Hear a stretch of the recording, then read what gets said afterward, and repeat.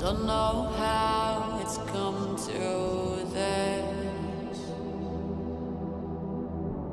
I don't know how I could resist. I took a vow to never sin, but I saw the darkness from within. And if the sun can't break through, just let the thunder shake you. I know there's a hunger for the truth. Another moment of clarity. I see the one who breaks me.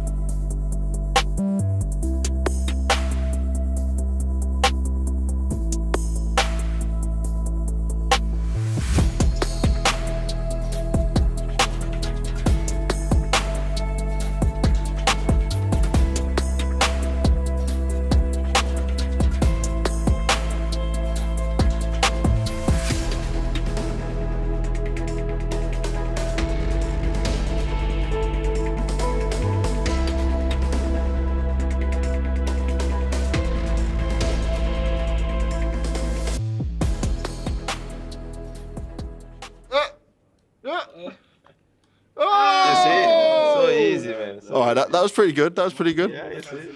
How are you though, my man? New team, new lineup, fresh faces coming in. Yeah, it's been fun playing with the new faces. It's a lot of practice, but it's also very fun. Yeah. And you guys are telling me you come to Malta, what, 3 weeks ago? Yeah, I think that was 3 weeks ago. It's a lot of time to practice. Yeah, it's not enough, but it's a lot of time. Yeah, definitely. You need to do that though, right, to get ahead, considering like new players coming in and get used to Europe again. Do you feel like you guys are in a great shape compared to the start of the year? Yeah, I think we're better in shape for sure. But of course, we need to still play a lot with the new players because a lot has changed. So we need to adapt a lot. And talk to me about how things are working with like you and Fallen and where's the ideas coming from now? Who's IGLing? How's it working? Right now, it's we are talking a lot about a lot of stuff. So I'm trying to help Fallen with a lot of ideas from the Furia team. And Fallen is putting his play style on a lot of maps too. So it's a lot of talks and a lot of playing to see what's best and what's working. So for now he's IGL with you guys helping, assisting, or how's it work? Yeah, it does definitely like it is. Yeah, he's IGL now, but we're trying to help as much as we can to because our play style has a lot of good points as well. So we're trying to adapt in the best way possible. Use the best pieces as best as possible. Trying. Oh, I got your knife. I'm sorry, I distracted you. Man, You can blame me. How can I win the major like this, bro? Come on. You guys took advantage of him talking to then just jump up on him. You see. He knives me to 30. All right, I'm gonna go get Gary now because he's in the corner. He's been avoiding me. Yeah. Gary trying to stand out of the seat and everything. My man, how you doing? Good, and you? You been gym again? No, Back no. to gym?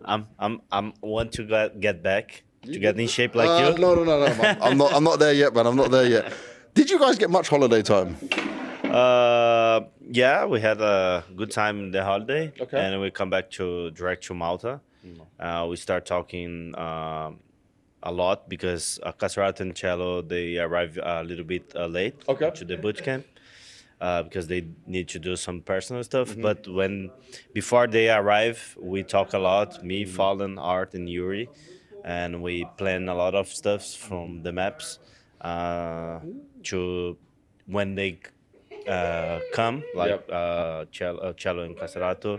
We are already like all planning and just practice and talk, and was really good. But we need to play tournaments, right? Officials. Yeah, feel it. To feel it. Yeah.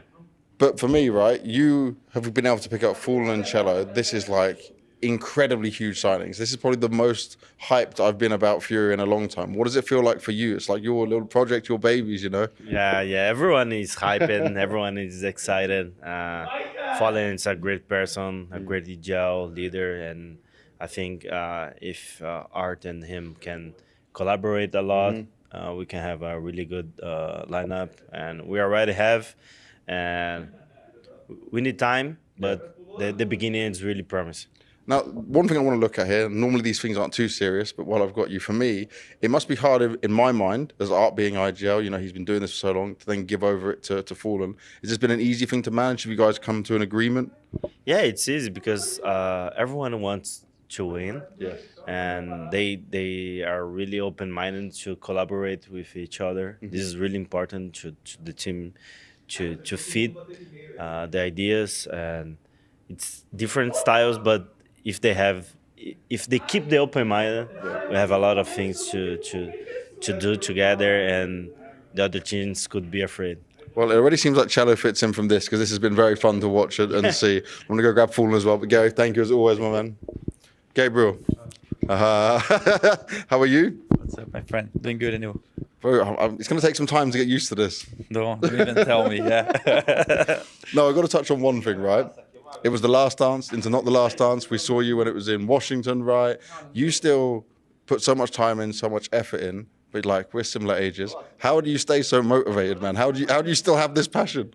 Yeah, there's a big passion for CS, and I think my whole life, there's so much I learn about myself, playing the game and being with different teammates and living different journeys, you know, like So there's so much to learn about yourself while you're playing the game, and that's what the beauty of esport is. It's not only about the game itself. It's more about facing different versions of yourself, how you deal with teammates, how you create connections, how you deal with problems, all those things. So that's why I think it's so fascinating, and the competition just gets me in. So all those things combined, and still here.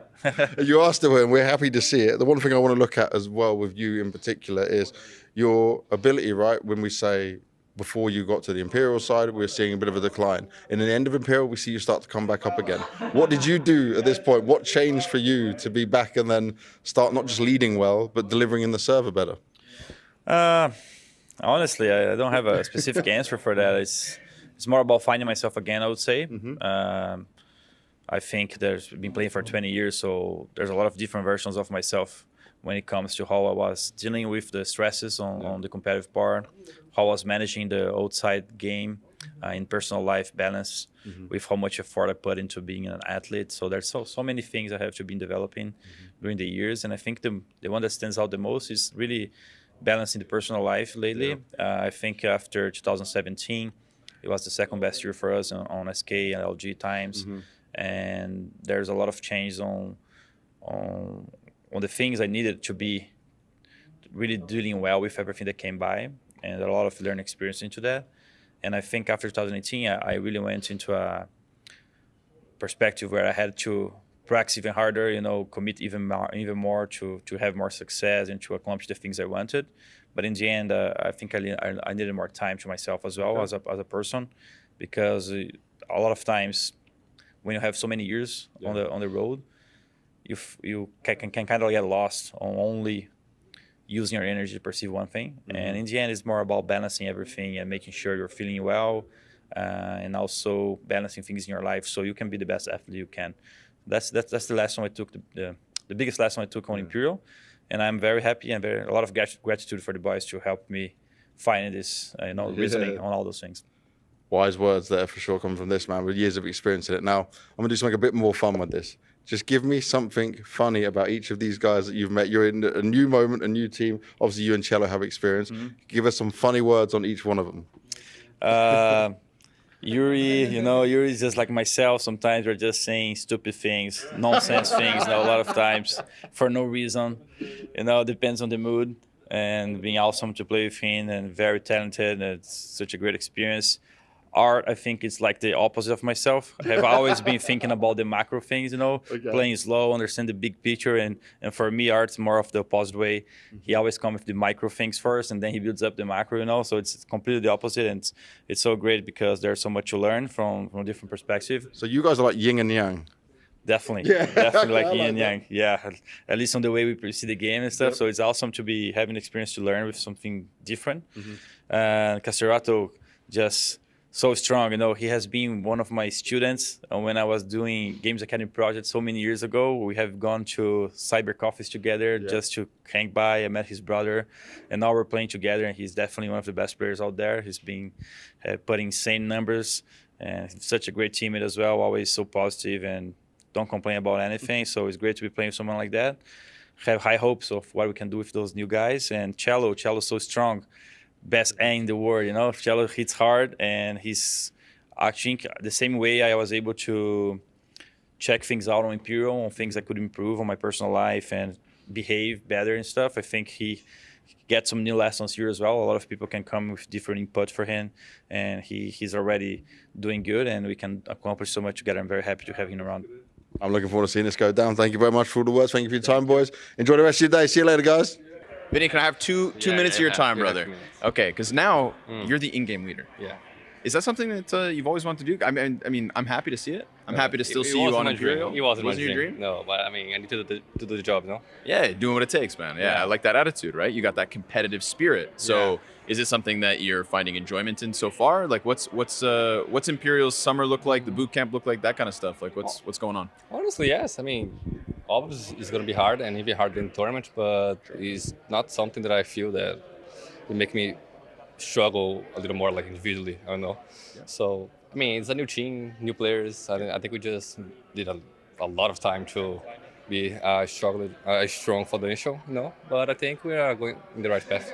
I mean, also, you've been playing under Fallen for a long time now. surely you learn some yeah. things. Yeah, I learned something to fall and learned something to arch. So Yeah. it's a little bit of a mix of both, you know. Okay, good. So Imperial confidence coming into this event. How are you feeling individually? Still, like, do you feel like it's brought you down at all, or? I don't know. Since Blast, I think I'm the highest level I can be. You know, I mean, obviously I can improve, but we can do some damage. I mean, the first round's BO1, so you never know. Of course.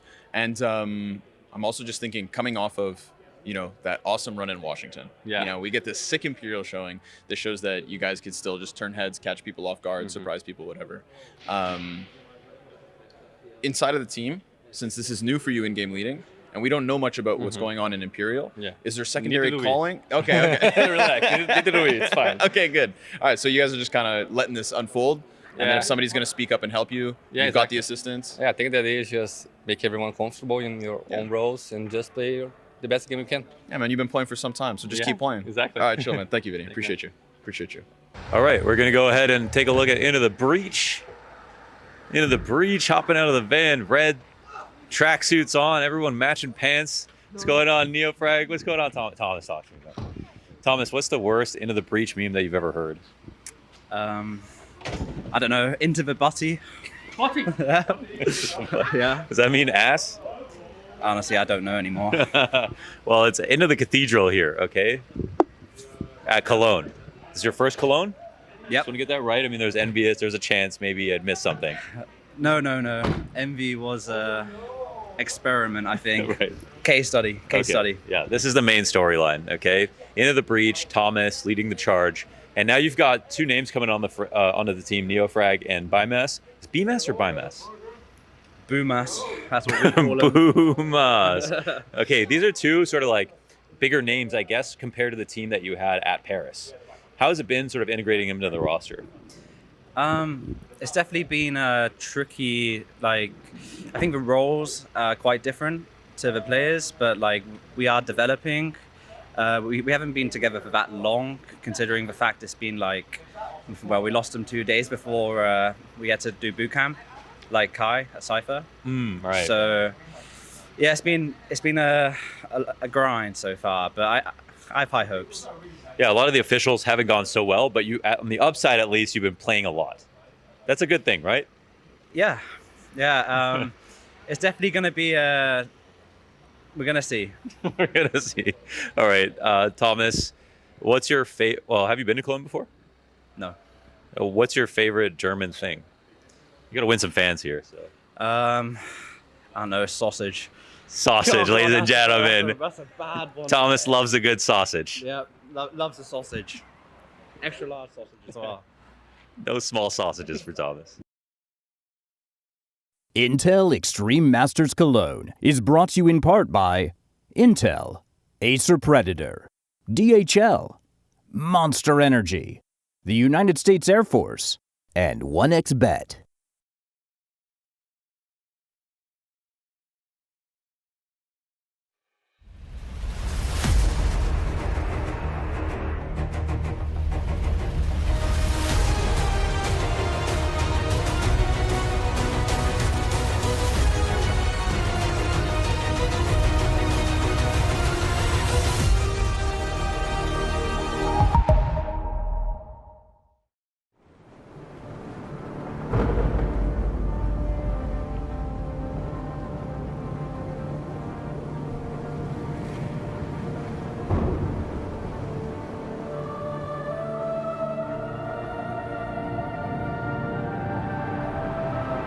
Rafa really making history.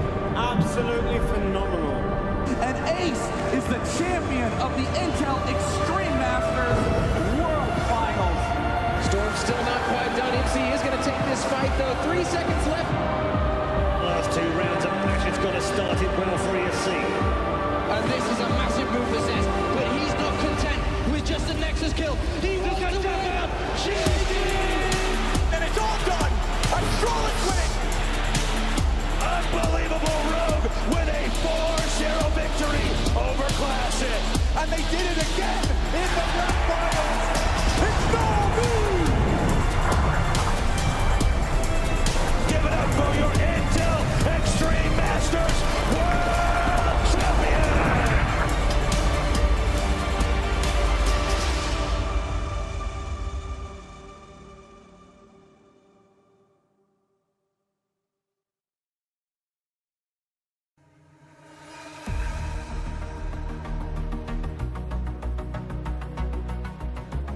Cologne day 2. Yesterday it all kicked off and we saw the first glory of the tournament.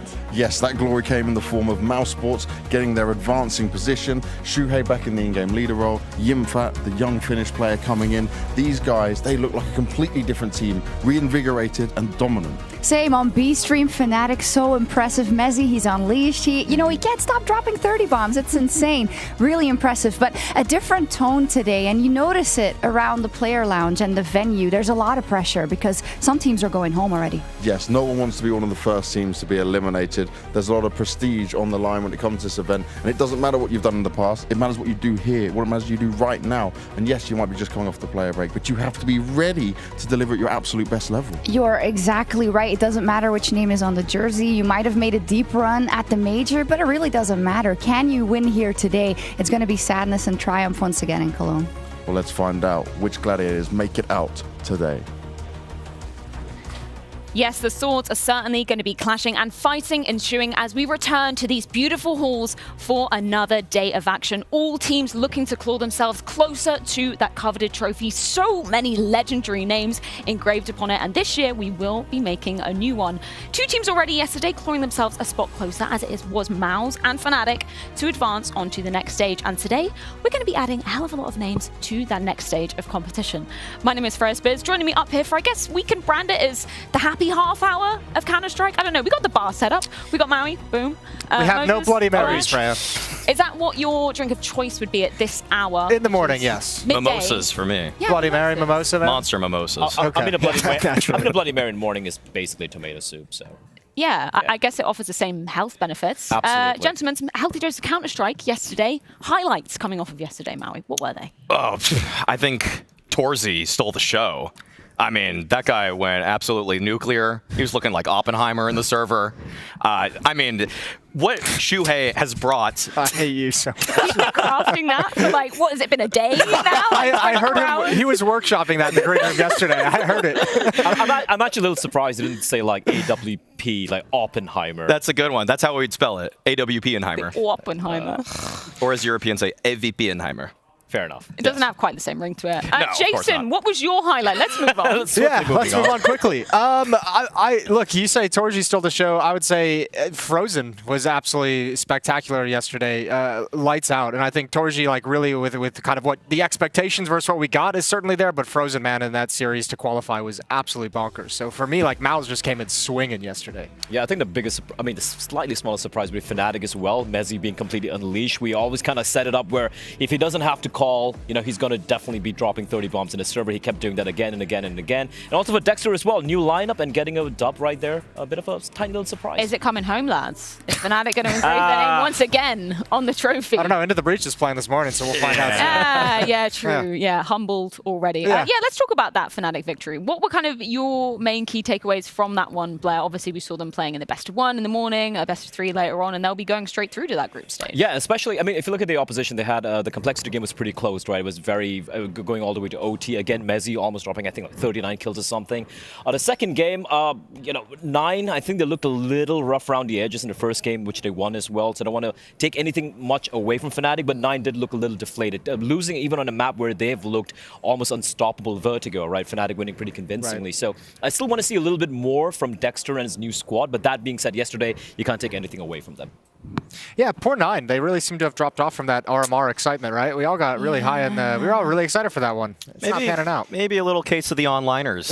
Yeah, sure. I would say that Fnatic just looked surprisingly composed under new leadership with Dexter. Talking to Mezzi in the post-game interview, he did remark on the fact that everybody on Fnatic likes to chime in. There's a lot of different voices on the team, so for Dexter to put it all together, find a good mid-round call, Mezzi's impressed. He thinks he's a better leader than Mezzi even was when he was calling for the team. And the Roy fan club is growing each and every game. Oh, yeah. Man. There's way more Roy fans out there today than there were yesterday. He's so aggressive. I know, it's actually insane. Like that Inferno game in the best 1 was like, man, you're just peeking down Banana literally every single time. He doesn't care if he dies. I mean, obviously his team probably does, right? But they came out with a W anyway. As long as it's trading, it's all good for it. Let's talk about, obviously, Maus, the second team to be making it through. You said Torzy was kind of your highlight yesterday.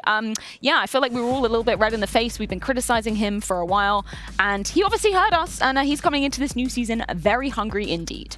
Hey, all I'm going to say is that Torzy has looked great anytime he's been playing under Shuhei. Obviously, we've been watching Torzy playing under Dexter for a while now with Maus, but now that he's playing against his old Maus NXT captain, it looks like he's back in action. And if Torzy's able to have this much impact with just a little bit more guidance from Shuhei, then you have to be very worried about this Maus team moving forward. And it comes down stylistically, I think, to how the two in-game leaders like to use ops, or how they use ops within the way that they call, and that's something that Torzy touched on a number of times in interviews and everything like that. Is just, he even said it yesterday, very humble, where he didn't have to be, but saying, I love playing with Dexter, but he's not the opper for how Dexter likes to calls. He's the opper for how Shuhei likes to calls, and obviously we saw the returns on that yesterday. I think the one thing we saw as well is just how mobile he was on the CG side. A lot of freedom being given for him to just go for peaks and go for pretty brazen shots, so to speak. It's and he wasn't missing. Man. He was saying he started losing confidence towards the end of the last season, and like now he's just like completely revitalized. He said between the boot camp and this opening day, he's just like, it's all coming back. He's like, it was nice to prove to myself that I can still do this. I feel like we're back in, you know, the Maus fan club. And I know two more gentlemen who also are doing the same. So Chad and Connor, on the scale of, I don't know, 1 to 500 euros,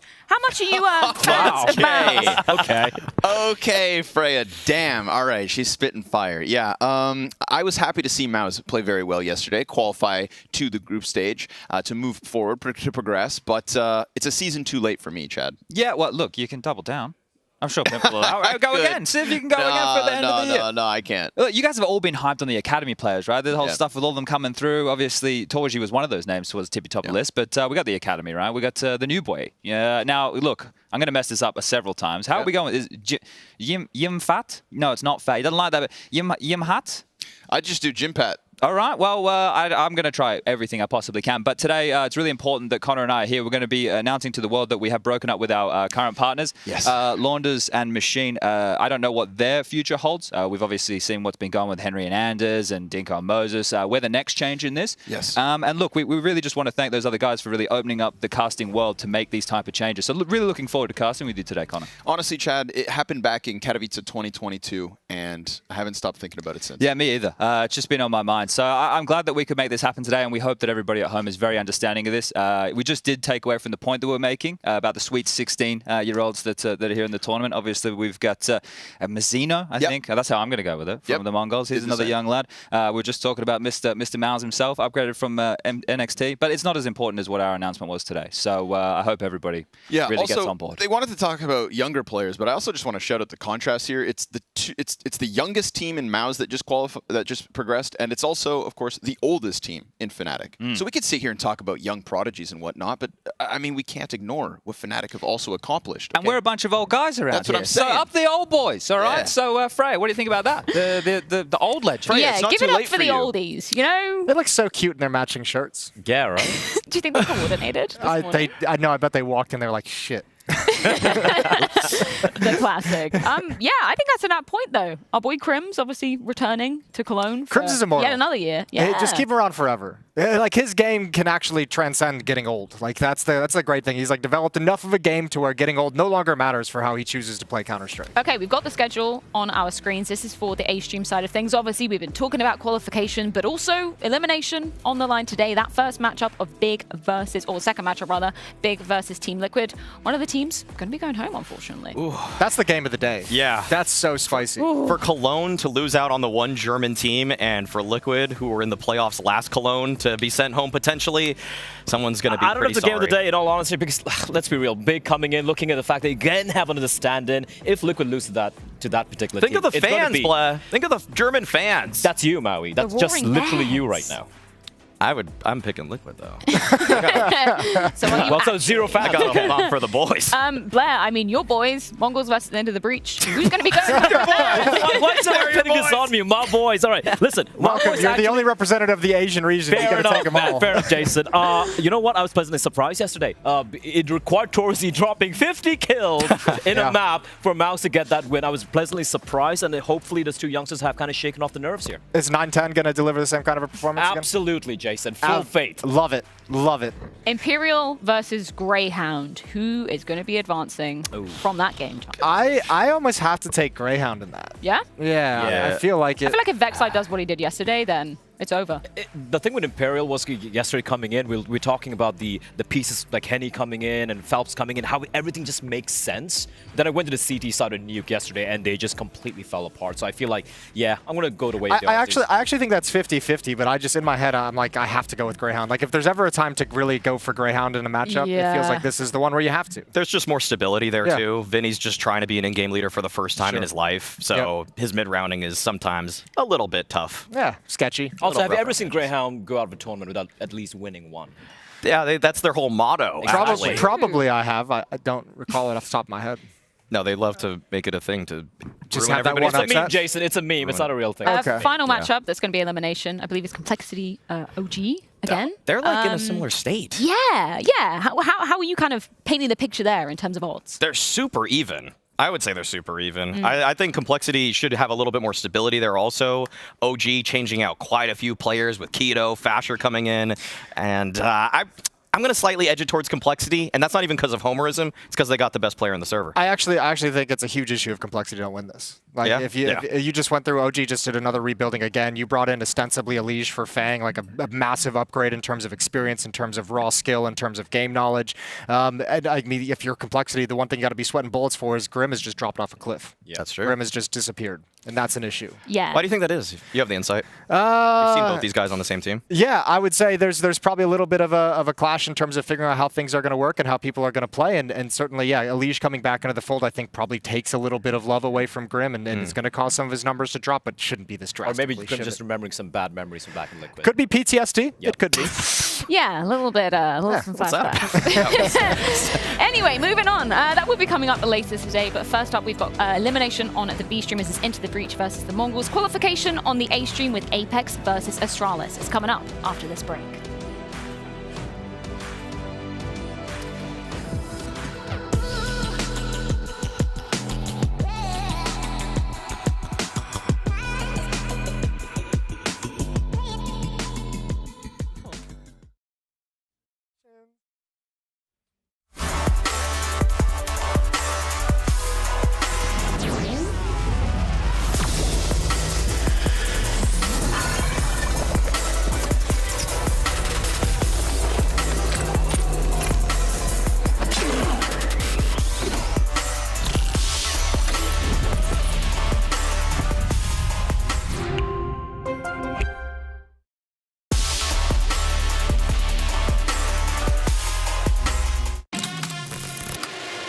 What is that reaction? Yeah, right. This would be an ace clutch from Poland.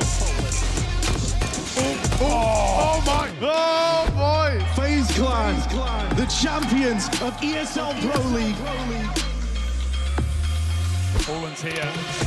Oh my God! Girl, are you gonna be kidding me? What a map! What a map!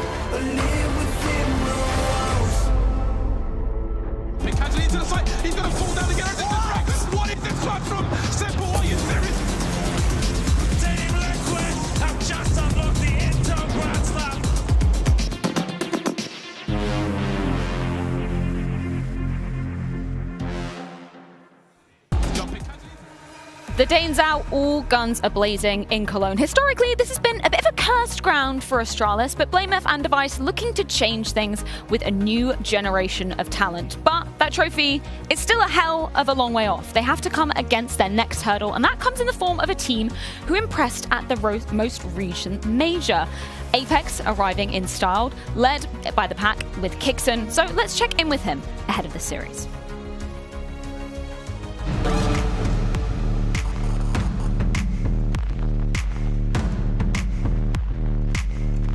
My role in the lineup is in-game leader. In the past I was not in-game leader, but in one of my first amateur teams, let's say, there was no one who wanted to be the agile, so I was the one who wanted to try. I've been working on that to get better, because the leader should be the one that everyone listens to. I think I'm good at trying to calm the team when it's needed. Before the major, we were just playing some lower tier tournaments, and now that we are here, we would like to play this kind of tournaments, like IEM Cologne, for example, and maybe even win one in the future. Who knows? Going into this Astralis matchup, Cuban, the thing I wanted to look at here was just the Apex culture and mentality in the team, because things have been changing for you guys.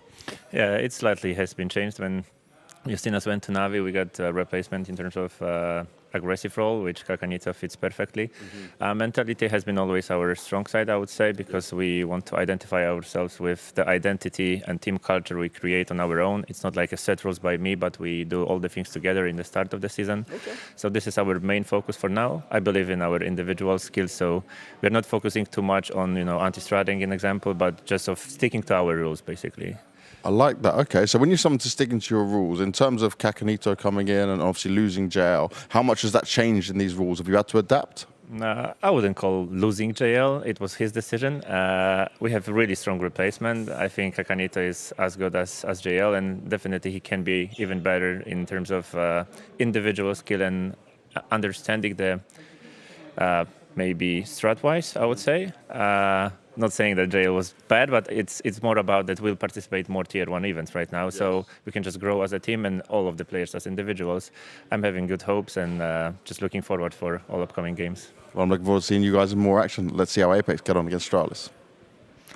Yeah, Apex was certainly quite a number of teams who impressed us at the most recent Paris major. They taught us to respect the underdog, I would say, Maui Snake. Respect underdog, Respect Freya. underdog. Never right. forget that. They've had some changes, though. JL out, Kakanito in. What do you make of that?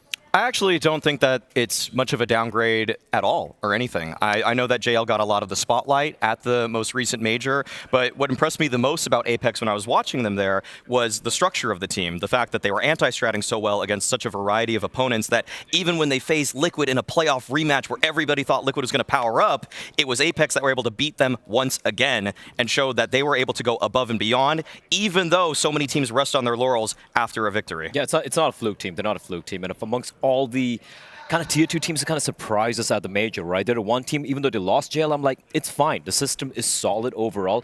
That being said, I'll say this. Kakanito, yesterday we saw his debut in that game in Mirage against Big. A little shaky here and there, but I think he delivered quite a good job.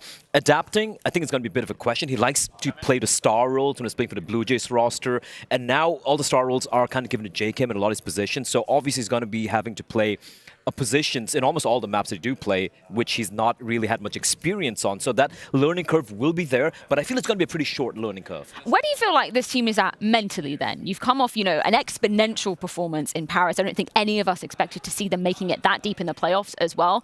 How do you feel like then you're setting your expectations for the rest of the year coming into a new season? Well, what we heard from Cuban there in the interview with James Banks was pretty humble, actually. Even though it was just the simple change, Kakanito for JL, seems like he recognizes that there's going to be some growing pains that Apex have to go through, kind of based off of what Blez said with the role swaps for Kakanito coming in. But I actually have higher expectations than Cuban seems to have for himself. And so I think that when they look at this matchup, when they look at this play-in, they should at least expect to make it through bare minimum. Oh, absolutely. And also the good thing is yesterday we saw Jacob just looking unkillable, right? And it's not like he had to kind of carry the team when he kind of tapered off a little bit as well in the second half. Everyone chipped in. Kakanito was really monstrous in a lot of moments. Sticko as well. Again, it could be like the in-game sharing duties quite a bit, but Sticko was taking a lot of space for his team in these 3v4 situations and clutching out a lot of moments as well. So as a team, I just believe in these guys. Well, the opportunity to advance now does arise. That comes up versus Astralis. So let's check in with Blamef ahead of the series.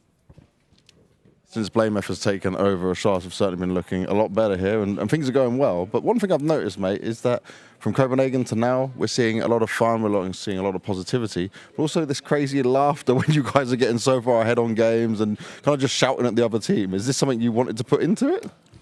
I mean, it's definitely something that I like to do when I'm really enjoying the team and having a good time. But I think also some of the other guys, is like it comes natural to them. I think like Boro, almost anything you say to him, he will laugh. So if you just laugh a little bit yourself, he will also laugh. Or like if you say he has a good round, he will honestly almost laugh every time, and it just rubs off on the rest of us. So yeah, I just think the team environment right now is very good, and everyone just like enjoying playing. And I think it's also like we're not too result based, so it doesn't like knock us out like mentally if we're losing a game or losing a round, because we're trying to like focus on the progress and the process overall. So I just think that the mood is just great in the team.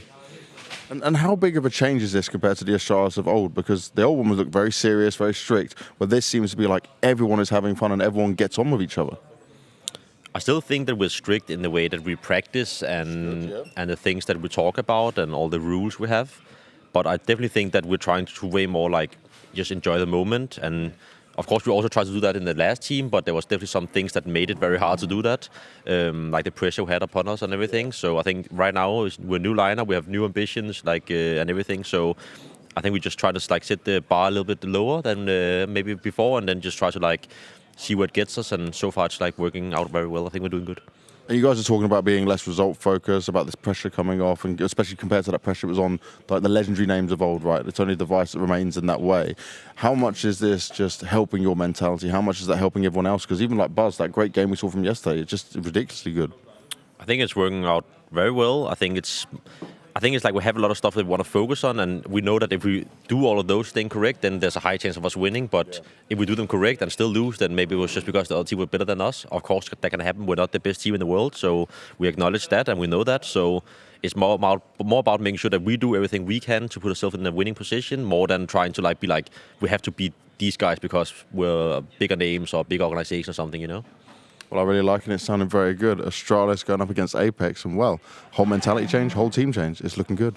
I love that James touched upon Buzz in yesterday's game, because it would be obvious to say we need Device to show up, we need Blamef to show up, but it's kind of the other three players. We're not exactly sure where they're going to be slotting in. We saw some great clutch factor coming out of Buzz, though. Yeah, Buzz was just, he was clutching every single round seemingly yesterday in that very important matchup they had, right? But I also want to highlight how Buzz has just been looking so much better with this particular iteration. I know it's a smaller sample size. I only played Blast, I think like 12 or 13 maps thus far. But I'm looking at his rating in the previous iteration of Astralis, 0.98 or something. Right now it's already at 1.12, finding so much of impact. So it's no longer seemingly just a Device and Blamef show, and that's fantastic if you're an Astralis fan.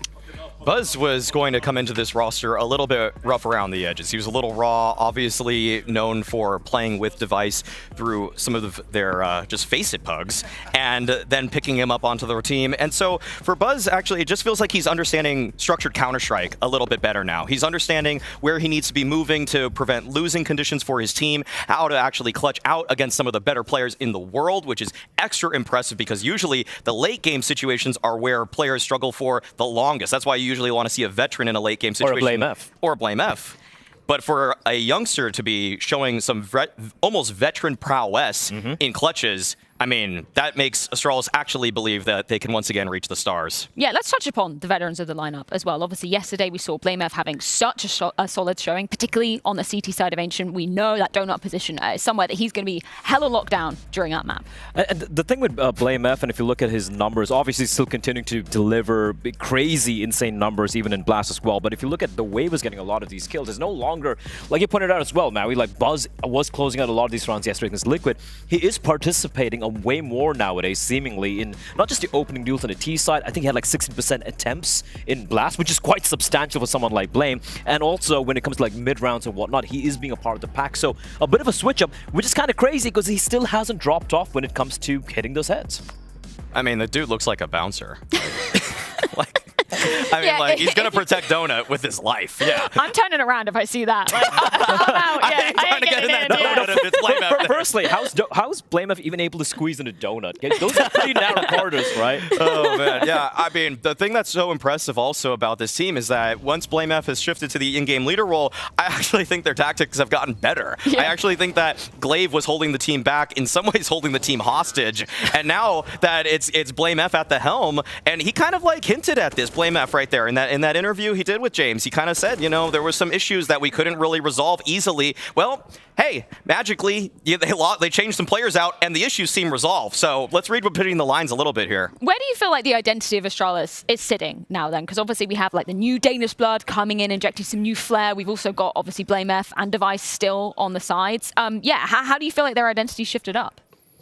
I feel you can see it in the server as well, right? Like it feels like there's so much more of an understanding. Everyone kind of agreeing, like, hey, listen, we're actually on the same page right now, and this is what we want to do. And it's kind of evident in the results as well. As we know the videos coming out, kind of expected, honestly. Overpass has been a pick that Astralis has been going for time and time again, although with mixed results. Anubis the pick. I think we saw Astralis played once in Blast. Copenhagen, in Copenhagen. Yes, that's about it.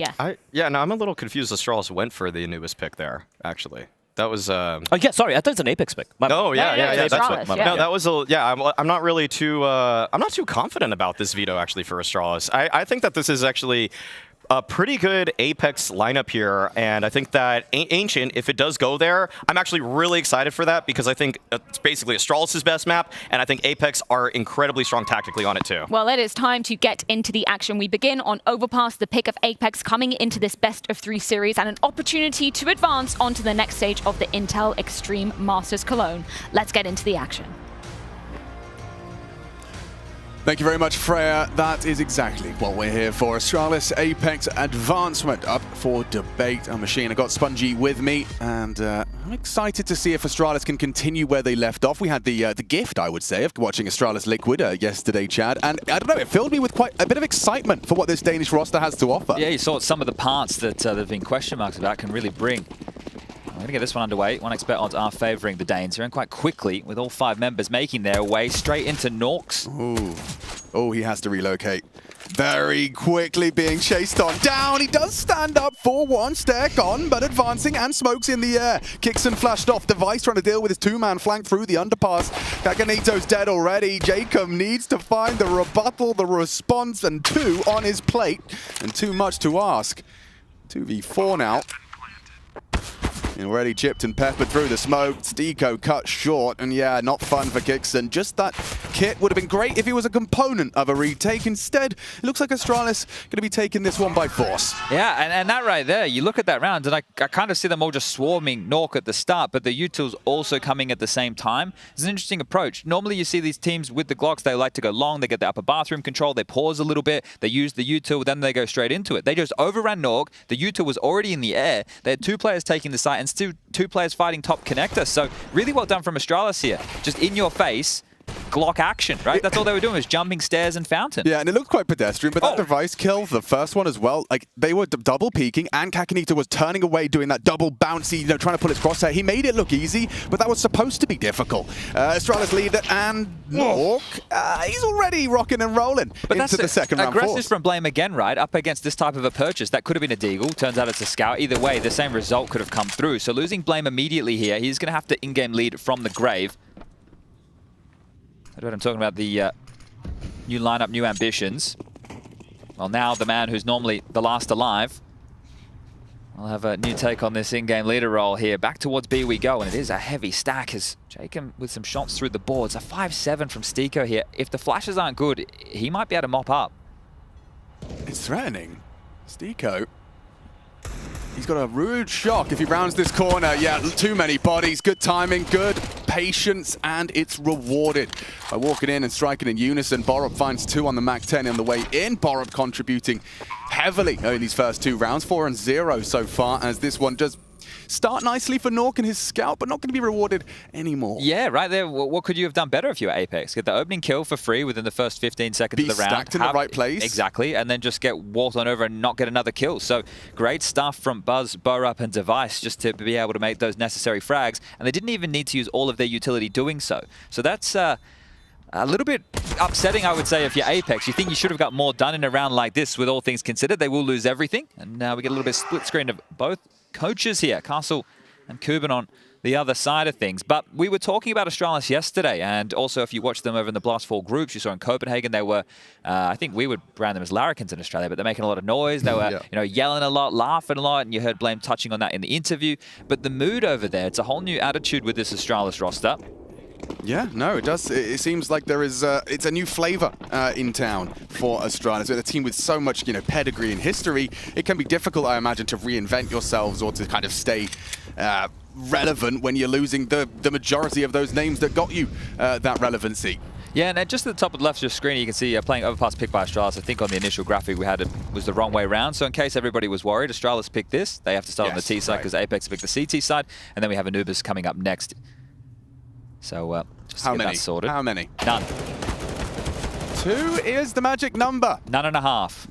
Nito gets one on the P250. Nork might get another here. Blame nice and stationary for him, and he does tap away at Blame's head. He's had a couple of silly deaths there. To Nork as well. Yeah. Nork's been handing him his arse, but it is working out nicely for Astralis all the same. Sure, Aguilera's fallen into Nito's hands, but that's about all they'll have to celebrate. He's even pre-aiming the boost. He knows what's... Ooh, ouch. Yeah, more damage this time if they kill Borup, you can have 2 rifles to save through. Charging and chasing. Go on, Nork. We're on a round. Okay, game on. Bomb down. 2v3. Steeko caught out, and they know that wasn't Nork. He's already been spotted. By cutting noise, perhaps they'll think he's gone long side, but both playing towards the toilets. Gets the info off the jump. 1 HP on Nork, and yeah, maybe not the round, but certainly a threatening one here.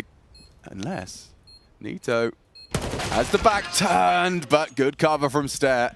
And translates into an Astralis 3-0 start. Okay, well, a little bit shakier this time round when it looked like it should have been easier. So, hey, we get them out of the way. The must-wins for Astralis if they wanted the pistol and conversion. And now we'll get the guns out for Apex here. A nice little tidbit pop up on all of your screens. Yeah, Nork, the man, right here. He was once upon a time replaced by Device during that whole NIP saga, which for most, I'm sure they would love to forget. But it's always a fun head-to-head. Something, a story we can build that I'm sure they really don't care too much about. I mean, but it's fun for us. The replay ops like that one, and yeah, so did Borup, hitting him with a nice shot in the chat after that leaping Mac-10. And we get some rifles. Let's go. Party time. Deep connector smoke here. Ooh, Nork caught out. He's in trouble. I mean, serious trouble. Now he's lost Jacob as well. They're going to have to give up a lot of space towards that mid and toilet side. He doesn't have the health to fight it. Borup's already threatening towards short as well. Nito goes looking and relieves some of the pressure. A good find back. Call it 4-on-4. Well, Buzz is up to the plate next here. AK in hand, Steeko. He could use the railing to get himself across, not spotted. So Buzz has to be very aware as Device gets an awful lot of information on that bank jump peak. And seeing the bomb, is that going to force anything? I mean, you know Device is going to be going elsewhere. Blame holding for this Nito push.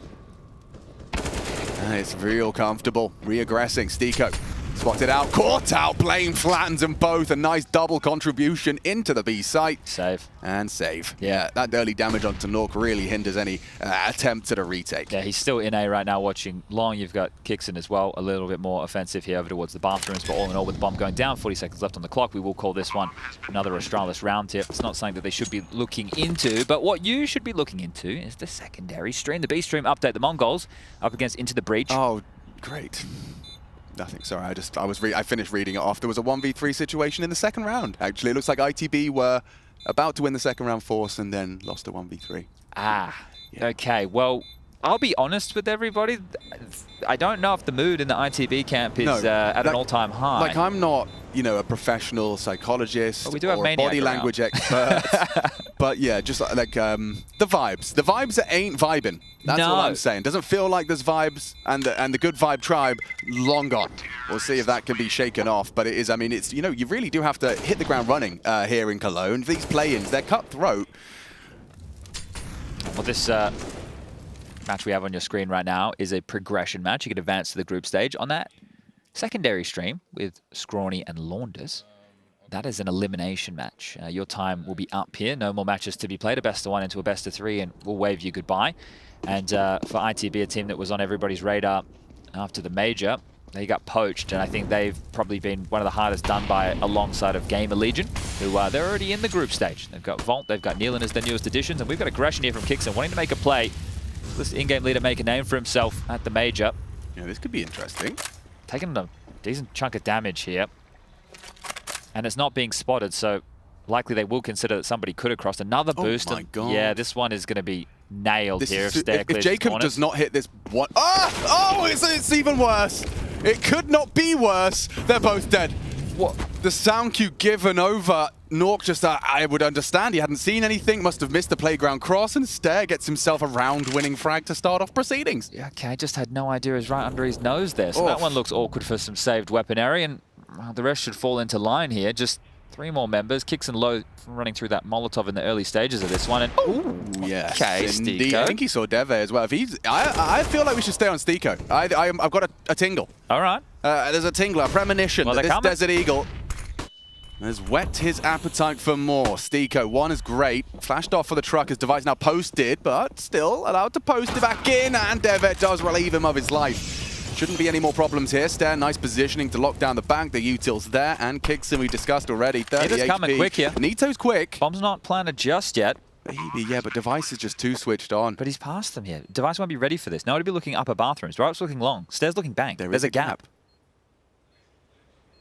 This is his opportunity. Will he consider Device after he finds Borup? They're both just ships in the night. This is his chance. Kakanito's got the time. No kit. If he could just find Borup clean. Now he has to get out of dodge. Device looking for him as well from behind. It's good shot from both. They strike in unison, and Astralis, they keep the sheet clean. 5-0 for T-side overpass start. I mean, this is promising stuff. Yeah, and it can get worse here, right? Apex, obviously, the loss bonus This is was now a maxed on. walkie moment. Yeah, and as soon as you drop down, you just go, what the hell just happened, right? So, a bit of a jump scare there, I'm sure, for Nork, as the saved rifle's really not used to too much success there. But we will get back into another full gun round. With the max loss bonus, Apex, if they're losing sights and they can save, then they can continue to buy here. They do need to get themselves into this map, otherwise Astralis are going to be very hot out the gates. No need for an Ooh, that molly extinguished a little. Is that a Yeah, it looked like it, didn't it? It looked like it. It is. But surely that implies that Someone's Jacob's close. found it. Yeah, definitely. Careful, mate. You're going to be getting a Device AWP to the face again. By the way, yet to die, Mr. Reitz. 7-0 to start off the Dane's sniping day. Damn, that's a nice little tidbit as well right there. Look at all these coming through the hotline. Jacob starting cold today. Yeah, and Ben, the statistician, starting hot as well. Yeah, love to see it. All right, well, there's a stalemate here early. Statistician? You were right. Yeah. Statistician. Words. Borup, a player.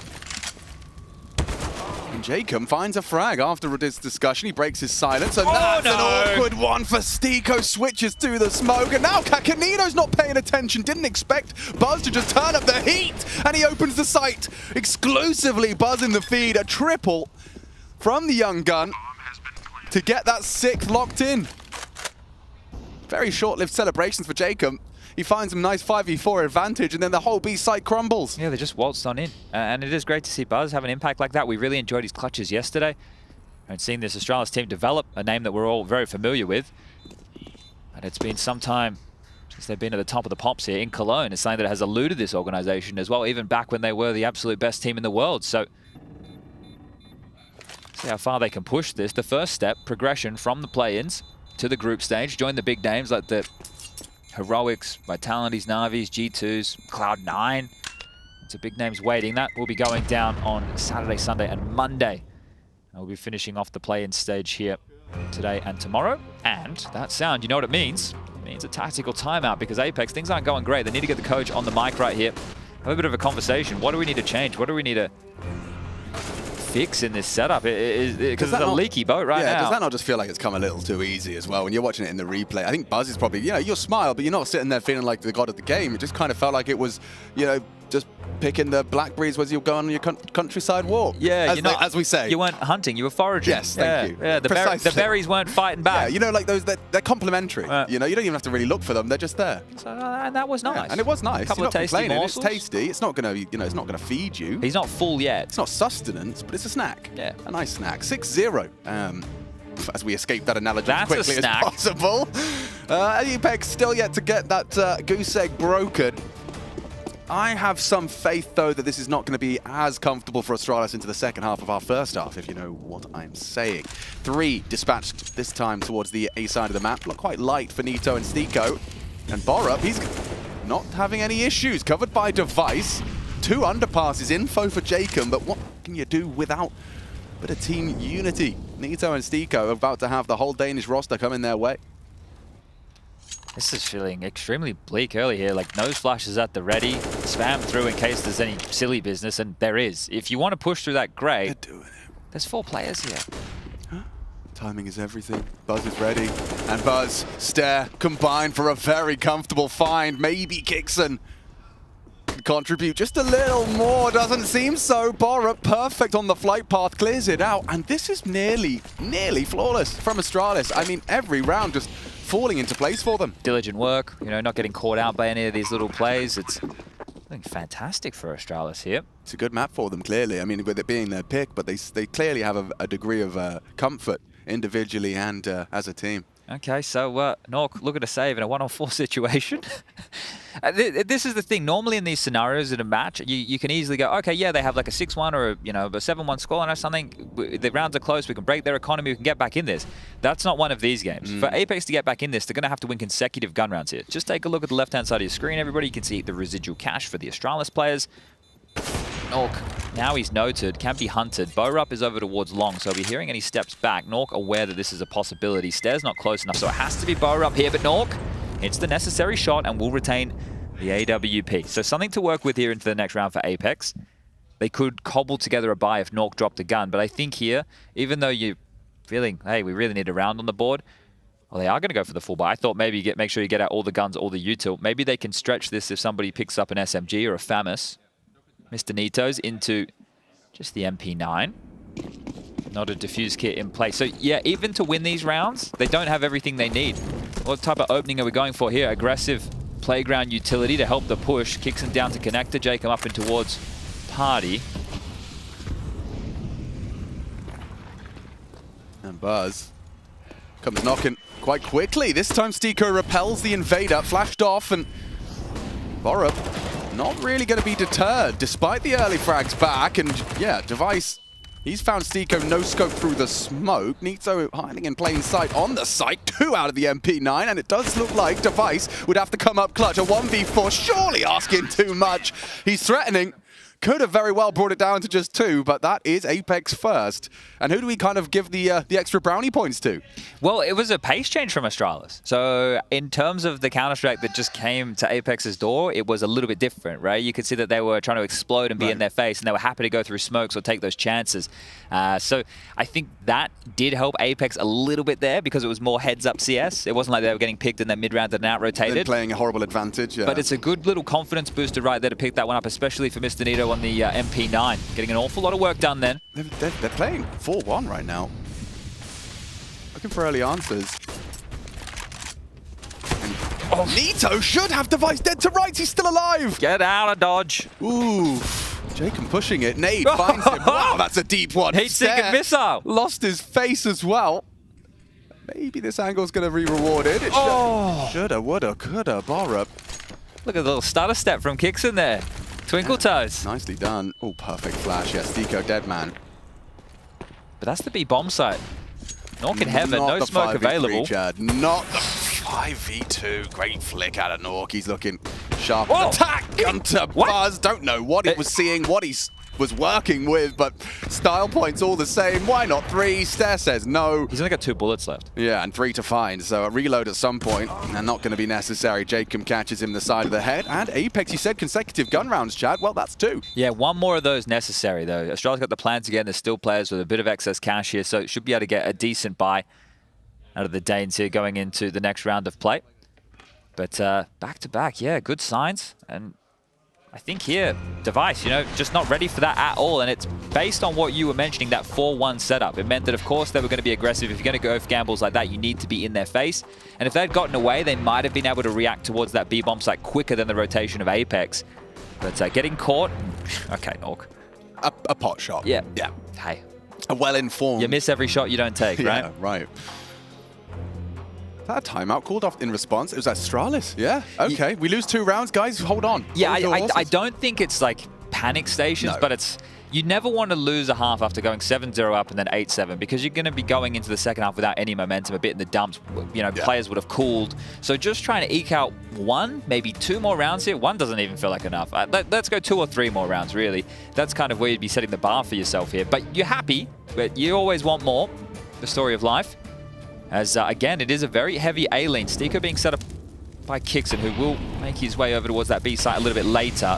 This time it's Nito and Jacob down towards Connector. Yeah, we're having 2v2 in the underpass, and perhaps even more with Kixon's wallback contributions. Jacob lines him up, knocks him down. Jacob 3! He comes alive in our 10th round of play. Started incredibly slowly, but he is back, baby. It is crazy how baited they were just by the spam, right? It's obviously very common in the current meta. As Nork, another one. Put him right in front of his crossset. He's taking him down player after player here. Almost 10 kills for Nork already. So we are seeing the impact of the Swedish AWP player here. There's just Blame, who should be found out with the bomb. Kakanito on the flank. Blame aware that that is a possibility, and now that he's been spotted, shouldn't be too long for this world. They can start to collapse down upon him. He knows on his own. He will need a little bit of support as Nork is making his way over, but never mind. Teleline gets it done, and another round for Apex. So they've warmed up, or are currently in the process of. Yeah. Because in the rounds they've won, they've only given up 2 casualties, right? So, well, 4 casualties. The first, yeah. But the worst amount of deaths they've had is 2. But this is great, right? The extinguish, the push through, the fight, ready for all of it. Great round from Jacob, who has been in good form. He's he was 0-6, wasn't he, or something like 0? Yeah. Had a good day yesterday against Big.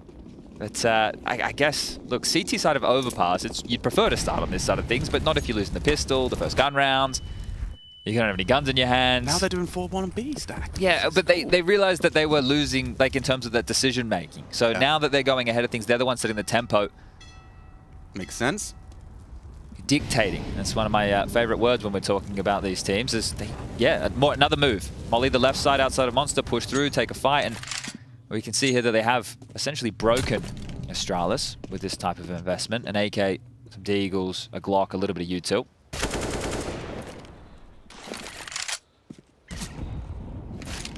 The game has cooled off for Lyra. It felt earlier it was just Astralis throwing around the server, having their way wherever they wanted to finish, hitting a lot of good shots, and now now Apex are putting up a bit of resistance here. Nice find. That was the rifle. Borup does get very little reward for his investment. You see all of these plays that they're going for, though, right, in these rounds, it doesn't allow Astralis to set up and have their finish. Yeah. The way it goes poorly is if you go for these aggressive maneuvers and you just get blanked, right? You don't trade, you don't do any damage, you just lose 1 or 2 players early, and then, of course, they're just going to finish that. But if you have well put together pieces and you can pick 1 or 2 players, it means that their late rounds are going to be a little bit harder. And they have to react to you. That's looking like a very threatening spray from Stiko. His trace of fire will be returned. Look at that equivalent exchange. Both Stiko and Device now hanging on by a thread. There is a flash inbound. It's perfect. Stair should finish the job, but 1 headshot's not good enough. A second, though, Blame has taken down Kixon and Nito. His flank could be everything, especially with Nork drawing attention towards that side. Fires off a shot and connects it.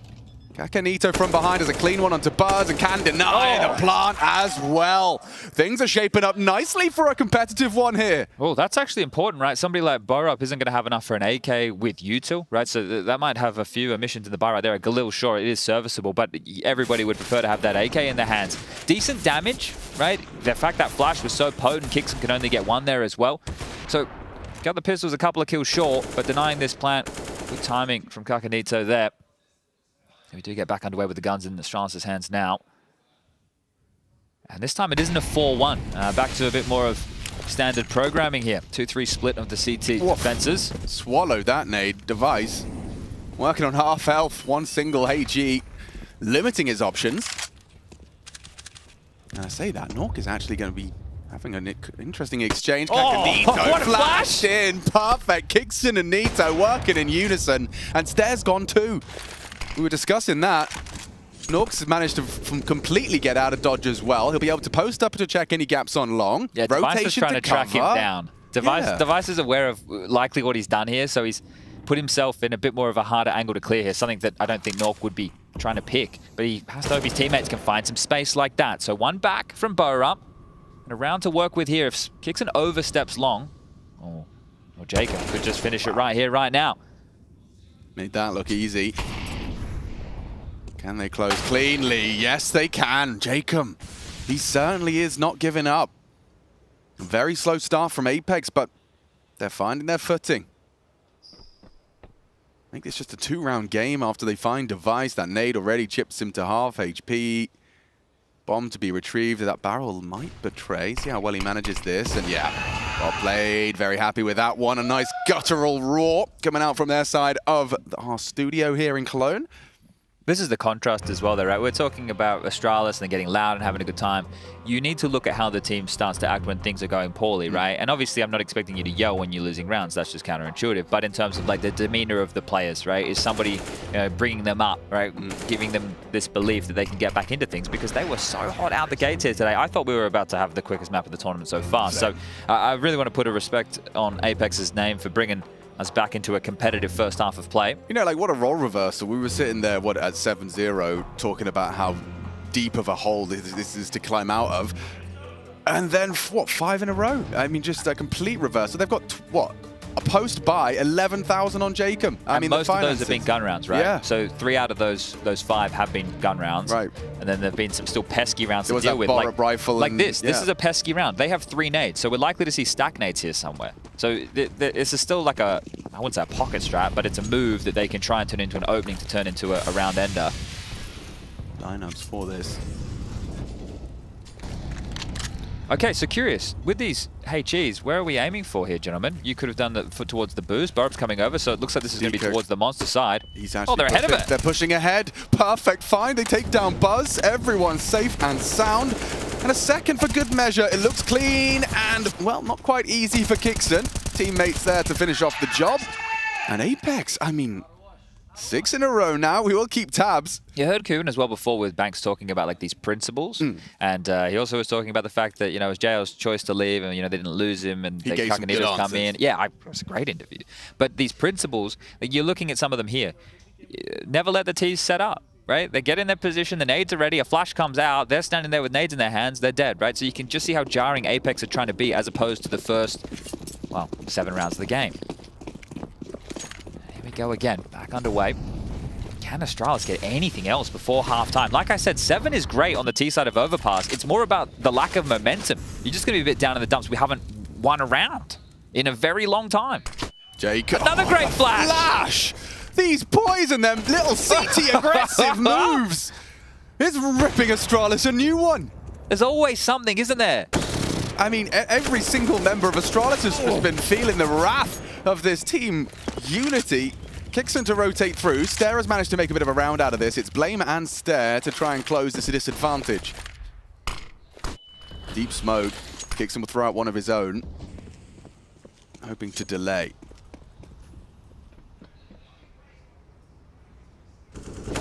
This is a good seesaw map, but Kakanito hasn't left the B bomb site, and if Blame gets spotted, it will be the bomb. It will draw back. Oh, baits the shot. Now Nito will have to get a little reposition. Keep hold of that B bomb site. They're going to finish A here, so they're scared of the AWP. Looks like 1 long, 1 bathrooms. It's just Kixon on the site right now, and he's extremely passive.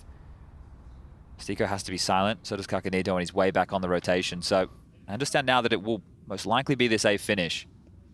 Kixon has a molly as well here. Yeah, it's going to limit their options. It can't be a truck, so I'm going to have to... Oh, smokes in. Molly 2. Kixon swings through and beats out Stare. All onto Blame with 18. Make it 15. Running light on time. 1 versus 3 takes the opportunity for a quick fake. They're grouped up, though. A second fake. You'd have to be so damn precise. And Kakanito's having none of it. A 7-7 tied game and a 7-round run from Apex. I mean, they have just fought fire with fire. Yeah. Fully tied up now. This has been great, right? They've only allowed Astralis to plant the bomb once, right, in this spree of rounds here. So this has been a great showing from Apex, considering the circumstances and how things started here. And when we had the desk talking about Apex, right, they have decent expectations for this team. I think Maui said he had higher expectations for the team than Cuban did from the interview, right? Because I think we look at this team and they play good Counter-Strike. And Kakanito coming in, I don't think it's a downgrade from JL by any means. I agree with that sentiment. He's a prospect. He's someone we saw with ATK, or someone I've heard from managers of other teams talking about as a prospect. So someone to plug in and they can learn at this tier 1 level with, it's not the end of the world by any stretch. You can see here Kakanito and Jacob combining for In the last here. 7 rounds. Yeah, that's not too shabby at all. 5 openers from those 2.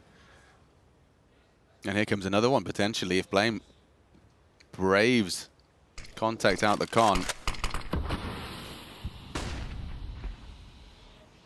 reaction to being smoked. Safe from the initial spray from Device. How brave and brazen will he be off this? There was a flash there. Stair lost vision temporarily. Kakanito knows that door is blown off. He slips through short. Stiko gone, maybe overlooked, and a chop opportunity for the multi-kill. Can't quite get the second done. A 4-on-3 though. Into Kixon. Playing that barrel's position. Stair, his first victim, needs a second. That was the bomb. Device holds on. Jacob, half health, running light on bullets, and now a 1v3 thrown into Nork's hands.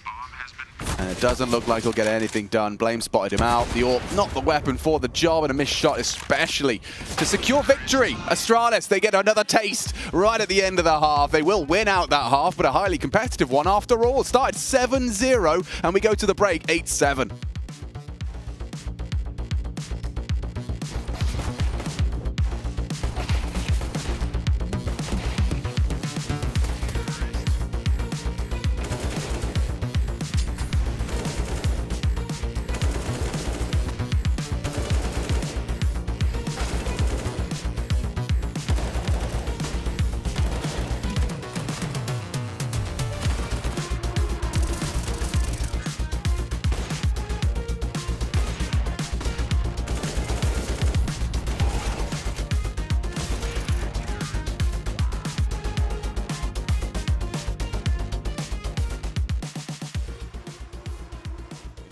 Take 2. Surely their chances on Ancient increase. 9 days of practice. That is actually, I mean, that's nothing to just scoff at. Like it's enough, or? I mean, it's better than most. It's better than some. Better than some, yeah. Yeah, it's better than some. 9 days 100%. is... it's something. Something. Every team wishes they had more, but in Counter-Strike, you never have enough. So, like, it's sort of like, you know, no one's ever prepared on marathon days for anything. You just got to be... hope you've got something together. But... I actually think that this leads to a bigger conversation, but we'll see how this round plays out. Because I guess into the breach. Still alive for a second, Thomas. Ooh, he goes down. Smoked by the Galil. I think that the prevalent styles later on in Counter-Strike, you know, were about sort of how structured you could play while also loose. Whereas like some of the very high anti-strat styles of the past, like when Existence used to call for Titan and stuff like that, like you just can't keep that up in a Counter-Strike calendar, you know? Sure. The teams that come in ultra prepared all the time with brand new stuff, I mean, everything just gets ripped off really fast. And so it comes back to like how sound your fundamentals are and then how much stuff you can add on after that. But you've got to stay adaptable. I mean, that's why Kerrigan's lasted so long. I think the best styles definitely are. I think the game would look very different if we had a different calendar in terms of the way teams would play and what the best teams in the world would look like. I always thought of the idea of like a team just taking off more time than all the others and just coming in hyper super prepped. It's sort of a waste almost. Yeah, right? Yeah. Yeah. Just play, get into the grind with everybody else. Yeah, how many times have we done interviews where it's like, what if you changed as we're in a new country like a week later? Yeah. Nothing. Nothing, actually, yeah. Yeah. Yeah. Crucial's going to try to take the 4th one for ITB. Nice.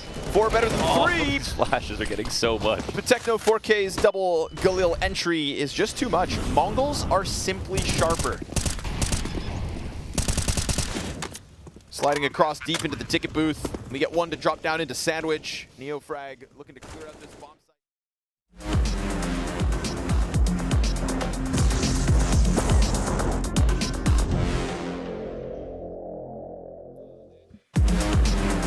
That's right, 8-7 on the half here on Overpass. It is the Astralis pick, and we're ready to get into that second half. I say we, my name's Machine. I've got Sponge with me to go and provide all of that beautiful Counter-Strike juice. And speaking of juice, Leet 1337 from Device. Make a wish. Yeah, exactly. It doesn't happen every day, nor does Kakanito at 40, despite having a very slow start. We do have the boys from Apex demonstrating they're here to play. Even on Astralis' pick, we need to have swapped the sides. Let's see if Apex can get off to a strong T start. Classic 4-1 here from Astralis, fortifying this B bomb site device over towards A. Makes an awful lot of sense. We've seen the nasty work he can do with this USP. And yeah, okay. Like it was planned. He's just laughing at him. Just like shrugs his shoulders as he draws first blood. First bullet out of the USP into the dome. All right, well, this setup is exactly how we expected it to go down. The flash at the ready from Buzz, a couple of pairs of Julies to deal with the B rush, and now in a 4-on-5 number disadvantage. Apex, sure they have the util, but they're going to have to make some magic happen. Can Astralis keep that 100%? Ooh, Devet needs help quickly. Fires off another shot into the dome of Stiko. Molly missed. Awkward. Device now dead. We need another out of the Glocks here. And it's Nork to provide them back from Buzz, but into the site for the plant. Gigson. Oh, fast flank. Fast flank. Has the shot long range on the Julies. Denies the plant.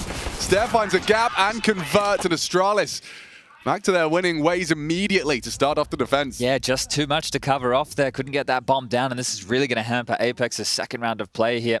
Likely to see a bit more of a conservative approach as to... Well, actually, maybe they do want to force buy, but Nork at the moment only with a deagle in his hands. A couple of nice shots here from Device, right on cue. I think Nork earned the deagle from the 2 Glock frags. That's essentially his treat, his reward. He gets himself an opportunity for that hand cannon here into the eco. Device was just very comfortable in that first fight. Geez, Zeus, we'll see if we get more of that. Looking very sharp. And they've actually started 4-1 again, Astralis. So Blame solo towards A. He's actually playing over towards Connected. Device is on a quick rotation. But very forward from Blame. MP9 in hand. Might be able to farm himself up a couple of ecos right here, but not hearing or seeing anything at all. We know that it can be quite patient when the Ts don't invest an awful lot, force the CTs to go through all of their util, but as we can see, there's only one flash left, so they've already done that in the first 30 seconds or so of this round. So, job done, essentially, for Apex. Now it's about getting a couple of kills if they can. A bomb plant would be fantastic. Will really bolster their buy going into the first gun round here in the second half, but it was concerning to see Astralis lose 7 consecutive rounds after their flyer out the gates here, and Apex had to do it the hard way, breaking them multiple gun rounds back to back to shatter the economy here. Shortest win streak, 2 rounds, okay. Yeah, well, that makes sense. It has been very one-sided back and forth. And that is a dream opportunity for that MP9. Blame's going to be looking for $600 a pop, and it's only the one. Lots of damage inflicted. The rest falls into place for Buzz. I saw people talking about Blame F yesterday on Reddit or HLTV or something like that on the forums. And, I didn't chase up the stat, but the stat that they quoted was like he's super aggressive against ecos. Yeah, I mean, I have seen evidence of that occasionally, but... Well, they highlighted his like success in opening duels, his opening duels like stats from the first game yesterday, right? And they were talking about in certain rounds when he's a bit more aggressive than other, and then some guy was like, yeah, but he still goes on these really long flanks. So it's interesting to see the community discussion about him, because I know that people are on, you know, 2 sides of this. Some people think he's just a massive Vader. Other people think, you know, that's just the play style. Yeah, but also, I think there's a nuance to it that probably Blame understands best. Precisely, and he's always putting up numbers. So. And, he is actually paid a salary to professionally play this video game. I don't think he's doing it just for his ego. Yeah, guys, I'm going to bait you over. It's all about stats. I just care about it. Trophies done. You know, I don't want to keep getting hired. I hate my team. And live this dream for as long as I can. Could you imagine? Well, just about the statistics, guys. Yeah, that's all it's about. Blame's pushing long. See, this is against the gun round, so... Well, hold on. Right? Hold on a second. He's got Device calling for help. And Kakanito with his knife out. Perfect off angle to profit and draw an opening kill to start off Astralis here on their 3rd and, well, first gun round of our defense. Well, Astralis undefeated in 5v4s so far. So, is this another one? Could be. It would take a individual from Apex, and it's not going to be Jacob. Borup, comfortable. There's another one on his way. Good flash to force him back, but I think the damage is done. If they can keep all 5 alive as well, it's going to be really quite a gift for the Hoffers. One back from Stiko. Nork in a 1v4 that quickly becomes just 3. Shut down and traded. Blame. He opens that round and he closes it as well. Yeah, even the scoreline, we only have a 4-round difference here. I think the fact and the reason this game doesn't feel like a close game is because rounds have always been quite commanding victories for one side as opposed to the other here. Right, so I think that's backed up with the stat that we just had highlighted there in terms of opening kills being converted for Astralis. And you can see they're not in too much danger. There's not enough players alive at the end of this round to make it interesting. They need multi-kills each, right? So with that in mind, paints the picture of this game. It hasn't had the most exciting arc, right? But we're getting to that now. We're getting to the boiling point of map number 1, Astralis' pick here in this best-of-3 series. Remember, the winner of this matchup will advance to the group stage. That'll be kicking off on Saturday. So there are some stakes on the line here, and if you lose this one, you're going to drop down towards that lower bracket, and that's not where anybody wants to be. Well, it's certainly got a bit of punch to it. Smoke from Jacob and Stiko off the rip. So this is a clear game plan. This is a clear like sheet out of the strat book.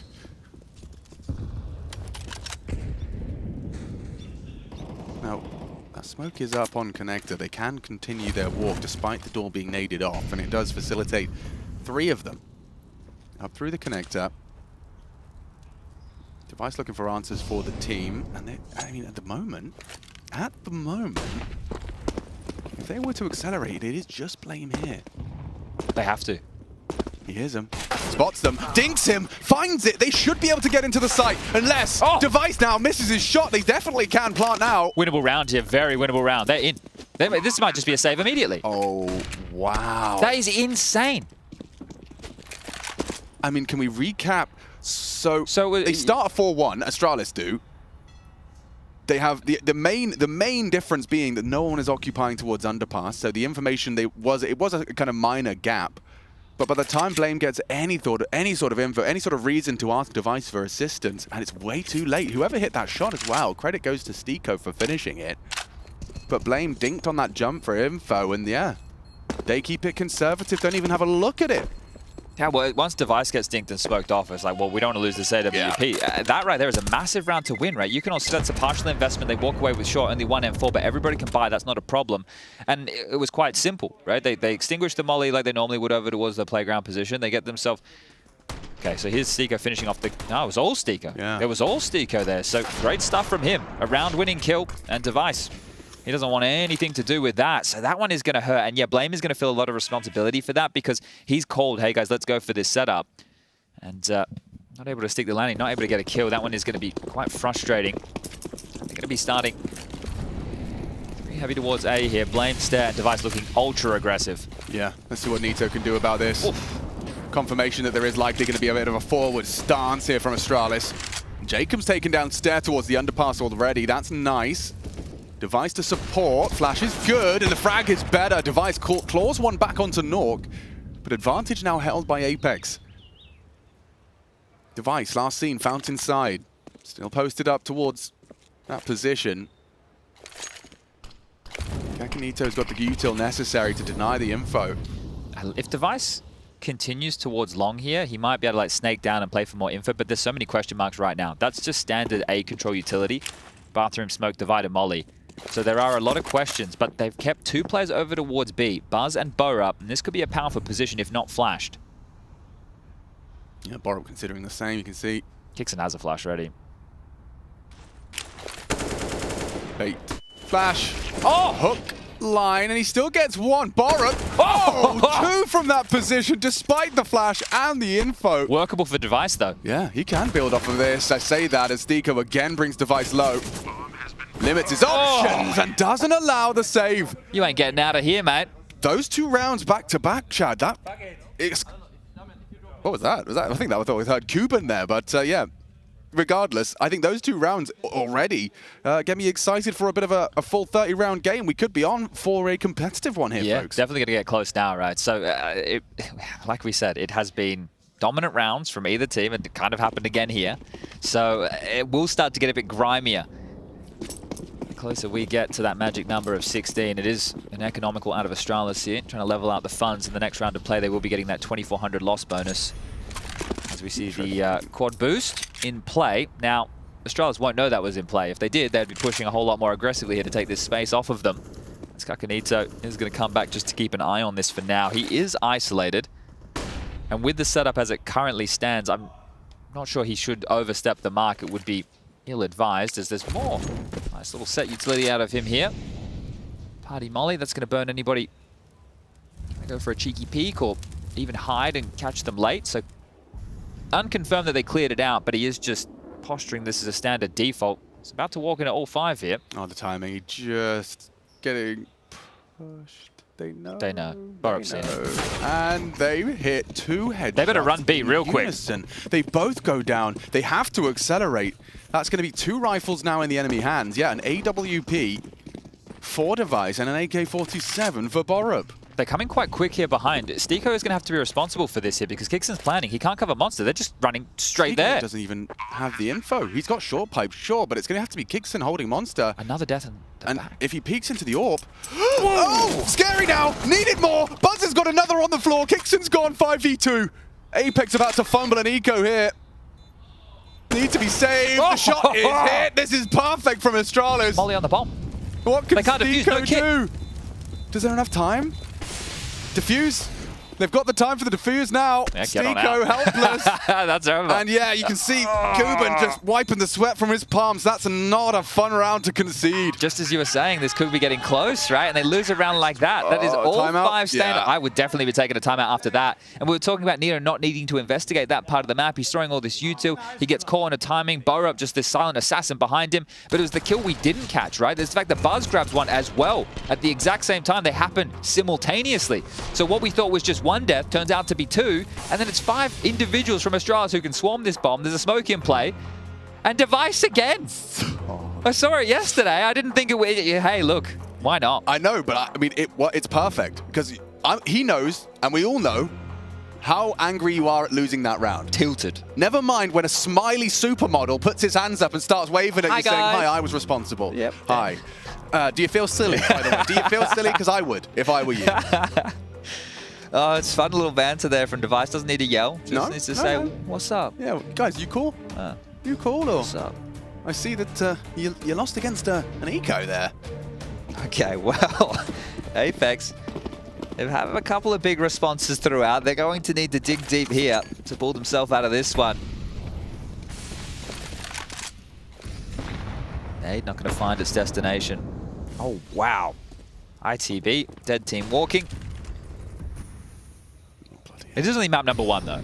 Maybe they turn it around. Don't be silly, Chad. Nah, from everything... Oh, that's something a little special from Jacob. You're delivering them the opening frag. And he's been pretty good on the openings. We'll check in on that. But 4 versus 4. Early doors. Nito overcomes blame. Bowls the boulder over. Continues to try and find some answers towards Longside. Device should have him anytime he tried that jump. And the pre-aim was good. I felt like he had that finish, but Buzz and Stiko sign a peace treaty, except both of them rather worse for wear. It is still an advantage Apex, Nork right? has the bomb here, so he needs to be a little bit careful. He doesn't want to go down here because that would be the C4 on the deck. Fortunately for him, gets the kill, realizes the issue, and then dies. So, look, he's throwing the ladder down for Stiko at least. But Kakanito and Stiko are both very low here, so that is a big death for Nork to give away, all things considered. Fortunately for them, Device has rotated over towards B to join Stair. Kakanito is just silently slinking on towards this A site, so he's about to fortify the plant here. Once he waltzes on in, doesn't see anybody home, tucking towards bank, make sure drop-down's covered off, and unlikely Astralis will try and rotate back into this once they realize they have gambled incorrectly. So another save round here. We'll just spend the next 40 seconds just chilling out because Apex, they're going to want to hold on to their guns as well. Their economy is yet to be established here after that oopsie daisies. And I wanted to check on the old Jacob opening. How's he doing? He's doing great. 6 and 2. So yeah, makes sense, yeah. Been a part of plenty. 8 total. Very aggressive piece of the puzzle, isn't he? Successful in 6. And I think it's really good signs for Kakanito to be at the top of the scoreboard here as well, right? He's, I know that he was the first death on that eco round that we were just talking about, but he's getting his, and a player who's come in to replace JL and is doing a great job. So, well, especially considering the way, the way in which that went down. The team makes a huge deep run at a major event, and then you get the call up. You know, well, I mean, you can frame it positively, but you can also frame it in terms of, hey, hey, we're going to be chasing this dragon, and we're going to be doing it. You know, you could very well fall into the scapegoat category. That's Sure. that would be my fear. Sure. It's like, okay, it was amazing without me.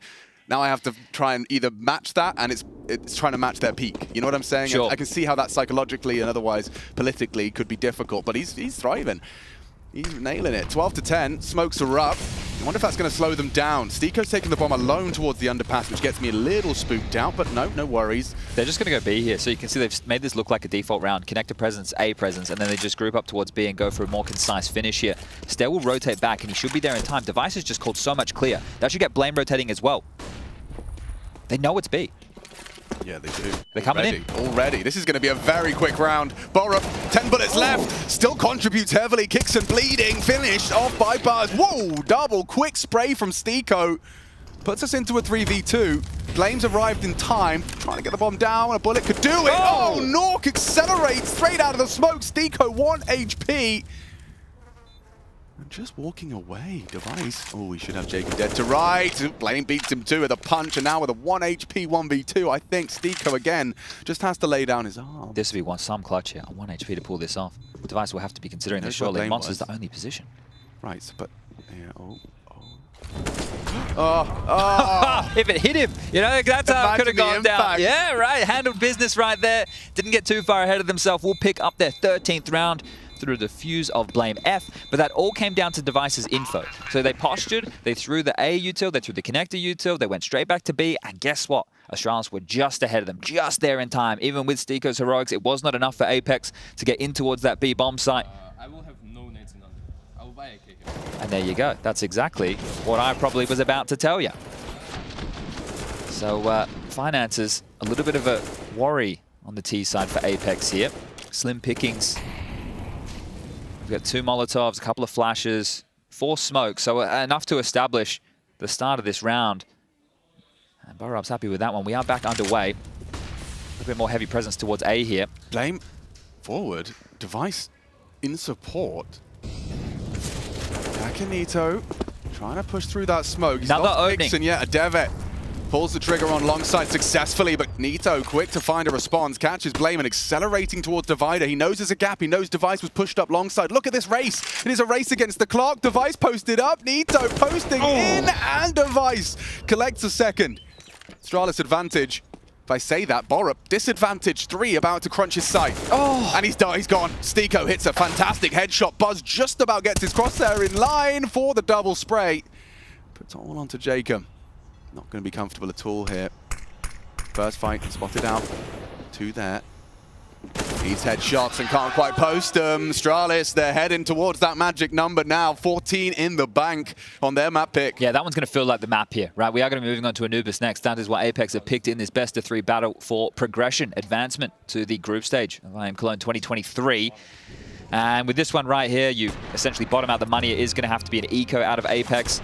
They'll buy when they have 15 rounds against them, and they are going to take their 4th and final timeout to have that conversation. Why the hell not? You've got them, you may as well use them. The map's not over yet, and if you can get yourself back into this game, see if you can still get the series done in a 2-0 fashion, but things are going very well for Astralis here. I didn't even mind what Kakanito went for there, right? He knew where Device was. He tried to run him down, tried to beat that timing. And I think, you know, if he had stopped steps just a couple of moments earlier, maybe Device doesn't hear him, but still would be ready for that type of a play. Regardless, we're talking about if, buts, and maybes. We need to talk about what's on our screen right now, which should be round number 15 secured. And that eco round they lost is really going to come back to haunt Apex in the story of this matchup. Now, they have been coming from behind almost the entire game, right? They tied things up at 7-7 in that first half. Astralis stepped just ahead with 1 before we made it to that 2-minute break. Come on in with the pistol, conversions, looking good. In Apex, it felt like they had changed the tide. But just that one oopsie daisies has really left them in a miserable position here. And they've even force-bought in. They didn't go for the light investment into the full buy next round. So this is 2 force buys back-to-back. Likely game over. We've won one of these before with even less.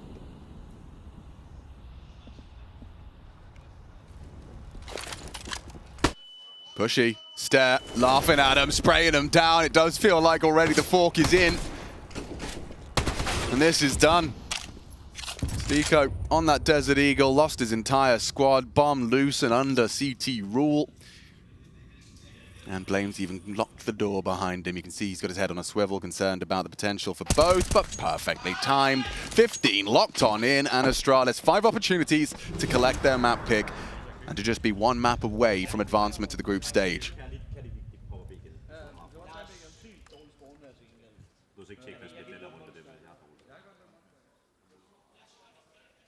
I guess this decision to go for the force is like picking your poison, right? Like in the sense that if you do go for that force in the last round and they were able to scoop it up, then you keep Astralis' economy kind of walking on eggshells. And if you could have broken them here, then you can bring this game back. The run becomes more attainable. Yeah, but then when you lose that round, now you have the same buy again, right? So you were hoping that you could really constrict the CTs and draw yourself back into the game, and now you're getting spammed while trying to light up some nade stacks. So yeah, this one has really fallen by the wayside here for Apex, but should have some hope and a little bit of faith for them going into Anubis as the next match of play.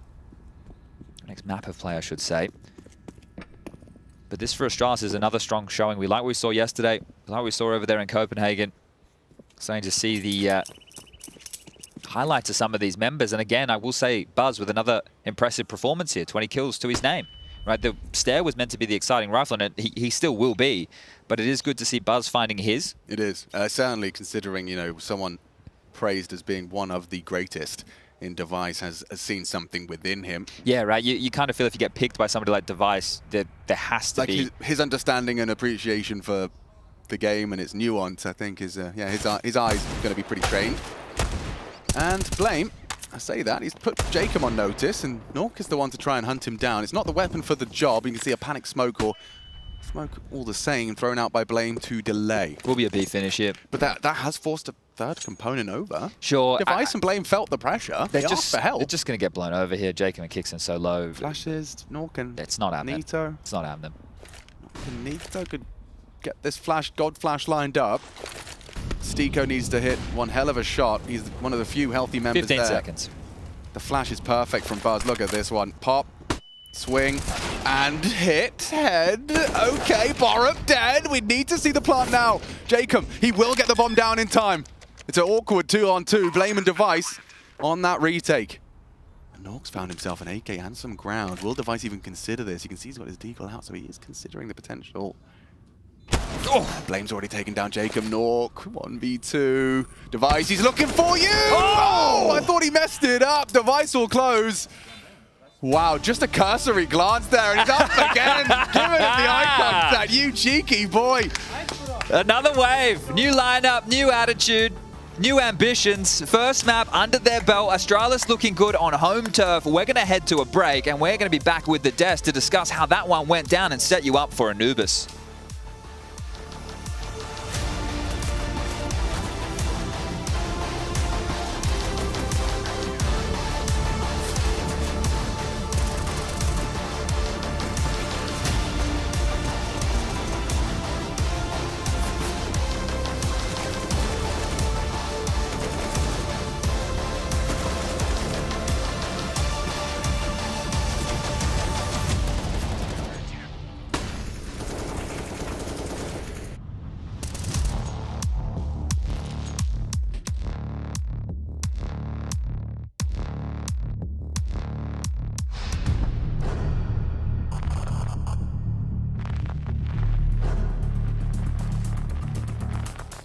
I've been picked up to take some of the hard entry roles away from boss on the T sides, as well as playing my anchor positions on CT side. The two roles that I've been trying to perfect a lot in the past year or two in tier 2 events. Things I do have to improve on is definitely my communication. I need to figure out when it's really needed and when it's not needed. That's one thing I'm working on, and it's getting a lot better. I'd like to be a team that is feared. That'll be like, oh shit, we're meeting Astralis in the playoff.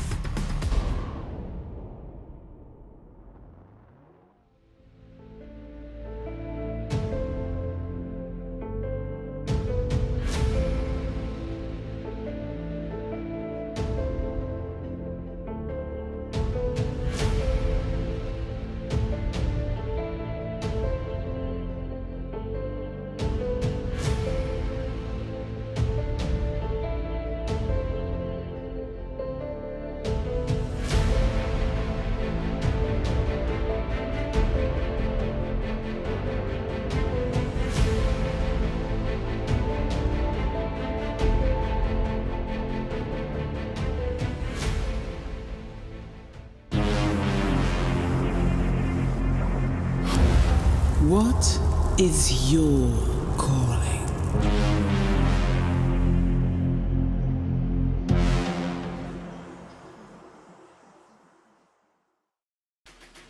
Astralis off to a hot start on their map pick. Despite Apex answering back in the first half, it's Astralis to stand tall on the defense, not allowing Apex any maneuverability in that second half. And a very cheeky little look from Device to be ending out that first map, gentlemen. I think it's really cool to see. We preface this entire game with how the demeanor has kind of changed for the side of Astralis. They're feeling way more feisty, way more in your face. And I like that. I don't like this politically correct crap some teams go for. Just scream some obscenities after you win the game. You love to see it.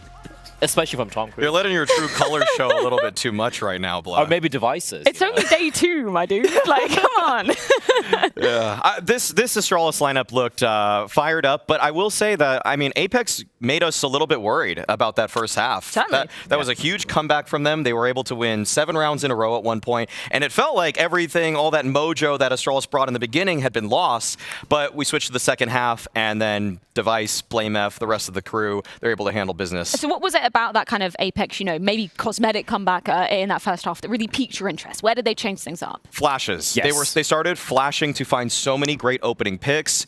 There was that stat that was on the screen live during the game at one point that was like, even though Astralis were up, I think like 8-7 at one point, it was that all the rounds they won were off the back of 5v4s. It's that what Apex were doing is that they were finding openers by setting up flash plays. And that's really what I remember from Apex most at the Major. They were so good at setting up their players. That's why I think we've kind of prefaced this, or I have, that even though they've lost JL, it's not the biggest fault because, honestly, you could kind of throw anybody there as long as you're setting up with a good flash. Yeah, and I think one of the biggest things as well, the first 7-round streak that Astralis went on, right? If you look at it, it's basically just resetting the money time and time again, and they really didn't get much going. But once they were able to at least string a couple of rounds together, they were looking very solid indeed. So even though this game, Astralis were the better team, I want to take nothing away from them. It could have been maybe a closer scoreline, maybe 16-12, 16-13, if they were able to find a little bit more success in maybe round number 4 or round number 5. Yeah, we come on to that second half, and there's a particular round that sticks out in my mind, round 21, that was really a momentum breaker for the side of Apex, right? Yeah, this was Apex kind of bringing the comeback, and look at this. It's just the pistols, right? And Borup and Buzz, simultaneous kills coming in, and Astralis, they don't turtle back. They just smash the W button. 4 players coming in from T-Spawn. Poor Kixon just trying to go for a little bit of a cheeky peek. And then even then, Jacob's still alive. You're like, he still has a chance, right? Sticko looking around towards Monster as well, but it just gets completely destroyed by BlameF. One thing I want to point out here as well is the player we kind of highlighted a little bit, Buzz, saying how he's been having a much better game. He was top fragging alongside Device for his team. The kill spread is very good. It was 17 for BlameF, 17 for... I think it was Stair for Borup, but Buzz, again, he just looking so much more comfortable, so much more free-flowing, and showing that he did always have the skill. It's just that he really wasn't finding, that comfort zone to really showcase himself earlier. A lot of multi-kills coming out of him as well. Love to see that from Buzz. I think that this Buzz pickup is starting to bear a little bit of fruit. When the roster move happened most recently, where they brought in Stair, they brought in Borup, and they decided to keep Buzz over Altex, it kind of was like... It was tough for me to honestly read between both Altex and Buzz and differentiate as is one of these guys significantly better than the other? And I think that when in the camp for Astralis, there was probably a little bit of a decision to be made. Do we think that Buzz is better in these roles? Do we think that it should be Altex? And now I get it.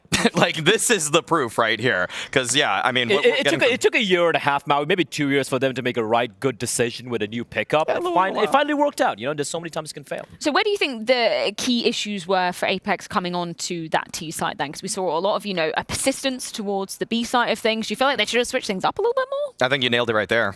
When they actually went towards A, they didn't do a terrible job at taking some space away, sometimes even finding some opening picks. There was a little bit of a string of rounds where they won on the T side. I think they won a couple towards A. One, of course, was the eco round that they won. Another one was just off the back of an aggressive play from Astralis, and then Apex just punished them. So I feel it's also a little bit of respect, too much respect being given to Astralis. Astralis, where like you have BlameF and Device Yeah. on the A bomb side, the way they're playing right now. And it's like, all right, we just got to stick to B. But when they did try to go towards A, they did manage to win it pretty convincingly as well. So maybe a few more hits towards A there on the T side could have made things a bit more spicy. So one thing about Apex that we keep talking about in terms of even what they're telling us in interviews, what they're showing us in vlogs, is that they're so anti-strat heavy. And I think one of the first things you're going to want to do when you're anti-stratting Astralis is say, what's the weaker bomb site between these two? And that does harken back to the point of, well, probably the bomb site without Device and BlameF. So that's probably why they tried to do more. I probably wouldn't want to be going up against Blame and Device. What do you think makes that kind of lockdown that they have of that particular area of the map so deadly and makes teams so afraid? It harkened back to one particular round where it's like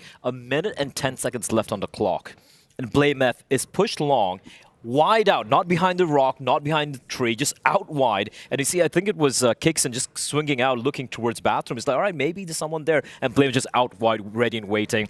A round later, I think Device gets a pick towards long, falls all the way back, playing towards bathroom. So mobile, so hard to read, and basically dictating how the T's have to approach it.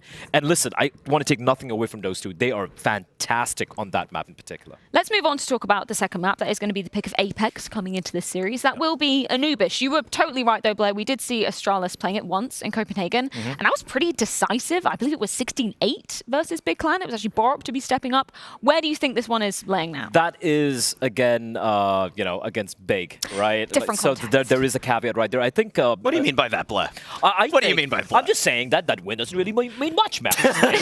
But in all honesty, I still feel like Apex, even though they picked this map, and I haven't seen anything bad from Kakanito yet, he's going to be playing, again, a brand new role, fitting in for JL, playing towards mid. He usually is a player who's playing towards the dark position, which is Jacob's land, so to speak. So I want to see how he's going to fare there. And if he does struggle a little bit towards mid, and if Astralis keeps steamrolling that mid position, things could get a little icky for Apex. Ew. I hate when I get the ick. What's your biggest ick about this next map, Maui? My biggest ick is that... About the map or like about what we're about to see? General life. I guess the thing is with this one is that I guess it's like kind of with Apex on this map. Blair already highlighted the fact that they're missing JL here.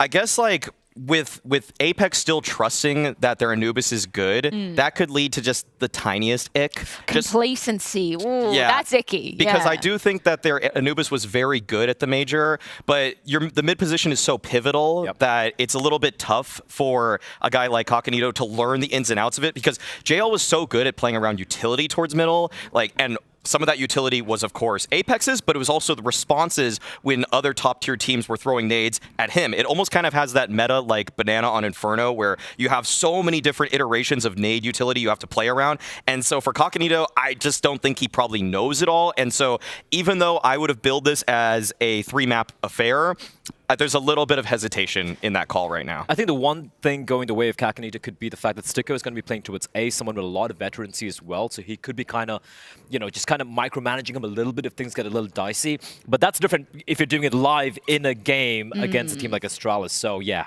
Well, we are about to find out exactly how it's going to go down, but not before we head to a quick break. When we are back, it's the pick of Apex, and it's going down on Anubis.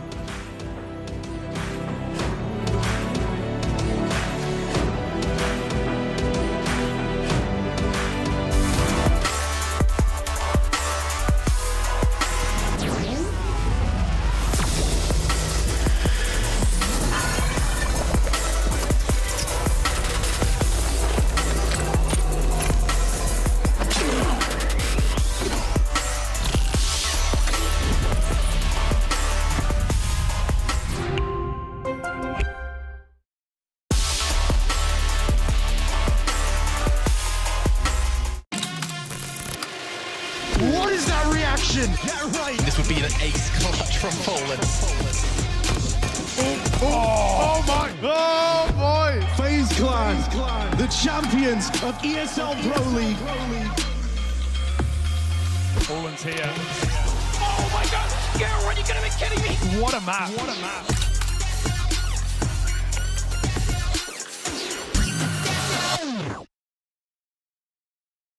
Can you talk about the value of ping pong in esports?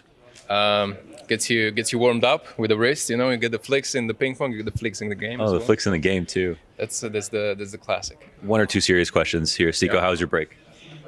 My break was really good. Yeah. We got refreshed for the new season after pretty hectic and exhausting last season. So we get to like mental reset, and obviously we change the player as well. So we get to work with a new person in the team. But it's fun. How much of the break did you play CS? Unfortunately, some people start early. So did you have to do that? We did start a little bit early on the individual part, but we weren't sure if we should play, CS2 or CSGO. But we kept playing CSGO, and it paid off. But it was only individual. We played, let's say, at 10 hours past 2 weeks when we started actually. So it wasn't much. I really tried to get away from screen as possible. So the first event of the season was Blast Groups. Did you watch any of that? Yeah, we watched pretty much every game. Yeah.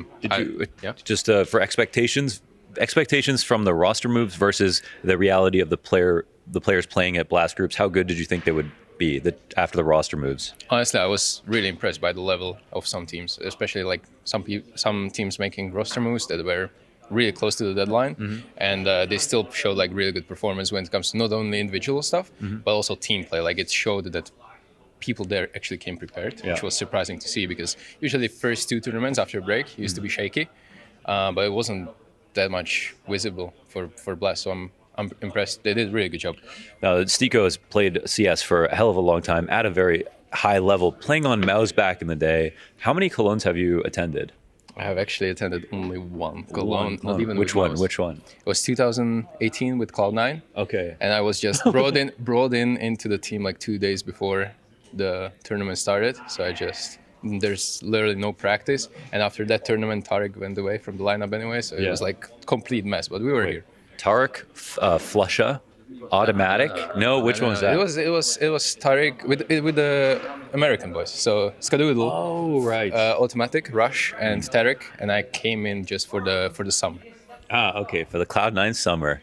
Well, yeah, long history with Stiko here at Cologne. So expectations at this event. I mean, you guys, Apex, nearly reached the top at Paris. It was such a deep run that you guys had.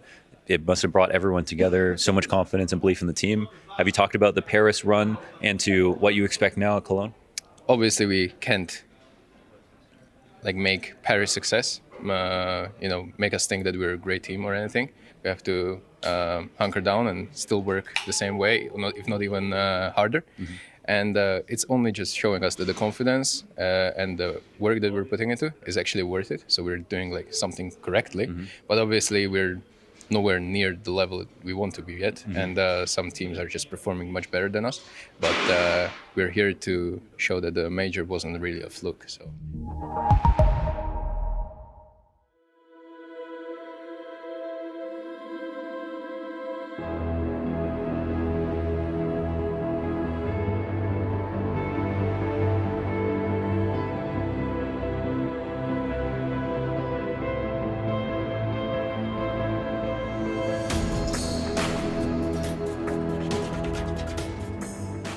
Stages do not get bigger than this.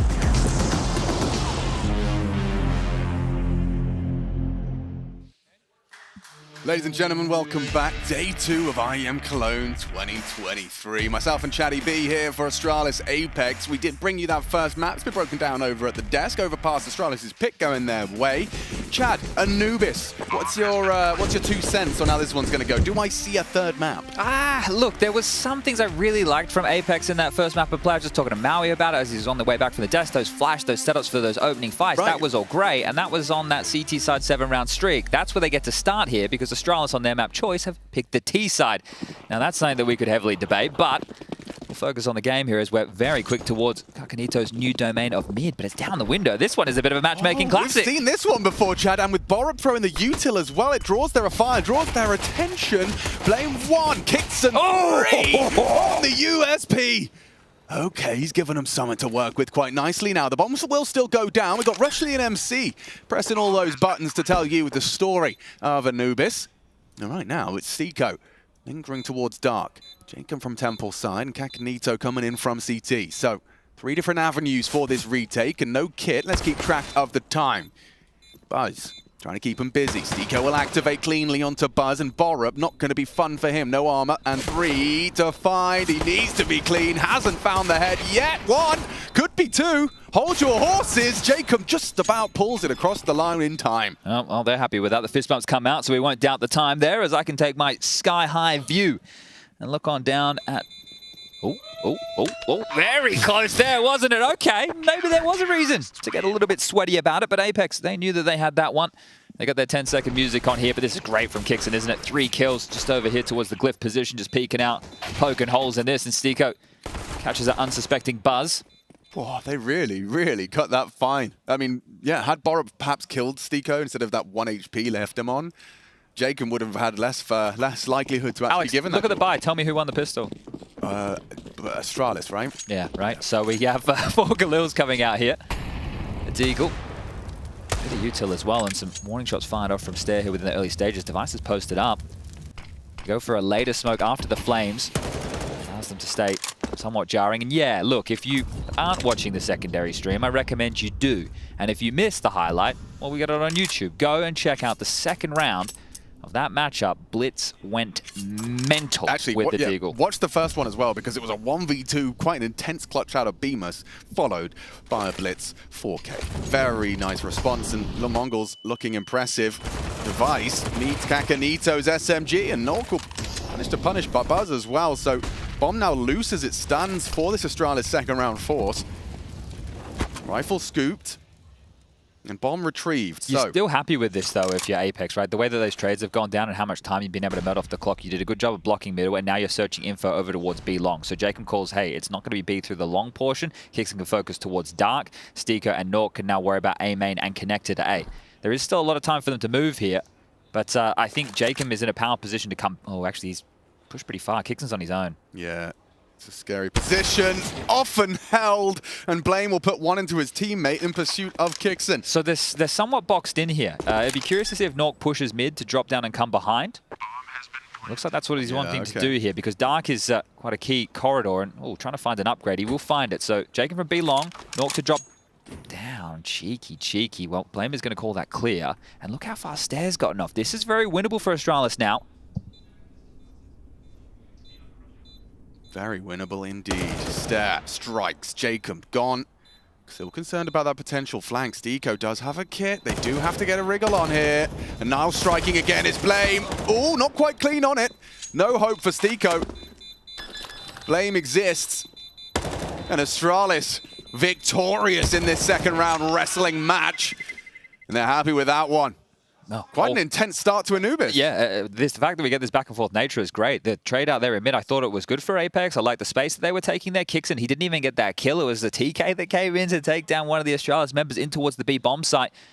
But nobody coming from Dark. It's such an annoying position to play if you're a CT on the retake and you don't clear this out.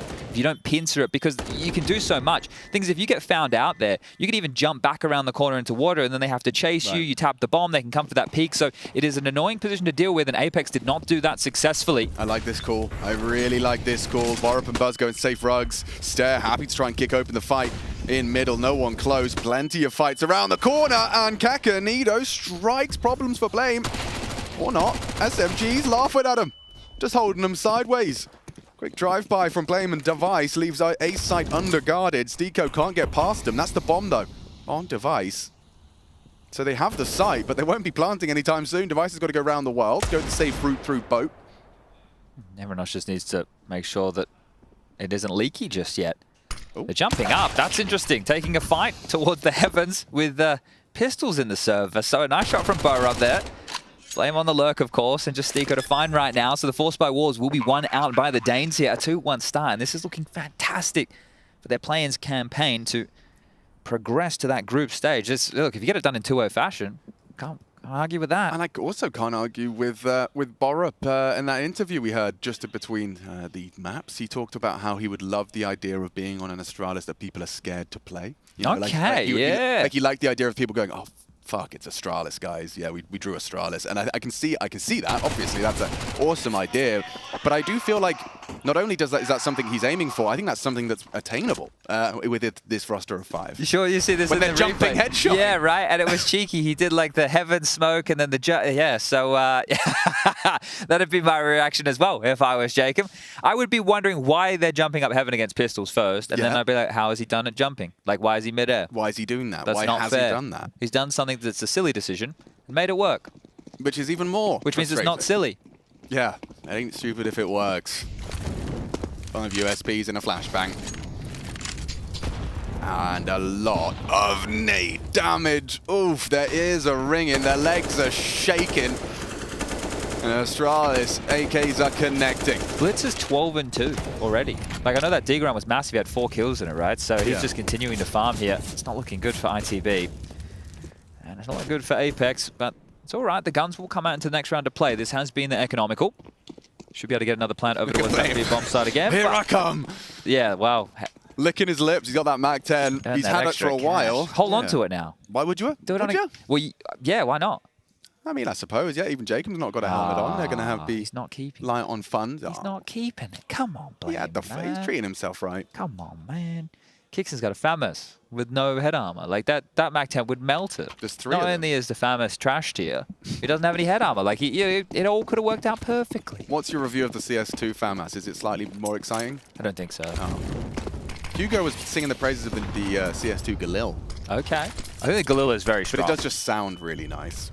It is Sound very is like strong, half of our perception of it. It's basically an M4, right? Yeah. Well, this is one way for Astralis to maintain some vision towards mid, and the Desk did discuss Kakanito over towards his mid position. It's not an easy place to learn. They were talking about JO being there and having to feel in this role, and you can get caught off guard by very interesting timings and peaks like this. Great stuff from Stare. Lovely set piece out of Astralis there to set him up for a fight. Takes down Kakanito, opens up middle. Nork staring at a full white screen. Oh, again. If I'm calling and I can get a player across to that side of mid and he can just stay alive now, job done. Like, that is fantastic work because it's a pivot point. Not only can he hear footsteps, he can always be annoying on the lurk. He has backed off the whole way, so will Stiko push the issue here? They don't have any info of what's going on mid. They have no idea if anybody's in A main. They don't know if anybody's outside of B long. They don't know if anybody's walked up on dark. They are flying blind. Stiko going looking for answers, but Astralis go looking for the finish. The final flourish 4, make it 5 Danes. Nork and Stiko pushing potentially now. 2, yeah. If they clear out mid, they might have chance to be behind them on the dark drop. This is nice work from Stiko. Does he have the balls to drop down dark? 3 members. Actually pre-aimed by device as well. Blame considering it as well. They'll go around the world instead, held by Stare. Bomb, dark side. And perfect. He takes down Stare, a quick headshot, an angle to be held. Borup opens up and Blame combines. And so Astralis with a heavy advantage to close out this one. Bomb is ticking and the 4th round is looming. Yeah, it was a good idea with the info push, right? But too little too late, and you're not happy to make that drop. And fortunate for them, because if they drop, Device is sitting there with the AWP. Would have been a bit of a shooting gallery for him here. Couldn't find you a harder corridor to just line him up, knock him down. So, yeah, good idea from Apex, but after losing that opening death, and here it is again. So you see the molly, it allows Stare to pick behind it, right? It's given him an ability to take this peek towards camera, A connector, and it's one of those fights where if you're going to take, you can turtle up in mid, right? You can definitely turtle up in mid, but you don't want to do it super early in the round. You don't want to get pushed back with the early util exchange. You want to be able to stall them out, make sure you hold them at bay, and then after the first 30 seconds, maybe they can start taking some space. That's almost why that death for Kakanito was so frustrating, as we just saw in his reaction. But it's because that Molotov, you know, 50% of the time is just they going through the motions of denying mid from the CT. Yeah, you block doors. Yeah, there's not a Teed immediately swinging me on behind that, obscuring my view as well as his. So yeah, really cool from Astralis. They throw that in, and now he's going to be concerned about that every time he sees it. Exactly. It's going to be, you know, they could be grouped up somewhere else as that molly plumes, and he will be giving it too much respect. So Yeah, really, that's the conditioning we're talking about, right? And also, in these type of positions, with all the different variations on a new map, things are always changing anyway. So you're going to likely see something new. And well, this boost is not new, but this little one way from Buzz, he's getting cheeky with it here. Yeah, that is cool. He set himself up to be threatening and peeking directly through main. They're already knocking on dark. Oh god, Nork is going to have a horrible time here. Borup's definitely not pre-aiming this, so should have one at least. Being very Very important. Okay, Kixon's the one. The base of that operation delivers 2 on the Deeg, but it does seem like it's all for naught unless Tico times this perfectly. He's been heard and then baits the shot. Reflash needs to continue to be kicking up a bit more. Nito behind him as well. Going to go for the wrap towards main.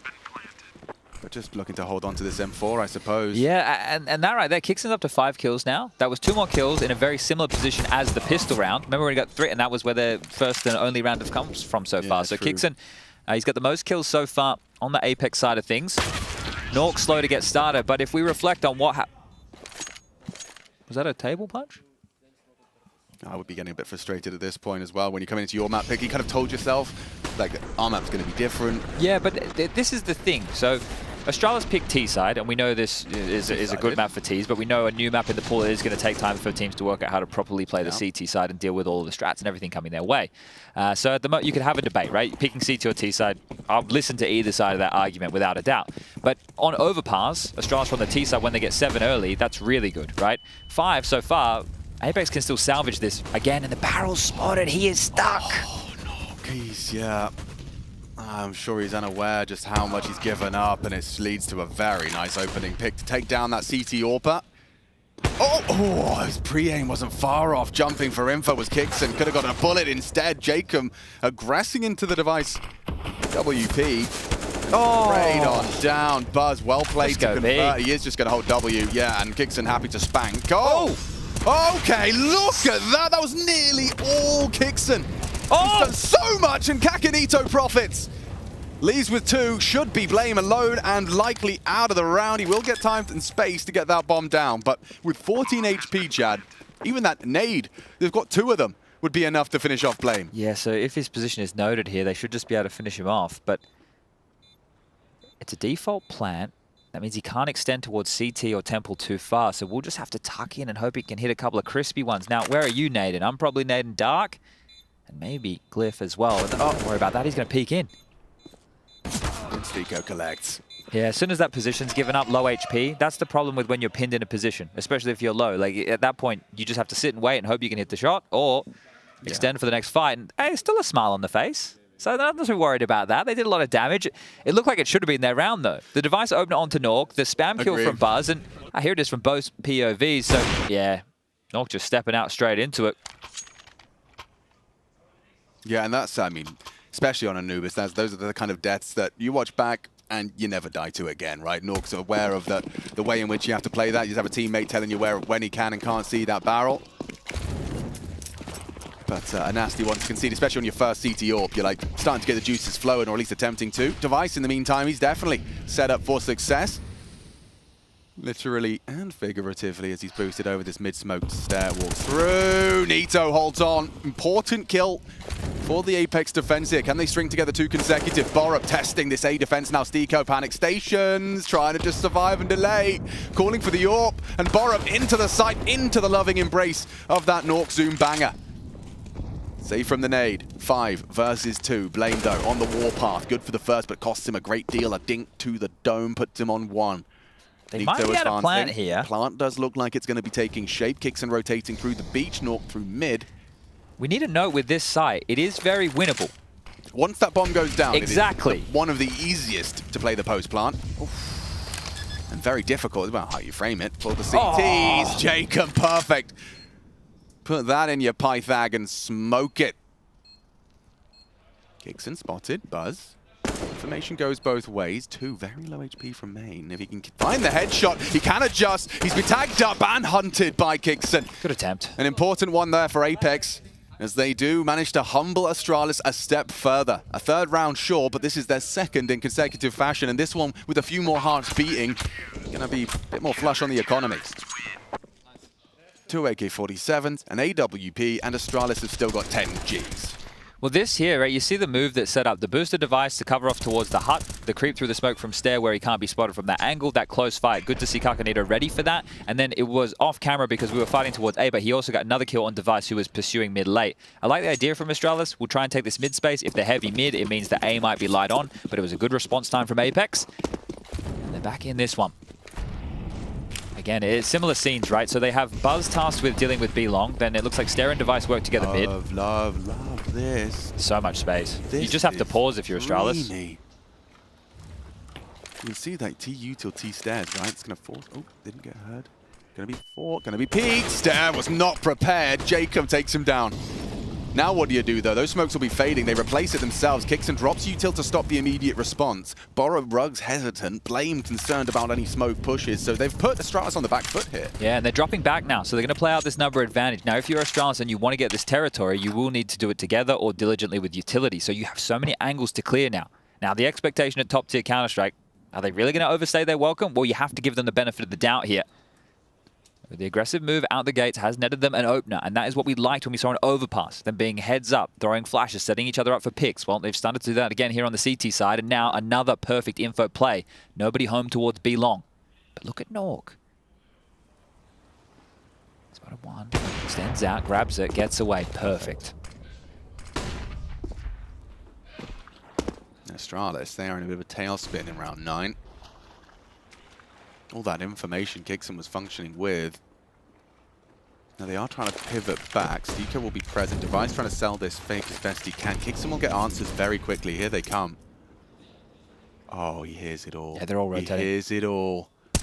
Lovely fine. Device shot in the spine and Buzz. Oh, no. Actually gives them a chance to plant. They'll get the bomb down. Yeah, in the flames, burning down. Jacob unable to stop that plant. 2v4 takes shape. We've seen this one before. Buzz and Blame. Kixon prepared for that swing. Lovely find. Post is second in this one. And Blame, yeah, we have seen trying to play the clutch out, but Kakanito's having absolutely none of it. That's a third now in consecutive fashion, and every single time they seem to be having more alive in these CT rounds. Yeah, well, the last thing they need to add to that list here, if they want to make Santa Claus very happy, is stopping the bomb going down. Because if the plants keep coming in with the loss bonus building now, we're at 2,900 going into the next year. As we get this head-to-head, this is cool. What does Stare see when he peeks out? Okay. Well, Jacob just ripping off that head, and Device caught with his back turned. But yeah, if they can deny these plants, they're going to make life a little bit harder for Astralis here. But if Astralis can continue to get in, even if it's only 1 or 2 players and get the bomb down, they can stay threatening. So Apex not out of hot water just yet. We get a Dark Smokes from Spawn. The classic mid Molotovs in play here from either side. Wow, they are owning them, aren't they? ITV have only won 15 rounds this event so far, yeah. And that's elimination game, just to remind everybody. New additions of Bemis and Neo Frag replacing Cypher and Vault. Glad I still got the ITB stickers. Yeah. Yeah, that was nice. Now this one here, no aggressive maneuver out the gates here from Apex, layering their util. A-main smoked off at about 1 minute 10 mark, so Steeko clearing this out and staying active, right? These are the moves. You don't want to give them too much space, and if you do, try and get that back as mid-fortified, B with 2. Steeko playing for info close A-main, and Astralis just chilling right now. They have so many smokes left over, a lot of flashes, so they could go for a coordinated finish as long as Stare gets this space. I don't think he spotted him. Shadow now. Oof. And Kakanito again looking much better, but traded. Yeah, it's a hard role to play, and Kakanito has been handling it. Now mid is occupied by Bomb and Device. Buzz A-split. Bringing it through. Borup does hold on. Nice adjustment. Left at just 1 HP. Nork's got too much on his plate right now. He's getting crunched. Oh, and he can't collect the shot either. Kixon and Jacob gonna have to fight in an impossible way back into that A site. You can see the bomb's already down, and Kixon and Jacob accept defeat.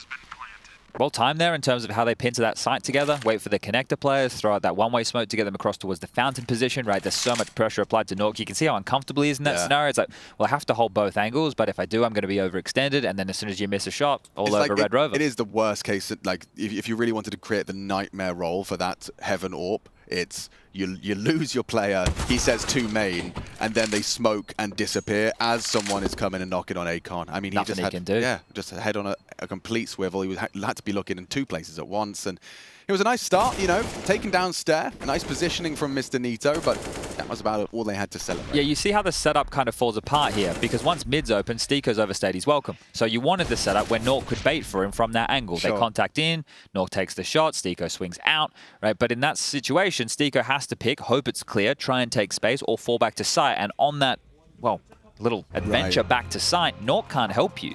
So that setup had to change. So you can see why it looks so disjointed in that moment. And this will be the first tactical timeout taken from Apex on the counter-terrorist side of things. See Castle here, behind that of Astralis with something to say. And Cuban on the other side of the server. So, again, we need to set the expectations here. At the moment, we're still pretty much par for the course. If we continue in this fashion and we end the half a 10-5 or a 9-6 in favor of Astralis, I think both teams will be quite content with how the half has unfolded so far. And here is the B stream for your enjoyment. From orange to green, as Azteca, I was going to say, you're kind of walking quite the distance there, as it looks like a save over there on that B stream. Blitz, just a casual 21-9. Yeah, easy. Just another day at the office for the chess grandmaster. I don't think he's a grandmaster, is he? Whatever the master is, yeah, whatever the master is that's pre-grand.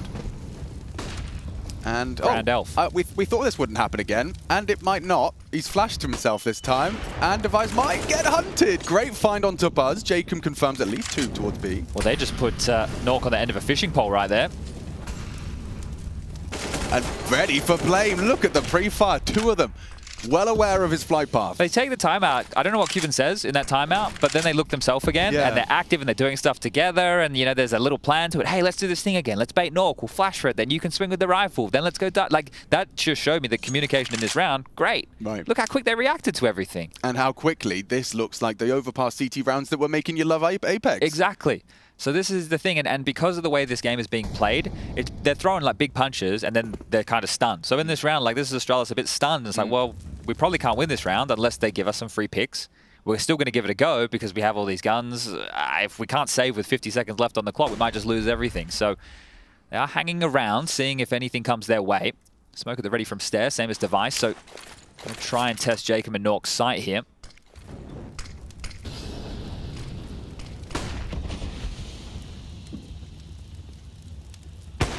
Uh-oh. Missed shot from Nork will give room to maneuver. Great extinguish to keep himself But now they can plan. And they will try and get that bomb down. Yeah, not willing to push the smoke is Jacob. Borup caught Kixon from the dark side. So Astralis, 3v4 now. This was a 2-man disadvantage, now 1. Stare, loud, aggressive, leaps into Nork, takes the AWP down. We're calling 3 versus 3. He's not done. Stare, set up for success, and Astralis rip Apex limb from limb. 3v5, what a recovery. That one is going to sour the mood in a big way. We were talking about how everything looked great, communication all-time high. Nork drops a smoke. He had to. He was in a molly. He didn't have a choice. They used it against him. Perfect play from Stare, and this is what you want to see. The flash to kick things off. Jacob comes out, gets in the opening pick. Aggression towards Dark Shore. A missed shot from Nork. Molly can come in now that he can't repick the line, and this is that smoke just before it's about to fade. Proactive approach in their face. They're now all worried about him in real estate that they didn't have a second ago. Platform was all theirs. Truly impressive retake there from, or recovery, I should say, from Astralis. Very, very impressive. The fact that Stare gets so much done there and the supporting flashes to keep Stare going. Yeah, Cuban. Back-to-back timeouts. Yeah, but I can understand it. As you've already highlighted, like, that was perfect. That start. He looks a little bit more distraught than normal for a Cuban. But because it was going so very well. That reaction to the timeout, it was instantaneous. We were discussing it. The shift back to their kind of more expected character on this defense. But now Astralis, they have rumbled and rustled the jimmies of Apex. Look at what they're bringing and working with into this one. An AWP fully invested. Nork, no one else fully. So kind of a hero. Swedish AWP. Hello, Jacob. Goes fighting. Okay, Buzz. Safe from the spray. But there's still an AWP in the mix. It's not going to be really connected to any of this round, though. And so really, yeah, it's Kakanito looking for answers. If he finds that very hard angle into the head of Buzz, currently maintaining that info for Astralis. You feel like you want to go aggressive, you need some answers running around like this. But if you go aggressive and you give away your life without getting anything done, then it's completely wasted. This is still on right now. If they can push out and they can find this secondary AWP, pick it up off of the body of Device here, that's great. And Nork is in a powerful position. It's not Kakanito right now, it's the big green. He's going to be mollied back here, so it has to respect that. Can't stand in the bottle of flames. Mid control now taken and suppressed.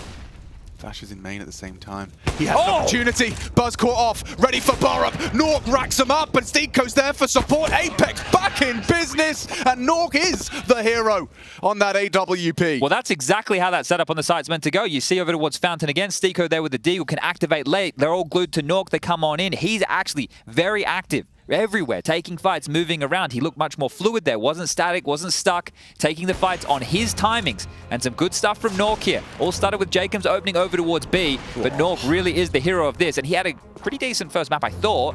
Now he's up to 6 kills in total, so you can see that he has been having a rougher go here on map number 1. Wow. Sorry, map number 2. Yeah. Number 1 was what we were just talking about. But the correlation between timeouts and Apex rustling up a round or two, at least an opening, puts Astralis now on notice.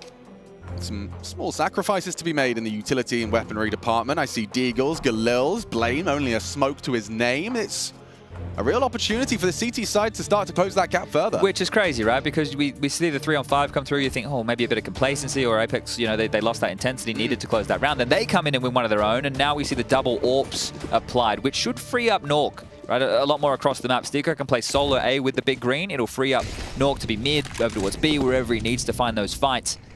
Vice has his as well.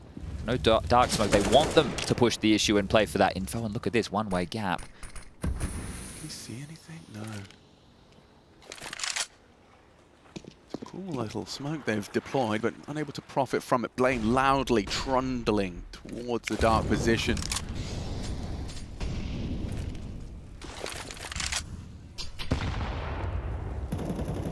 Neither AWPer has been tested yet, so we don't see a reaction off of Astralis once they feel the pressure. And it means that Steeko can hold on to this smoke for as long as he'd like. He's not under pressure. That AWP, oh, foot spotted. Nork, that's a freebie right there. A mid-round re-aggress on mid. Nothing, no smokes, no mollies, nothing. Stare just getting cheeky see you with later. it. You can see that, the body language clear. Second AWP. Steeko about to reveal. Ooh, get out of there. That's a bad smoke. It is. They might be tempted to play around that one. Akanito doing the same in mid, looking for anything he can exploit.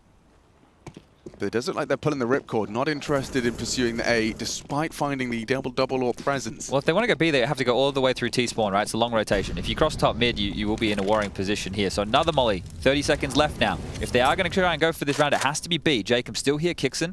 Oh, he's still got a molly in his hands. This one is going to come down to the wire, Astralis. Yeah. 4 of them running into Jacob. He'll hear them now. They're surely going to be rotating through. A flash would do everything. 15 seconds. Timing needs to be perfect. Kixon and Jacob do have help now. Kakanito on the flank through dark. Great from Jacob to start. Buzz, one back, but it's a Jacob double device. He's given him a second. Oh, and that's the bomb. And that's the round. Apex hold on. And the double orbs are rewarded. And Astralis timed their worst enemy in this one. Oof, and right there, trying to remove the AWP after time device, that would have hurt. He would have had absolutely no money in the bank balance. And the rest of this half would have been extremely rough. Now we have 2 rounds left here. Astralis are at the bottom of the barrel. Well, 2,400, not the bottom of the barrel. They can see it, but they're floating just above. Now, I don't know. Do you want to just go for 2 force fires back-to-back? We saw Apex find themselves in a similar situation in that first map, right of Overpass. Astralis are just going to try and use Device's AWP, which means everyone can buy next round besides Device, who'll have to use a pistol or something. But fair enough. They have a big weapon to try and find a fight. If they can get an M4 or something on the ground, they can get themselves another weapon to work with and see if they can turn this into a few more rounds. I'm just admiring the setup. Nork and Kakanito should have mid on lock. Oh, perfect bait. Look at the teamwork. Stare sets Device up for the info and the frag. They know where it is, and the rifle falls into Stare's hands now. Perfect. That's exactly what they needed to do. Especially now if Steeko's going to get overwhelmed. They've called B clear. Steeko, where are you? Jumping into the site with his AWP. He's got to hit more than one. Blame gone. Help arrives. The Eagle doesn't do it. Borup on the Glock delivers. Awkward for Nork. They all have rifles now. This really cannot go Astralis' way. Apex biting through their fingernails for this retake. This has to be recovered. A single AWP in the mix. Glocks around it. And the bomb will be planted shortly. You can see there is a delay to that. Borup anticipating this flank from Jacob. But by virtue of that bomb, he has to go into the site. Timing fate was Jacob on this one. Steps it through. Going to be overlooked for a moment longer. Backs are turned. Stare considering and aware that that is potential. And he spots it out. Nice from Jacob. Stabilizes what looked like a panicked spray. Burp's in trouble here. Especially Device. Been waiting for this. Get info on the AWP. 2 AWPs on the T side versus 3. Device has to do some combat AWPing here. Decisions to be made. Head on a swivel. Bomb is very far gone. We need to see it defuse. Device takes down Nork. Awkward still. Can Device come up? Clutch is looking good. 3 so far. Jacob is last victim. He has to be defusing. No kit, no time. Astralis with just Device's AWP. Leave with 8. Oh my god, a huge round to pull off right there. 1 saved AWP. The decision not to force buy behind it. The faith in Mr. Device, Mr. Consistent, picks you up a rifle, and from there, they get the round done. It is insane how they make a round like that work. I wanted to start my sentence by singing the praises of the mid setup. Like, sure. Okay, this is perfect because, you know, Nork knows there's an AWP. Where's he going to be going? Mid. Kakanito's holding the doors fight. But if Kakanito starts spraying at a Glock that just jumped across, and AWP has a lot of fun, and the round is lost. Precisely. And you can see how frustrated he is right there, knowing that he needed to do better in that moment. Thinking... Brutal. Yeah. I mean, mid is so brutal. He's done well, you know, at 9 to 10. And now it's 11, running him down, Stare, bullying him now. Nork can recover this. They are coming his way, but the flash was so perfect. And on the repeat, loses his head. Deco. I like the angle. And the first, he'd need a whole lot more, and Buzz having absolutely none of it. Jeez, everyone looking sharp on Astralis to find that 9th, and it looks like it will come through. 9 for Astralis to boast as we swap sides. Let's see if this really is going to be that 2-0.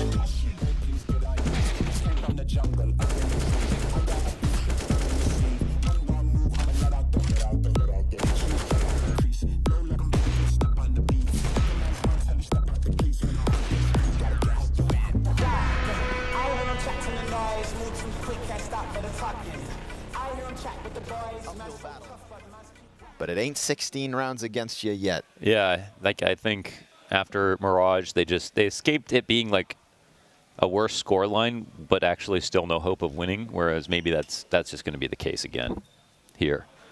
So, you know, we'll have to see. It's unfolding in front of our eyes. Blitz. Denied by BMax. Good hold.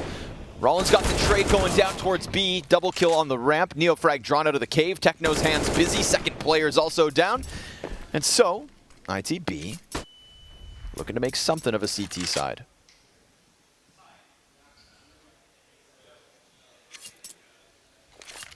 The fight doth begin now.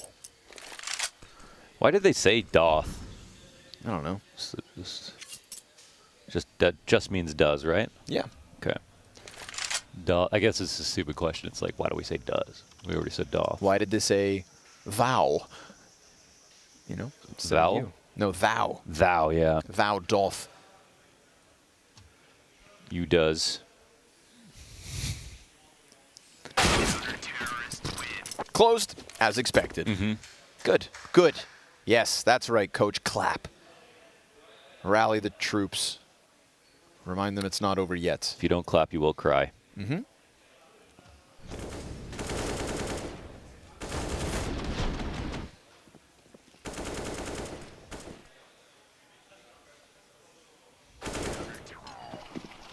Did you see that gift that Thomas received after his Paris run?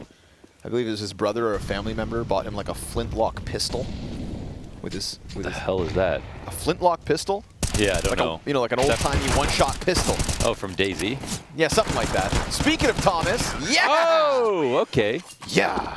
Could take that home. Big up King Charles.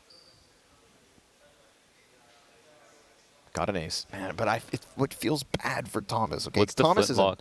Thomas is a nice guy. Are you going to finish the flintlock thing? Yeah, I mean, I could show. Well, I kind of was hoping that you would have an opinion on it. Oh, I see. What is your calling?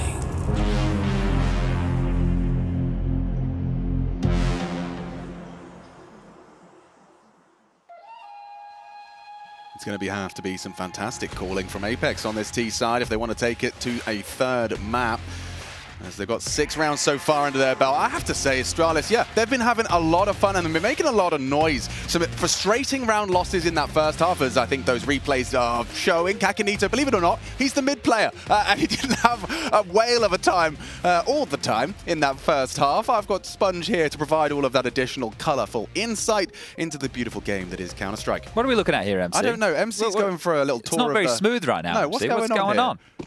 Ah, that's nice. That definitely wasn't a pre-done cam. That was free flying around. Yeah. Maybe this wasn't even MC. He's doing it on a joystick. Ah, okay. Well, jumping for joy will be Astralis after this one. They will be progressing to the group stage to join some of those bigger names. We've already had Mauser and Fnatic from the play-in make their way. But we've got Cloud9, Na'Vi, G2, Vitality, Heroic, Gamer Legion. You read the script. Astralis make it, did they? I think so. Yeah, okay. With the Counter-Strike that they've been playing so far, I'm pretty impressed with this team. You know, I understand that it's remnants that were left over from the last roster, but they've brought back Borup. They've got Stare, the talent they were looking for. They made Blame the in-game leader. Device and Blame, when it was the old team, it was who's going to take turns carrying. Now I feel like they have a bit more support. Well, Stare doesn't have an awful lot of that. He might have to dip back towards A. Oh, he knows what he wants. He wants a smoke. So now it's wait it out or push the smoke. They've locked them in the coffin of middle here, haven't they? I like the way you've described it, as it's time for me to take my medicine. They're all just playing on the fade. Oh, they're faking it out. They're going to walk to B. This is very cheeky, even through spawn. Yeah, this Device getting all the info. Should be dead. Would be if they jumped at him. Disappears and Kixon hits a long-range banger-ranger. They're fighting in CT spawn. I've never seen this fight before, especially not in a pistol. Stare towards the beach position. Borup bounding into Kixon's Glock, which is looking great with like pistols, a isn't he? P250 or something in his hands. Steeko clean as the alike onto Blame, and this is going to give him a real leg up to close the gap. Apex practically flawless on their pistol. Both pistols. And Kixon with impact in both of them. Remember how this map kicked off over towards the platform position? Right? Bum, bum, exactly. And Cuban, happy again. So the smiles are back. And they can draw this scoreline ever closer here. Now, do we see an Astralis Force or do we see an Astralis Eco? That's the question we're all waiting for. But look at this. Just jumping over the fence, leaping to try and chase Device down. Good work here for Apex to convert their 7th. But it will be an Astralis full eco here. They're not going to invest anything at all. So we'll be stacking together on this A site, forming a bit of a tank formation here. It's always fun with different elevations. You know, you can make sure that... Go around the corner and wow. Wow. Okay. Like Cirque du Soleil levels. This is quite impressive. I didn't know they had it in them. This is where it gets a little bit difficult for the observer to pick the bottom guy. So if I wanted to hit... There we go. So that's perfect. There you go. Look at that. Let's just keep going through all of them. Yeah. 1, 2, 3, 4, 5. What about 5, 4, 3, 2, 1? Oh, wow, they're quite quick, aren't they? What if I just start saying like... How does this look from A connector though? What do you see? Oh, this. Ah, found him. They're all 1, A. 2, and Borup shuts him down. That's a rifle, and it's working out nicely for Astralis. I mean, they're not necessarily going to be going for the B retake, but an AK-47 in Device's hands, a MAC-10 in Buzz's, and Borup is escorting the troops back over towards the other side of the map. I think Device should try and hold on his AK, but see if he can do some more damage. Like, if anyone strafes out, Kixon's Galil could be added to their collection. Device is posted up, nice angle and find from Kixon. So he mitigates a lot of damage and risk. And now it's just going to be a question of whether or not they do try and chase Device down. I think he's too far gone. Steeko is on his way, and the bomb with about, what, 10 seconds left here. So it does look like Steeko will have an opportunity to perhaps find Device. He has hit his walk key now, but so has Device. So it looks like we're bringing that one through, an AK-47 bonus for the Astralis boys, and 3 kills. Not bad for a full eco. Yeah, so he can ask himself a couple of questions here, Device. He could buy himself a glass cannon AWP and drop that AK across if they want to pull this out. And yeah, here it is again, the highlights of poor Jake and running around the corner into all 5. Decent job there for Kakanito to grab 2 before he went down. Device, yeah, he is actually going to go with that. He's going to glass cannon AWP. He's going to drop the AK over towards Buzz. With the extra cash, they can, you know, give a couple pieces of utility across the board here. Everyone's got to smoke, got smooth flashes. things out, right? Yeah, Buzz could have bought a kit, and that right there is probably my biggest concern for this round for Astralis on the CT side. No defuse kit, so the 10-second defuse will be the only way they can get this one done. It's a 3-man B start with Blame over towards Dark, Buzz at the pillar, and Device. Ooh. Don't worry about Device. We got spam in mid here. Oh, he's in hot water. There is so dead. Yeah, Jacob makes sure. How's that one feel? Yeah, a little taste of what Kakanito was dealing with. Borup is alone. He is so alone. Oh! He doesn't need any help. 3 in a matter of milliseconds. That second was ridiculous. Yeah, nuts. I thought one man solo holding the A site was ridiculous ass, but Borup, he does find the triple, and he gives them an advantage now, admittedly. It's not as exciting of an advantage into this A site retake. But this no kit comes back into the conversation now. You're absolutely right. I mean, if Device finds one soon, they probably will throw all of their bodies into finding the last. Okay, a taste of the barrel. Betraying Device this time. Rolls are reversed and round surely won. I say as Buzz finds Nork. Steeko to clutch. Needs that frag now. No kit. Reminder, Blame just needs to find him immediately. And Steeko, well aware of his win condition, just plays it nicely behind the position, using that smoke grenade to rock the clock. And Blame, he does not leave with the frag. Steeko will take the round. And Apex tie things up 9 apiece. Yeah, continuing the winning ways here on the T side. 3 on the trot. That is their longest winning streak on this map so far. They did it on the CT side. They managed 3 consecutive as well, but this was massive from Borup here. I don't think he's aiming for Kixon. We take it, though. Yeah, you definitely take it, and it's a headshot, a bit of a classic for Borup. People are talking about his headshot percentages, but a great clutch from Steeko, an important one because it will humble Astralis yet again, back down to just this lighter investment here. They can't spend all the pennies to get out the rifles necessary. The most interesting purchase as Borup with this Swag 7. But Apex not in a rush here. Taking their time. The map control, the default spread, as you'll see this one. He's doing it a pretty difficult way, but hey, it works. It gets the job done. Yeah, let's see what Borup can get done with a Mag 7. Oh, you feel robbed there. It really does feel like daylight robbery. I mean, maybe a second Deagle shot could be enough to recover, but Kakanito will shut Device down before the damage is done. That feels like it should have been Mag 7 every to day. the neck. Yeah, I'm sorry, right? a shotgun that close to my neck. Did the bullets maybe chewed up halfway into the wall? Yeah. Like 50% of the spread was in the wall, or because you can see bullets here of where they would have been shooting. But 70 damage that close. Yeah, right. Okay, well, a little bit unfortunate there. Well, there's the spread. There's 3 or 4 pellets that didn't quite make it into Jacob. And it's just Blame to find here. I love our replay ops. Sometimes it does feel like these guys are like crime scene investigators. Like, we just don't know what's going on, and they go in and they dig do the it out. digging. Yeah, they do the digging for us. Well, another round with moments, right? Like that Swag 7 lands, and then Buzz still gets that kill that he picked up. It's a okay. different round, isn't it? Yeah. Then maybe Device finds another Deagle kill, and you have yourself an Astralis light purchase victory here. But this was a conservative round. We will see the guns come out in the next.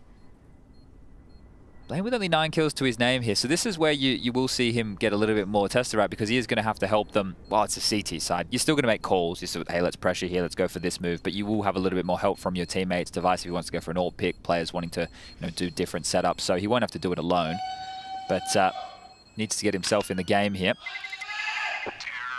And now they're starting to yell because we know that the ITB game has come to its conclusion. You saw it pop up on your screen just moments ago. They will be eliminated here from IEM Cologne play-ins of 2023, and they go out with a bit of a whimper. And here it is again.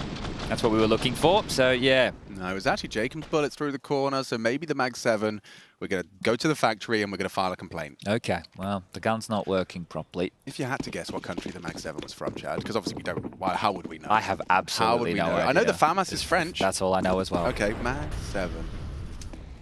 It's from the US. All right. Oh, wait. These stack nades could do some damage here.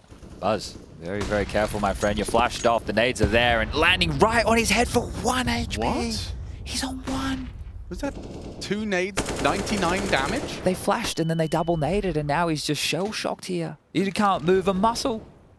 The Mag 7's origin is South African. I apologize for okay. any gun nerds that were about to start filing a complaint.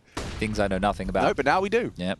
We learn something new every day as Device knows he has to take some space here. They were just outside with the stack nades. Now, Sector looking clear. Kicks it with a step into 2 big kills. Buzz was easy, sure, 1 HP, but Device, get wrecked. Yeah, that is beautiful. It could still spiral. Oh. It could. It doesn't. Nice from Stiko. Anti-flash and still takes down Borup. If that flash wasn't as deep, I think Borup gets both kills there. He confirms 2 on A, so the rest should fall into place, right? Well, yeah, and Nork also has constricted the rotations here, so he's hearing 1 through spawn. He might even get both kills available here. This is Apex up to 11 rounds. This is a certainty. Blame is literally tucked in saving already. He doesn't want anything to do with this. Stairs still over towards A. Nork very aware that a player was there, so he doesn't need to push the issue at all. They have to come to him. Yeah, I mean, eventually, this is surely a clear that he'll investigate. It's in his interest. I've never seen so many fights in CT Spawn and Beach in a game of Anubis before. It's like the first time you get to have a real deep look at it in a match. Yeah, he's clearing this. Is he? Yeah. You think? Yeah. Blame's still alive. Hello, and damage. That's info. Stiko coming for Stare as well. They want to take these guns away, but look at that headshot angle. Oh, yep, headshot for Stiko. Gives Stare a haircut. And Blame, nice angle, should be able to get away with the AK here. Nakanito hot pursuit, and Blame down. Nice find, and they're getting loud here in the studio. Can't blame them. This is for advancement here at IEM Cologne to that group stage. And, well, Apex, they want to take us the distance. They want to take us to 3. Astrala's collecting overpass, and competitive first half. This is how the round started for Buzz. You can see Shell shocked after a double HE to the face, and kicks in a double kill to win them that round. Was just listening to the comms a bit there. There was someone was calling for not to buy, so I guess they're trying to establish what they're up against here. With the loss bonus maxed on out, you know that there can be some investments, but wanting to get the Mac 10 in the hands of Jacob so they can spring into action. This is going to be a B pop here. Oh, Kakanito, does he investigate this? They're exploding into B any moment. Yeah. No one in the site whatsoever. He's actually considered it with a flashbang. Nice to be considered. And yeah, he's dead. Confirms 2. Blame and Buzz both in the feed from that dark side. Jacob, are you really going to jump in? You don't need to. You got the sight. You got the sight, and now you've got the fight. Brings it to Blame. 4 versus 4. Device is encroaching. They have a smoke on Borup. The bomb's not planted for them either. Nock's got a nice off angle for their swing. Playing that Ivy position. Will be first contact. I say that as Jacob's already gone down. Astralis threatening, imposing presence on this retake. Light on time. Borup gets the frag. If they're on the defuse, it's not planted for either of them. 10-second defuse, lads. Get your house in order. Get your house in order. 10-second defuse. Okay, Apex hanging on by a thread. Everyone down to the explosion. But yeah, what an attempt from Astralis, considering what they brought into that. It was one hell of a mess. Interesting way to play the post plan. I understand the thought process. It's like we don't want to be up close and personal towards these positions, but where the bomb was planted, we can see just how close this really got. That was very, very close, and they end up losing everything. And that was meant to be a little bit of an easier round for them. Regardless, it's still a round. They have a 3-round lead. They're chasing down this magic number of 16 to take us the distance in this series here today. We do have Ancient as the third and deciding map, and a map that both of these teams will be more than comfortable to play. We've seen an awful lot of Ancient out of Apex. I guess the same for Astralis. We were talking about them even with the previous iteration of the roster. Ancient was saying that they were trying to make one of their home maps. We do have both teams now with the full guns. Now, due to all the damage Astralis just inflicted on Apex, look at the residual cash. Even with this 3-round lead, they lose a round. Remember, their loss bonus will only be 1,400, so it is important for Apex to try and keep this winning streak alive. Again, a 3-man B setup. Smokes deployed. Kixon trying to apply a bit of pressure. Good map from Kixon. Up to 19 kills, leading the charge. We've been highlighting his impact throughout, and a nice little lump nade there. I think we need to get a new stat. Utility damage received. I think Buzz, over these 3 rounds, has copped 150 damage from HEs.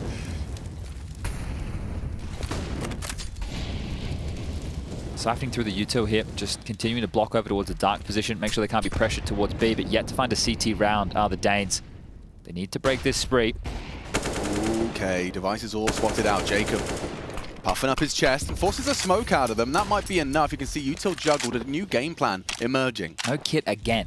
So if Astralis lose the site They're once spread more, thin. yeah, these retakes are always going to be so difficult. And Buzz, again, had enough money to buy a kit, so did Stare. Oh yeah, a bit of an oopsie if they do get into the site. 3 pushing A. Are they going to go for an aggress here? Well, they have to. They've lost mid, right? So you can see Stare, he's turtled up. He's scared to go for this type of fight, just playing on the jiggles. They block towards Dark at a perfect timing. That means Kakanito might be here if Borup and Device continue to push, but they aren't. So the static nature of Astralis over towards A could be troublesome. We're down to the 30-second mark now. Wait, are they going back to A? They're going back to A. And Borup's pushed through. Okay, nice catch. No info. That's the bomb. And Kakanito, who just that wasn't the bomb. That was spotted out. Devices, though, going to have to push for this just to be safe from the Akon wrap. Will Kakanito even consider this? They're calling A clear. Fast stare from flank as well. Jacob might go down or not. Quick headshot from him. Device. Kakanito bests him, and this is a completely different looking Astralis. Rumbled again, and this time flawless from Apex. They were destined to go B, and then just from out of nowhere, the decision came in to make that last-minute rotation, and it was absolutely perfect. And if you're Borup, you feel hard done by on that one. You know, every cue in the book that this is going to be finished on that second letter of the alphabet as you push through, you feel responsible. You're not, but you feel responsible after getting caught by Kakanito and the A site being the final resting place for that bomb. Okay, well, Blame, do you get to save again? You have definitely been trying to keep these guns alive.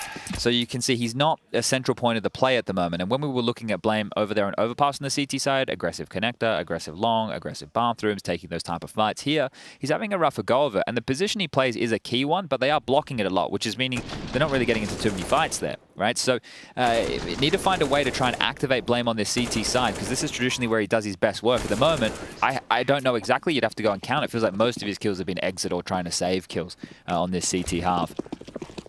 But it almost getting to the last chance for Astralis here in this map. They have gone for another buy. Famises are plenty. 2 M4s in the mix. Just going through the paces yet again are Apex. Looking like themselves here on their own map choice. Interesting. State of a play here with Blame and Kakanito. Ahead of the flash, and Buzz will be there to save him. Nice team play from Astralis. Frustrations for Nito. And it hangs in the balance of that spray. Well played. Device gets the bomb loose. Advantage heavily in Astralis' palms here. Looking to force the issue there. Device wanted answers. Interesting that he's just smoked off the bomb there in a way, right? It's also have to be worrisome that it could be one way around. Like people get, wait, what is he throwing? What the hell is this? Wow, Blame. We'll draw another one here. Jacob had that mid space. Now in the dirt. It's Nork's turn, and he was great in the clutch at the major. That's right. An absurd clutch stat for the Swedish AWPer. 2 though. And the AWP, yeah, unready, unprepared for that Blame off angle. And he was involved in more duels in this round, right? It wasn't so late round. He had that exchange early. Buzz had to finish off that frag, but he had done the majority of the damage there over towards Dark, and then rotating around, he had a couple of nice shots. So good stuff from Blame. It can be difficult, you know, there's certain positions that you play that are meant to be like active fragging roles, but if you're just zoning out or they're just like leaving you, then it can become really difficult to find the fights you're looking for. And that's when we go deeper. When you hear players say, yeah, I want to play our game, or, that's what we're talking about. The fights on your terms, you dictating, you deciding when, the comfortable fights for you, what works for you in practice. And a timeout has been called here for yet another conversation. Apex can buy, but it'll be 3 Khalils instead of the AKs. Plenty of nades yet again, and Astralis have kept this to just that 3-round buffer by getting their first CT round. It was a long time between drinks. This is how Overpass started. Right. 7 consecutive. And there's pace behind Kakanito's Can't push. go through that. Yeah, held at bay by the flames, and a smoke will obscure his advance. That's a bit more of a shallow molly than what you see. Most people molly a bit deeper so that they can't drop out the window. They've mollied so you can't push up and fight the doors. And it's interesting as well because you can see that there was a smoke, a T-smoke that landed towards Temple side mid, which was, I'd imagine, part of Kakanito's push and pressure towards that mid side, completely cancelled. It's a deep angle from Borup here. You can see he trusts his aim playing a position like this.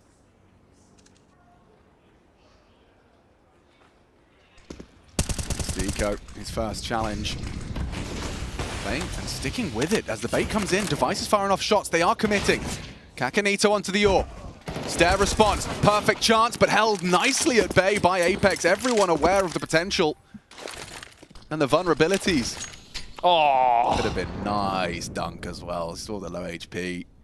Kicks in just 14. And yeah, backwards turned on Jacob going hunting a bit early. Does that lure them back into this? Yeah. And look at all the nades on Buzz. There's a chance of this if they're pretty tactful with the util. Oh, and they're overstepping the mark. They're getting lazy on the post plant. They thought this was theirs, and now what was 4v2? Oh, Nork softened up as well. Buzz still got plenty of nades to play. Flash high, safe from it. Nork should have one. Hits the shot. Blame in the clutch. No time for this. A threatening approach. And it's costly for the Apex players, but Blame will try and leave with the rifle, as will they. Nork and Kixon trying to hold on. And they will.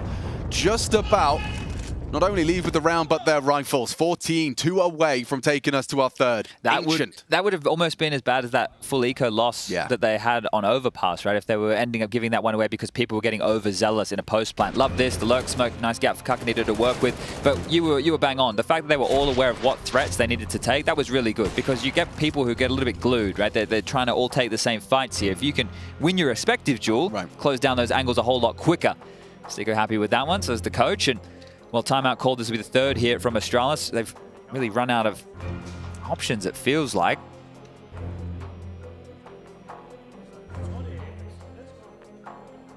I don't speak Danish, so I thought I heard it's only Apex. Let's go. Well, that's what it could have been, but hey, that would be an interesting way to fire up your team in the middle of a match as you're down 14 losing. to 10. If anything, yeah, you're really playing with fire there. Yeah, it is only Apex. Then you lose the next one. It's only Apex, It is only guys. Apex, though. Oh, no. Or, that's the thing. Maybe it just sounded. Yeah. Yeah. But I like this. Our interpretation. Throw the Apex, you know, the Dan Madasclair. Ah, yes. Give him the Apex, Hit boys. the Apex.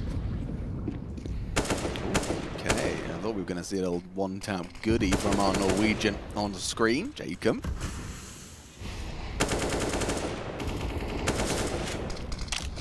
I love the fact that Apex aren't always necessarily in a rush. Like, if you wait out a lot of the CT default utility and you can play contact, we can see that they're puffing up their chest. They blocked A aggressively, but Borup has to play mid with Stare because they're playing another 3B setup. And as they take B long control, Stare and Borup worried about mid. They're quite truly about to walk 5 players in towards an empty bomb site. They've just called be clear. Yeah, you have to save. Don't push through it. Don't push through it. Just save. Too good. Just save. Too good. So that's going to be, what, asking for 5 in a row? What a perfect call from Apex. They found the path of least resistance. And Stare, yeah, I can understand trying to find something through the smoke, but a 5-man retake? That's just asking to do the impossible hard mode, and then you'd be, you know, you look how many people are working with $0 if they had to rebuy. Now, if I'm Borup, I'd have a crack. Because if I die, someone else can drop me an M4. Max Lost doesn't get this bloody Famus out of my hands here, but Device very committed here. Hard angle to clear, one that most overlook, and looks like Stiko will. So Borup does go down, but Device will only get one and done. Felt like a little bit more was available there. So they still might be able to hold on to 3 rifles. That'll be okay. Max Lost bonus, we can get a couple of drops from Stare, Blame, or Buzz. Wow. Rifles in the hands of everybody here, but Apex looking to pick this one up, and you can hear them surging and finding their voice again, and we return to the conversation. Kakanito coming into this team, replacing that of JL, left on his own accord to go to Na'Vi, and the general consensus is Kakanito's a good player. There shouldn't be too much of a drop-off from Apex, and now we have a series that is going to go the distance, and I'm very happy we get to finish this on Ancient coming up next. You can see it top right-hand side of your screen. And if these rounds continue exactly as they have, Astralis only 1 CT round so far, has been very bleak on their defense. Let's see if they've got that source left. Is Buzz aggressive through the smoke? Having a look at a bit of a one-way here. This could be very exciting for the Astralis campaign. Jacob, he's aware. He's alert. Barrel blocked. Well, left's looking a bit foolish there, Buzz. The aggressive push through and above the smoke leaves them in a disadvantage. Ancient 4 kills away for the Apex squad to equalize in this best of 3. For progression to that group stage. Interesting. They flashed through just to get Blame out. They're going to lose A again. Look at Borup. Oh, wow. Don't worry about Borup. Precise. Worry about Blame. It's all over. Pack her up, boys. We're going to map 3. Yeah, it would have to be one hell of a trip over their own shoelaces to not find the final flourish here. Kingston bringing the bomb to join Jacob. Kakanito knocking on Dark and Stare. Oh, spotted by the gap. It's all Jacob in this one. 3 frags. Tying them into a third map. Dwight, what have you got for us? One and done. Kixin confirms it. It's just a matter of time. Borup walking to his demise, and we will see Ancient, Apex, and Astralis locking horns and tied up. A map each. We will have to separate them over on Ancient. A competitive series ahead.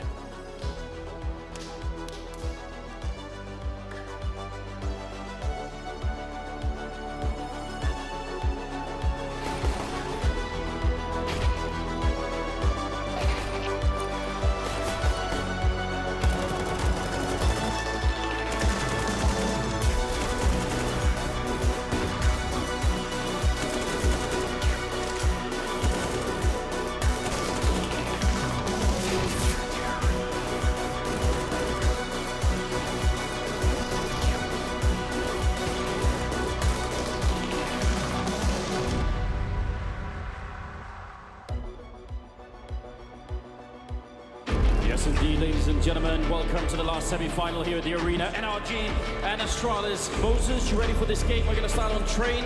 Oh, this is going to be absolutely beautiful. That Astralis we saw yesterday is so dangerous. I think Astralis is back, and I think they're going to win this series 2-0 and prove it. Astralis, they win the first major championship, 16-14 against Spartan Pro. You'll face it, London's major champions. It's Astralis. Intel Extreme Masters, champion, majors, back-to-back, Astralis again!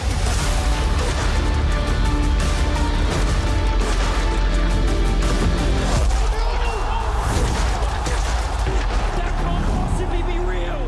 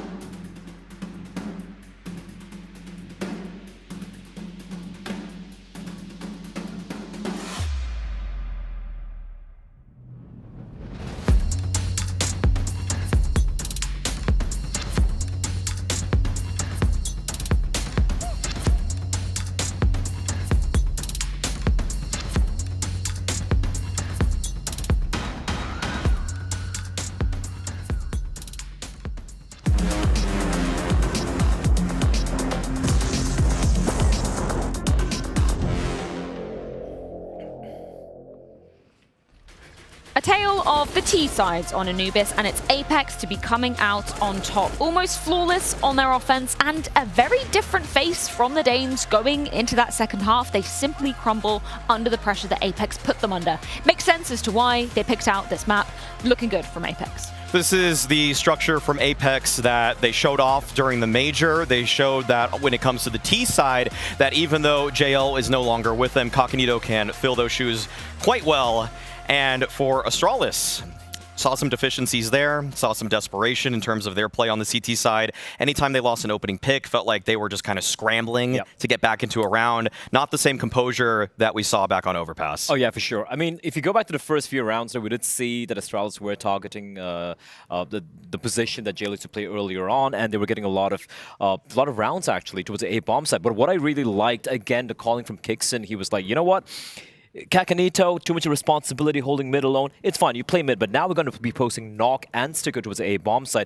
Good decision there, because they were able to manage to get a few more rounds at the very end of that first half, and then the T side just ran away with it. Astralis making too many mistakes. That's the thing. I feel like that was a good adaptation from Apex coming into the tail end of that first half, but Blair's totally right. Kakanito was kind of getting bullied by Astralis in the first stages on that T side.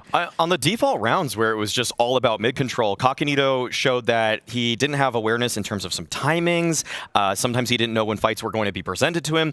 Stare one time ran through his own molly just to peek Kakanito, and he just wasn't ready for it. And so that's going to be something where Cuban is going to have to work with Kakanito and figure out how do we get you up to speed for tier 1 meta in mid-control, but everything else has been pretty good for Apex, all things considered. You mentioned Kixon's name, Big Brain and Big Aim, apparently, on this ground of Anubis. Yeah, I actually want to bring up the, I think the second pistol round there, round number 16, which was... That was curious. Which is kind of wild as well. Obviously, Kixon calling it, a couple of opening deals being won there, but it's a good sign to see because they're not looking at someone like Kixon to be, the heavy hitter for this team, so to speak. But I felt like it was finding a lot of impact. This round is just ridiculous, Maui. I mean, the first kill happens at CT spawn, and Astralis is probably left wondering what the hell is going on. Great shot again there by Kixon. So yeah, individually he was looking very solid altogether, but what I really liked on this T-side was how fluid it felt. You see Stiko, he's going to be that lurk. He can be aggro or passive on the lurk as well, always catching someone off guard towards the A bomb side, for example. And Kakanito, we mentioned how he was super uncomfortable on the CT side. Here was working very well in the pack. At times also being sent on a lone man mission, pushing on in, and just looking so solid overall on the T side. So whatever issues I had, it kind of got answered. I don't feel like I'd ever seen that pistol round strat I've never before. seen that. Innovation from Apex. It's like Furious playing Anubis or something. Like, what the hell? Why are they taking a fight in an area we don't even have a name for, really? Obviously, other than Spawn, but like... It's not even like really Spawn either. Like, yeah, it's weird. It's like that deep area. I mean... That just goes to show, though, how comfortable Apex are on the map. Yes. I think that's really like the big picture to take away from this one is just that when it came to the T side, when it came to the second half, Apex, they just showed that they knew how to take so much space so effectively, and they also just knew how to work into so many situations. Like, they won a couple of 2v3s, like man-down situations at least, because they knew what space was allotted to them, and the thing is, when you give a team that's very comfortable on a map any positioning whatsoever, even if you have man advantages, they know how to convert off that, and Apex demonstrated that. And Astralis just looking so uncomfortable in the CT side as a result of that. Yeah, like, there were certain rounds where they just got completely outplayed by Apex, but there were the times, like you pointed out, Maui, when they lose in man early on. Like we saw, I think, near the dying embers of that half, where Buzz was playing their one-way smoke outside of B mains. It's one of the earliest tricks people found, even in matchmaking when the map came out. Yeah. And it just got found out, and once he got found out, we saw, I think it was Blame F getting caught off guard. They were so desperate to get a trade, and Apex just didn't give them anything. Well, we find ourselves going to map number 3, but over on the B stream, we've already had a series wrapped up. So, Shocks, what's been going on over there?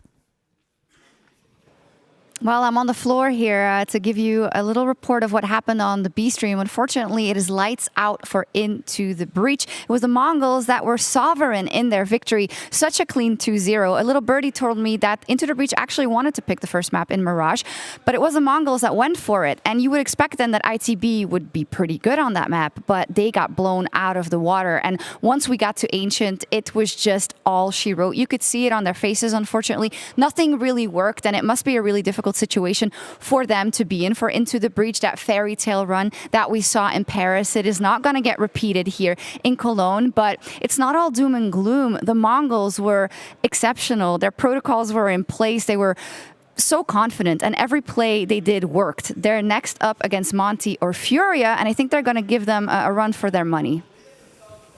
Yeah, sadly, not coming home for the UK lads. Oh, they're going home. But Blair, you sent us home, I guess. Yeah, of course. Yes, I am indeed the Mongolian general manager. Representative right? we have here. Okay, jokes aside, I think I'm very impressed with what we've seen from the Mongols thus far. I was very critical with the 2 new players coming in, losing Score, losing Annihilation. I had no idea who 910 and Mizinho are. It's their LAN debut. They went toe-to-toe against Mouse, where Torzi had to drop 50 kills to lose that map, and it just destroyed Into the Breach on their LAN debut. Great stuff. Gentlemen, map number 3, I feel like I have a little bit of recency bias because we've seen Astralis playing this a hell of a lot in Copenhagen, posting up some really good results. But then I remembered that Apex were looking pretty hot on this map back at the Major, with right? Jail playing, and this is again where I'm going to bring up the fact that it is going to be Kakanito playing Jail's position inside of Cave, inside of Jaguar, which is such a pivotal position of the map, and again, it's going to be Astralis abusing it quite a bit. I feel, again, it's going to be about who can put up a more solid CT side, and I think I've seen more from Astralis recently to have faith in the Danes. I'm going with Apex on this one. Okay. I really like the nade usage that they go for mid-control. Again, we're talking about the JL Kakanito swap. JL frequently worked with Jacob to try to take that mid-control, and I think when it's come to being an aggressive player, I've liked what I've seen out of Kakanito. I am a little bit concerned about his CT side woes there towards Jaguar, but I think that they're going to make it up on the T side just like they did on Anubis. Cool. So I got Apex. So are we still putting Kakanito under the spotlight as, potential make or break for Apex even on this map? No, I think the T side is very, very solid indeed, but they're going to need as many CD rounds as they can get. And from what we saw from Astralis, the way they were targeting him early towards mid, it's going to be a lot of fights towards that position, being with Astralis concentrating on that particular spot. So if he's able to stand that test, then Apex could take it. But I'm still going to go the way of the Danes. I've seen enough from them on Ancient. Well, before we do dive any deeper into the map of Ancient, we do have a quick update on the sidelines from Banks, as he had a chance to catch up with both teams heading into the third map. Well, Frey, I let us down just a little bit. I tried to have a check-in with both teams, but I could only grab Astralis this time, and even blame. He wasn't that talkative. He said the mood is still good. Obviously, they were not happy with what they achieved on Anubis, but he said it's the map they've had the least time into in terms of getting themselves ready, prepared. They didn't think they needed that time. Ancient is what is coming up next, and we know what they can do on it. He's hella confident, but they need to come up fired and ready, because Apex are certainly going to give him a fight. Let's see how it goes after the break.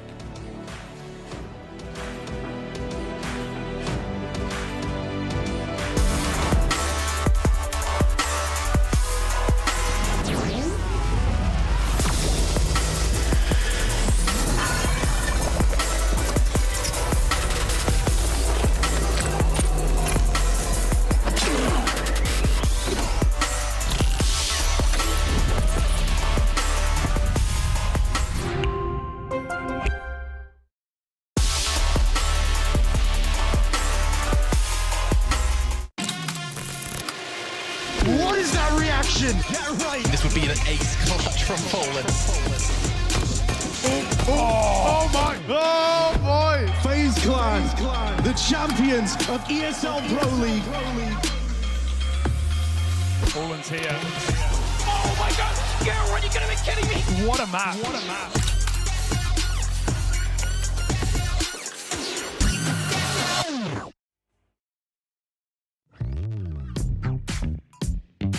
Welcome to another episode of Needless Knowledge, where we're going to be grilling teams on math, geography, and science. And this time, we got OG. Welcome, everybody. Hello. Hello. I am joined by NIP's Hedrick and Roland. Into the breach. Welcome, gentlemen.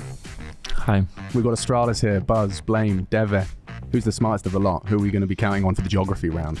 Geography, Buzz. That's Buzz. Yeah, definitely. It's Buzz. That's what I was going to say. Yeah. He's been around the world. He's been around. He's been traveling. Different hotel rooms. Just ask him straight up. Okay, so Buzz, they can help you if they have to. The first question. At IEM Cologne, we have Fnatic, FaZe, and Furia. But can you name 3 countries that start with F? France, Finland. France. France, Finland. And think, guys. I don't know. I'm trying to think. Wait. Oh, I don't know. I don't know. Faroe Islands. And time's up. All right, so you're gonna try. I don't know. I said Finland. Yeah, that's right. Finland and France are the easiest too. I'm calling it. You guys don't know it. All right, it's a little tricky. Fiji. Fiji. Nice. Boom. Nailed it. Faroe Islands. Is that an island? It is. Bing, bing, bing. God, guys, that was a clutch. we're insane. You actually almost said Faroe. Yeah, but I didn't know if. Yeah, it's. And French Polynesia, which even I'm like, oh, okay, that's interesting. All right, number 2. The second CS2 major is rumored to be taking place in Shanghai, China. Which country is in between China and Russia? Tajubus. How's that me? Oh my god. I have no clue. Geography. Between. Like, we should try at least. You should try. You should really try. I don't know. I don't know. Listen. You can't say idea. anything that dumb. You gotta give it a shot. Come on, say a country. Japan. Isn't it Kazakhstan? Yeah, I also was thinking about Kazakhstan, but I don't think. I'll give you a hint without a letter. I'll give you a hint which I gave another team. You're not getting points for this one though. No. But it will. It's think Asian CS right now. Is there an Asian team in Is there an Who is it? You guys are terrible. Like Mongols? Where are they from? Where are the Mongols from? Mongolia or what? I can take a guess on Mongolia. Mongolia? Yes. Yes. Oh. Does it count? Does that count? Damn, bro, what a clutch. 2 seconds on the clock. Need to be more confident. Yeah, but I was thinking if it's just the name of the team or are they actually... Yep. It's on the spot, you know. It's difficult. You know what? It's just the first couple of questions. You're gonna get better. Yeah. It can only get better. Final question of geography. When Vitality won the major, All of Counter-Strike friends rejoiced. Name 4 countries with which France shares a border. Spain. That's one. Andorra. Netherlands. Belgium, no? Germany. We need one more country. EU. No. But Spain? No. Yeah, Spain? Yeah, it's Spain. Yeah, fine, Spain. Spain. You give it to you, yeah, 4. It's also Italy? Oh, not. No. Yes. Germany. Yeah, you got it, 4. Holland, Netherlands. Boom. Belgium, Switzerland. Alright, he nailed it. That's Bro, fine. I don't even need to answer. You don't even need to do anything. You know this, right? Yeah, I knew some. But yeah, of course I knew it.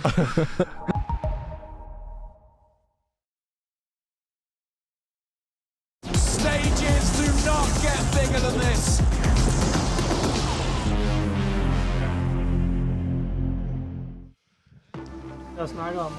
Back in business. Third map to separate them and an opportunity for advancement to the group stage. It's a lovely feeling, you know, picking up the opportunity to take your load off during the conclusion of the play-in and be locked in for the group stage. Well, this is the easy way, right? Win your best of 1, win your best of 3. Don't go to the lower bracket. Avoid the lower bracket at all costs because things are going to heat up an awful lot more if you drop down there. But just quickly, before we get into this match, I have to touch on that little content piece we had. Couldn't have aged any worse for Paul Bemis there, could it? Knocked out of the tournament by the Asian team at the tournament. He's like, there's an Asian team at the tournament? Yeah, they're actually, they're still in it, actually. Yep. So that one there for Paul Bemis, I'm sure that'll end up on social media or Reddit or something, and everyone have a bit of a laugh. But yeah, look, you can't sleep on the underdog, but what happens when they're both underdogs? Well, right now, we got both teams with A's, big ones. Astralis, once upon a time, the very best Counter-Strike team in the world. The only player left from that device. On the other side of the server, Apex adding a new individual, Mr. Kakanito, alongside of Kixon. The two of them have played together before. We got Stiko, Nork, Jacob. They're off the back of their major success, but let's get this one underway. We got to cover off Astralis on Ancient against Liquid yesterday. Yeah, very promising in our first taste of Astralis' Ancient. See, an armored Julie and a smoke. Like, they couldn't have given Device any more equipment to be set for success. And he plays a forward position with Blame much more ready to rotate. So they're hoping and counting on Device's proactivity here. And he's been spotted out, unloading the magazine. 30 bullets of Mayhem does nothing. And this is Apex site. And it's Jacob's round. Long-range Glock, not quite going to convert, but Blame's already gone and met Stare with the same fate. So 5 alive for Apex, and it's a very good start in a must-win map for both these squads. So we've been discussing this, right? And these two maps, there have been moments, there have been a couple of like clutches or rounds that have gotten down to the wire and retakes and whatnot, but a lot of it feels like the rounds have been over.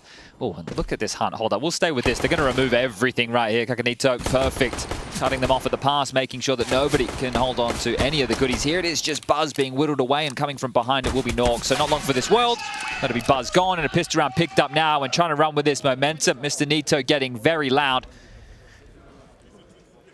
It does add an extra element as well. Love that we have the teams facing each other here in the studio. Now, I will highlight that there is a smart glass separating them, so they'll only get the opportunity to make eye contact with their opponent between rounds. That's where we get the device wave. Yes, how you going over there, yeah. guys? Well, right now, might be having a few little waves back. Woo! Magic.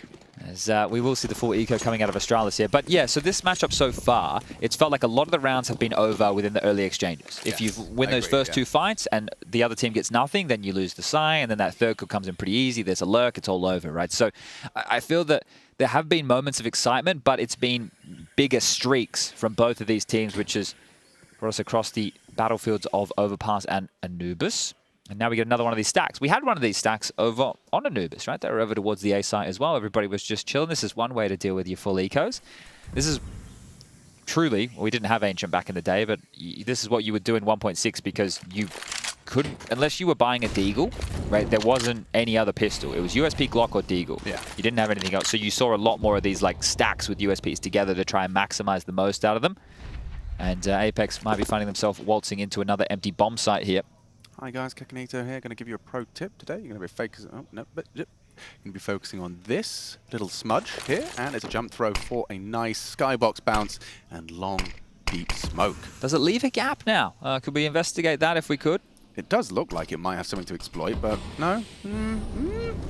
If I was right up against it, I'm still probably staring at a grey screen. Yeah, we'll give it to him for now. Yeah, I think so. We'll wait until it gets exploited before we have too many concerns about it here. And it's faded. What a fantastic round. They haven't moved. Not even a muscle. Look at Device. Put the cam on Device, yeah. Look at him. He's having a drink. It's all good. I might have a drink as well. Thanks, Device. And actually, we'll use this as your Hydro Homie reminder. Hear that noise? That's my... I brought a water bottle with. It's a large flask. What's the capacity? 900 milliliters. Okay, 900 mil. Didn't quite make the liter. No, but it's probably quite a nice ergonomic weight. They've considered it, so you're not lugging around a 2-kilo container. It's quite nice. You get this little latch here, whacker on the top, doesn't come undone. Very fancy. All the bells and whistles. Yeah. Yeah. I was thinking about getting one of those nice cool flasks. I was playing tennis with my mother, and she had one of these super fancy metal ones. And I'm talking 4 hours of sunshine, ice cold. Yep. And you know when they get those plastic ones and water starts tasting like the bottle? Yep. Really ruins the vibe. Definitely so. But yeah. Yeah, and it saves you going to the whole frozen method, and then you take the frozen bottle out with you for the day. But I was always envious of the kids that had the forethought before a hot day at freeze school. it, yeah. And they'd come in and then they'd be shaking it around, and I'd be so envious of their cool water throughout the day. And that's the end of our Hydro Homie segment. Counter-Strike continues. 3 through mid. Borat, Blame and Buzz. Alliteration. And some proliferation of bullets as Jacob gets brought down to 15 from the spam. Blame opts for a fresh mag. And we do see something quite poppy coming into B. They have to. They've lost mid control. Okay, charging through. Very, very blind. Stare. Vision restored. And now he's lost his life. One and done. Device the same. Kakanito's the one to post the double. And there could be more. Borup, he pays a heavy blood price running through that Molotov. And yeah, just peters out into nothingness. This is a promising start for the T campaign. See that strategy right here? Guns will be ripped away. Great little hunt here from Jacob. But see that strategy right there? I'm pretty sure a lot of other teams have stolen that from Apex. I saw Liquid running it and not as efficiently. I don't know if MC had a sight cam right there as they went in. If we could catch it on the replay, could probably talk through some of the details because it will be another lighter buy for Astralis here. But the way that they do this, hit in towards that site, they're going to smoke off cave, they molly the pillar, they throw a deep like CT backlane smoke, and then the way that the flashes are positioned is really great here. You get these flashes that are popping behind the pillar as you're scaling up to keep people at short flash, and they have some cool ones as well over towards long. So it's a nice little set piece, especially if a team wants to play heavy mid, because that means that the B ramp extremity usually will only have one player there. Makes sense. So you're either going to have like heavy mid or heavy cave. So a lovely little strat there. We saw it from Stare and Device's POV, fully blind and kept humble. By the time that they had vision, they had a whole team on their bomb site. So cool set piece. And now what? Other ways that you can, because the Astralis have to take this light investment here, but even on a round like this, Apex went in through some of these mid nades, so you can go close to this position where you see Kixen right now, and multiple individuals can throw these like jump HEs, which on a timing, as the CTs push out of red, you can catch them with flak damage. So essentially what you're trying to do is condition them from stop going aggressive middle. You don't want them to be jumping up Tetris box and always fighting B lane. If you can force them to have to worry about locking down the extremities, then later in the game that'll open up mid for you, right? You'll be able to take red, you'll be able to pressure donut, and that's very key components of a map like Ancient to be able to own. And I think Apex very efficient on this map. It's a fun team to watch. I was watching what was going on in the Into the Breach game for a little bit as well, and I think they grabbed one of the Apex mollies. They have this molly they throw top of B ramp, and they actually scale up behind it, and you can move in towards the side on the left, but it looks to a CT like the ramp is mollied off and you can't push through. So just some of these little quirks. But clearly a map they're at home on. Yeah, and it's a good momentum map as well, right? You can always throw in a good fast mid if your entry player gets a good spawn, right? If Jacob gets a good spawn and wants to tussle with it, you can do those all-in A's with some set smokes. But just looking for damage here at Astralis and wanting to hold on to all their goodies are Apex as they try and exit down through the B doors. Device has been spotted and dealt with. Good stuff from Stiko as they can all back off now and look to keep all 5 alive. A very clean start from Apex here on the 3rd map of play. Now remember, there are stakes on the line here. You will not be eliminated from the play-in stage, but the winner will progress to the group stage. And as mentioned, you'd rather do this as quickly as possible. 100%. You have to put less of your playbook as newer rosters, right? You could also argue from the angle that maybe you want more. No, actually, no, I'm not even going to try that. Nobody wants more officials when your tournament life is on the line. No. Especially at IEM Cologne. Bingo. Yeah, so I'll remove and retract that statement. But the loser of this will drop down and play the winner of Complexity OG. So, look, either of these teams would be favorites against either of those opponents, but it's not a certainty. Far from it. Complexity looking polished in our first glimpse. And looking like they're riddled with potential. A couple of near misses for them. They've actually been able to apply a lot of pressure here over towards B because they extinguish. You see this smoke over towards the ramp. I think they extinguished the molly. So Kakanito's actually already been able to look for a duel. So Borup and Stare are on high alert here. They've started the AWP of device over towards A. So it's a bit of a different look early here for Astralis. Oh, I was waiting for. Yeah. Didn't get it, didn't convert it. Jacob spots him out. There's pressure all over the map right now. Look at them. Then Red Room, A main, and Cave simultaneously knocking on these doors. Oh. And Device is the first to repel the knockador dash of Nork. But they're in B. They're entrenched in B. Oh, that's a big find. Stare may have saved their hide there because that space now is up for debate. Kakanito, 2 on the spray. Jacob combines, and now if Buzz goes down, this is looking very sketchy for Astralis. I say that. Kakanito caught, nice from Blame, 1 on 2. Steeko, he hasn't even planted yet. They think it's A. Well, he's got no idea. He would assume that they would start making their way in. He wants to try and make this a one-on-one. So as he pushes forward, they'll clear A, and they should be on the rotation back. There's a smoke if he got it in time. He hasn't. He's so convinced there must be someone. Sure, they must be investigating B, but wide open for the plant. Well, this is good. It allows him to get the bomb down where he can't be spammed or have a nuisance like that. So a bit more open here, but needs to reposition. Buzz is quick. That's the fight. That's a lot of damage. Steeko spotted out. Brings Buzz to 20. He's definitely going to call he's gone down ramp here. Oh, wait. Buzz is ready. Yeah, holding for this Blame. Holding bait from Buzz. Now one-on-one. Steeko not ready for both. Blame, patience rewarded. And Astralis finally break their silence in round 5. I understand why he's checking that because Blame's still alive. And when we did the Liquid game yesterday, Blame was on the longest around the world flanks. Like he was walking through T-spawn. The bomb was already planted. Like he was never in a rush on those retakes. So a good round for Astralis to salvage here. This double from Kakanito, you think maybe, just maybe, that's enough to get them in, especially when Jacob chimes in. But Buzz, a good job. You can see when he responds to the site, he doesn't want Steeko to get away. He wants to make sure he has some information of where he's gotten off to. Oh, what is this? What is this?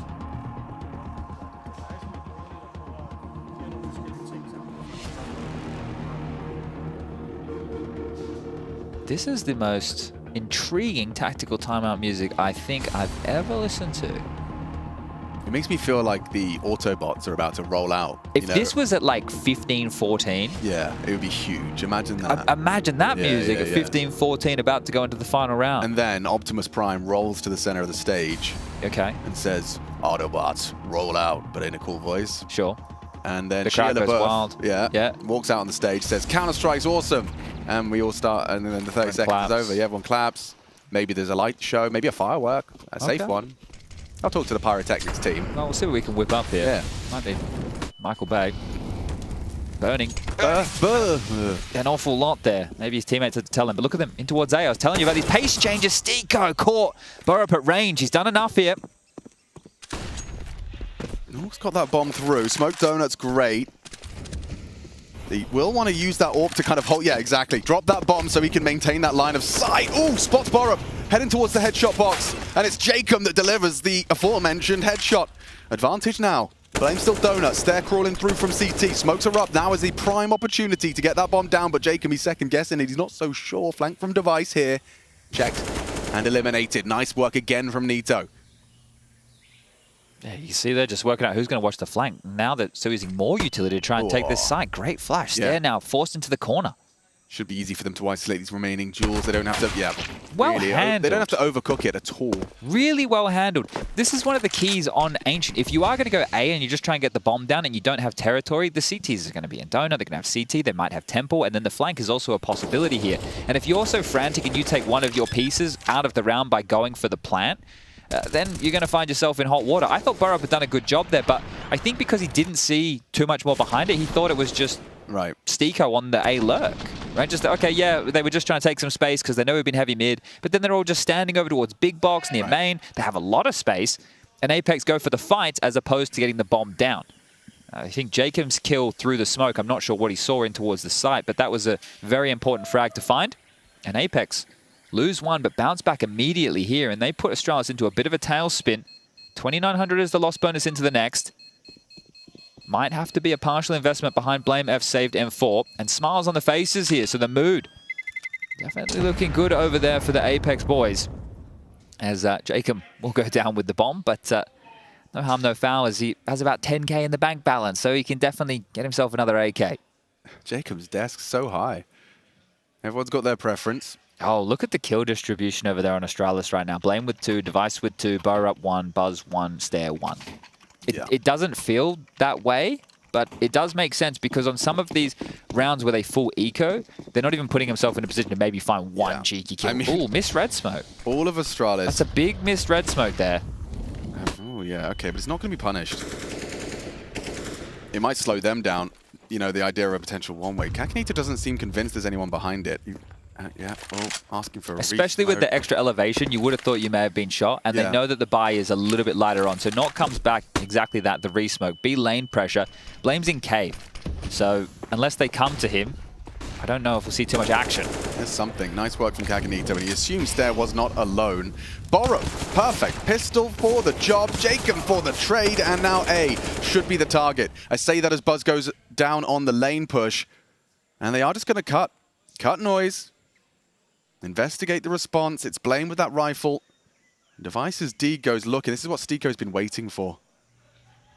Be very hard pressed to beat this and clear this. And just like that, it falls into place. Apex's T side right now looks indomitable. You talked about that kill spread. 2, 4, 6, 7, 8. Yeah, exactly. Astralis, less frags combined than either Jacob or Kakanito. Yeah, this is problematic, to say the least, for the Danes here. They're just looking out of place in a lot of these duels. They've gone for control of areas on the map, and Apex have punished perfectly here. And then when they simmer into these mid-rounds, Apex are very patient. They're not rushing into anything as we go for the mid-control again.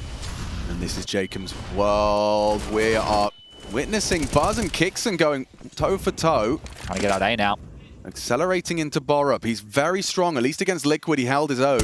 And Stiko, first victim, comfortable for Borup to collect. Advantage for Astralis to find their second here on the defense. Borup overcooking perhaps as he gives the fight to Mr. Nito. Profitable now, across with the AWP. This is very potent if Nort can just fire off one of these shots, isolate these jewels. He knows they're in the corner. Oh, and between the wickets. Stare will close, and Astralis back to their winning ways. They need more of that, though. 2 more of those consecutively here if they want to be able to break Apex. So Kixon will need to drop it around like this, but I'm curious to see what they opt for here. So they just went for the full mid control, and there was excessive flashes to enable those CTs to push through those smokes and take those fights. It still is a bit of a 50-50 in those environments there, but I like the fact that Astralis realized they can't keep giving mid control over for free. Kixon with all of it to do. I think he did insta-window, and he's also doing donuts. So in-game leader. Throwing all that util, and Jacob will need to extinguish here. 3 smokes dedicated towards mid. And I don't know if they'll get control. Yeah, so they've repelled the invaders nicely. Buzz confirms it with another cursory glance out of the donut smoke, and not concerned about ledge at this point either. Stare's got it smoked off, and even tagging up another. Mr. Nito walking through.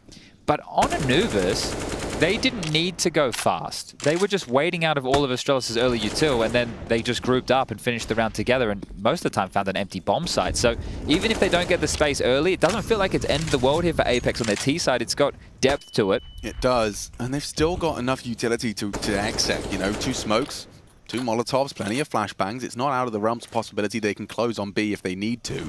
But I want to confirm and take it back a bit of middle. The flash to set up Jacob and Stiko. Working towards this AWP, lingering in that second stage of cave. B could be in hot water here. If they go down, the rotation is so far away. And he's so committed to this angle as well. Stare not in support. Device is just backing himself, backing his aim, and his capabilities. 37 seconds. The A players have to start feeling a bit funny about this. Buzz hasn't seen anything on the jiggles mid. Burup's close man here. Like, Blame's on the boost. You guys, you gotta rotate. Exec in. Device, he's going to hold his nerve, hold his angle. Stare's going to be completely smoked off. This really does hinge on the 3 walking up ramp. Look at the restraint out of Nito. Oh, and Device. He's looked away. The barrel betrays him. Patience rewarded from Kakanito, and advantage on this A plant. Excuse me, B plant. Blame still on A. Maybe not. Stare. Give it a go. Delivering. Gives them something to say. Starts the conversation. You can see that. Forces Apex to acknowledge that there is still a round to be had here. Smoked off now. Yeah, what do they do? They're completely isolated. Someone has to get through. It can't just be wallbangs. Stiko has a molly for the bomb. It has to be perfect. Flash is first. Got to get this one right. Perfect off the flash. Nito down. Molly in, perfectly placed. Buzz holding in the kit. Not enough. Apex, you said it's got depth, Chad. A demonstration here in round 9. Beautiful stuff right there. And the fact that they didn't just worm on out in that moment, thinking, oh no, we're smoked off, we have to push, we have to go cave. They just know, hey, we've got our utility, we can set this up. There was a flash, a peek, a fight, Very cool. Great. And Kakanito making some noise as well. He's got to replace JL, who was a massive personality on this team. Now, Kakanito, in terms of the ability, I don't think anybody was too worried. But in terms of, hey, what type of environment is this guy going to bring? Well, we don't really know an awful lot about him. We got to meet him over there in Malta when he was with ATK. Seemed like a nice enough guy. And he's got some energy too. So we were talking about Astralis having their attitude era. Apex, they haven't skipped a beat. The major was great. And this is also looking hot to trot. So some good CS, a lot of talking from the coaches here before we get things back underway. But just to note, this was an Astralis timeout, their second so far in map number 3. Yeah, Cuban on the right-hand side, Castle on the left. And I mean, a lot of pedigree on the screen, but Cuban in particular I find very interesting to talk to. He's really, I mean, he's morphing every time I speak to him into more and more of like that coaching personality. And a responsible recycler there. Crush your bottles, they'll take up less space in your garbage bag. There you go. Can get more in as we look to get more Counter-Strike under our belts. It's the classic mid-hold here, so divider smoke mollies either side. Spoke a lot about that yesterday, so Buzz and Blame have some space, and Jacob's been chunked down here. Yeah, wants to get out of there. Nade back, good on to Blame. 50 HP to work with as Boost will be dismantled. Device trying to find impact with his AWP, and oh, Stare caught out. One back, need more. Okay, Device is up. Puts Stiko on the floor, kicks and dumping nades, and Device hunting frags. Oh, a lineup! Collateral! 4 from Device.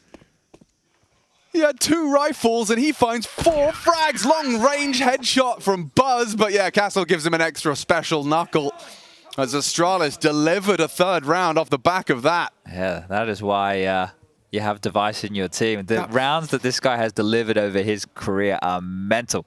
The fact that he gets the fortunate factor of that lineup as well, just the cherry on top of this one. The flash was coming in, still gets the kill and gets away, and then this lineup, perfect. Exactly what Astralis needed to get the engine started. Beautiful. I mean, truly beautiful. Not bad. He's just a meme factory right now.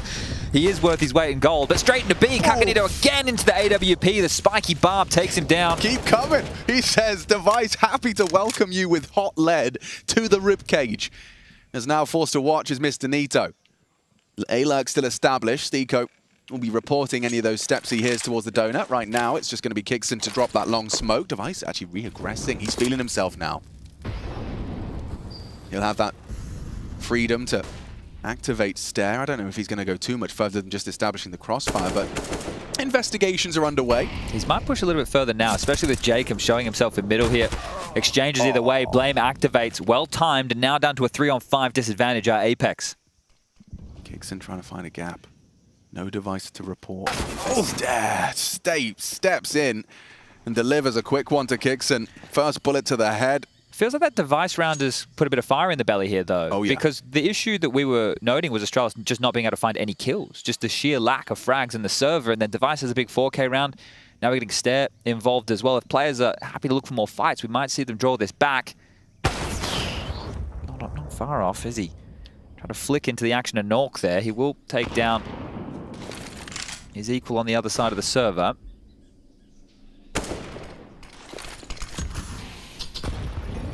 Damage on that nade. Stiko accelerating to try and flank. It's held by Blame. If he gets a kill here, maybe there's a chance, but there's only 13 seconds left. I think it's a save call. Oh, this one's simmered out, hasn't it? So Astralis, consecutive rounds just before. That's it's fortunate he's gone down there. But Astralis now with consecutive rounds here on the CT side. The first time they've been able to make that remark. So they have actually broken Apex now in their finances here. 2,400 into the next, and easy as you like, right? If you're just going to be running straight up into that AWP, he'll hit those. This one gave himself a window to look through. Gets closed right in front of him, but no big issues. Still be able to pick up the round. Overpass, if we take everybody back to map number 1 of this series, right? It started with Astralis looking like they were going to run away. Thought we were going to have a quick day at the office. They were just on the T side, their map choice. owning Apex. Apex didn't look activated. They weren't looking like a team. And then they went on a streak of their own, 7 consecutive, flashing for each other. Flash work was amazing. It was great to see them get activated, but the game got away from them in the second half, and Astralis ended up picking that up. And, well, here we find ourselves on the third and final map of Ancient. Now, the question is this going to be Apex getting off to that flyer start? Now, does Astralis draw it all the way back, and we go into halftime with a 9-6, maybe an 8-7 scoreline either way? Interestingly enough, that opening death there from Kakanito trying to catch Device off guard was his first. He's been a part of 5 opening duels and successful in 4 of them, but that's the first time he's been punished as the opening death. Could be an A-fake here, right? So you can see the donut smoke thrown out from Kixin as well. This is definitely an A-fake, trying to buy some space on B. Yeah, and it's going to be working. Device not biting, but say that with his knife out, he strafes through and does spot bodies, gets the info. He knows it's all a hijinks now. Bomb to be planted, rotation through, Device delaying and maintaining that long side control. White screen, second to try and find a way back in. A 5-on-5, look how many bodies are gathered here. Smoked off for now. They have to fight. Does need to fight, and that's the fight Stika was looking for. Confirms Blame detached from the pack, but a lot of bodies here on Nito. 1 and done. Stair trades. 2 still here on the long side. They are connecting their rifle shots. Device will hit a couple more, but he wants to preserve the AWP, and okay, that was his chance. If they wanted to get 1 more on the way out, he'll leave, maintain that AWP, and Blame last seen mid, so it works out, and they get even louder here. Apex, they've won out the T-half on this third map for the opportunity of progression. That right there is insane. It couldn't have worked out any better. You can sell an A-fake like that with nobody needing to get a kill or dying. It was you two. And they drew everybody. Device was moving away, as you highlighted right there. He caught just a whiff of them as he was making his way over towards CT spawn. Sure, they had the idea the fight was coming through, but that's all Apex wanted to open up. That wasn't a full buy, right? That was a round that had a lot of emissions in it, and they're still able to pick that one up. So a massive one to get themselves the half victory here. And yeah, just again, fakes don't normally work out that perfectly. Limited resources as well. The fact it translates so nicely, it's going to give them advantage into the next one. They just called me clear. Blame. Here's them. Turns tail. Gets away in time. Pressure from main too. Stiko. And Nito. On the way. That's the angle. That's the spray. Big from Buzz. Blame burnt out. Forced out. Towards main. Stairs got a few here. Oh, he's very quick on this. And very loud. Sticking already. Oh, no! Still handles it. Adjusts nicely into Kakanito. Has to turn tail now, find a safe haven. Long-range shot, Stiko unwilling to commit, and it's another from Stair. Handled. Completely stabs them in the back. Device should be caught out here, sticking out like a sore thumb. Ooh, Kixin trying to finish the job, leads to his demise with the no-scope. Yeah, I don't think you can quite believe that one. That's a tough one, that's a tough. Where'd all my bullets go? Yeah. Oh, Nork, 1-on-4. He does have the bomb. He does have time. And, well, doesn't have his life anymore. Blame will peer out at the perfect moment. Take him out and get Astralis up to 5.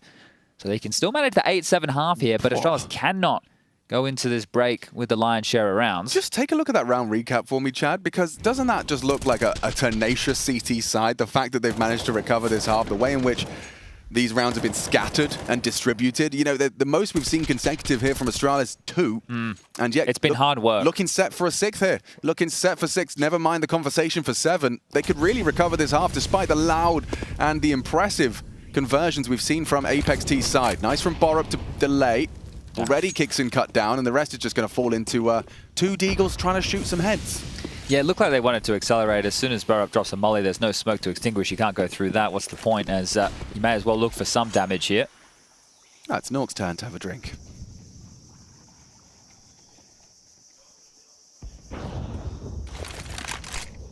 I guess that shows everybody what these moments are like, because when we sit here and we talk about it, it's like, well, guys, they've only got a couple of Deagles and some pistols here, so we don't expect a lot to happen. I think the players sitting there having drinks in the middle of the round backs that up better than we ever could. For sure. So, sure, it is a highly unlikely scenario to see them scoop up a round like this. But it's already been a very good half. I think 8 rounds on the T side of Ancient here. Good haul from Apex. Pot shot from Stiko's Deag. Won't get many more of those opportunities. I say that as Buzz does happily put his head in the vice and confirm Stikos advancing. And actually, Nito takes down Device. That's a nice deagle shot towards the long side. Stair should have this one if Buzz doesn't beat them to the punch.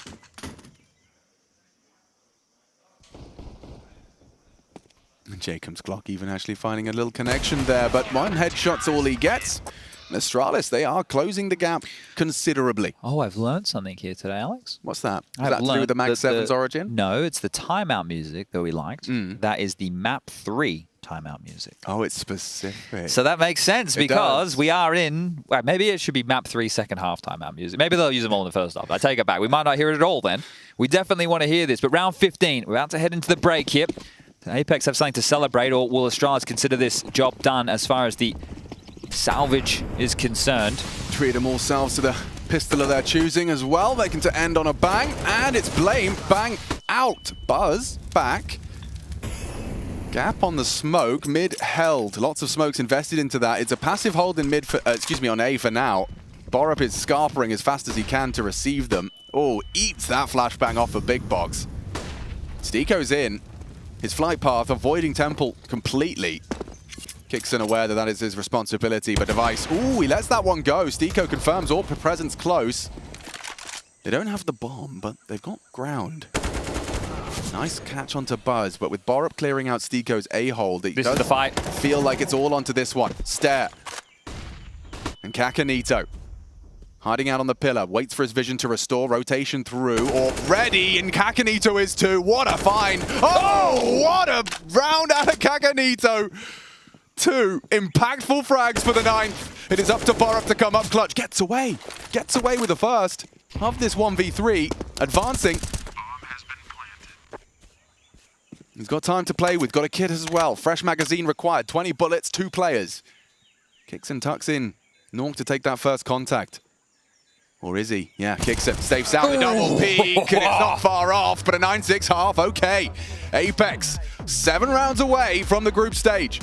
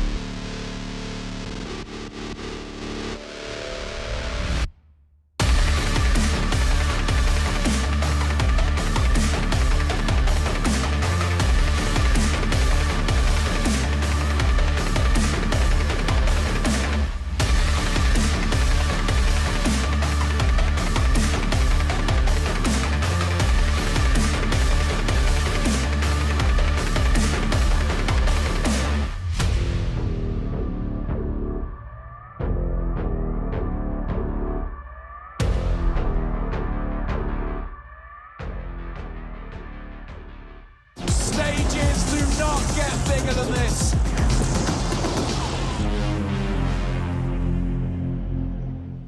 Yes, a big stage and a big performance from Kakanito on a must-win map for the boys of Apex, at least to do it the easy way as they look to battle off into the IEM Cologne 2023 group stage.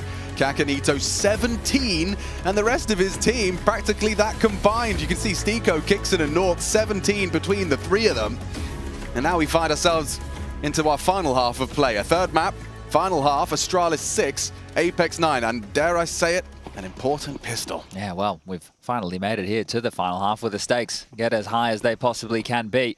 Looks like we might have a biff in middle here. 3 aggressive, want to take that fight and spot it now. Oh, what is that from Norg? He should be taken down. He is off the back of that flashbang, but there's a little bit of a bait and switch. Not clear in their corners. Bomb is lost, and Borup's a red-faced warrior. After losing that one, you feel a bit silly. The Molly! Oh, the temptation punished! And what a way to start off proceedings. Apex 6 away from the group stage. Kixon does his absolute best work on the pistol rounds, doesn't he? Another multi-kill on a pistol round and catches Device with Molly in the hand, thinking he has the scissor to the paper, but turns out Kixon is a rock in these pistols. Beautiful stuff for him here. That's the easy one, and this is the cheeky one. Device. A moment longer and Kixon would have had hot toes. They're getting fired up about this one now. Like, you can't even fault Device, the hamster in the wheel. You know, you're looking at the corner for a second, you go, wait, Molly? Oh, yeah, dead. Round over. And P250s and Deagles is about all they get to talk about here. And as well as the nade damage they just suffered. That was a very deep HE. But we're learning quite quickly in terms of Astralis. Like, if they don't get a plant, we probably don't see the force buy. On the CT side, unless it was a close round and they got a bunch of kills, maybe save some armor, we probably don't see the force buy, right? So they love the full ecos. And there's a few teams who enjoy doing that. Big are another one. They like to take things conservative, but I think it's about a balance. It's very circumstantial. It depends on the map. Maybe it depends on who can you drop an AK. You know, what can we get done here? A plant on a T side pistol round makes a huge difference to the follow-up. And then that flow and effect is to do with the conversions. Yeah. It runs deep, right? In this scenario, we're going to see quite a boring round now. Or it should be, right? If you're an Apex fan, it should be a boring. And then the AKs come out in the next, and we get the biff and the brawl underway here. But it is a stalemate over towards A for now. Who gets more kills, Stiko or Norg? Have your say. Use the hashtag IEM. Norg. I reckon it's Stiko. I think Stiko takes first contact. He doesn't. Oh, they've seen him now. Yep. He's in trouble. Norg gets at least 2. Stiko combines and falling apart for the Come on, Stiko. There he is. That's my boy, the tractor. God damn. Well, he did get spotted there. He did. He was very lucky. He made that work nicely. Yeah, very well done. Okay. I actually really liked the corner he went into in case they disrespected that smoke as well, because you know 4 people are going to go straight past you. Cheeky. Okay, well, he's going to hold on to the MP9 as well, isn't he here? So Apex with a bonus round. We're walking to round 18 here. Under-equipped in the weapon department, but more than happy to take this fight. It's aggressive through mid. 4 players vying for mid control. They really want this territory. I love it. Sure, you'll get the smoke down. It looks like the one-way as well. It's a very... It is a bit suspicious. And Stiko... They faked them out. They faked them out with their own strategy, made it look the same, right? Because they went 4 mid, if you take a look at the radar here, you can see the 2 smokes dotted over towards B. They thought they were getting hit by the Apex. Exactly, right? And it was the same kind of B pounce strategy. So they knew that they had given away the fact there were so many players mid with all of that. Makes sense. And Astralis didn't bite, they didn't do anything. The only thing they saw on the map was the execute towards that B side. Oh, and that's a big frag from Stair. Takes down the high flyer in Kakanito. They are going to be in the right position to try and claw this back. And yes, some significant damage from that FAMAS. Finished off by Kixon, but unable to build a round out of it as I... Wow. Yeah, that really could have gone either way in moments there, right? If that kill down the ramp was cleaner, then you maybe get a kill over towards Cave. That could have really fallen against Astralis there. They're fortunate, the FAMAS and the AIM, not getting the job done there. They will get on the board as far as this T half is concerned. And with Anubis, there's a bit of a problem in the second half. They weren't able to get any rounds on the board in their CT side. It was a masterclass out of Apex. Oh, yeah. I think they managed 1 on their CT haul. Either way, it was negligible because Apex took control of their own map pick. Now, I mentioned this was a bonus round.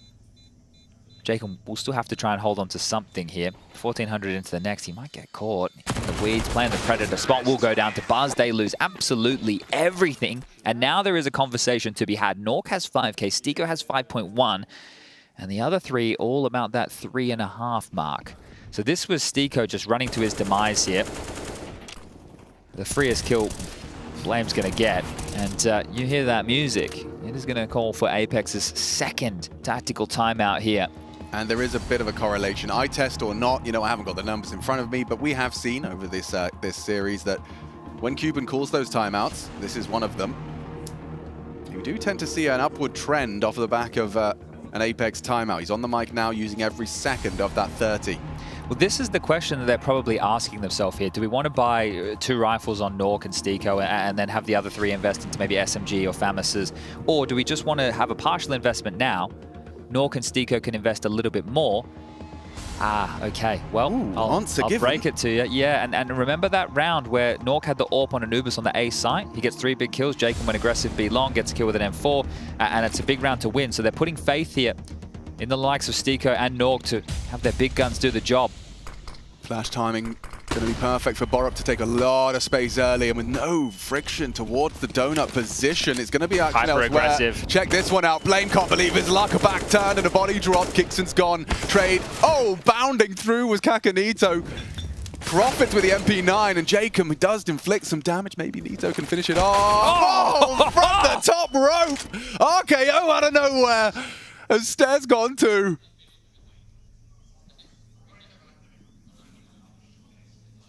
Borup already in donut. Bomb, Buzz, disconnected and of course concerned. Kakanito was up lane and bounding around, killing his teammates. So you can see why they're going to slow this one down. Apex was very good at the pauses on their T side. They did a very good job of waiting for the pushes to come or finding that next fight. And there was the 2 bigger investments here, Nork and Stiko, who haven't been involved in any action. With that lighter bind, they decided, hey, we want this full B lane control. And now as they clear out mid, they see that nobody's home. Borup, the aforementioned, is in a powerful position here, but very difficult for Apex to sniff out and clear. Is Nork ready for this?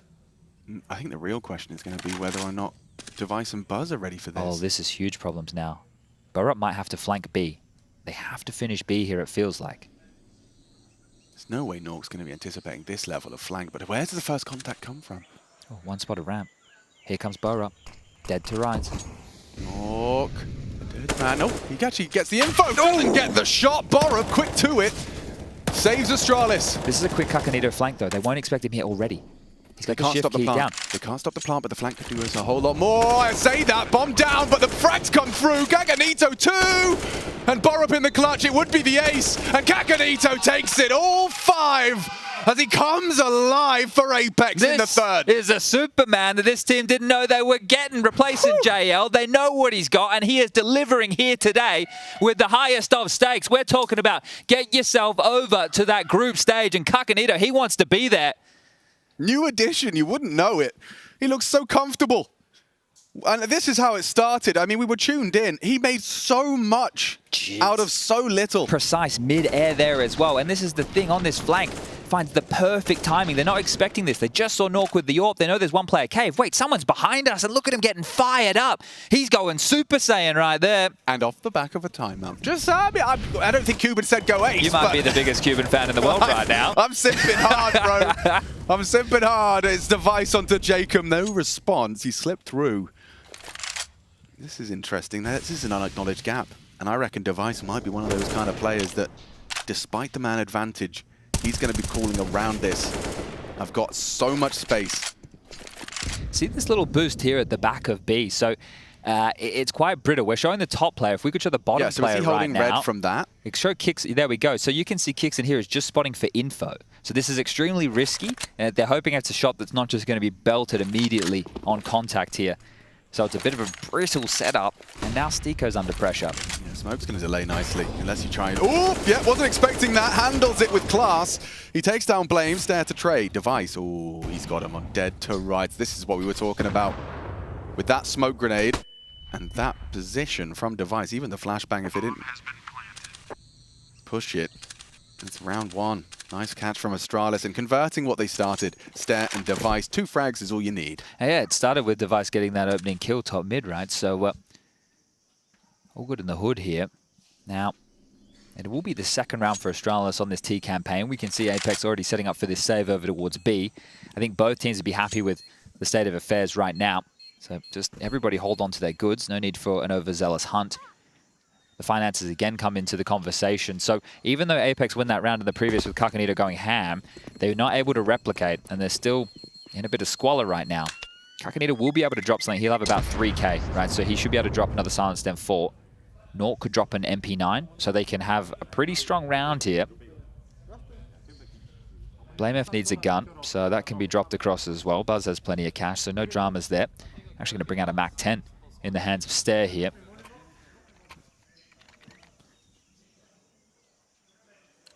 And Astralis, so they're just going to continue with that mid onslaught. It worked in the previous trying to get out. Spawn dependent, I'd argue. This is where the in-game leader game comes in. Do we expect them to go for it again, or do we expect them to change it up? And it's the change up, and they've got 3 towards B. This could be good. Jacob's in the prime position. Great headshot, double headshot before Borup can find a response.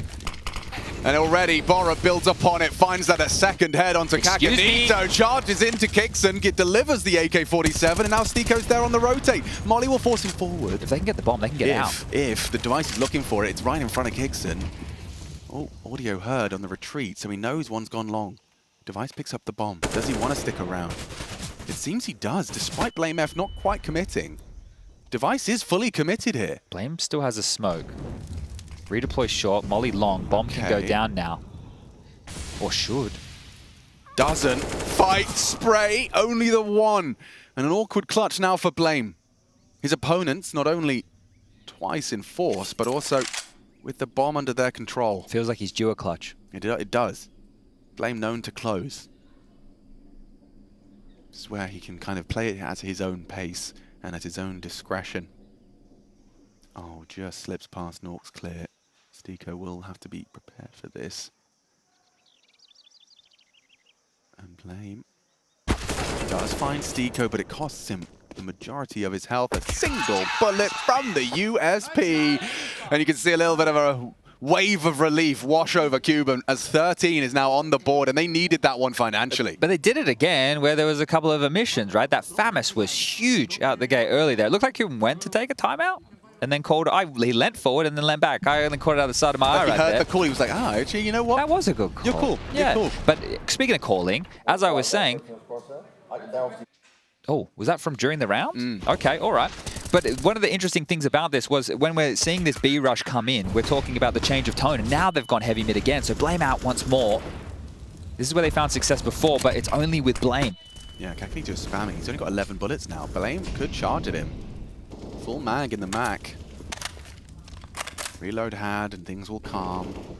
Good control for Astralis. It's still touch and go for both teams. Yeah. SMGs on both sides of the server. Famis' Galil's. It's really very much up for debate still. And uncertainty certainly present in the CT side. You can see no apparent idea as to the final commitment. Now, I do think the Nork angle is going to be tested here.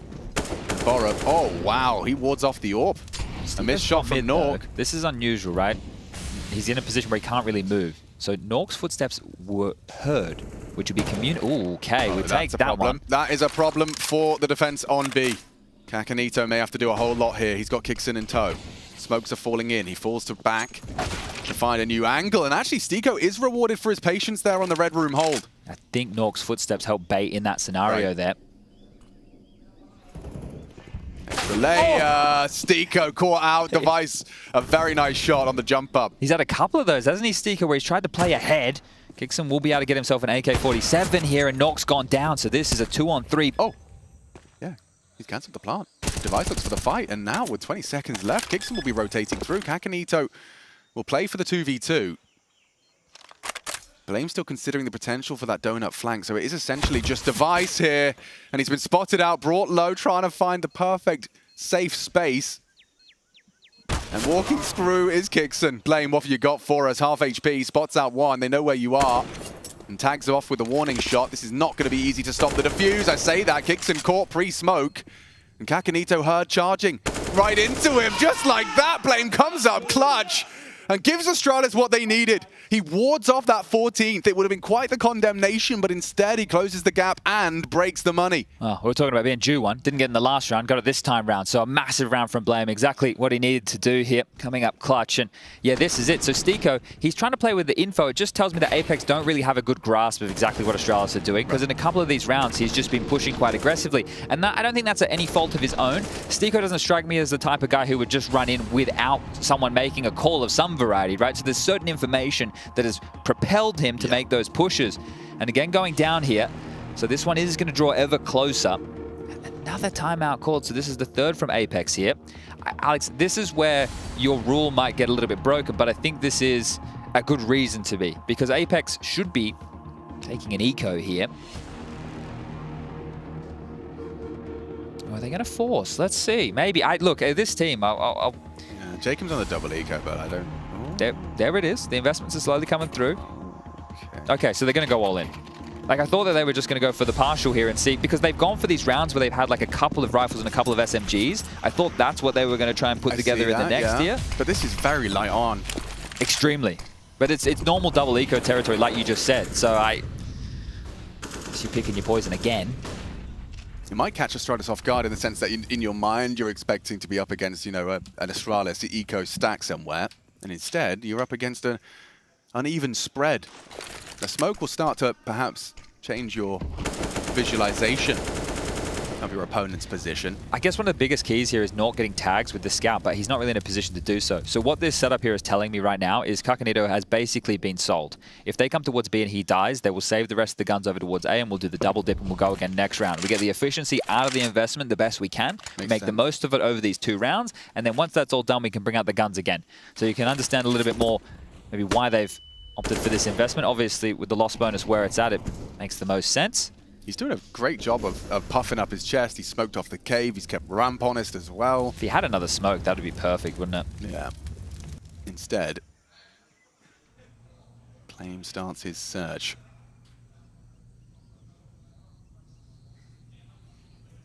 Oh, spotted out. He knows there's one back and the smoke will obscure his view. Kakanito given the warning shot, but Kixon chose not to reveal himself. That might set him up for success. Yeah, Blame was caught off. Took him a while to adjust, but gets the body shots through. And now, yeah, as we discussed, it's going to be that kind of double dip, as it were. I don't know if Kakanito's getting out with his armor. No, he's all over Red Rover, I think. If he gets out of this one, Blame, you got a guaranteed kill here, mate. Where are you going?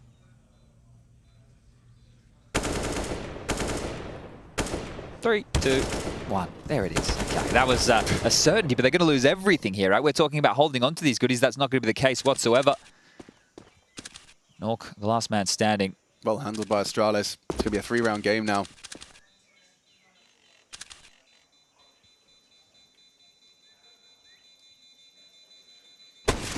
And the tag through. You know where you are.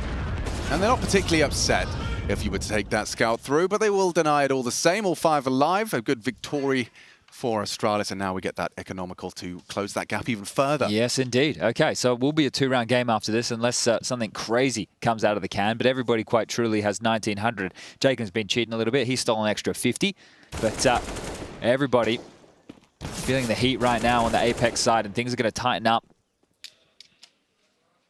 Burrup aware of that. He's got himself a MAC-10 in hand, and even with Blame towards middle, this is about to be a brawl. The nade's done a lot of damage. Blame stepping out, and there's Burrup. Well, actually, it's mainly Blame. He gets 4 out of the 5, so sweeps that one away. All 5 starting mid from Apex, and a quick eco round. Yeah, Borup's just sitting there like, I did have a MAC-10, mate. I did have one. I was there as well. Would have been nice if I could have gone out first. Yeah. Could have had some more pennies. Mate, I've only got 13 kills. I'm trying to catch up with you. Give me a couple more. Back into the guns, round 25 of our third. And this is it, right? So this is, they've got mainly Famuses. Well, they have 2 Famuses. They have 2 silenced M4s. They have 1 M4A4 later on in the util. Like, this is going to be really hard for Apex. It's going to be interesting to see what they do on this active defense. We know Apex have been having very good, aggressive mid-round CT moves, and it looks like we're seeing one take shape here from ledge position. A nade. Chipping away. Flash. Kakanito off the flash. Does fire off a warning shot. They're on notice now. do have smokes if they want to cancel plan. Blame smoked off on elbow still. Kakanito stubborn, stare one through the boards. I think that was courtesy of Nork. Oh, look at this! Wow, just progresses off the phone, smoke. He heard the dink, he wants this kill on Stare. You still can't find it. Borup trying to find him as well, charging up. Stare eats his own flash, and that will repel. Look at the stubbornness. He refuses to give up. 25 frags and counter. Kakanito is a force to be reckoned with. Out of ammo, that was all the bullets. He's done it all. The whole Astralis squad taken down by that M4A1S, and Buzz and Blame wondering where his teammates have gone. This is a massive performance from him. The next closest on his team has 14 kills. He's super comfortable. I mean, this is where as well, you know, you got to give credit to the Apex organization for finding the name to replace JL. A name we couldn't shut up about in Paris. This is looking great for Apex here, and they're going to get gift. this cleanly. Like, if you can get Stiko and Kixon over to upgrade, and speaking of upgrades, Stiko's just picked up an AK. If you can get Kixon in a similar position to find something else. Wait, Stiko? You had an AK a second ago, didn't you, mate? What did you give it? You gave it to Jacob. He's got another one. Yeah, okay. Well, there should be one more upgrade available here. As Blame, after time would be the worst. Stiko will get him just before, and Kakanito again, you hear a scream come out of his mouth. 14 to 11 now. Plenty of money for the Astralis buy, but it does feel like Apex are going to tie this. Well, no, they're going to put a bow on it. Yeah, right. Not tied up. We're already tied up. They're going to take this series home. Yeah, especially with 3 AK-47s for that lovely one-shot headshot potential into this last few defensive rounds. We get Device on the T side orb. Going to be interesting to see if he can open up the account towards B. They might try and boost him up. Let's see if they account for that in their defensive positioning. Just been so many different looks from Apex. They've made a whole lot work when they've had these cobbled together rounds. There's good understandings of how they want to approach these situations, good timings, and good individuals. I mean, Jacob was in mid. Blame boosted over to actually profit and find an opening kill for Astralis. Kakanito's seen enough. They still want to fight here. Kixon still has full mid control. Kakanito is blocked over towards lane here as well. I feel like they need to harass, and that's exactly what they're trying to do, because look at Astralis. They've proven they're in no rush in this round. We're at a minute 15. Everybody has almost their entire belts of utility. So they were just hoping for this default spread. They punished the play up towards ledge. And now they can work out their close. Because you have so many nades left, they can operate like this. A donut smoke, a CT smoke. Get to apply a bit of A pressure here and hopefully force a full rotation, and it seems to be working. Oh yeah, hook in the cheek of these boys. I say that, I think Kixon got a little bit of info. And it's put Nork right back in time. Borup on the clear, not ready for the fight. Nork good on the first. Stiko to contribute. Kakanito's coming. Not this again. Yeah, he's got the same flank. Perfect. And Buzz is so busy, now dead. This one's going to get very difficult for Astralis. Now they know where Kakanito is. Device will be responsible. He's just there to delay and distract. The smoke cave will allow Device to focus his attention a bit more heavily towards this ramp position, and good on the first. The shadow advantage enables a quick pull of the trigger. 2 on 2, and Device is dead. All onto Stare. 1v2! Whoa, okay, never mind. It's Stiko versus the world. He gets 4, and they leave with 15. I'm really happy with this one. Just one more round for Apex to lock themselves in for that group stage. Astralis off the back of Copenhagen. A lot of faith behind them. The way they looked again, dispatching of Liquid with somewhat ease, but now against the wall. Astralis, the organization, never lifted the trophy here in Cologne. Now, this isn't the end of their campaign in the play-ins, but I'm sure the new look, the new team, the new attitude, the new ambitions, they would love to have gotten through this one as quickly and as easily as possible. But today, they have been pushed, and Apex is showing why the major for them was no fluke. New player, still no problems in the first stage here of Cologne. Just one more round necessary. They have everything they need and more to get this one done. A huge performance yet again from Kakanito. It is going to be the talk of the town for this one here today. 27 kills. A massive haul. Ace in the bag. Rounds where economy was low. Having to do it with MP9. Getting his own upgrades. Yeah, a real gangster performance out of him. Can they end clean? Astralis, it's got to be perfect, and that's a fantastic start. Look at this from Borup, though. He gets a face full of adversity. Jacob pushing aggressive with Stiko towards the same main position. 2 to contend with. It's way too much from Jacob. Stairs already got you locked. Kickston's dead as well, and this is what Astralis were looking for off the back of the timeout. Castle's going to be very happy to see the A site already flying the Astralis flag. Does he give it a go here? It's a 1-on-4. He's already very, very close. Device, maybe be trained, but will he be ready for this? Actually, he's going to walk straight back into it, and Astralis will steal this one away, putting Apex again in economic turmoil. So this is another point in the game where their finances are the key issue. And, well, that's sound one more time. Cuban will burn his final timeout here to get this done. This call was a good call. Too aggressive main. They just didn't hit their shot. You saw Jacob there. The bullets weren't landing. It felt like it was a good setup to deal with exactly what was coming their way. A fast mid. They had one go red. They had Nork Donut. They had two pushing A main, and they still couldn't win the round. And you are allowed to call like this now because you have Kakanito playing B, who's done such a good job. You know, you've conditioned them throughout to be scared of this guy. You go towards A, kicks and makes the right call. They don't make the close, and they shove all in again. I love the balls on this Apex team. Yeah, I mean, when I saw the numbers, I wasn't anticipating to see MP9s, Deagles, and an AWP. I think, yeah, facilitated by that extra cash. Stiko, very generous here. So Nork last round got nothing done. We saw what happened in middle, just dead immediately. Faith in your AWP is integral to a good team dynamic. And this is, I mean, this is evidence of it. Stiko said to Nork, I trust you. Close this game for me right here, right now. Blame and Borup starting a little bit of a mid-campaign. What's Jacob supposed to do with the Deagle? Jacob's going to flash lane. They're going to push lane. Oh, this could be good, yeah, Jacob. If he gets the timing right. And the flash positioning has to be good because Blame's already crawling deep forward. He's going to be ahead of that flash bang. He needs to hurry up with this. Yeah, it's doing nothing for him now. Blame and Borup safe. Okay, so had to chop and change on the fade of the smoke there. You saw the idea. Jacob just ready to facilitate a push either way. But look at the space Blame has right now. Jacob tucked in. He will be committed to this position now. He has to be, yeah. He's responsible for that potential flank. No one wants to be exposed and spanked in the bottom by Blame. Getting a boost here. Vice is pre-aiming this.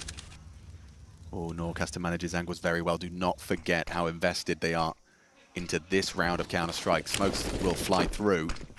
There are bodies here to receive them. Kakanito calls not much ram. Great catch, Nork in the feed first. He needs more. Kakanito on the floor. Nork misses the next shot towards the cave position. Oh, Deagle missing. Jacob finishes onto Blame. Now the bomb's down B. Sneak around the world. This could still have legs. No kit present. Do they just want to try and upgrade that MP9, or do they really want to end it here?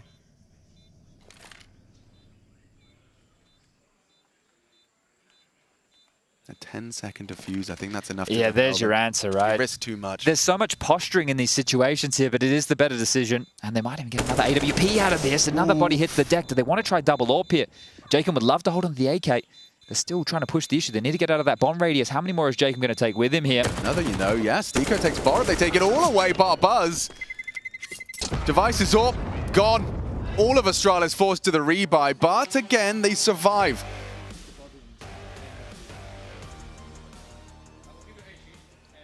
Two rounds. You can hear them putting their buy together here. Who has what? What's going to have the higher end of defense here, because an AWP and an AK still can be quite scary. The 5-7 has been dropped across to Jacob. There's a HE for Jacob as well here. Interested to see how Jacob and Stego are going to work with this nade combo and the AK pushing main. But out mid yet again has been a key to this Extralis success. They're trying it again. Oh, he's picking behind. Yes, behind the smoke.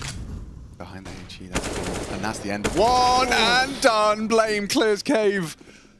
Oh, Nork's going to be punching air. A nasty way to go down. It's a power position for an AWPer, and yeah, what's he supposed to do? A dink's the best he could manage. And into the site for a 14th. Okay, it really hinges on the final round of regulation. Overtime or bust. Yeah. Astralis. So we've come the distance here. Apex managing their finances to the point with the 2400 into the last round of play where everybody will be able to get a buy going.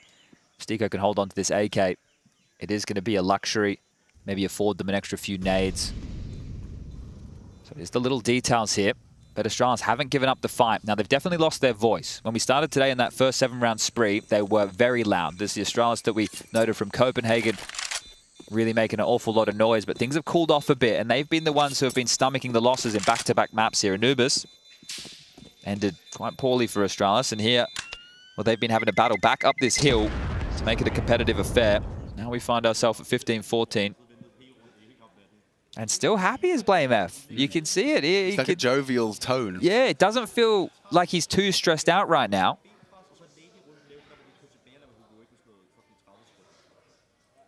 All right, well, something there. Got no Danish in me, so no idea what's been said. But here we go. There is a kit for Kixen. The guns are out. Everybody with a rifle. No Nork AWP.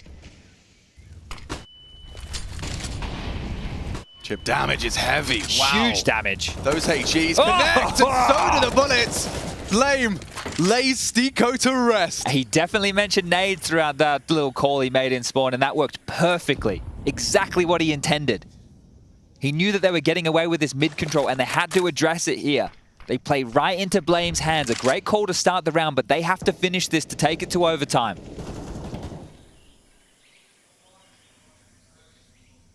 Every decision could be your last. For Astralis, you've got the advantage, but you cannot afford to squander it. A misstep could cost you the game. You have so many advantages. HP, man, utility, weaponry. This should be overtime. But Apex have Kakanito. Held at bay, and not in a rush here, Astralis. It could get uncomfortable around that clock. 45 as Kixen confirms they're out. Oh! Lame! He's doing it on his own! Straight through the boards into the head. And Kakanito, we mentioned his name, spotted out and executes one. Jacob, the only frag to celebrate as it looks like Astralis are forcing overtime. Only Nork up against 4. Oh, heard him. They know he's here. And he falls, surely. One more bullet will do it. It's Blame to close it. Impressive work from the in-game leader. All tied, and we wipe the slate clean. Okay, well, this is where you get to separate the men from the boys in a big way here, because the pressure has just been turned up another notch.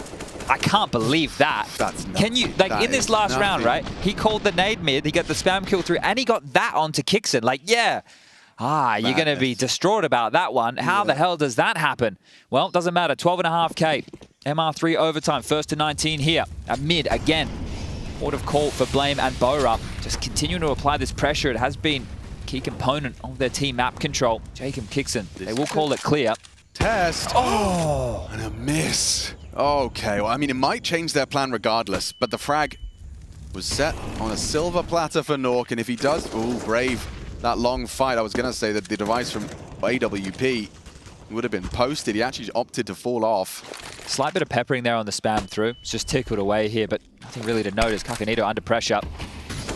Great positioning from the bullets of Stare. Oh, the nade is beautiful. Okay, he's alive, but how is he alive? Barely. How? Did the jump actually save him there? Yeah, I think he might have pulled a full Neo.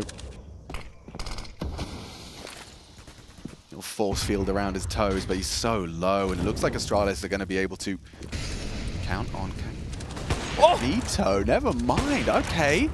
Peeks into device with that AWP, perfectly finding the angle necessary. They don't have to rush this, but Kixen. Oh my god, the forward position couldn't track Borup, flying off the top rope. And now they're pivoting. Only Temple, the only avenue for Stiko. They're going back to Jacob. Convincing it. Jacob's not ready for this at all. They are just playing with them. And now, with backs turned and low HP, Kakanito an easy knock-up for Borup.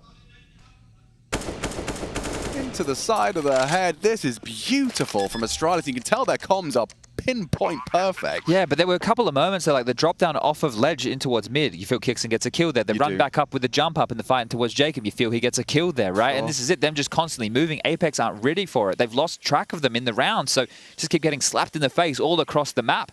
And Astralis will draw first blood here in OT number 1 as Stiko. Sure, he'll grab a kill, but this round is done and dusted. Super interesting. I was looking at the head-to-head, and they played a best-of-3 2 months ago. Of course, different rosters. Let's not forget, this is Altex Glaive Astralis. The Brazzy Party. The Brazzy Party. But what I wanted to raise is that, you know, that was Apex with JL. That was Astralis with Altex and Glaive. And it goes overtime, 3 maps, Ancient. And you see it here. Both of these teams making significant changes. Kakanito in, JL out. And for Astralis, of course, we have the opportunity to see both Buzz and Borup rocking it as with Stare. So huge changes to their roster. And yet, look, we find ourselves nitty-gritty, intense Counter-Strike, impressive individual performances. Both of these teams have managed to maintain their flair and their pizzazz, and it's just as competitive. 25 for Blame now. 28 for Kakanito. But the first round of OT does go Astralis' way. This is a bit of a patience here. Astralis applying a lot of pressure towards A. Device. Hyper-aggressive take this big box line, and they continue to follow through with extra util. Definitely kicking up a fuss here amidst the gap that they've been trying to create with this A pressure. Blame and Borup to walk through and thread that needle now.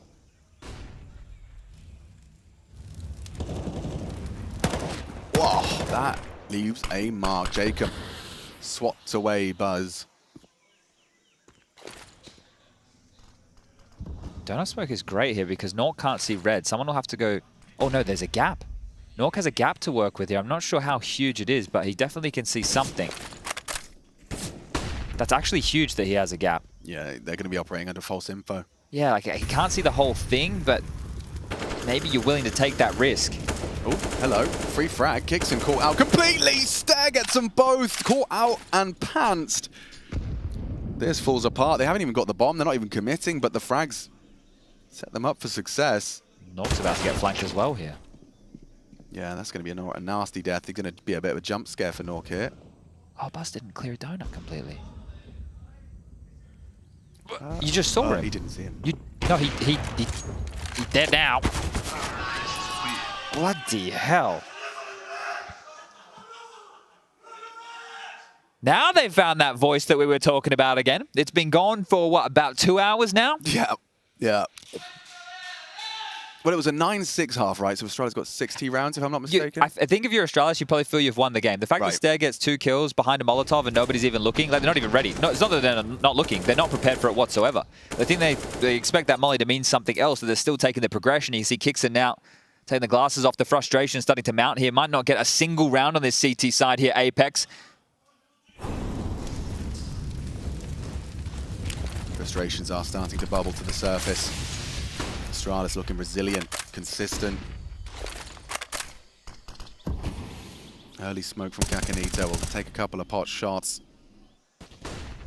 Save from all of that with the boost.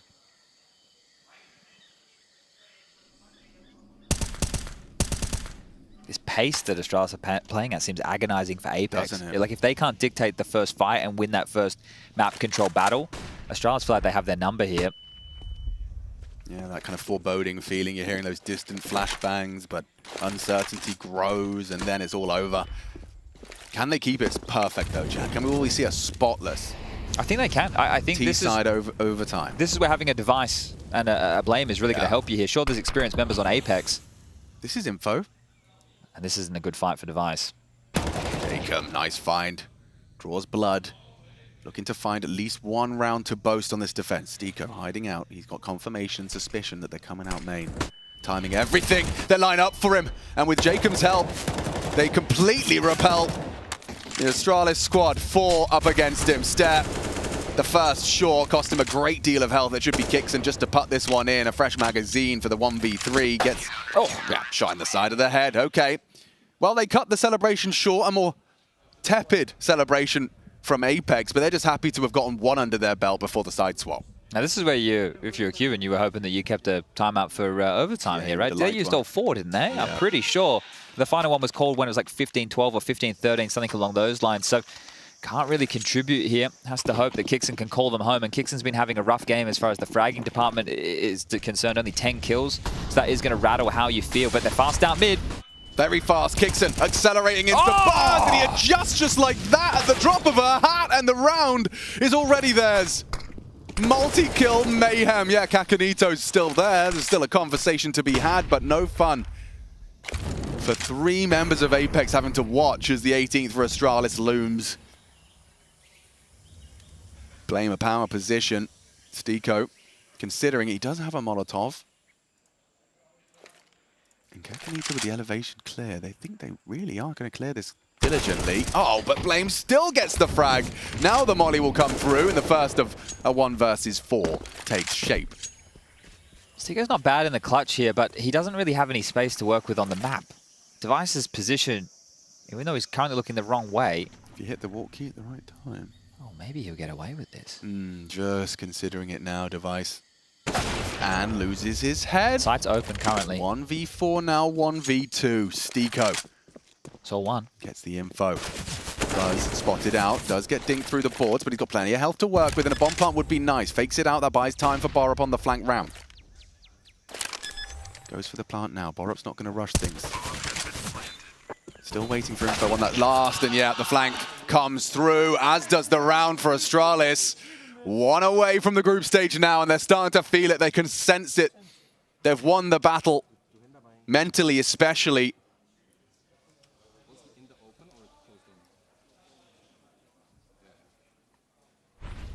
Hear the last discussions here, right? Talking about the positioning of how they get the multi-kill, because the key there, we don't see it, but it's about the flashes, right? Because those flashes are meant to be so suppressing that nobody is meant to be able to re-pick middle. It's always going to go against you. There's always going to be odd timings. The CTs get to pick when they peek out as well with their flashes. So there's always a bit of a risk, and that's what we're talking about with this mid-fight. It's a 50-50 from time to time. It is a coin toss. You never know if there's that extra flash they have. Did you drop enough? So there's those little details that play into this mid-exchange. Do we see it again? Do they really try their luck out the guts? Or looks like it could be a fast A play here. It's quite a ballsy call when you're on the ropes like this. It's been a long series for these guys, and they're just throwing caution to the wind. Borup on the jiggle. Throws out the Molotov to delay. It's fake. Jacob and Kakanita are already over towards Tetris in middle here. Yeah, the smoke's still up on red as well. Might be fading. Buzz Look at the for bomb. answers. Yeah, this faded now on mid. All the way back through spawn here. And Astralis didn't bite down on the fake, didn't rotate. Still currently in a 2-1-2. And Stare now can smoke them off. They might go and disrespect that. Well, the molly would have been nice. Device investigating. We're going to get an AWP head-to-head here. And AWP versus Device, both aware. Fired shot. Needs support. Last of their util. Jacob catches him in transition. A great find from the Norwegian to extend play. Stare has to be the hero. Forward, flushed into Jacob. Kakanita for the trade. The flash is too good. Buzz sets him up for success. And now, with only 50 seconds, Apex are in a tailspin.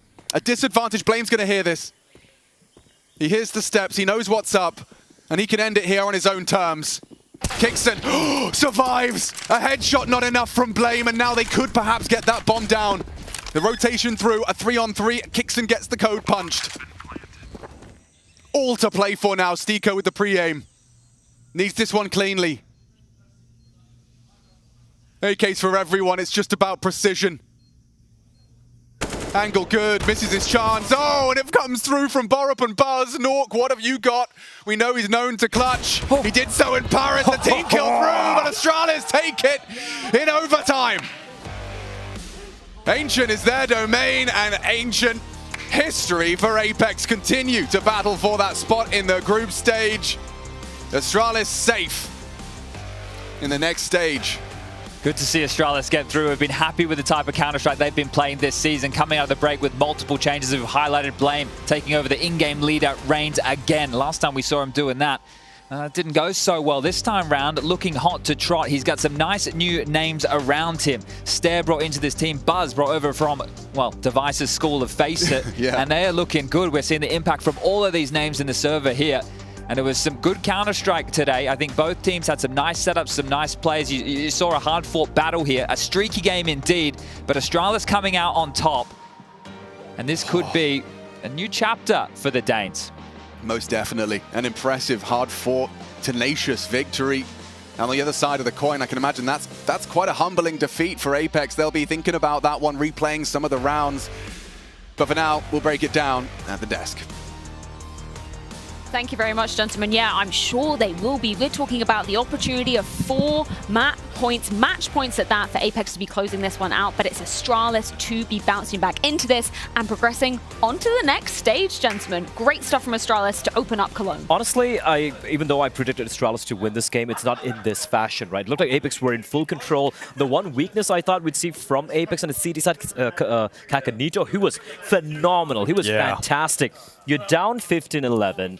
And then some incredible calling coming up from Blame. Just a composure. We talk about the feistiness of this new Astralis, but what impressed me even more was how composed they were. and just bringing it back and getting the win. The mid-rounding was fantastic towards the end of that game. The way the push and pull dynamic that Astralis were able to impose themselves onto the side of Apex, who are usually the more proactive team, or usually the team that feel like they're in the driver's seat, but Astralis were able to pull that one out, and Stair had a big hand in it. Yeah, you did. Congratulations, first of all. Thank you very much. How did that feel in the final few moments? Because it looked like it was going to be Apex taking that in regulation. I mean, it was insanely tense. Like, we were behind 15-12, 15-11, whatever it was.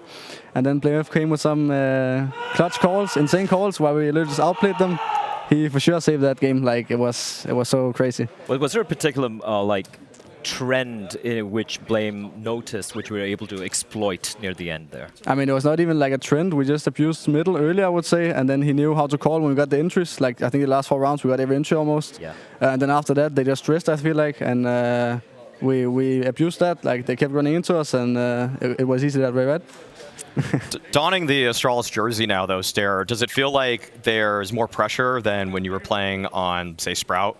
To be honest, not really. I don't really think about the results. We also talked about we don't really care about the results early, only about our progress within, like, if we get better and better. And if we go last in tournaments, doesn't matter in the start.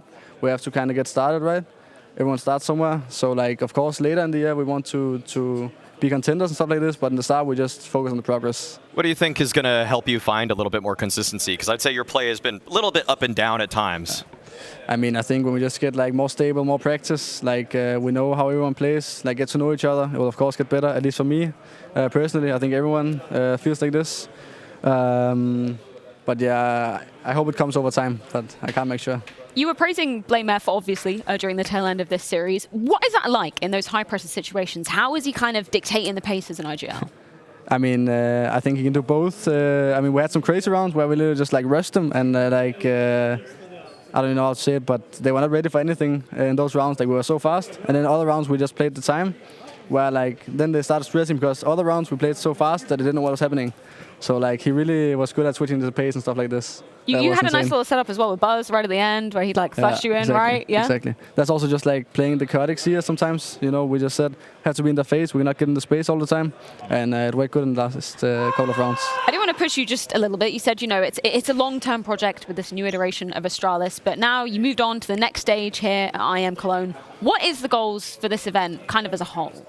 We didn't set any goals. Like again, we don't focus on the placement in any tournament right now. We just focus on doing progress. But of course, we hope to go far. But again, we don't really care at the start. Doesn't matter. Any final thoughts, gentlemen, or should we let's go off and celebrate? Yeah. I mean, two events back to back, looking good. That's great. So nice. Great start to the new season. Thank you so much, Sarah. We'll let you go off and celebrate with your teammates. And yeah, I mean, what a resurgence! It's great to get to hear a little bit about how BlameF kind of, you know, takes everything on his shoulders and is able to kind of dictate the squad. No more, and I'll tell you why. I'll tell you why. The openers were looking good in that, weren't they? And they weren't CT side openings either. It wasn't them walking to his crosshair. He went, I believe, 7-0 or 8-1. In opening duels on the T side, or 7-1 on the T side, including overtime as well. He was leading the pack. Wow. And these weren't against just USPs. These were against rifles as well. So BlameF leading by example, top fragging, as well as calling such good mid-rounds and not really cracking under pressure. I mean, look at this guy's muscles, man. The guy doesn't crack. I mean, I'm impressed more with the calling, honestly. Like, I mean, the fact that he's finding the entries on top of the fact that he is making Apex work for it, the fact that they were in the blender sometimes, the fact that Apex usually are so good at just playing forward, and when BlameF was calling against them, they didn't know what to do. They didn't have the responses necessary, and for a lot of people, I think that was kind of one of the big questions. You're switching out, in many people's eyes, the GOAT IGL for BlameF, and yet I think they look better now. Yeah, get you a man who can do both. I think that's a moral of the story from BlameF. Well said. Entries, calls, top frags, made Buzz look good as well. I mean, this is fantastic. I think you're totally right. This is such a great start to the season for this new iteration of Astralis as well. We see in Copenhagen, obviously they earned their spot at the full finals, now progressing on to the group stage. Do you see Astralis as being a contender coming into the next stage? No, not yet. But one thing Stur just mentioned right there, they have zero expectations coming to this. They're looking to, even they come in last place, they don't really care. It's about things coming together, coalescing. But at some point, when they start winning, you're going to start having expectations. Yeah. That's when I'm going to be, really looking at them with a magnifying glass. My expectation for Astralis right now is around maybe a top 10 or a top 8 finish. Okay. I think that if they were able to make it to playoffs with how raw the lineup is right now, that would be very impressive. So that's kind of like the breaking point for me. If they make top 6, well done, because that's beating Apex was nice, but you can see that Apex probably still have a little bit of ways to go to recapture the former form that they had back at the major too. Yeah, understandably so. Of course, Astralis now advancing at the expense of Apex. Not eliminated from Cologne just yet. So let's go ahead and check in with undoubtedly the MVP of Ancient is Kakanudo with Banks. That's right, Freya. I've got Sasanito with me here, and the thing I want to start looking at, you had last map Ancient on your hands. It was looking really strong for you guys, but then we saw this comeback from Astralis, and they were kind of playing with you guys, right, like food. Is that what it felt like? Did it feel like they just had your number? I mean, we got everything under control since the 15th round. When we got the 15th round, we kind of struggled to find our game again, and they kind of did fakes, and we kind of fell for it. But yeah, we couldn't close it out at the end, and I think we should have won this game for sure. But it's their experience, their Astralis, and we kind of choke it, I can say. So yeah, we are here to learn. So. And it did seem like the mood went down just a little bit going into that overtime. Was it something you felt? I mean, the mood maybe didn't went down, but we felt a little bit pressure, I can say, on our shoulders, that we have to finish it fast, otherwise it's going to be kind of hard. So yeah, I can say that we felt a little bit pressure.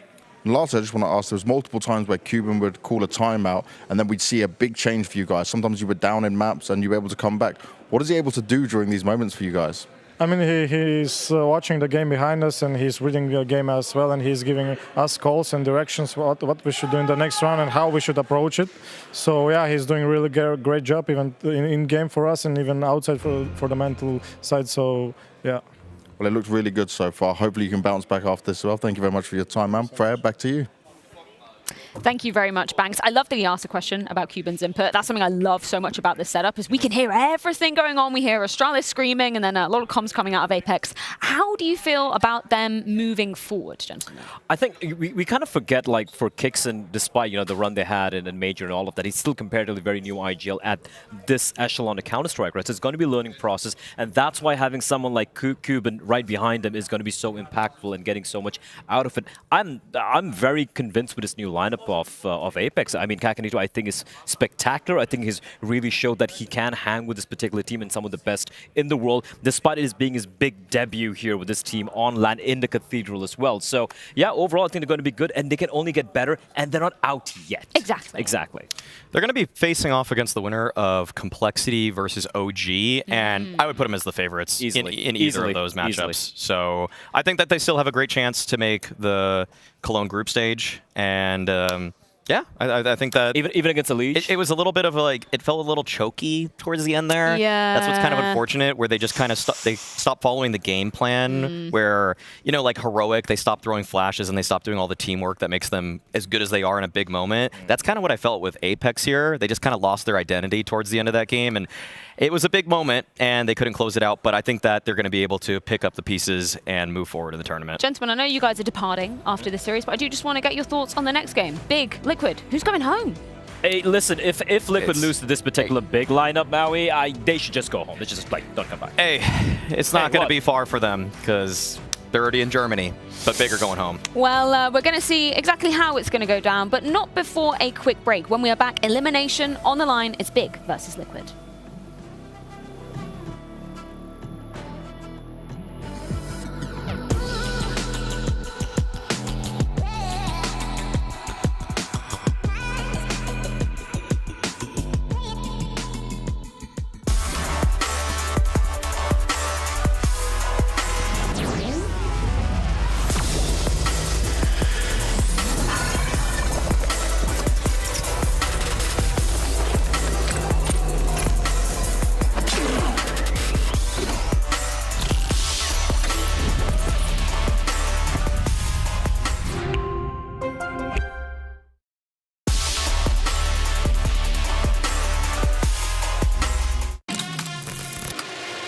What is that reaction? Yeah, right. This would be an ace clutch from Poland. Oh my! Oh boy! FaZe Clan, the champions of ESL Pro League. Poland's here. Oh my god! Gero, are you gonna be kidding me? What a map. What a map.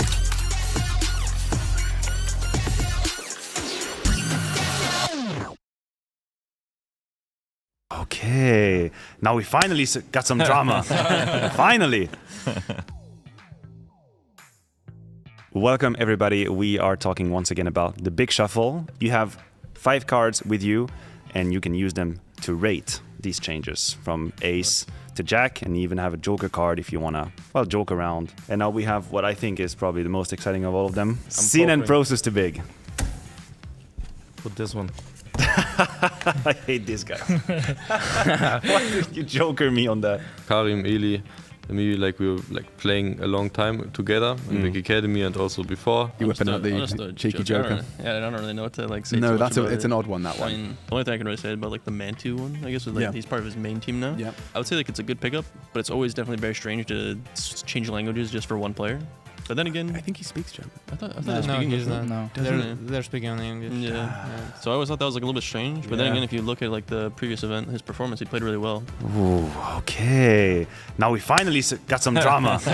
Finally. I just don't think they're ready yet. They don't really seem too confident about it. You know, it's not like we pick these guys because this is the team we want. It's more like we pick these guys to experiment a bit. Tabs is not even calling as well, right? He's like, it's a bit of an in-between situation. It's an in-between situation. That's so weird. Sin is supposed to be down the line. He's supposed to be the leader at some point. If Tabson can get off IGL, then we found the bright spot. Yes. It was a good IGL. You think so? Because you haven't convinced him.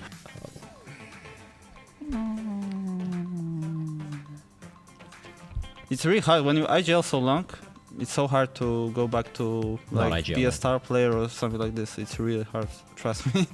Okay, all right. I trust you. With Mantu, I'm really looking forward to also play longer time with him, obviously. But for Prozus, for Sin, and obviously for Karim, that's the new generation of German CS. And I'm looking forward to just play some tournaments, get the experience with, get the downside, the positives out of everyone, and then I'm looking forward just to where we can be in some future.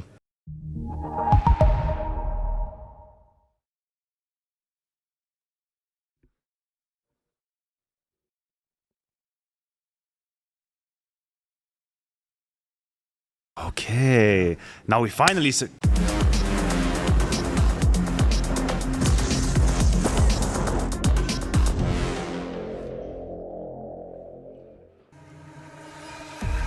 But that's not really on me in terms of getting the volume up. The German hopes resting on the shoulders of Big, but those could all come crumbling down on home soil today. Elimination looms at the Intel Extreme Masters, which will either fall to the hands of Berlin International Gaming or Team Liquid. The latter obviously coming into this new season with a fresh European face. Speaking of European faces, why not bring some up here on the desk? I've got Pimp, I've got Maniac. It's been such a long time since I've seen you guys. Yeah. A bit hyped for this game. How you been doing, Freya? How's life been treating you? You having a good time? Excellently, yeah. So long. That Astralis Apex game got my heart rate a little bit higher than it should have been. That was Worth pretty watching. tense. But this one is tension indeed, because one of these two teams, Jacob, going home. Yeah, a lot of line, not gonna lie. Team Liquid off to a not so great start of this tournament as well, after not doing too well in Copenhagen either. Whereas for Big, of course, their circumstances would have stand in.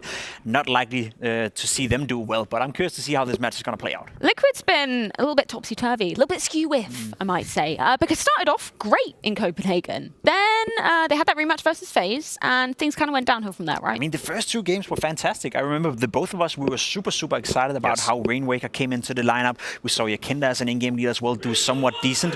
Getting a win against G2 and getting a win against FaZe Clan as a new team, not bad at all, but the past 3, even 4 games has not looked great at all for Team Liquid. It's like that honeymoon phase was way too short, way too short. Yeah, I agree with you. Listen, one of the thoughts that we had in Copenhagen was that they caught a very cold and a very cold G2 and a very cold FaZe rather. And at that game, I'm not going to take anything away from them. The third map was great. They showed depth. But the problem is, as soon as their opponents kind of woke up, it was the case for FaZe in Copenhagen, and now it has been 3 maps in a row for Astralis.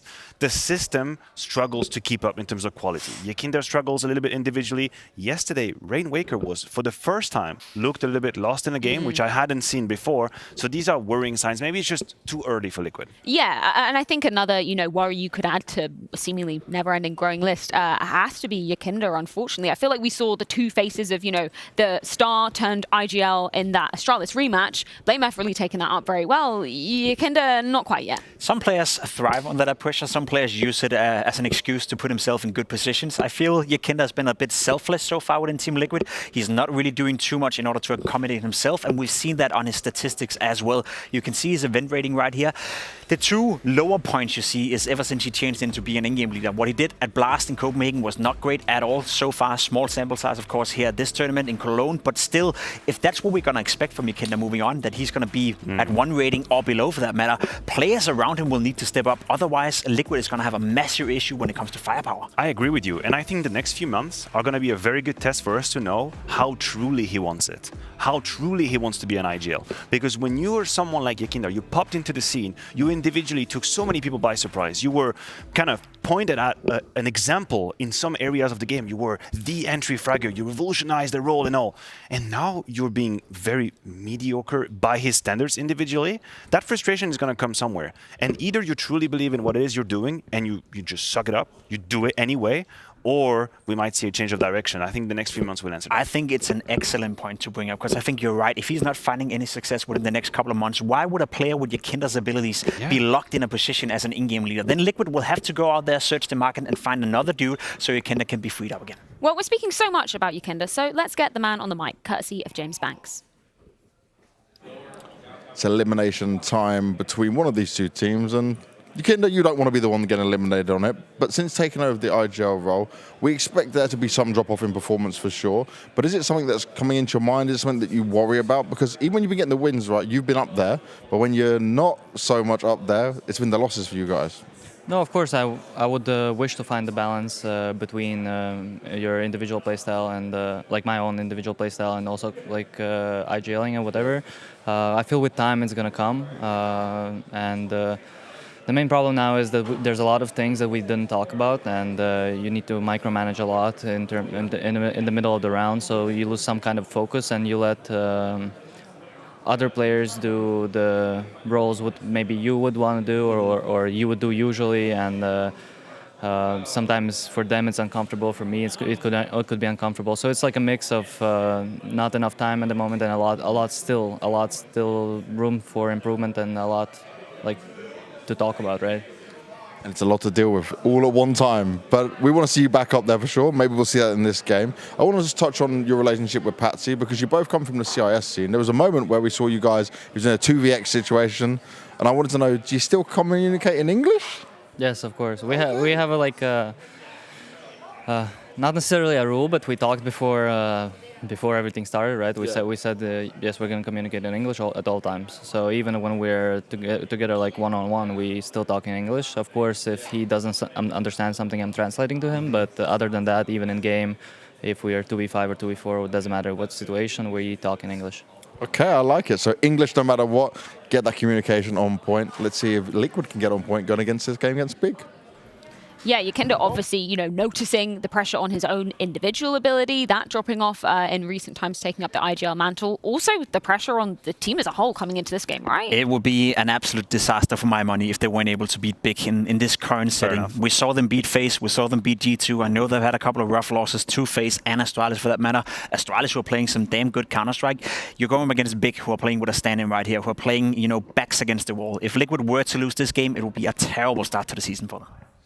I agree. I also wanted to say the whole roster change that Liquid went through kind of baited our attention away from OC, which I feel like was catching a whole lot of fire for a while. True. A lot of people were calling for his head to roll there. I personally think that Liquid could benefit from a stronger Oper, and they would immediately get better. Now, we've been baited into looking at Yakinda, we're looking at Rainwaker and Patsy and what they're doing.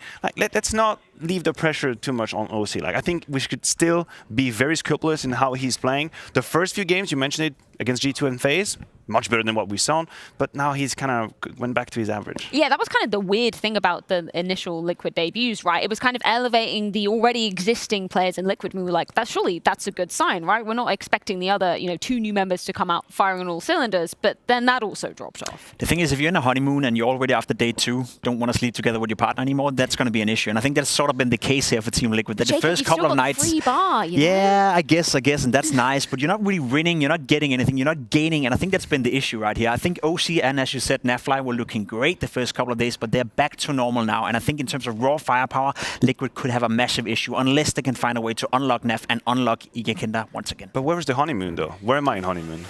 Is that a nice place? It was like a 1.5 day thing. I mean, it was you know, you like Tenerife, right? I do. You were there, and it was beautiful sunshine, and then this thunderstorm came, and you didn't bring an umbrella, and everything else got swept away from you. And there's no more sleeping around after 2 days. That's it. That's. I guess you're outside in the rainstorm.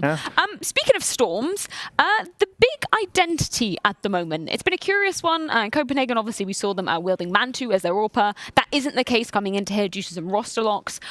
Do you think that pays them any favors coming into this matchup? No, it doesn't. I'm going to be honest, I'm a little bit frustrated. I'm a bit frustrated because a part of me was really hoping to bandwagon on that. It's big, we're in Germany, it's the most important moment of the calendar outside of majors, they're coming in with a brand new roster, it's going to be great. Unfortunately, as we can see on our screen, it is not the case. Mantu is not here, they're feeling in Sensei. And you're asking me, is it a transition of identity? I'd say there's no identity right now. There is absolutely no identity. They're just trying to make do as they go. Sin IGLing, Tapson IGLing, Mantu as an AWPer, Sensei as an AWPer. It's really complicated for me to flag them down. Yeah, I would agree with that. Just to add for context, I don't think it's fair to put any additional pressure on Sensei. He's playing under these circumstances given that he have to, basically, in order for Big to be able to turn up at this tournament. I think Mantu did great in Copenhagen. He was a highlight for me when it came to Big, and I think that's a player you can perhaps build an identity around. Reminds me a bit of Sirsen in the style of AWPing as well. Unfortunately, we don't get to see him right here. So for me and for my money, Big is playing IEM Cologne as a bit of a bonus. Get to know each other, maybe give Sin some more experience as an in-game leader. We saw in Copenhagen, one game it was Sin, one game it was Tapson, then it was Sin's one more. Do I see Tapson sitting in the middle again? No, I don't. No, it's Sin, so Sin's back. We shouldn't read into it too much. Exactly. No. We don't know. We don't know, to be completely honest. And I think that speaks into what Matt just said. With the identity, it's non-existent right now in Big. Yeah, it's a shame that we're on, German soil, and the hope is kind of gone from Big Clan. The identity, you're totally right, Matthew. It just isn't there strong enough. No, and it's very hard for me to build a narrative where they are the favorites in this game. I don't think they are. But there is one player which I think is worth talking and discussing. It's Crimbo. Yes. Right? Ever since the Tapson days, I think Germany has long waited for a player that could turn into the best of the region, that could turn into the one that we're looking towards. Crimbo, who not too long ago was still a part of the academy. And I think he's made the jump very gloriously into becoming a staple of this community in terms of the highest player. But there is something that I'm starting to dislike a little bit about it. He better damn know how to handle his frustration. I'm seeing a little too much for a player of his age. I mean, he obviously has a talent. He obviously has something for the game. We can see that he has a game sense, but he seems to be really impacted. Is it the conditions now? Is he pissed off because, goddamn, let me play Counter-Strike with the full team? Or is there something there that would be worth working on if you're Crimbo? I think it's a fair point to bring up as we see the video rolling over the screens. No too big surprises, but for Crimbo, you're right, because you're looking towards Process, you're looking at Sin. He's supposed to be an inspiration. He's supposed to be the guy they can look up to and think, we want to do the same career path as Crimbo did. He came in as an academy player. He was quick to caught our attention, especially his clutching ability, the way he was conducting himself on the server. So you're right in raising a flag right here. If Crimbo right now is getting increasingly frustrated and his body language is turning into an issue for Big, then I don't think that's going to be a healthy environment for Process and Sin to thrive in. Yeah, and it's just because in the win conditions, the very slim win conditions that we're talking about Big, then his name is at the very top of it. He is the one. Tapson used to be. We know that's not exactly the case anymore. It's more like a one game on, one game off. But I feel like Crimbo has become that beacon of consistency. He's the one that's always going to deliver multi-kills, clutch rounds. And when he gets down under, when he gets into his own head, I'm watching Big thinking, holy hell, the car wreck is happening. Nobody's going to stop them. Nobody's going to stop them. So if it isn't Crimbo, it's Tapson. And if it isn't Tapson, it's over. And that's an issue. Do you feel like the car wreck is going to be happening on Vertigo, brought into the mix by Big? I mean, that's the best chance of winning a map here. I don't see them winning this series, to be completely honest with you. I hope for a competitive game, and I hope Big can show us and maybe some of the doubters out there wrong that they can still remain competitive despite not having Manso here. But even on Vertigo, I think we've seen Liquid adopt that map a little bit. We know Yakinda loves to play the map. He's very good at being a can opener, especially on the A-ramp. So I think there's too many things pointing in the direction of Liquid right now that it's hard for me to give Big any chance. Well, we do need to be diving into this series. Vertigo brought into the mix by the side of Big Clan, but unfortunately for one of these two teams, elimination beckons. Let's get into the action with Harry and Hugo. Years ago, we had these two organizations in grand finals of Cologne. Now we face elimination for one. 2018, it was big, making it all the way to that grand final. In 2019, Liquid picked up their Intel Grand Slam, Harry. And now one will fall in the play, and the question is, who's it going to be? Liquid fast up the ramp in this pistol round, and they've got 2 to the good. Yeah, a couple of quick kills found out of Naf and Patsy, and now Liquid are just going to pump the brakes. Patsy's even fed a little bit more here. This is a nice start for Liquid. Very promising. Maybe even a sign of things to come. It's Patsy getting hyper involved to open up. You know him as a very aggressive player, someone who likes to be at the front of the pack. He's opened up in the pistol. Sin is getting... Sin! He will hold on. All right, hang on. Finally, a dead man at the hands of Patsy. Him and Naf just holding the W key and running down these remaining players. So yeah, Liquid, they're going to lock in this pistol round right here, right now. It's just Crimbo left standing. And... He should be gone. He should be out of there. And he's running away. He's running for the hills. So Liquid are going to open this up with a nice look at the pistol. And I'm excited for Vertigo to open. You know, we kind of saw Liquid, the old Liquid roster, move away from this map. Last time the old roster had played it was last year. However, this new look squad, they picked it up back at Blast. They had that win over G2. When you look at like the individual pieces here, for guys like Yakindar, obviously he used to be great to watch on this map. When you look at someone like Rainwaker, who came from 500, obviously they actually didn't play this at all. So, you know, it's kind of interesting. You have like a real mixture of experiences and comfortability on Vertigo. Yeah, it's a team that's trying to build a new identity anyway, so, you know, nothing wrong with expanding your map pool.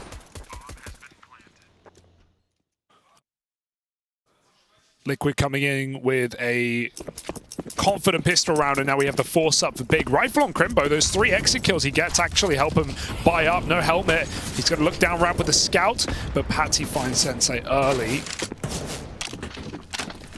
Going to be some guns traded here for Liquid, but ramp control remains firmly theirs. And Big, without nades to stop a bomb plant and kits for the retake, there is almost no way to hold on to this bomb site. Luckily enough, the bomb is rotating out, but Big have no one there. They've made a gamble, and it's not gone right. This will allow just a full save, though, for Big. More than likely going to try and keep this M4 into another eco round. But Liquid, at least, start off Big's pick strong. Yeah, Yakindar's even faking them out. Just keeping the pressure applied over towards ramp. And in doing so, as you say, I think that save is just going to come in, right? Where you run it back again. You say, look, we have that M4, we have armor, we have pistols, we've got everything we can need to make this next round pretty expensive. So, yeah, Liquid going to get away with this one. And they'll do it flawlessly as well.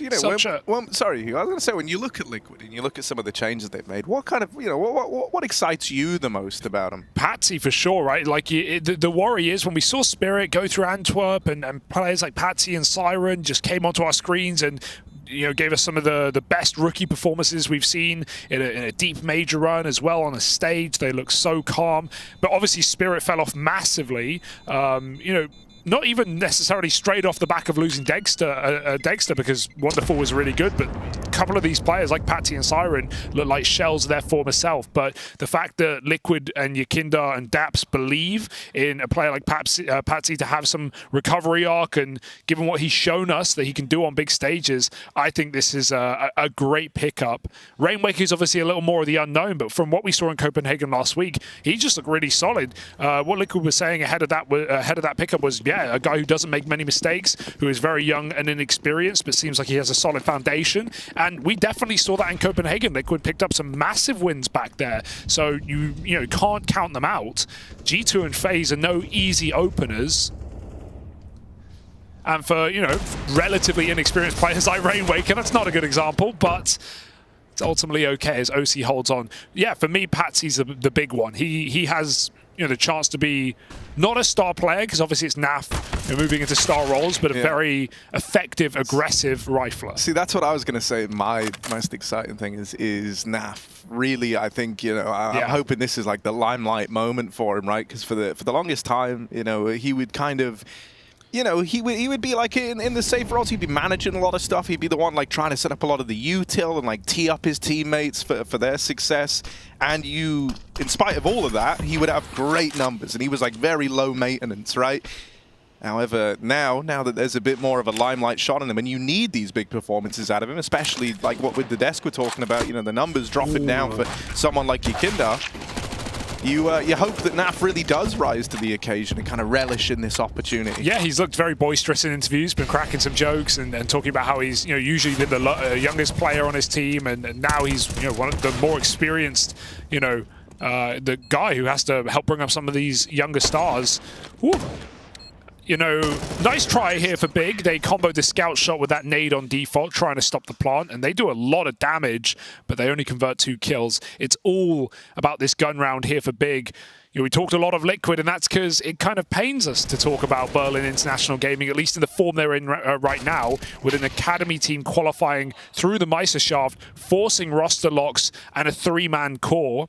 And even the game they won in the Meisterschaft with Hype, now they have Sensei obviously signed to Big Academy. He's here as well. It's all over the place for Big. When is it not, Harry? We never get this full team.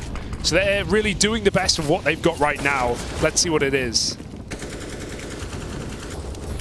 Yeah, they're hoping they can find success here in their first rifle round. They kind of just rode the waves of losing that pistol, trying what they could with the Hero M4. But this is where Big have got to find their footing.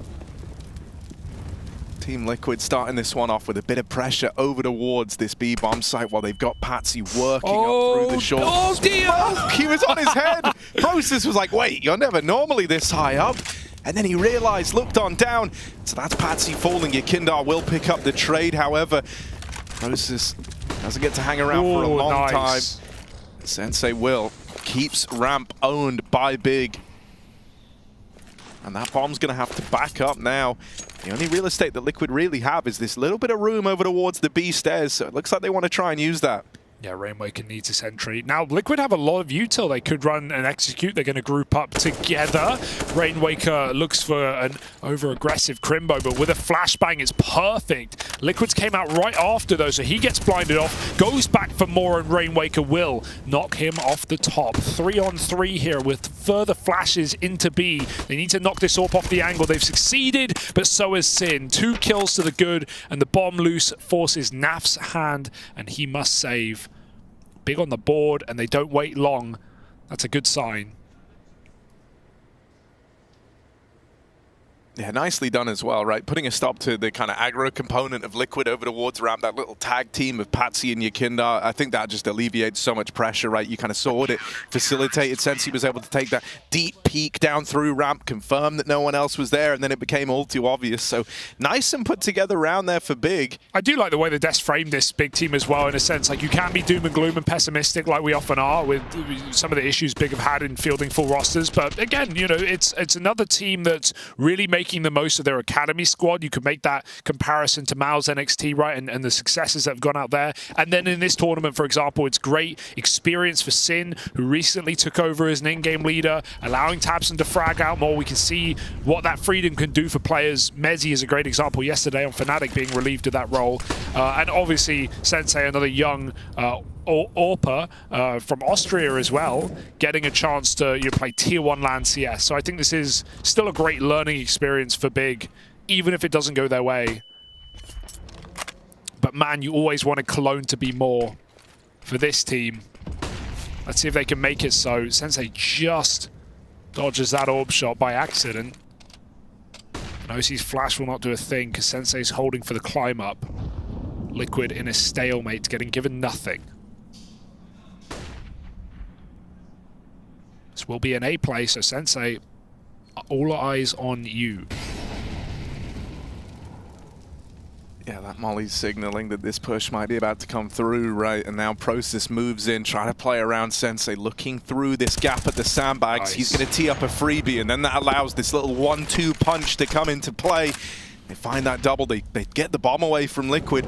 This is now a very, very tricky round, right? You don't really have the real estate. You haven't displaced anyone from top ramp. For all Liquid know, they still have more crossfires to battle through, and they do. Naf gets caught dropping that bomb over, and even though OC is going to trade it, it just doesn't leave them with any breathing room here in the 2v4. Damn. This is a very put-together round, and that was a lovely little interplay in that top ramp hold between Process and Sensei. Yeah, really nice safe angle, and Process has a spot that is almost impossible to clear for the T side, you know, coming through that tiny little pixel gap. Some would call that the Kiyoshima if you're throwing it way back.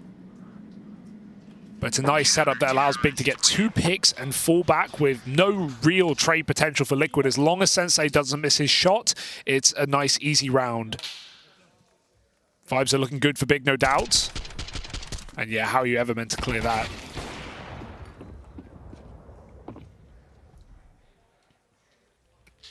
And even though we have one of the fathers of, you know, German Counter-Strike in Tabson, you know, probably the most, if not one of it, if not the most legendary player from the country, it's great to see the form Crimbo's in this year and really the past 12 months. If Tabson's a father, Crimbo's a son, and he's definitely one for the future, if not the present. Well, man, in this iteration of Big that we have here, God B's the kind of the ghost at the feast, you know, yeah. no longer allowed in the room, as you say. Down to those locks as a result of it being the Academy squad that picked up the spot from the Meisterschaft. We've got Tugux, obviously, as the Big Academy coach here. And, you know, if we want to make some weird link, ex-Space Soldiers, as Antares, an ex-Big player also was. So there's more and more links there. The Big family is large, is what I'm trying to say. There's a plate for everyone at this feast. Nice opener. Boost not needed. Crimbo's trapped out. Yeah, good spot to be in, though. Well, we had to try slow this down. Rainwaker keeps his eye on it and deals with Crimbo. In a Tetris, OC flashed off the angle, that AWP out of action for now, but it will start to take these aggressive sight lines down the back of the site, and with these smokes in play, you know, he's only got one channel that he really is to hold with that AWP that anyone could have hoped to push through. Becomes all too clear for Team Liquid that this is their round. Patsy could have gone hunting, it could have removed these guns. It looked like a nice play, but Process is ready for it. So they're at least looking good to get out with the weapons here. Yeah, keeping both guns means you have a rebuy, so this is everything to Big. If they lose a player, I don't think they would risk going for it. Even then, it's tenuous. But it might just be enough here for Big to justify a reinvestment around a couple of saves. So Liquid won't go hunting too much. The call has been made. We need our own money. No one above 1,300, so Liquid will accept that result. 4-2, a strong T-side start. If we fly through that. Damn, this is a... Yeah, all right. I see you. That's a J-Raz The ops right team, there. they love a good ang. And so does OC, man. Great round from this AWP, right? Opens up with the pick and a B, and then it's that kill there that seals the deal on the round. So you didn't just get OC opening, but it was very much him that closed the doors on that one. Team Liquid, quick to get their revenge, striking while the iron's hot here. They've come in with a 4th round, and now they're starting to get big at breaking point once again in terms of the money, right? You touched upon it already. That save allowed the reinvestment to come through, but those good graces won't keep up for Big. So this is where Liquid could look to exert some real control over this first half. Oh no, he's burning! He's burning alive, and he walks back into the Molotov. It doesn't even look like it's there in his defense, but heat rises. Yeah, he's trying to get in the cubby. He would have lived. He could have lived, but he did not, and neither will Sensei. As that smoke blooms, I think OC caught a whiff of him, and Yukinda sniffs out Tabson on the site, so it's a nice, easy 5-on-2, round locked in, bish, bash, bosh. That's an awkward start for Big. You could say that very much, as Process gets caught in the Molotov. And it all kind of unravels. And now Liquid feel like they can go hunting. They're not even planting the bomb. Look at Yukinda, he's just holding it, waiting, letting these players get space. And now Sin's a dead man walking. Nice exits for Rainwaker, and Big guaranteed eco now. Liquid know it as well.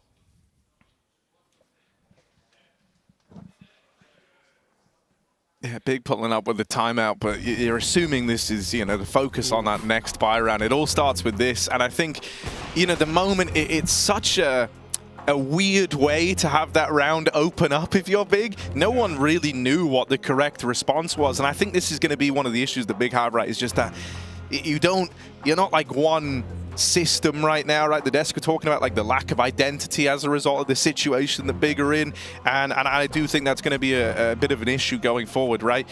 You know, you have to be prepared for anything to go wrong at any moment, in a sense, and that can be hard to do when you're not super familiar with the guy sitting next to you. So they're going to have to figure this out.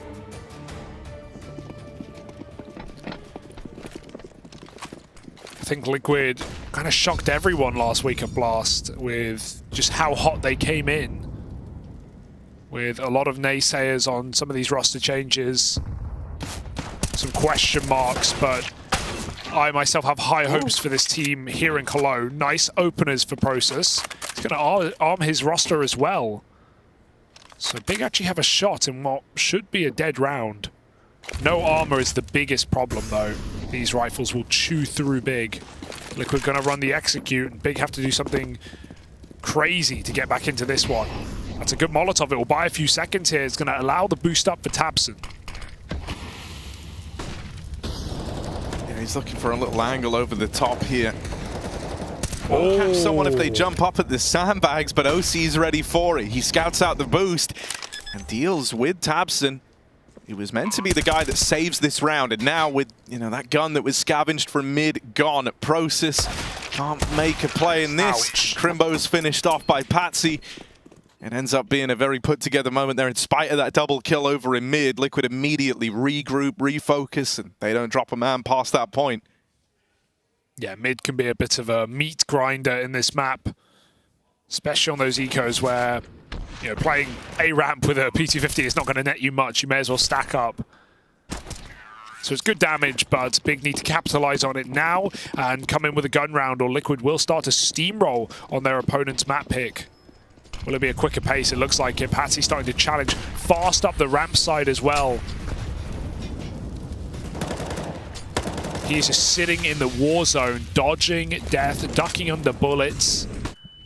Kinder's up ramp as well, ready to pounce Tabson. They know about him. Ooh, these flashes might just get Tabson a second chance at life. He doesn't opt to escape. He stays at sandbags with no smoke either if they molly him. Liquid are the ones who cool it off, pushed all the way back out the ramp. The benefit is they've gotten so much util out of Big, who may get curious yet. Process, that's a blinding shot.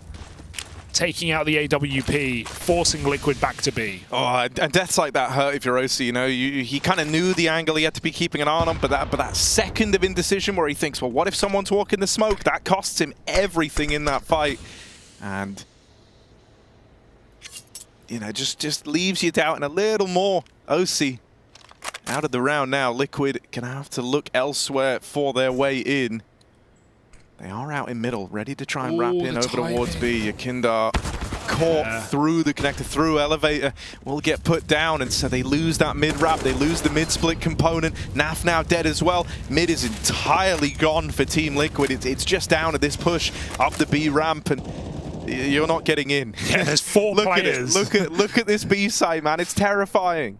4 players sitting front B. I mean, that's quite a defense here for Big. And the lack of util is not a problem at all. Liquid look pretty one-dimensional after they lose OC on ramp. They just have to walk all the way back. And yeah, Big able to deal with not 1 but 2 lurkers out middle. Naf goes later. That was a very ugly spray as one of the players jumped up on the sandbags in rotation. And, you know, it's no surprise to me here that you have names like Process looking real comfortable on Vertigo. I think for a lot of the Academy teams and players, or players who came from there, Vertigo was like one of the most played maps, hands down. There would be days where Vertigo was the only map played in the Academy leagues. So, you know, this kind of became a bit of a staple map, right? So they are going to have a lot of ideas here as to how they want to approach it, the things they want to try. And obviously, you know, these aren't Academy players anymore, you know, or not all, you know, like some of them. Yeah, but you know, they've kind of graduated on from that. They've moved through the levels. So welcome to the big league, Sensei. Yeah. That's a land peak. Yakinda just knocks his head off. Big have all of ramp though right now. And tabseN baiting for this. Process is throwing his nades. They know what's coming. They know this Molotov hints at the hit. But they actually throw a counter molly at the same time. Process, can't escape. The AWP hounds him down. That's a much more like determined peak from OC as well. There was no doubt in that one. There was no worried about the re-peak from the other side of the rafters. He just swings it wide, nails the shot, nails the trade onto that player falling back through short. And now Liquid are going to try and get tricky with it. And Rainwaker with that opener. Sure, Big, we're taking a bit of a gamble, right? Up and leaving this A side of the map to group in mid and B. But it might not matter after losing your anchor man inside of the site. The AWP is still here, though. That Molotov might be a problem. Sin's got to reposition. And I like how slow Liquid are taking this. They don't jump the gun in a 4-on-2. They know these rounds are very losable if they walk into the stack. And so at least one player guaranteed gives Liquid the confidence to run into this A site. They have essentially a 3-on-1 at their worst bet. It's not even that. tabseN's not in position yet. Trying to stop them from taking the site. That smoke will do very little. Grenade is good. OC's still going to go for the stick. And with 15 seconds, tabseN, he had to throw himself through. Without that, it's Big going for the retake in a very uncomfortable round, but that's a start. He didn't grab the kit in middle, though. So now Big are on the clock. Yeah, leaves him with that much less time. Yakinda and Naf left to hold this back. I mean, tabseN is the one player here for Big who has tasted success here in Cologne. So can he be the one to propel them back into this retake? A 2v3 as it began at tabseN. Taps on the bomb, hoping that's going to bait a peak. But remember, no kit in play, so time is of the essence for Big. And Sin just wants to save, but Team Liquid are not going to let him. That's just extra awkward because when tabseN walked back into mid to clear it in the 3-on-4, he stood 1-2 steps away from a kit on the ground, and either no one called it or he didn't notice it. But if he grabs that kit, look, we're at the POV of this entry for Yakinda. That's so nice. What a shot. I mean, if he grabbed the kit, it's a very different round. Liquid, though, able to close a 4-on-2, albeit close.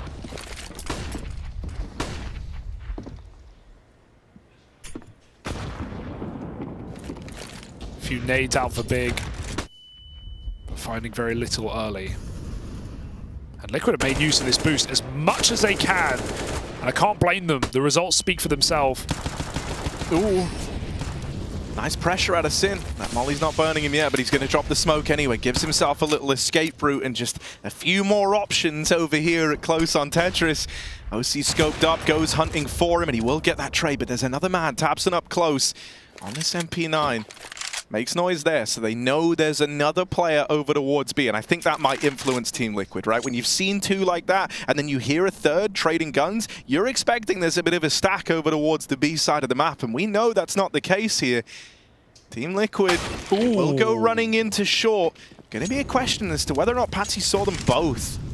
Sensei ran back, but Process moved forward to get the gun, trying to fake the steps there. Sensei won't know. They're very wide already. There's still a trade kill, 2-on-2. Big managed to make so many of these rounds look winnable, but right now they're out of position, and Liquid have cottoned on. Yeah, they've pieced it together, but at quite the cost here. Going down to the 2v2. I'm getting planted. Nade from tabseN's going to do that much more damage, bringing OC down to half. Util getting lobbed over. Just to slow this retake down, buy as much time as possible. You know the money's low, they don't have kits, so you're hoping that any sort of advantage can help you lock this one in. But now Yakinda, the man at the helm of Team Liquid, has got to do this all alone. Smoke's still in the way, and Big don't want to run ahead of them. Don't want to try and make this easy for Yakinda, but they will come through. Now in the sight, Yakinda's got them right where he wants them. First man found, and with Process off the bomb, there shouldn't be time for this. Yakinda knows it, he goes swinging. And so he will lock that round in, all on his lonesome. In-game leader Brain right there doesn't re-peek off that tab. He knows that first kill, and just the pressure of his close position means Process will never stick that, kit or not. That was Yakinda's round in the bag. Really nice clutch up. And I feel for Big, who are just making so many of these rounds, even the eco rounds, expensive, competitive, tight. but it's not enough. Liquid are running away with this game right now. T-side winning the half at the bare minimum. Rainwake is showing some great face as well on this T-side. OC's warmed in. It's not a one-man army by any means for Liquid. Everyone's doing their part.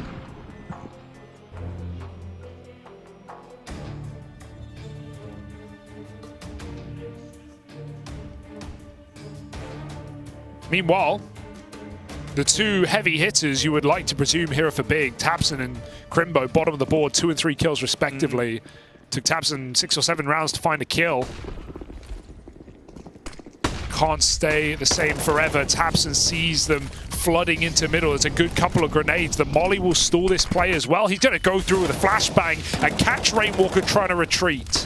Yeah, I think a lot of this game for Big is going to be trying to get tabseN switched on now. He's found himself over here in mid in a lot of these rounds, and Liquid have not given it a super amount of interest in how a lot of these rounds have gone down. So tabseN's kind of been pushed and pulled all across the map, right? Filling gaps. And so it can feel like he's just lagging behind a little bit, right? Playing catch up to where Team Liquid are finding these openings. But this time, they test him over in middle early, and he will answer the call. tabseN secures that advantage for Big. And Liquid pump the brakes. They've got this boost in middle, hoping that a peak comes out from Big over towards construction. But with the man advantage and with tabseN locking this down, I don't know if Big are going to feel the pressure to do that. Oh, Process getting curious as well. There's a little wiggle. Patsy is already up further than they're ready for, though, so Process peeks into his death, unbeknownst to him. Patsy with 2! Full blind. Goodbye, tabseN. 4 on 3. Liquid with all of the world right now. They're in their opponent's spawn at 30 seconds. Naf does get cut down by Sin on the B site, forcing them back into CT and into the AWP. It's suddenly all on the captain in the clutch. He's found a 1v2 before, but this is asking too much. Yeah, he's got 20 seconds. He needs speed. And that element of surprise that he's got is not going to last forever. Crimbo will get caught here. So Kindar's found his way into the bomb site with the plant. There isn't a nade to flush him out here, but they will just go running at him. Oh, he's going to tuck in time. You don't want to fall to your Kindar now. You don't want to leave it in the 1v1. Sin is low, so Sensei's got to slow down, and that gives your Kindar time to reposition. Down the stairs, they're in the site. He hears them firing off. Kindar. Yeah, they're on it. They're on that bomb. He can't stop it. It's a wider plant there off of default, and he cannot do anything about it from the ramp side. So Big stay composed. Sensei doesn't overstep the mark critically, right? Almost. He was close to doing it, but ends up giving his team the nice little berth to play that together in the 2v1. And the reason Yukinda looks a little silly there is because he knows as a player underneath the map, when he makes that rotation in the 3-on-1 over mid, he hears Sin running the rotate from B stairs up towards A. He hears him crossing. So he actually tries to plant behind double box to not get peek from stairs, but then it looks awkward when he takes stairs as his post plant, doesn't it? Sensei kept the pressure on, and Big will not stop. They will not relent. 5 on 3 off the top. Liquid have to fight from the back foot. Oh, a Process. Is that a read? It's got to be a read. It didn't look like he saw anything, but just on the money. Well, he's aware of the fight that Patsy's looking for on the back of that smoke, right? And Patsy's been very active over here towards ramp, has been trying to harass these big players whenever they look to make moves. So Process gets his revenge. And I mean, already this round for Liquid just kind of grinds to a really jarring halt, right? You went out, you tried to get these openers, and all across the field you've been locked out. That's a very long kill feed. Headshot through the wall, through a smoke at a Sensei, and that's going to lock in another for Big. Man, Sensei looks great, I've got to say. You know, he's had a couple of awkward rounds, but Big have employed some interesting setups. You know, when he's been in the right position and Liquid walk into him, he's not missing the easy ones. Yeah, he's 6 and 7 right now, but I'm seeing some talent here from the young Austrian. There's a lot of AWPers in Germany. CSGO, of course, and we know tabseN can do it. We've seen Crimbo wield just about every weapon. And of course, Hyped, who was even on this big roster at one point in time, was on the academy team when they qualified through the Meisterschaft as well. So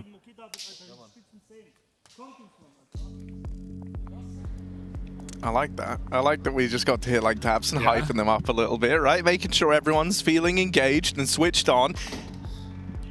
I think early on, whenever we heard from Big, it sounded a little more frustrated, whereas now there's positive overtones to this. They're recognizing that they really are on the path to recovering this first half. Yeah, there was a point in time where this was 8-3. Looked like Liquid could have had one hell of a T-side under their belts, but now we're hitting this point where Big might make something of this after all. The pistols, however, gonna cause problems over here at B. Rainwaker, double opener on the back of his P250, and suddenly Liquid have got a reason to play in this round.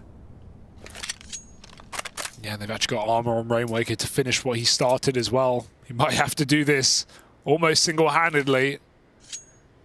But 2 already to the good. What have Liquid got for us? It's a call for Yakinda to get them grouped up. Would love to see Rainwaker give him his P250 right now. Yakinda has nothing. He's on nades. Sensei flashed off. They're coming at him. They're flooding. They're running up ramp. They've got a Molotov rather, but he's pre-smoked. He's hit a shot over it. And Sensei is just styling right now, burning alive, blind, doesn't know. And Process comes in to sweep it away for Big. He's loving LAN right now. He's having a great time. And Big might split the difference at the end of the half. Yeah, I do really love how Process and Sensei have kind of gone about managing ramp as this game's gone on, right? You saw them early on getting caught a little bit more. There was that awkward round where Process like burns down in the Molotov, and then the whole crossfire they were looking to establish just turned to gravy before your very eyes. But as the game's gone on, they've really nailed down some of these top ramp setups, and I got to give Process some credit, man. The guy really does, play with balls. Like, he is not afraid to fight you for this ramp control. Oh, stuck between 2 mollies. Patsy just finds a bubble. They have no idea. If he just peeks out, he gets kills here, but the flash comes too late, and Sensei saves his teammate. Him and Process, this little 1-2 at the top of ramp has been very enjoyable to watch. Sensei's still hanging out here on an island. He can escape with that smoke up. Process provides it. Looking over for a one-way. Oh, that's a team flash. There's so many team flashes. He just saw someone over the lip of this smoke. Sin? They're on the backstab as well, Process. They're right here. They're underneath him, but he's going to win that first one. It's going well. The bomb away from Liquid. Naf dead. And this is really awkward. This is such a stalemate, but in aggro positions at the top of ramp, this man trapped in at yellow is urgently calling for some support, but how's it meant to help? OC battles and brawls his way to 1 from the bottom of ramp, and Yakinda knocks out Tabson in the meantime, but they still don't have this bomb, and they still haven't uprooted one of these big cornerstone problems in at the top of ramp, which is Sensei's AWP. Still tucked in at the sandbags, he's waiting. They've got a molly, and there is a smoke nearby. Crimbo can bail him out, but Sensei, he's about to get burnt. Oh dear, this could be awkward. In it goes, he calls for the smoke. Surely Sensei swings out wide for the fight, and Rainwaker takes him out. No way Liquid are going to win this round. Crimbo tries to make that so. Sin drops the bomb yet again, and with 10 seconds, Yakinda, he is out for the count. It looks like Big, who started very slow to this series, might just come in at the nick of time and split the half 8-7. They will. It's not bad at the end of things. We'll see if they can keep it up after the break.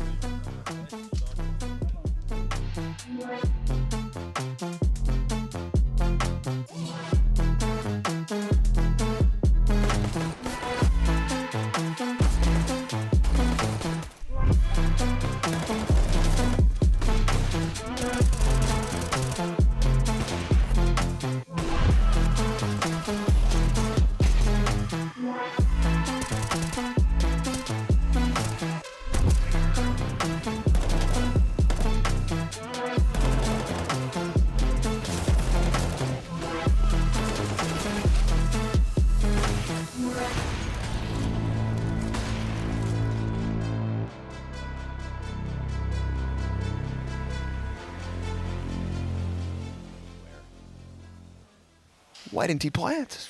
Press E, click. Well, fun round of Counter-Strike. That was crazy. Put it that way, that was fun. Oh, man. We take those. Okay. Henny had plenty of time to decide. I mean, I understand not planning front sight. Yeah. But then the crouch slide, not plant. That wasn't very Tony Hawk. Yeah, he knows. Fierce teammates, do you say anything, or you just kind of all don't acknowledge that? Unlucky. I don't get the Navi style of tell people what they did wrong. Sure. Hey. Unlucky. Hey, dummy, you messed up. You know, you can't be saying that, Hey, you man. low-confidence idiot. Look in the mirror. You're ugly. You can't be saying things like this. Those are your teammates, man. You got to have breakfast with them every day. I don't know what's worse, your gameplay or you. And by the way, you stink. You stink. Oh, I do still feel bad for Greyhound, though. It's one of those moments where, like, look what they're left with. Alistair, he was making it happen with that op. Now he's got a scout. Are you saying it was a tactical move? Oh my I'm God. just saying there's worse positions to be in. This is free for Phelps. He'll mow down the player coming in, catching him off guard with that one. You know, if you're Greyhound. So this is where Phelps' identity was born on Mirage. Talk me through it. He was the guy before Art even was born in Counter-Strike to get into the window every round of Mirage. Did even more than Fur. So that's it on T-sides. Get him there and prosper. This will probably be his most aggressive T position.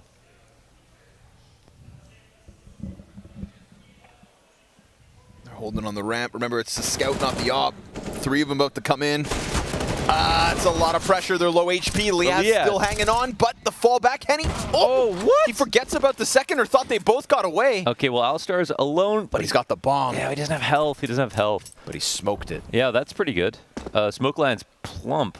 And let's see what he can do with this. I mean, this is going to be so hard to figure out. He at least got an M4. And time is being delayed. And it's 30 seconds. I mean, they got to come for this. I mean, they're going to wait out the smoke smartly. So it's a perfect amount of time here for Alistar to make something happen. His only 2 rotations are Palace or through connectors, so we'll see. Such a nice clutch. Stages do not get bigger than this.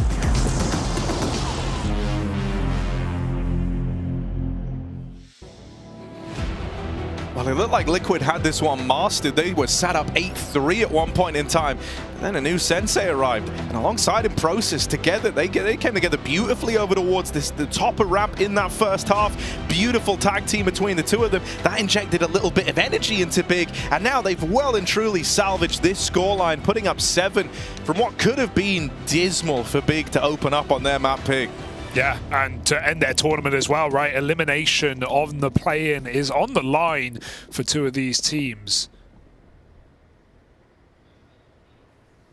Liquid, CT side, start on dual Berettas for 2. Yakinda sets him up. We have Big Creepy crawling out middle. Molly Smoke. And they've got mid for free as far as Liquid are concerned. Well, they're not concerned. You can have it. Big will announce it with that Molotov over the top of Con, and they're going to start running towards the elevator, you'd presume. Sim at the bottom of A split. His timing is very important. Patsy's trying to force it as well, so he'll find out the hard way. That's an awkward spam with a Glock. Somehow the USP wins out, and now Liquid might be ready for the A side take.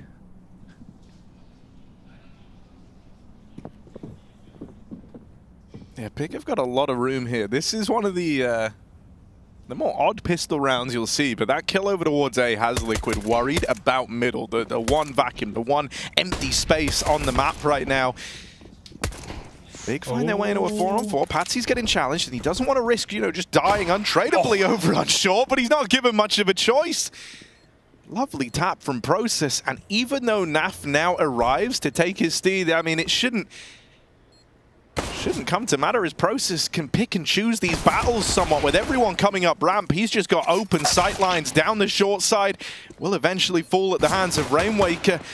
But there was an earlier tag on a Yakinda, so Rainwaker's facing the bulk of the pressure here, making these dual Berettas work to open, but it's where this bomb's planted for that makes life miserable. With mid owned, with CT taken, Big are able to go through the motions, fall back into those post plants, and play around that bomb in the 2v2. Yeah, Liquid still looking surprisingly uncomfortable despite that 5-on-4 and the assurance that, yeah, they have to be crawling through middle and taking that site. But the plant position is so powerful, covered from shore completely. With CT control, they can just face ramp. There's almost no way Liquid can ever stop that bomb plant. So I really like that pistol for Big, even if Sin gets caught at bottom ramp.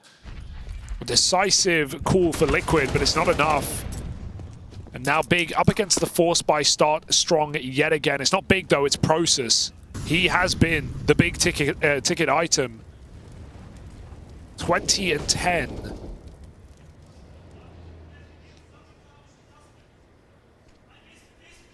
I love what they're doing over in middle, man. These dry contact walks are a thing of beauty. You're just not giving a lot of info away. And Liquid, if they're not going to play mid, well, then Big are going to take it every damn round. Lovely double from Naf. Don't know how he gets away with that. He has made this round a lot more interesting now. But with Patsy falling over the connector, it's all on Yakindar. They don't know about him. He's just seen the smoke out from the bottom of ramp. Tries his hand at the spam. They've got Yakindar in a box, back against the wall, but he keeps on going, and he'll deliver.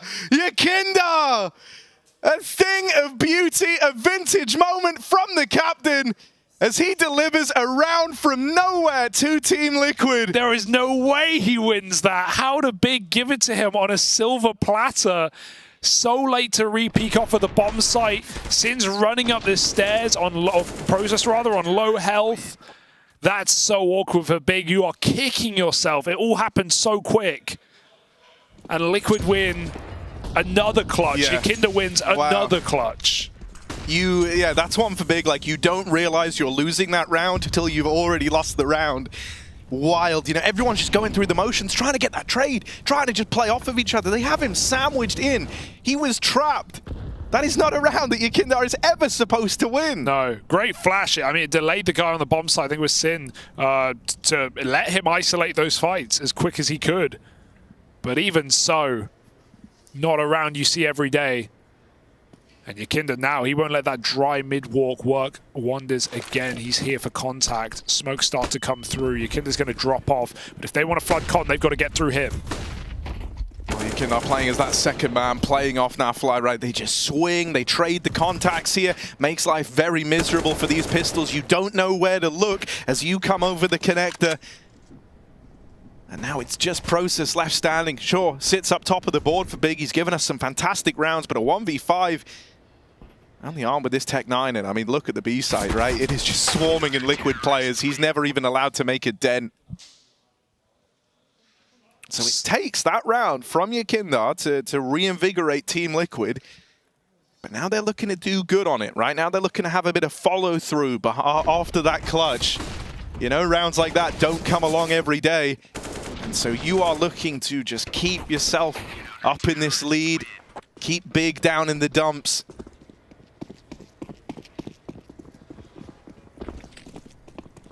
And so this is, you know, a little more of a chatty round for Big now. Chance to talk things through. Yeah, I mean, we've always talked about the brain power on Big, not just in God B, who obviously isn't here, but in the amount of players who have always been keen to be in-game leaders inside of this organization. In Tabson, Crimbo in the Academy League, Sin now in the main roster. Everyone's given it a go. There's plenty of ideas to put together into that next gun round. It won't be here, though. Oh, they missed the flash. That is awkward, but it might not matter. Overwhelmed by the sheer numbers. Now Big are given 2 guns. Okay.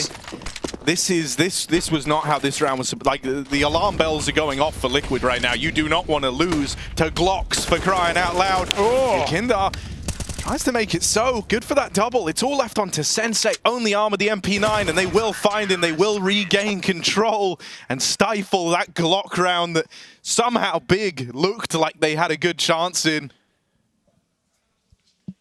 Liquid are keeping a lid on it. You can certainly say that.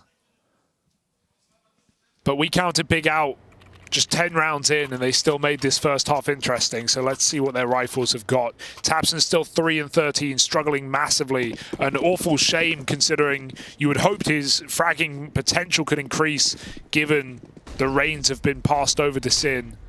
But not getting that right now. Ramp control attempted to be taken by Big. They've got a couple of one-ways down. Liquid responding with a good bit of utility of their own. Big will just sneak through the smokes. Tabson leading the fray. Oh, that's awkward for OC. Just gets double peeked off the top. Tabson takes it. Yakinda does trade, dropping the bomb, and Patsy falls after not even one. Big break their way through. Heavy cost on health, but a 4-on-2 with no nade to stop this plant.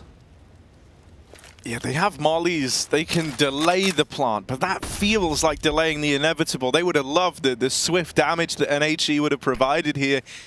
with Sin and Process so low. Instead, it's going to fall to Nafly to win this one with the rifle, and it's just one kill from him. Sin might be low on health, might be but a shot away from death. He still provides a much-needed bit of levity here for Big as they tip the scales to the 3v1. It's all eyes on Rainwaker, and I mean, with the MP9, he feels like he wants to give this a bit of a look. He may as well try, but he's not long for this world. Crimbo puts a stop to it. It's a big pull-up with a much-needed round here, getting their revenge for that little turnaround that Liquid had earlier on the back of Yakindar. Yeah, I have just loved watching the energy of Big in this game, right? They have always been in it, always been focused, and getting very loud. We can hear them just down below us as well. Sensei bringing much-needed energy as this T-side wakes up here in the second half. Liquid trying to take back B stairs. It's aggressive. And Liquid meet them there with 2 players. Even a third nearby.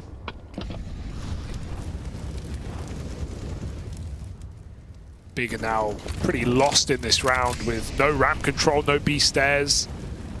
Just walking underneath the map, trying to group up. Liquid are offering ways back in. They're still fighting for ramp. They've got the deep smoke down. So Big just need to wait that out, but we've got what looks like the under ramp smoke for a bit of a one-way in response.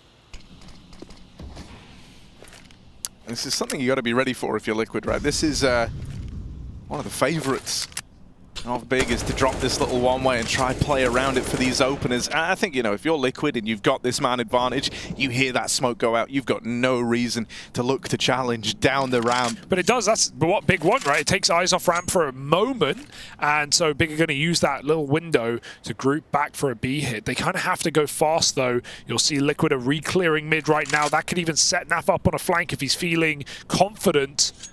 They're going to go for the boost up, Rainwaker in the prying eye, but he knows about this one. I think he's just seen something as well. Flash going to come through for a re-peek, but they're not even facing yet. This is getting a little bit too late, a little bit too close for comfort. Liquid are ready for the hit.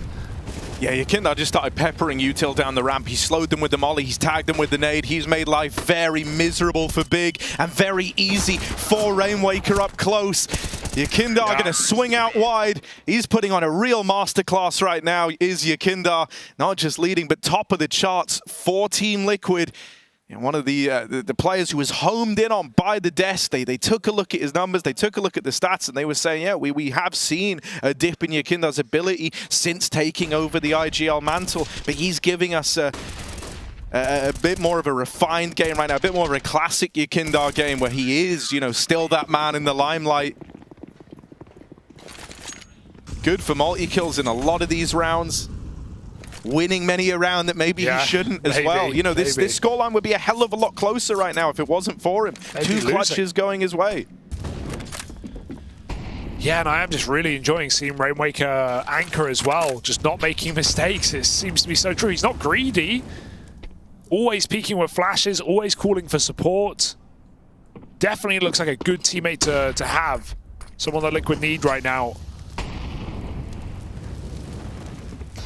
What an unlikely hero in their European relocation. Crimbo with a 1 gun does get a trade, but we've got that flank for Naf that we didn't have last round. He's taking his time on it. Big. Everyone is here. Naf is about to find that out. Oh, no one's looking. No one. Oh, Crimbo with a very fast turn down the ramp to nail him. And with 50 seconds left, Big, now they have an interesting decision here. You know, do they want to follow through with the A play, looked like the plan originally? Ooh. Or do they want to get a bit tricky with it? It's a cheeky one-way. 30 seconds. They got 1 molly. You would expect it to be thrown out behind this boost. Now they've seen Patsy. He might just die from that. He's going to have to take some damage falling back, surely. Locked into the corner, somehow surviving. They're trying to keep him alive with supporting flashes, but out on short is the real problem. It's Yakindar waiting to pounce. Backstab again for the captain. He finds 2, and his team swing off the back of him. 13-9, and Liquid playing some great team Counter-Strike right now. No one making hero plays, always waiting for their team to be ready, supplementing every peak with a flashbang on both bomb sites. And despite Crimbo with a nice couple of entries, it's not going to get big into double digits just yet. First T-side AWP now for Big as well.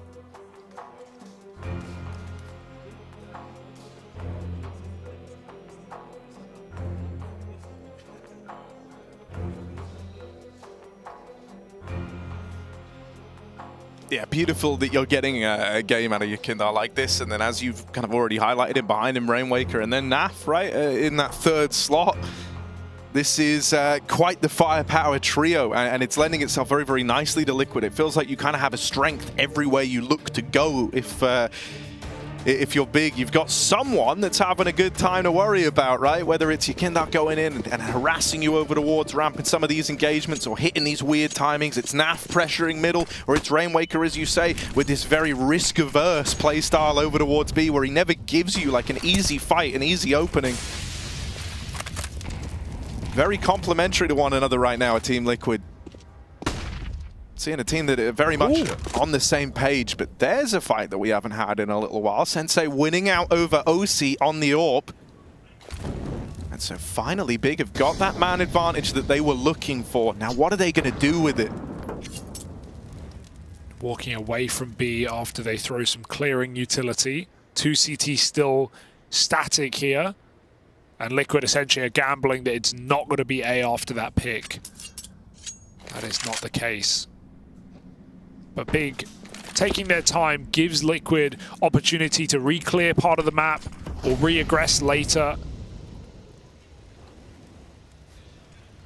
There is an opportunity for Liquid to change their mind, and they seem to be doing it. Yekindar coming to fight with Patsy here on short side. This could be a bit of a massacre if Big take too long. Yekindar's right around the corner, but Patsy takes one step too far, and Tabson catches him at bottom ramp. Now it is, again, got to be the Yekindar show, but TV's turned on. First man in, first man down, fed to the beast that is Yekindar over on short. They throw the AWP his way, hoping that that would have been enough to stifle it, but Yekindar just keeps the aggression coming in, switching it up. You never know where to look next, but it's Yekindar that you're fighting. 3 in the round. And he's made this nice and easy for Liquid, or so you'd like to think. Rainwaker and Naf have got to finish what Yekindar started. No. Crimbo no. for the plant. The spam will find him, and there simply isn't time for Sensei. He is sent packing. A 3-on-5, right? Big get the entry with the AWP. They go back to A. They get a free kill on Patsy, who's too wide. And Yekindar out of nowhere pulls 3 kills out of the hat. I mean, this is very, very cool to see, because, you know, it's clear Yekindar is a player with a vision for how the game's meant to be played, how the game should be approached. When he first joined this original squad, you know, we had him imbuing a bit of knowledge down the way of Nitro. Then you had him starting a call on some of these maps, right? And then we've had a gradual transition for him now into the IGL role. And you can see the little influences from Jamie. You can see the influences passed down from how he used to play in his last team. And one of the things that I think is cool is there's this idea, I think, that once he gets everyone playing his brand of Counter-Strike, once they're all on the same page, I think we're going to see him freed up to deliver games like this a little bit more. Right? Someone like Jamie who would always put up good numbers while IGLing and AWPing simultaneously. He was... He could do that because, you know, he knew how his team would respond to given situations, and it feels like Yekindar's trying to run this team the same way. This is a change of pace for Big, though. Their backs against the wall right now, and Yekindar, well, he doesn't have the AK this time. It's a little harder. That A1S lets him down, trying to convert his spray onto the AWP. Sensei has to be the hero of this round. He's hit some bangers in this map so far. Big can just take this advantage and reset, though. Leave a lurker, or just leave entirely, while Liquid group to pounce middle after the smokes fade. Going to be going back down the ladder for an A attack. OC's so paranoid, though, that they could have walked through elevator, and they could have. So just got to dedicate to one or the other. He'll pick the right answer. And this is all getting re-cleared by Patsy right now. So Liquid, as far as a 4-on-5 goes, they are still pretty comfortable in this round. They're making the right rotation. 3 players backed away. OC needs a multi-kill. He does provide up on top with a third, and the bomb is dropped as well. Big cannot maintain the advantage for long. That's back-to-back rounds. The opening pick has left them nothing, and Liquid sit on map point on their opponent's map choice. Yeah, this is very well done, right? You know, especially when you think about kind of the ebbs and flows of this game, right? You had a really good start out of Liquid. They went up 8-3. They felt untouchable. Then you had this late in the first half recovery from Big where they started to close the gap. They come into the second half with 1 round between them and Liquid. And since moving on to the CT side, that's where we've really seen the mileage go up for some of these individuals, man. And, you know, for Big, it must hurt because, as you're pointing out, even in the rounds where they're getting those advantages, they're getting the space, they're not finding success in the long term. tabseN opens. Feels like it's been a while since we've really even had to talk about tabseN in this matchup.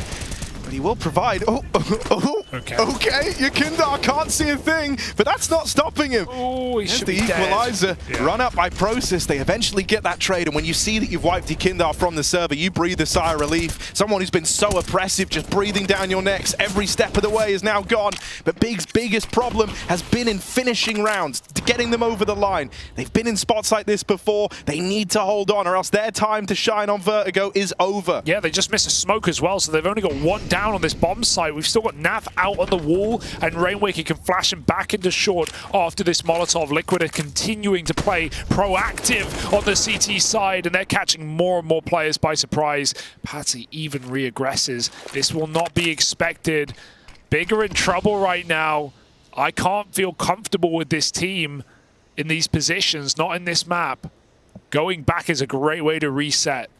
They leave Sensei with the orb, and he should be getting this free kill as Patsy tries to rotate out. I think he's got an inkling as well. The bomb is still leaving. He's calling he has a player trapped. Yeah, I mean, they should know he's here, right? Yeah. They saw the smokes get thrown from this side, and Sensei's been holding it. So, you know, you're acknowledging that maybe there's a tiny timing where he could have crossed out. But yeah, Sensei believes in himself there, holds the line, and delivers that necessary double to stop any craziness happening in the 3v2. I like that pace change for Big, though. The one thing I feel like has been lacking from this game, just with different in-game leaders, is we've not seen like the signature Big, really heavy execute team. Like, this is a team that I'd love to watch go bottom B and throw, you know, triple molly exec, double smoke, left, right, green. Like this was the team that invented, you know, or made standard the left, right, green smoke on this map. We haven't really seen any execution from Big. It's been very contact plays, trying to mid-round, and that's helped by the advantages they've continually gotten, but they've also lost the majority of those rounds. And again, another contact mid-play, but at least Liquid are on pistols this time. It should be fairly easy. Yeah, you know, I think one of the cool things that kind of happened earlier on in this game where we were seeing Big try these contact walks a lot was how Team Liquid used that against them and giving up the mid space but playing the extremities so heavily. So that's why we've kind of seen Big move away from it. They go back to it in this round knowing that it's just pistols on the other side. So a good time to remind Team Liquid that these mid walks are very much a possibility. Process. There we go. Only a matter of time. Sneaky little Naf will get dealt with eventually. Nice. And so Big, they find that conversion versus the USPs. They keep their heads above water. That had to be clean though, didn't it? Got a rebuy. Not really seen OC's orb make any presence in the CT side yet of this map. Not the end of the world. They could have had a fairly good attempt of holding the ramp control. And when they haven't, Yakinda's been there to help out. Oh, he got a run boost off Spawn since going for it. Full send round the world, and he lands it with style. Gets you some early B control, beats the Molotov, and if Liquid were going for, you know, an aggressive stairs take, that is the perfect counter. So Big still coming in with some cool ideas. And overtime is not an impossibility right now when you consider, you know, Liquid, this buy isn't perfect without an orb. 1 kit, already low on util. It might be that late resurgence for Big that they showed us on their CT side.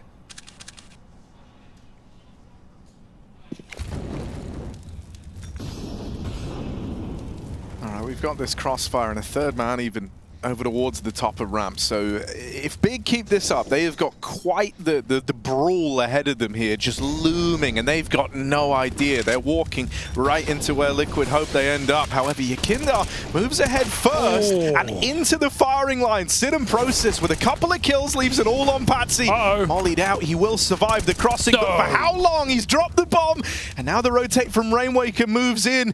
Looking to reinforce this site. Low HP on Patsy. He can't really be expected to deliver too much more in this moment. But this is the map right here, right now. This 2v2, and Big are gonna hold on. They compose themselves. Crimbo calls for a bit of a slowdown there alongside him and Sensei. They really just look to milk that for a bit of the info, see if they can catch a reaction out of Liquid. That was nice and composed for Big, especially considering that round decides everything on Vertigo. They do well to rise above it. Yeah, Liquid, making another re-aggress in a close 2v2, 3v3 like they've been doing a lot of these rounds. And like you said, Big read that very well. I wondered how that site setup would have fared. It looked kind of perfect with a bait and switch with Patsy tucked in and his teammate trying to cover from default. But Liquid get a little bit antsy. And Big stamped them out. 3 rounds now away from overtime. Liquid use another tack.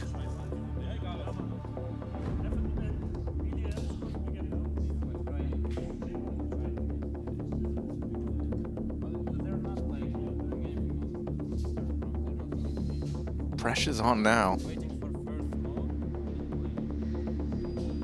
Full eco here for Liquid, so just a chit chat. I liked, the little bit that we just got to hear, because one of the things that you've kind of noticed, and I think this even ties into why we haven't really seen like the AWP from OC, is I think that Big haven't been super active at pressuring lanes on the map, right? They've kind of been hinging on actually Liquid giving them fights as opposed to anything else, and so Liquid are aware of this. I don't think they're feeling a pressure to be hyper-involved early on. They're kind of hoping that they can give Big enough rope to hang themselves, as it were, and leave a round down to the wire. That's certainly not a bad way to start.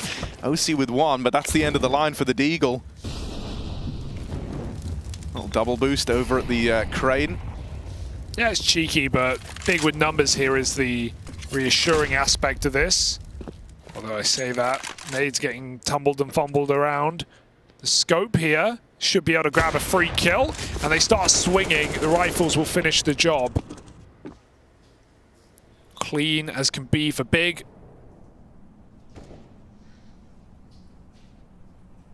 And Liquid really have a rifle round separating them from overtime. Yeah, force buy at 30 if they need it. But this is not the comfortable close that Liquid would have wanted.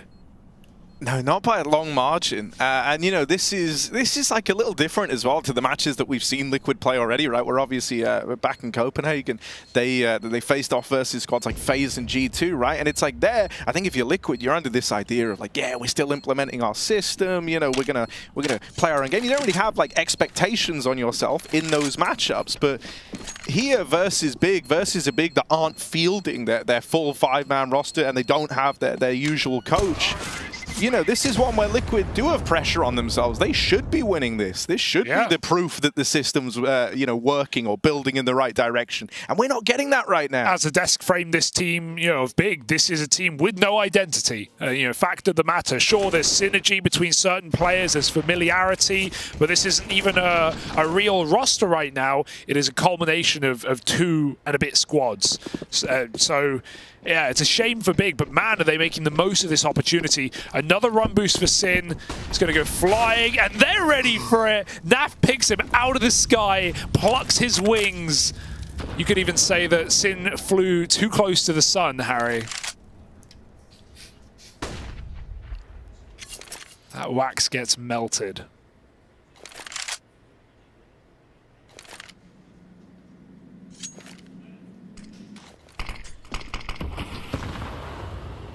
Well, now for Big. Gonna go the way of Sisyphus on this one, man. It's pushing that boulder up the hill. They've been doing it this whole damn time. They've got to keep on going. A man down, though.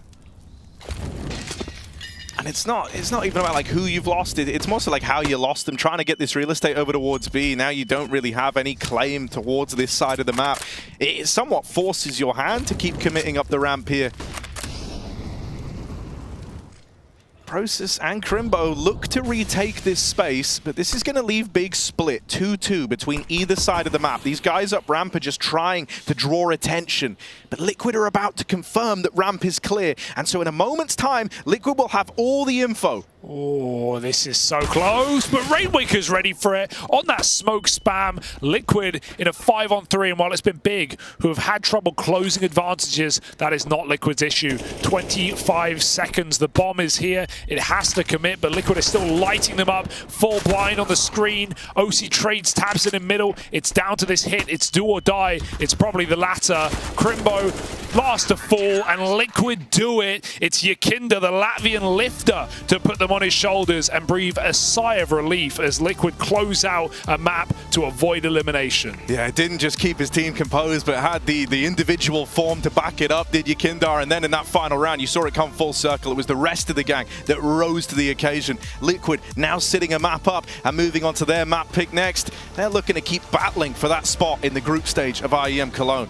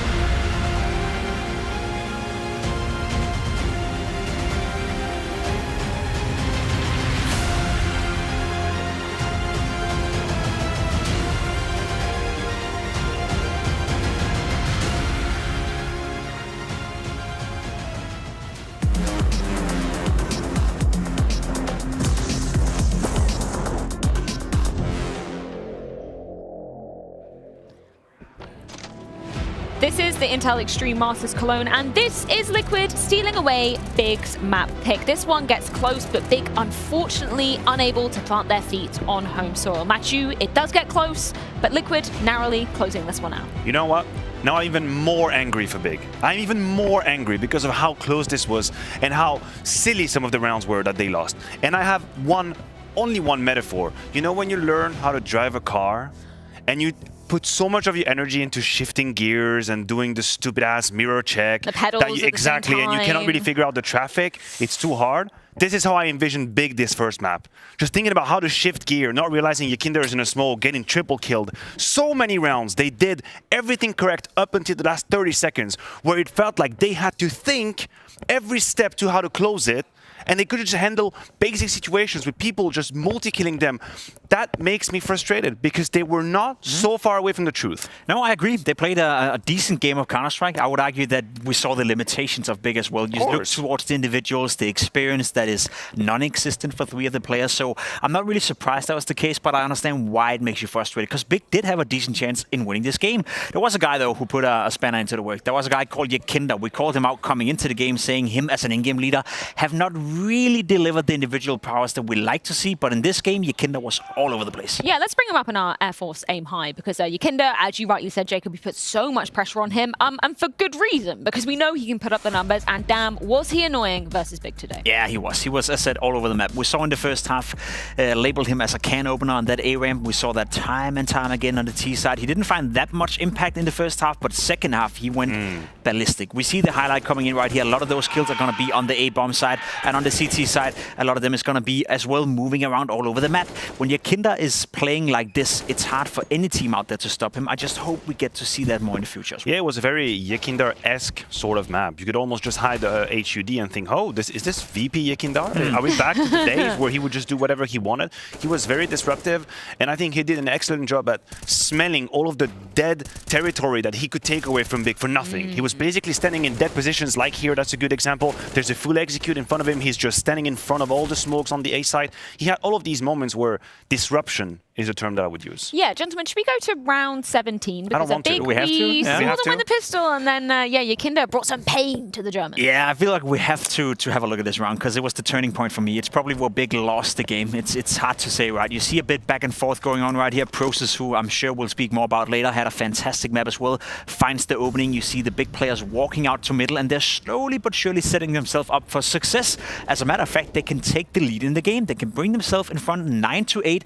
with Liquid having no money in the bank whatsoever. Unfortunately for them, Yekinder happens. We see Crimbo getting another one, and in this position, it's a 3v5. They're splitting towards the B bomb side. Sure, Naf is here with a teammate, and maybe they get a bit surprised that there's 2 players. Naf getting a double kill, but still, at this point, it should be nice and easy. Yekinder is now isolated. Patsy doesn't do anything. A 1v3 with a deagle, it shouldn't be possible, Matthew. Yeah, definitely. And unfortunately, the 2 least experienced players are the ones left in that 2v1. And they're going to do an excellent job at giving Yekinder isolated 1v1s. It is so sad to watch. There are so many mistakes in this one clip. It's a 5 versus 3 that is sort of precipitated into the side. I don't know why Nav gets away with a double kill, by the way, with an MP9 in mid of side, and then Yekinder becomes invisible. The first player dies, okay, but then unfortunately Sin and Prosus have no synergy in how they approach him. Like, geometry is with them. Like, they would have won just by going together and then just have that pincer move, but they don't. They give away the game to Yekinder, and unfortunately this is not just one round. We could queue different ones that would tell the same story. It's just lack of experience. They need experience in those situations. You mentioned the names, right? Prosus and Sin in that round. It's just them having not been in that situation too many times, so they stress a little bit. They can't really keep their calm, and it cost Big the map. Which is, kind of a shame if we're looking at Process specifically, because other than that, he had a pretty decent showing on this map, right? He was fantastic. Like, I felt like the only player stepping up to a level where he could almost carry Big into the conversation as whether or not they were able to win Vertigo. He had a lot of impact on both sides of the map. He was aggressive on CT ramp, winning a lot of the duels. T side as well, Process was playing good Counter-Strike, and to be completely honest, we saw them a bit in Copenhagen, and it's not like Process was a name standing out for us, so I don't know what he's done since Copenhagen and what he's been eating, but this game, at the very least, was a very good showing for Process, and very much needed as well, because there's no doubt, without Process, this wouldn't have been close. No, I agree with you. I think he was the only one instilling some sort of life, some sort of fire into the big camp. I mean, first of all, Tapson once again just completely AFK. It really hurts to see. It actually hurts to see. And I guess I'm even more hurting because I value Tapson so much. I think it might just be time for me to, get it over with and just accept the situation, which I struggled with. But Process was the first one to fight back. He was the first one to finding a couple of multi-kills, putting them in that momentum situations, and then I think he bought enough time for Crimbo to sort of kind of join the server as well. Towards the very end, he had a couple of clutch moments as well. But it was all this, man, and if anything, that's a good sign for Big, if you can have a Process that's activated. But we're thinking future here. We're not thinking tonight. What's your take on Sensei so far? Obviously, it's his debut coming into things. We don't know whether he's going to be, a permanent fixture of Big going forward. We presume not so. I don't think he did badly on this map, considering he's coming in new. Considering the circumstances, I think he did just fine. I think he was good at finding, a decent amount of impact with the AWP. We saw him try to go into some of these positions where you have to hit your shot, otherwise you'll die. So he was putting himself out there on the map, trying to make the difference.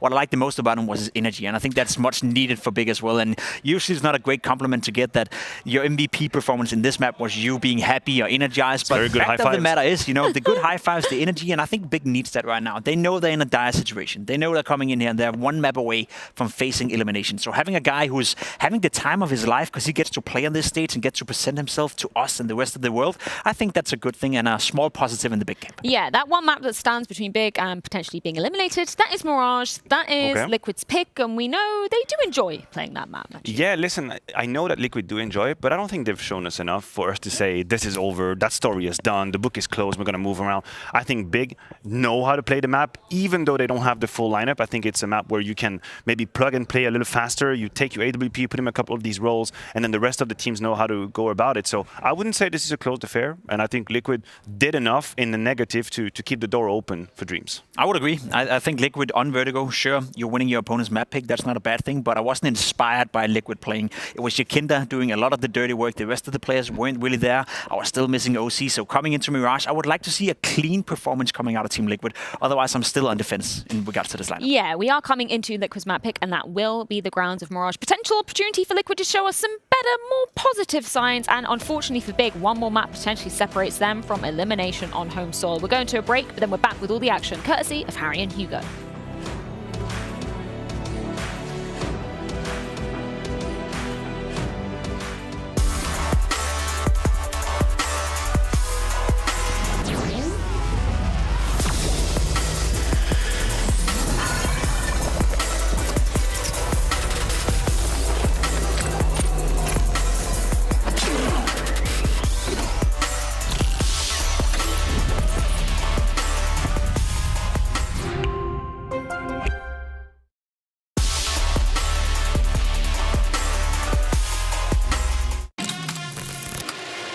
What is that reaction? Yeah, right. This would be an ace clutch from Poland. Oh my! Oh boy! FaZe Clan, the champions of ESL Pro League. Poland's here. Oh my God! Yeah, are you gonna be kidding me? What a map! What a map!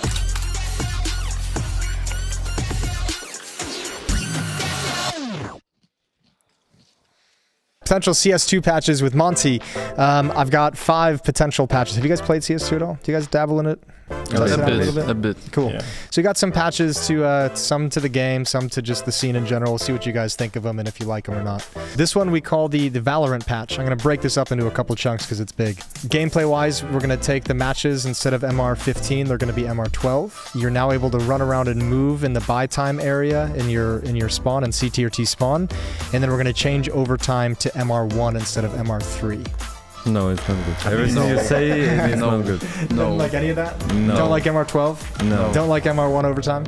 No. Nah. In my opinion, I hate it. Yeah, I don't know the boys, but I don't like. I don't think I would change that. I like the MR12. I think the only thing I like is actually the MR12, and the only fact is I think it's better for our viewers because like if there's longer matches, I think it's gonna be way more enjoyable to watch it. But other than that, no. Doesn't look that good to me. You know, you remember the beginning of the Sword? Like they had a different type of competitive. I don't remember the name, but it was like it was MR13, I think, and you would start with like 10k. So there was no equals at all. So it was more aggressive. It was more fun. And don't like running around in CT spawn. That could be something, but no. Yeah. Just a blank no. There's no real use to that one, is there? No. CS is just better than that. I don't like any of it. I think MR12 is not enough in CS. Yeah, for the players, but I think for the viewers it's a good thing. Yeah. But for the players, I think it's really not enough. Added a one-tap rifle to the rifle tab. Comes with 12 rounds and costs 2,400. The R8 revolver uses shotgun rounds. Reduced the auto sniper price. Gosh, you're asking for chaos. Like like I'm trying to think, like a Kar 98. A crossbow or what? No, like a one shot. Like it's like it's to the head one shot, but it just doesn't have the. So would you have like a harpoon or what? Yeah, like an M1 Garand or something. You know? Okay. Okay, I see. Like Mosin. Mosin. Yeah. Reduced auto sniper price. I think that could be interesting. Sure. Just in having more color to the games with guns that have scopes at least. And it would be probably new meta of auto sniper, new price, like silencers meta. OT. I think BO5 is like that's the worst. You know, like if you get to play all 5 maps, like from viewer point of view, I think must be crazy. Yeah, like if you actually want to watch everything, like. Can you imagine explaining that to a friend that's not esports and be like, yeah, man, come watch Counter-Strike. Bro, I have 8 hours to watch this, man. Yeah, I did that. I brought my mum to Cologne. First Counter-Strike event she's gone. That grand final went 5 maps. Oh my She God. sat there and she's like, okay, so when does it end? And I'm like, about, very interesting. Yeah, 8 hours from now. Get comfortable. Have a nice seat. Yeah, exactly.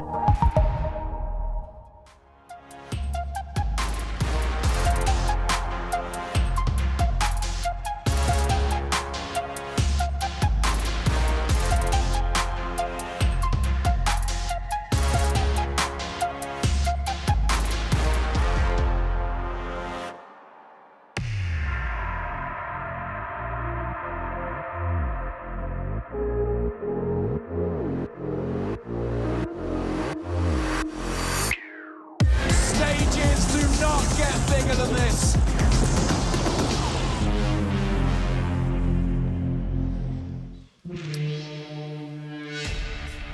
Well, it might not be the usual 5 for Big, but Cologne still has a special place in the hearts and minds of the entire Big family, and that's being called into question right about now.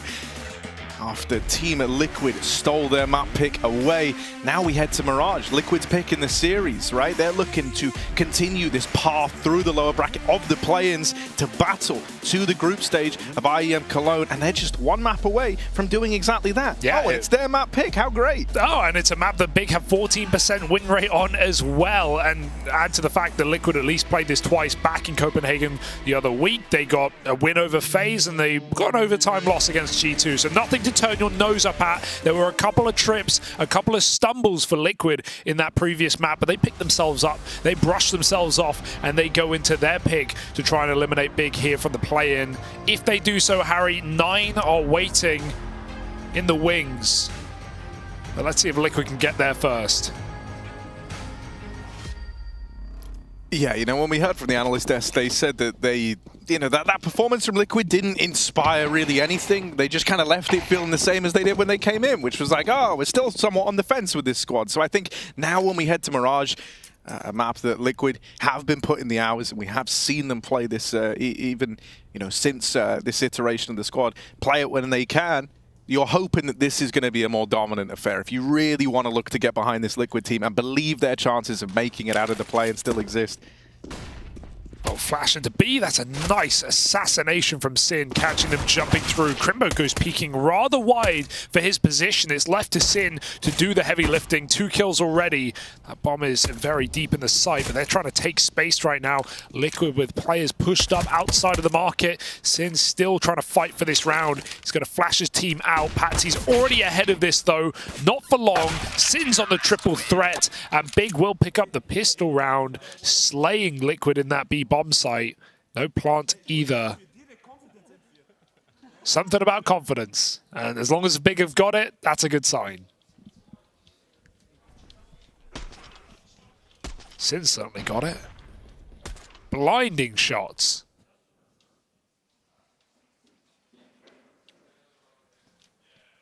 Well, Big have gone for the old school Astralis top mid smoke out of spawn. You don't really see that anymore because obviously mid got changed a while back. You need to throw usually a molly behind it to stop anyone from taking mid. But Liquid aren't going mid. They are flooding out Palace and to a swift death as well. You can just a little bit late to the party. Oh, tried his hand at getting one out of the round. You know, admirable. But not going to get away with it. Instead, it's Tabson topping the charts there, just containing the apps pop, right?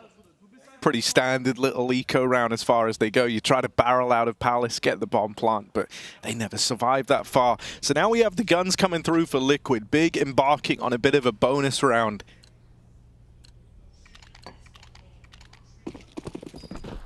But as far as bonuses go, this is actually a nice one, man. They're very armed here. 4 rifles and that 1 SMG on Process. And, you know, on Mirage, there's defo spots where these SMGs can excel, such as in the ramp push like this, where you close the distance a little bit more. He does lose the teammate that was moving in with him. It was meant to have this kind of 1-2 punch, a bit of a bait and switch about it, but they never learn about the SMG. Oh, the timing. I think this works. Yeah, this works in Process's favor massively. Well, oh, dude. He is hit like every great so timing lucky. here. This is a lucky rabbit's foot moment, man. He's got a 5-leaf clover. He knows. And at every turn, when they could have seen him, they've just turned around. All of Big are in B right now. Process needs to go buy a lottery ticket, man. He knows. He's clairvoyant. This is wild. Oh, the trigger discipline in this moment. It is the last thing they're ready for. And now as they go into B, they realize we're going into a stack, but they realize it too late. It's just Yakindar. 1v2. no. This guy's been clutching all damn day, and now he's got to do it one more time for Team Liquid. Yakindar walking through the smoke. Oh, and Crimbo's going to catch him. Puts a stop and then signs it with a wave and a smile. Goodbye, Yakindar, and hello, Big 3-0. They had to win that round. They absolutely had to, just with how many timings on the flank got hit and how many players were stacked in the bomb site. I'm shocked Liquid make it that close. He was on his screen. Wow, great catch from the production side. That was such a crazy round because, you know, it's so rare when you see like that many opportunities for a play to get disrupted, just miss. And then Crimbo with this, man. Just chilling out on his pillow. A dream round for Big. And they are off to a fantastic start. Tabson, unbeknownst to him, they've run through his underpass smoke and go hunting. Patsy with some brutal entries on the T side of Mirage. He's got the spirit in him indeed. Sensei only one as these guns are just getting shuffled and cycled out and away. Yakindar armed. Patsy very low, makes it into jungle, and Naf just walks through the smoke. Liquid have had enough. A middle finger back the way of Big. The Germans can't celebrate for too long. Wave back. Do it. It's too early. Everyone wants to. There it is! There it is! Yeah! Nice. Even Crimbo's liking that one. Something to fight for here. The vibes are so good here at Cologne. It's just, everyone's coming in refreshed off the player break. New teams, a lot to prove. New wave of Counter-Strike. A new wave, a new era. Oh dear. I just love how you could really tell on everyone's faces. Everyone in the line was considering like, he's gonna. Okay. So there's a little bit of friendly competition going on, as well as the stakes behind this game with elimination from the play-ins on the line. Now there's a little bit of back and forth between these teams. A little bit of intrigue. It just makes you play better. I mean, you know, you see someone talk smack, you want to prove them wrong. Well, I'd say if they can. Liquid are attempting to get in the heads of Big, just as Big did to them. Now the Jam and Deegs, we all know how dangerous these can be. Gonna open up his process, but overran. Tabson locked out, and so this A site opened up. The rotate through jungle is barely controlled, but Yakindar and OC will deal with it. So there's the conversion for Liquid and an eco round to follow now for Big. Yeah, I mean, off of just looking at the players you have on Liquid, Mirage feels like the dream map, right? You have so many young Pugstar players, right? Like players like Rainwaker, who has had a lot of experience on this map in 500, playing lurk roles. Now Naf moved into more star roles. We've seen that back in Copenhagen, Rainwaker taking a lot of his spots. Yakindar back on VP of old, was a beast here on Mirage. Patsy has always been comfortable here.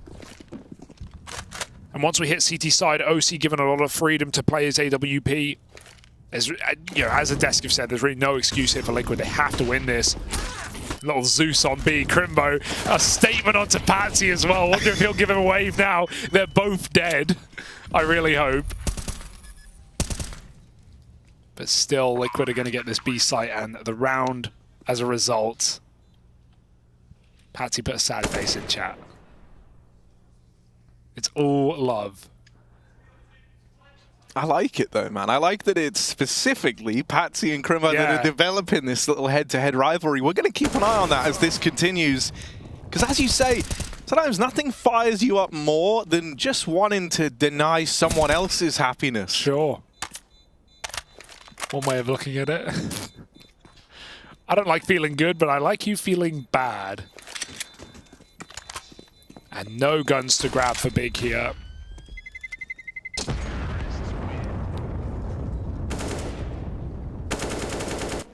Denied. 3-3. Good recovery from Liquid, just given how this game began, right?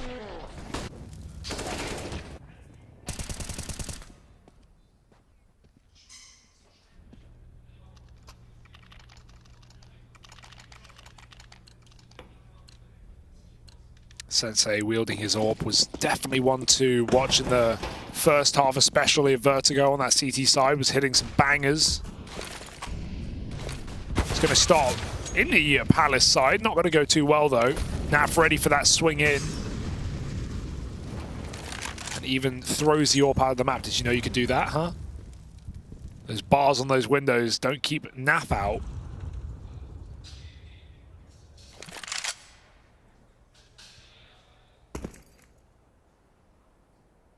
And great chance for Liquid to just group and do a hit on this B-bomb site. Bomb is going out mid right now with OC.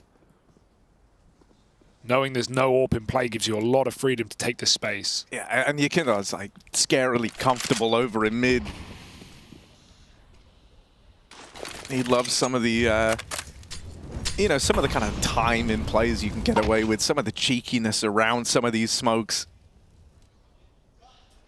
So moving up with the bomb, and that AWP just leading the charge on the back of OC. Meanwhile, Big, yeah, they've aggroed over towards ramp. They're kind of collecting this info that it's not looking like the A play.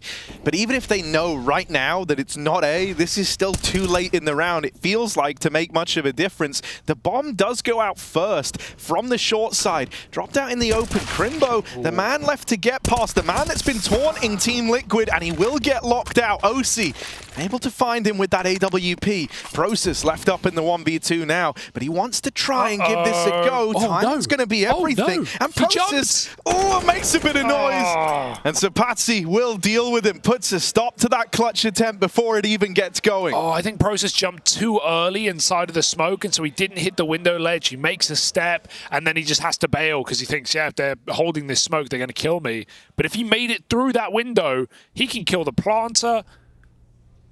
And Patsy would be, you know, way too deep to help out initially. Nice try. Liquid, though. 4 streak. Putting Big back on pistols.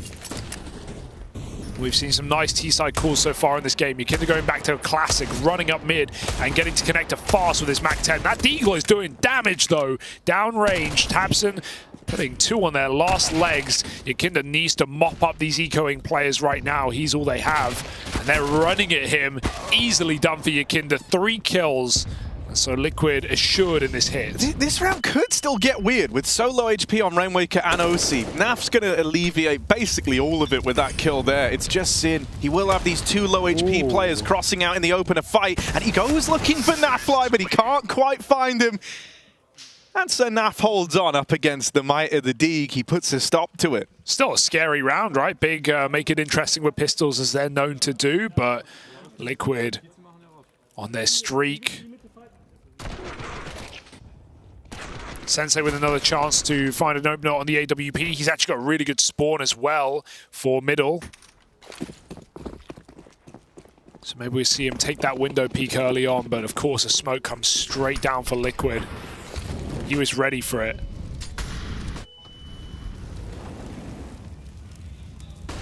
Oh, OC's so blind.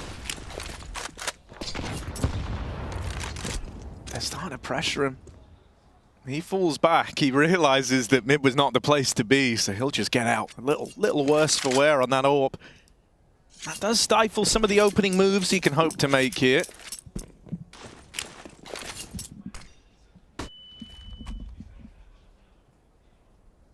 And Big are pretty swift to try and retake this mid space. Just looking to take ownership of it, know that they've got it locked in. This is going to remove a lot of options from Liquid, and Big are aware of that. So they've safely flushed them out of middle, and now they feel content to start replenishing some of this util over towards A. They don't know yet whether it's going to be this B or A exec, but they know an exec just from the spawn essentially is coming late in the round. They do at least have a lot of bodies over towards this side of the map. Only Crimbo in the site though, only Crimbo committed ahead of the util. Ollie's going to rain past there. Going to get one in his position, forcing him to swing out, but no one's actually looking. He delays his fight, so he at least goes 1 for 1. This is all a fake out, by the way, and it's pulled the wall over Big's eyes brilliantly, leaving only Sin on this B bomb site, starting to realize this one's a little too quiet. He hears the drop into B. 20 seconds. He tries to maneuver around. He is playing them like the fools. Sin dropping the bomb, turning around for 2, and he has won the round on his own. What a play for Sin. He lets them get so deep in the bomb site, thinking it's clear, thinking their fake worked out. And Liquid just trying to save. That may not even be allowed.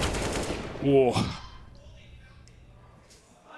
That's such a great move for Sin, man. The realization comes in pretty early for Big because they see all this exec util and only 2 guys actually commit out the ramp. Meanwhile, it's all heating up on the B stream with another elimination game. Yeah, and it looks like Greyhound are trying their damnedest to make that one interesting over there. Looking to make it a 3-mapper after all. They've showed up to the Cologne play-ins with great form, I think it's been fair to say. Yeah, Vexeyes looked incredible. Had some insane rounds against Furia yesterday. Now try to take on the other Brazilians. Look at how deep OC's got him with this orb. They're going to find out the hard way. That's so awkward. Sensei walks right into that AWP. OC won't last long in middle. It's a bit of a brawl round these smokes as Patsy comes out from under and takes a second. 4 on 3 now. Big still want to push the issue.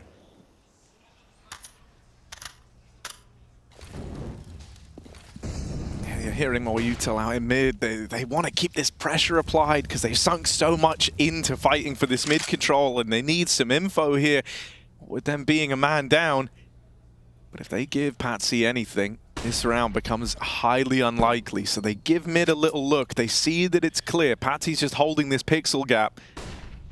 Meanwhile, testing out the B apartments was Rainwaker. He's picked up by Crimbo's orb. This is starting to get awkward for Liquid. Everyone's very separate here, all across the map. That bomb's got to go back, and Yakindar will run it all the way through spawn. Oh, he saw it. He did see. He saw him. Patsy didn't hear him, though. And Patsy don't react. That was weird. But yeah, they flipped it on its head. Big now favored, and 20 seconds for someone to get a bomb plant. There's no smokes. There's no safe plant right now with tabseN and Spawn playing this perfectly. That's a huge kill, but even if they plant for Catwalk, Crimbo is there with an AWP. They have to cover tabseN and CT, and he's dropped that bomb. 9 seconds. He re-swings, though. He's given them a way in. There was no way for NAF to win the round otherwise, and now he's got a bomb plant into the 1v1. Oh, that might be a decision that comes back to really haunt Big, and it's from tabseN, the most experienced man in the roster. He's meant to be the one that gives them an edge in moments like that, but instead he's teed up NAF for a clutch attempt. Crimbo still holding on this orb, hoping that a fight is given, and it won't be. NAF's already crossed into the safety under Palace, and so Crimbo is holding for a fight that will never arrive, and there's NAF swinging out to seal the deal. If you give this guy an inch, he'll take a mile every damn time. I mean, and that's such an uncharacteristic repeat from a man like tabseN, from someone who's been around as long as he has. That is going to hurt. Even if he just delayed it a couple of seconds, that would have made all the difference. The clock would have been so low. Greyhound go to 3 maps on the other stream. But my, oh my, that one is not a mistake you ever expect to see from someone like tabseN. It's going to cost Big, not just the round, but their money as well. 2 guns in this one. Ooh, and leg spotted. That smoke comes a little too late down under. Patsy's been very aggressive in the underpass position. You can get some 1D down top mid, and Big will take the space. They want the gun. They want everything. They might find it, making the most of this very low econ round. And Liquid at least have the bomb. They can just run into B if they want. Yeah, it's really their only option here. They have no real estate anywhere else, and they know that right now Big is shuffling around over in middle, so they try to go a little bit faster here, but there's still been time for 2 more players to go and pad out this B side of the map. This is looking made for Big. This is looking like it should be theirs all damn day. Liquid backs against the wall. They're just getting shut out by these pistols, and now the rifle upgrades come in. They lock them out of the apartments. So it's a swift recovery from Big. Losing that 2v1 in the last round in a pretty rough way. But they immediately stumble back to their feet with just the deagles. And double AWP as well, damn. Crimbo was playing one towards B the other round. I'm not against it. It's a great map to run that double AWP on the CT side. Big have a little bit of money as well to justify this after winning an eco. We're going for another one of these standard A hits for Liquid with Yakinda very quick through the con smoke. I'm loving what Yakinda's doing on these T sides. Getting so much space, and Big aren't really playing for middle at the start of rounds. They just get smoked out a window every time. OC, gotta be careful as Process finds that instant one-banger with the AK. The flashes onto Tetris, set him up for success, and Yakinda still waiting that con smoke, won't even play into this round. They're even aware of the gaps that Yakinda could have hoped to find if there was someone lurking mid right in there. And as we said earlier on in this game, you know that Yakinda likes to do this. Big are aware of the gaps that they've left, and so they're just holding the extremities. It's like, yeah, you have window, but good luck taking it any further than that. Yeah, they've surely heard this. That's why they've dedicated 2 players, and no one's, trying to clear it. They're just waiting for Yakinda to walk into the AWP. Grim is getting a bit impatient, but it's not like Yakinda can go anywhere. Ooh, nice shot. Grimbo assures this round. Leaves Rainwaker trapped out on ramp, probably being told to save.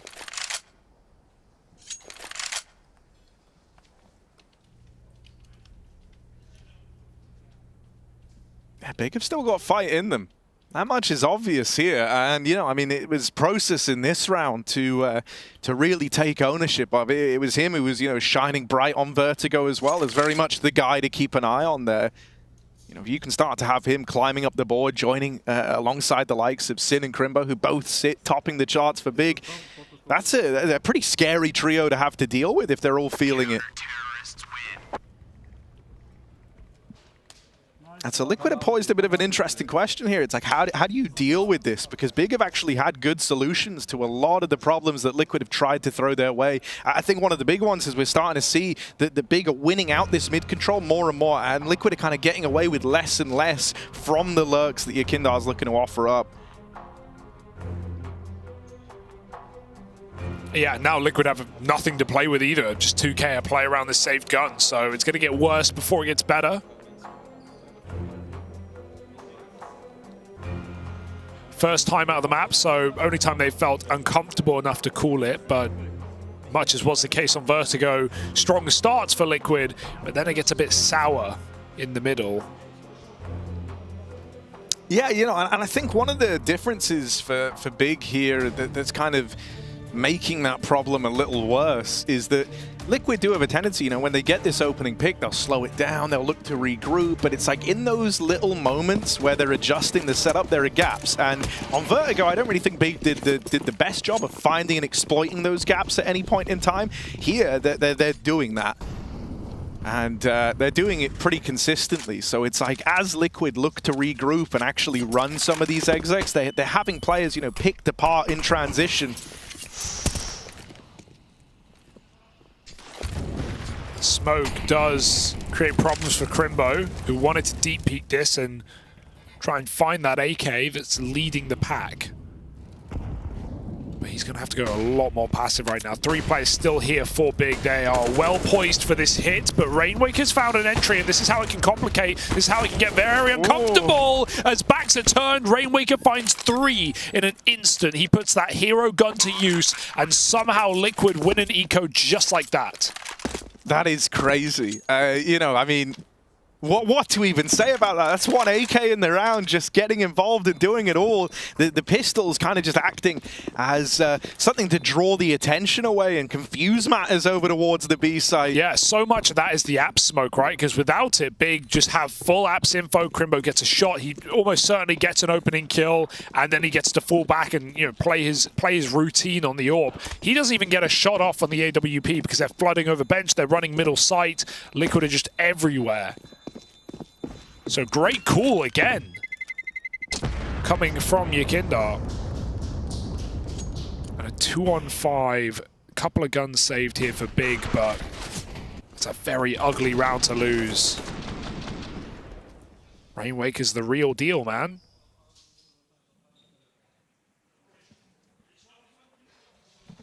Yeah, I mean, it's very cool to see, right? It's this same trio that were keeping up appearances for Liquid back on Vertigo, rising to the occasion once again. And, you know, the fact that Rainwaker's in that category, in that grouping, is great to see.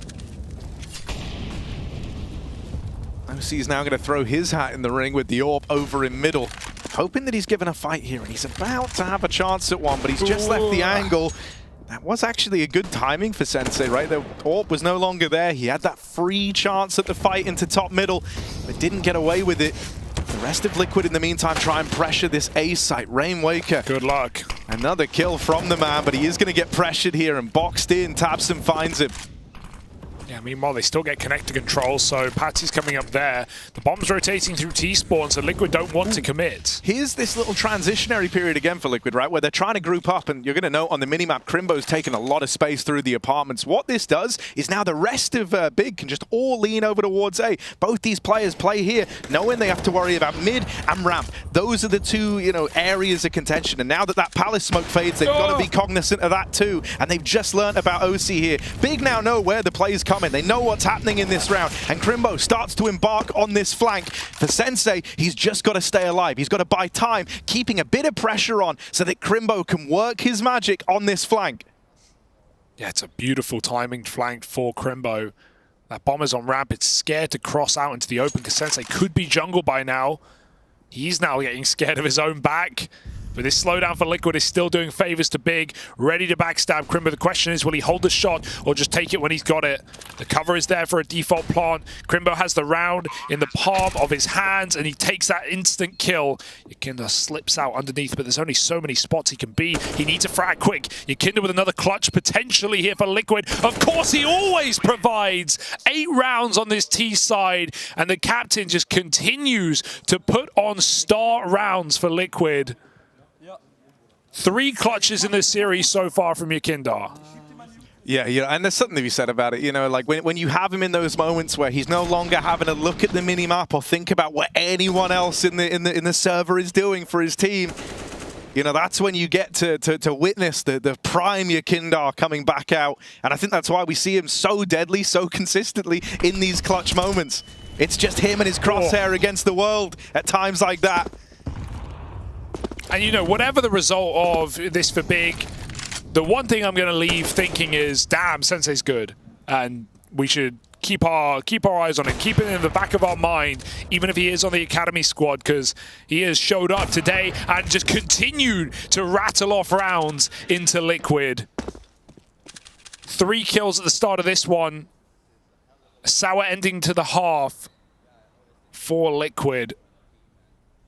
Unless they can pull out the impossible, 2 stars shining here on this T side, looking to turn this one around at a 2-on-5. But you'd like to think Sensei's done enough. Surely, right? Surely he has. Even with Yakinda and that's still left standing as like the kind of point men of Liquid, the ones that you really look out for in moments like this. You do believe that Sensei's AWP antics have just removed any options for Liquid in this round, and Big now fall into this super safe setup. It's been very, very cool to see Sensei as this phantom man within the team, right? Not supposed to be on the Big main squad. But here fighting in the biggest of opportunities for this player, he is delivering. Naf with 1, silenced after, and Yakinda's going to get finished off. It's Tabson to close this half out with a double. Once more, Big remain competitive. They hold on to that lifeline here at the IEM Cologne play-ins.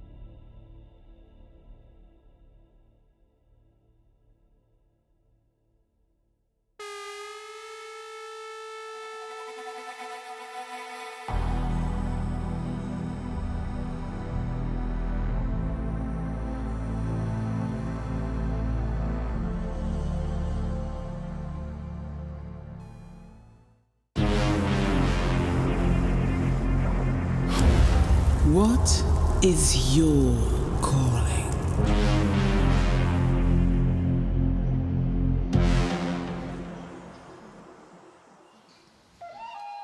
With elimination on the line here in the IEM Cologne play, and it's Liquid trying to Meister Shaft Big out of a chance to get towards that group stage. Of course, this is the lower bracket, both these teams fielding L's in the BO1s on the first day, but Liquid trying to long it out in a BO3 and take their map pick to finish off the day. It's 8-7 after their T-side of Mirage. Not a bad half. Some great rounds coming out from Yakindar and Naf as well, but it's Sensei who is storming the board this map for Big. Let's see if they can keep it going or if it will be the end of their lifeline here. Pistol comes through and Yakindar gets spotted early. Util starts to reign over. The dropout through Palace is not dealt with by OC, but hang on, Yakindar's found himself a little pocket, not of safety though, and Process will run him down on the trade. One and done out of Yakindar, but a nice shot for Rainwaker will turn the tide back in favor of Liquid. He keeps taking scalps. If they keep giving it to him, he'll just run amok here. Patsy even backstabbing, and Liquid just claps upon Big. Go B, try it. They realize that they've got them boxed in as they try to take the space in the spawn, and Liquid react very, very quickly to close the net over this A play. Ooh. Oh.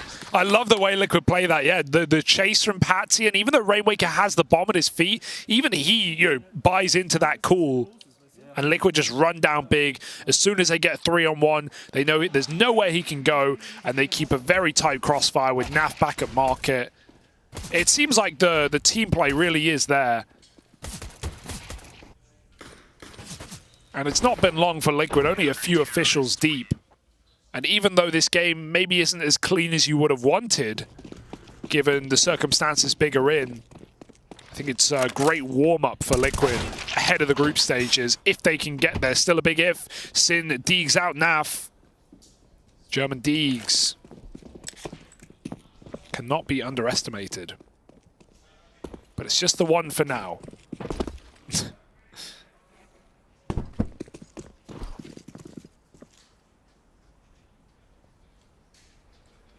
Hey, I'm not worried yet.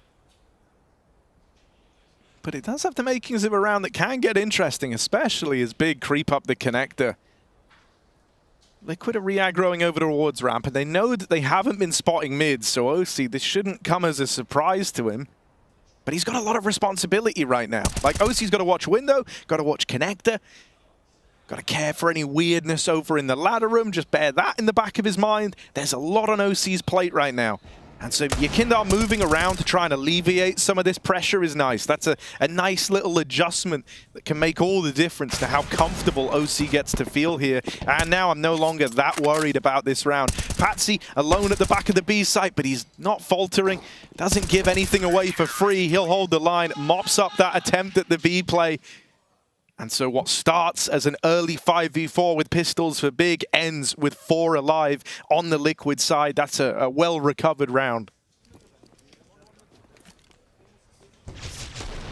I do love this camera shot.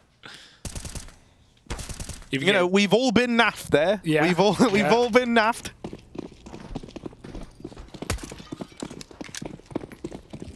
Pistol armor here for Big, not a lot. That's interesting, honestly. They didn't invest super heavily in the last round. They could have had an investment here, but they want everything when they bring these guns out. So a little lighter with a little bit of util to supplement the pistols. They were hoping that that could give them a way in. It's not proved super fruitful, though, as Naf repels them from the B play. He'll have his revenge in this round. Yeah. I wonder if that's a call off, like, you know, literally off the top of the half, like, you know, you go for the eco, then you go for the force buy. Obviously, the value of buying second round is you just immediately, if you win it, flip the economy. If you go for the eco, then the half buy or the force buy, well, Liquid actually have some chance to make some money. So I wonder if Big felt like they over-invested, maybe. More likely that. 11-7, and yeah, Big have to start this T-side ASAP. Or they will be going home empty-handed here in the play-in. OC in danger right now. Oh no, and his teammate falls off the top to try and help him out, missing that timing out under. Luckily enough, OC's still there to receive. Crimbo picked early, and OC's had a very quiet map here, and it may stay the same, picked as he tries to leave the window room.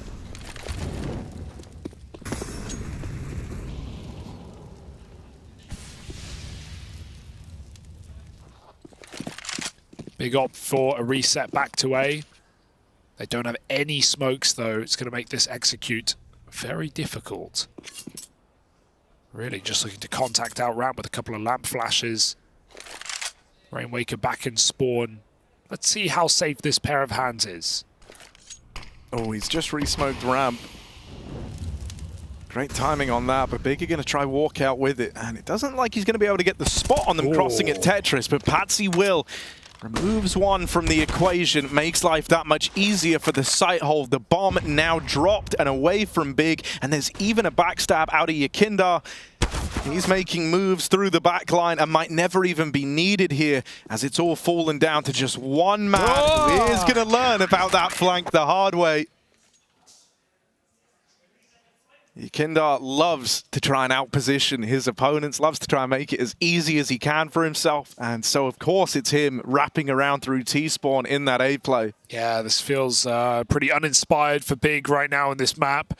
T-side half buy, and really what have you got other than, you know, dry deagles? And, you know, this kind of fits into the narrative that was being pegged earlier on, which is, you know, Big are a team in this iteration without an identity. They don't really know what they want to do at times, and I think that's kind of obvious with how these rounds grind to a bit of an awkward halt when the opening moves don't work. Yeah, it's just such a shame that we continue to see the same organization plagued by roster issues. You know, often when we made a return back to LAN, you know, one player getting sick after the other, varying timings, and never being able to field the full five. They finally build a new roster. Mantu shows a great face back at Blast, and yeah, they don't even get to field him here either. Yeah, you know, and I think Big are going to be realistic with their expectations at this event. I don't think they expected to come in with this squad and, you know, storm the board per se, but regardless of, you know, who you have, Cologne is one that just hits differently to Big as an organization, of the individuals in this team, to guys like Tabson who have put their heart and soul into German Counter-Strike for as long as he has, right?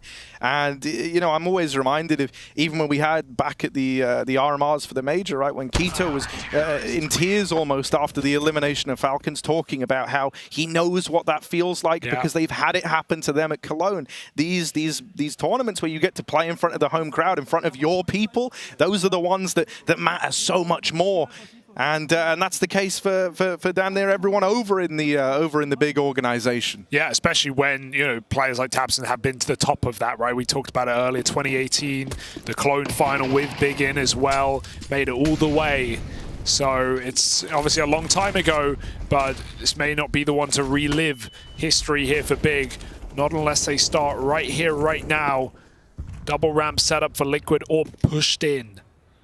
And Process just pulls back in time.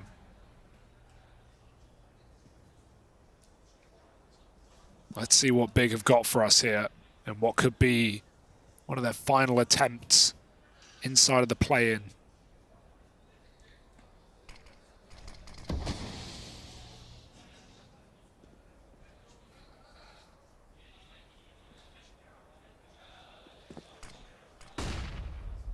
Easy does it here as they hope that Sensei can open up on this AWP. He holds these sight lines till the util comes out. Now he's been blocked off entirely over in middle. Bit of a util exchange over towards ramp. Big, they wanted to get away with a bit more over here in mid. That smoke on the short side combined with the top con smoke. Now they're going to go back and explore elsewhere as all those avenues in mid got cut off. Right as Big looked to use them.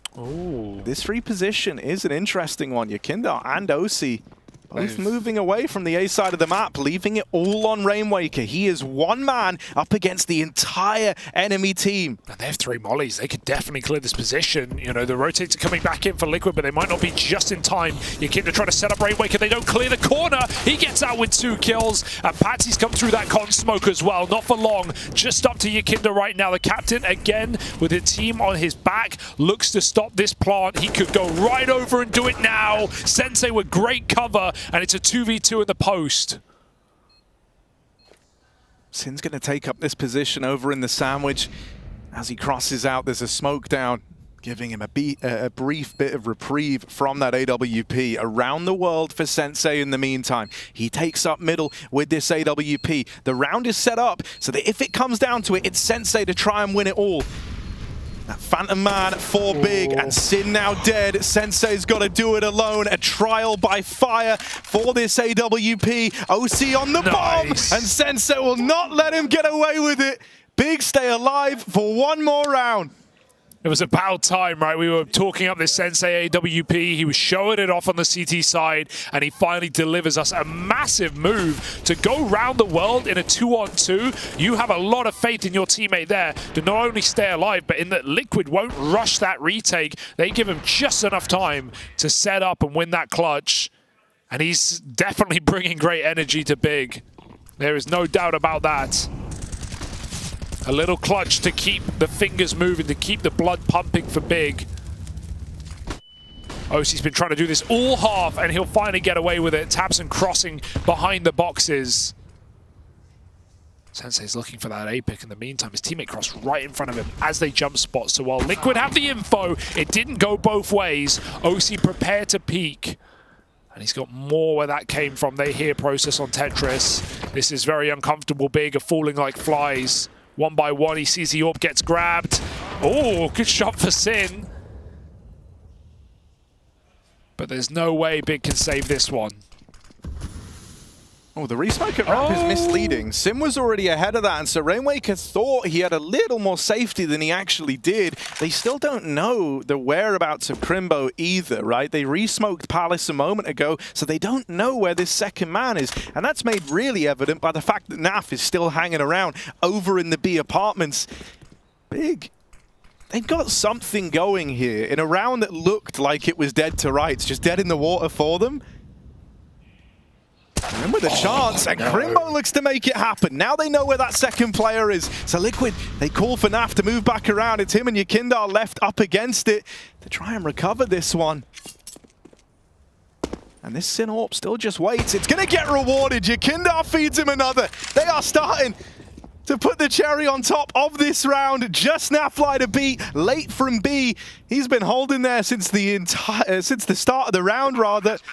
And now he's got to embark on a clutch all alone in a round that felt like it was Liquid's in the bag. Yeah, a 4-on-2. And how many dry swings was Sin given? Liquid pay the price, and Sim will fall first. So now it's up to Naf to try and close this clutch with a default plant. Crimbo has to cover the cross. He has to stop him from getting to the bomb site, and Naf wins it out. It does not matter. Liquid can feed the beasts, and Naf still tames them. 1v2 to close, 14 for Liquid. And that hurts for Big. They gave it their all in pulling back what felt like an impossible round. But that is an awkward post plant. It feels like the time is near to say goodbye to Big. Devastating round to lose right at the close.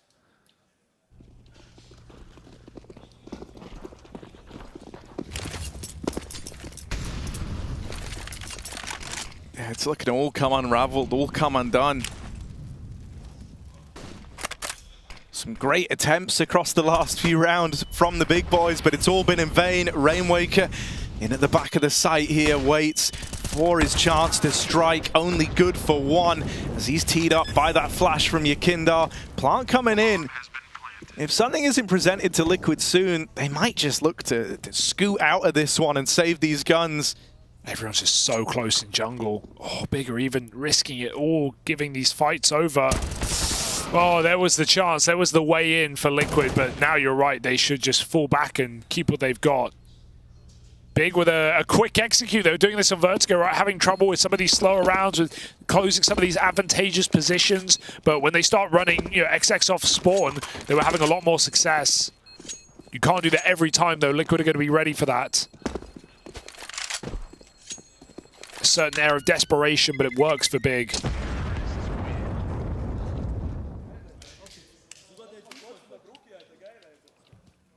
Nothing to do but believe at this point in time.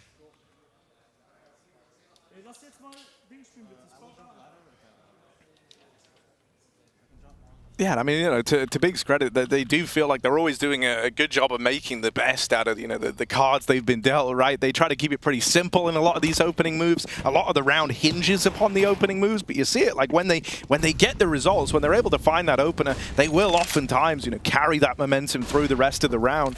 It's just kind of getting to that point and being able to replicate it that's been a bit of an issue.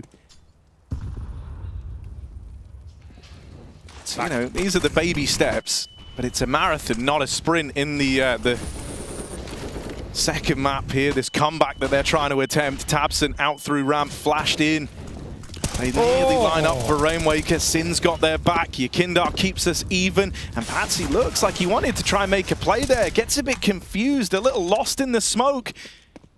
And so once more, it's another one of these mana host plants for Big, but a quick shot out of OC that levels the playing field, just might bring Team Liquid back into the fold. They're just so far away, but they have this flank. It might be worth using. Yakindar on the backstab. He hasn't got the kit, though, and he's really the first point of contact at this point. OC is locked out. He has to clear middle. He's scared of lurkers, and Crimbo's even holding for this contingency. They're just containing now.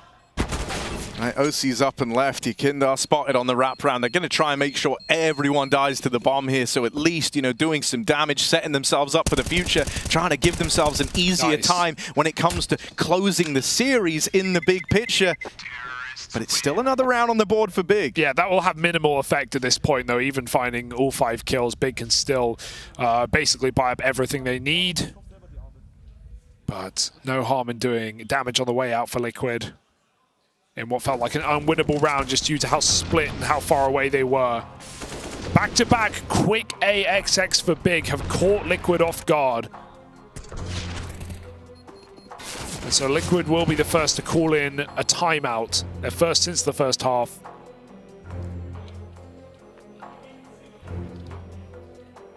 Yeah, and I think it stands to reason that Big's best bet is to brute force a lot of these rounds, but it feels like Liquid are constantly waiting for that round that's going to add the layer of complexity, and the round's never arriving, right? It has just kind of been a lot of these, not dry runs out through ramp, but set pieces to try and secure openers and a bit of leverage over that A site, and then just, as we said earlier, carry that momentum through the rest of the round. So, Liquid, it might seem like an overly simplistic way to solve the problem, but it might be high time they look to pad out this side of the map a little more with players that can fight ahead of the util that gets thrown in on the big exec. But here's where Big start to change the tune. That's a nice flash play for Yakindar, but it's still 1-for-1. Important trade for Sin to keep it even. And Liquid still look curious to force more fights. They've had a hyperactive CT side, especially on the first map. Did them a lot of favors, though. They probe middle, they see nothing. Big just re-up back towards that A site. Process has some ramp control. We've got OC in spawn, though. It's often been Rainwaker anchoring alone on A. Instead, now the AWP with a chance to get an opening kill, and we could have yet another one of these flanks that have just been the death of Big. Naf is going to embark on one. OC's flashed off the site. Minute on the clock. Big have plenty of time to get control here. Right, now every single time we've seen peaks over the top of this smoke, it feels like Big have just been holding for it. This round's no exception. OC dead immediately. Finds us into the 2v2. Oh, the spam does a little bit of damage from Patsy, but really he's just here as a noisemaker. Someone to draw the attention away from the true star of the round, which is Naf, embarking on this flank through spawn. Util goes out, smoke over towards the palace. Patsy dead to Sensei's AWP, and now it is just Nafly up through ramp alone. Tabson has been considering this since that bomb went down. It's done. And Naf doesn't even want to go any further afield than this. Spends all that time wrapping around, but the moment Patsy dies, the kind of element of surprise that this flank carried is gone. Yeah, Big took so much space as well going towards CT spawn that just meant Naf, he started walking in T spawn. You don't want to get heard by anyone close ramp, but you could just tell at that point the timing is way too late for him to win the round. Big not wanting to throw away another one of these clutches that, so many have gone the other way. Yakinda with 3 in the series, Naf with a big 1-on-2 in this half. So Big, again, as they did on Vertigo, make this game interesting right when you feel like you're ready to count them out. 3 rounds in a row, 4 out of the last 5. Liquid making a play with a hero rifle. It's all they've got.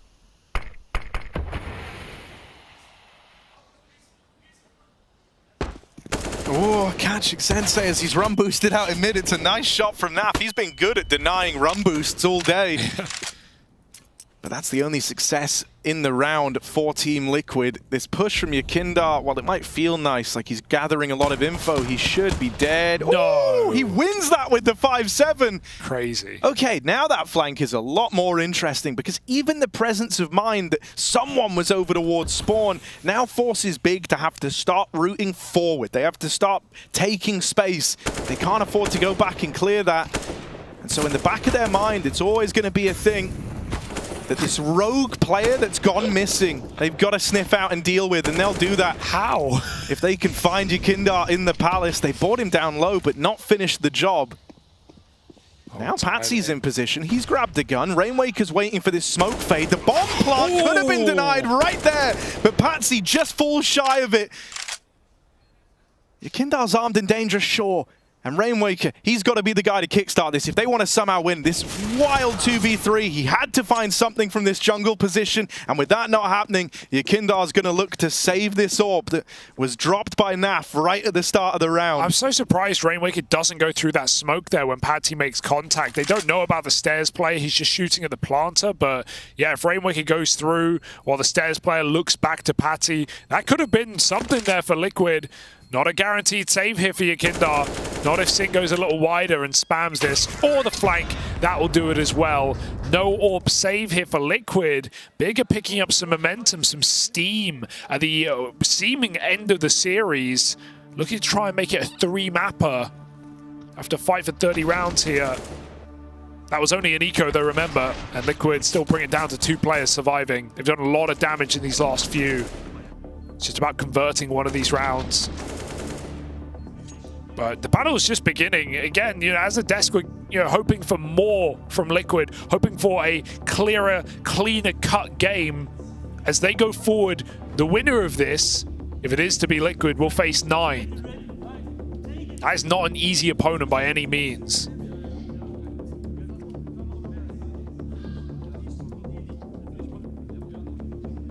There's only room for some in the group stages of Cologne.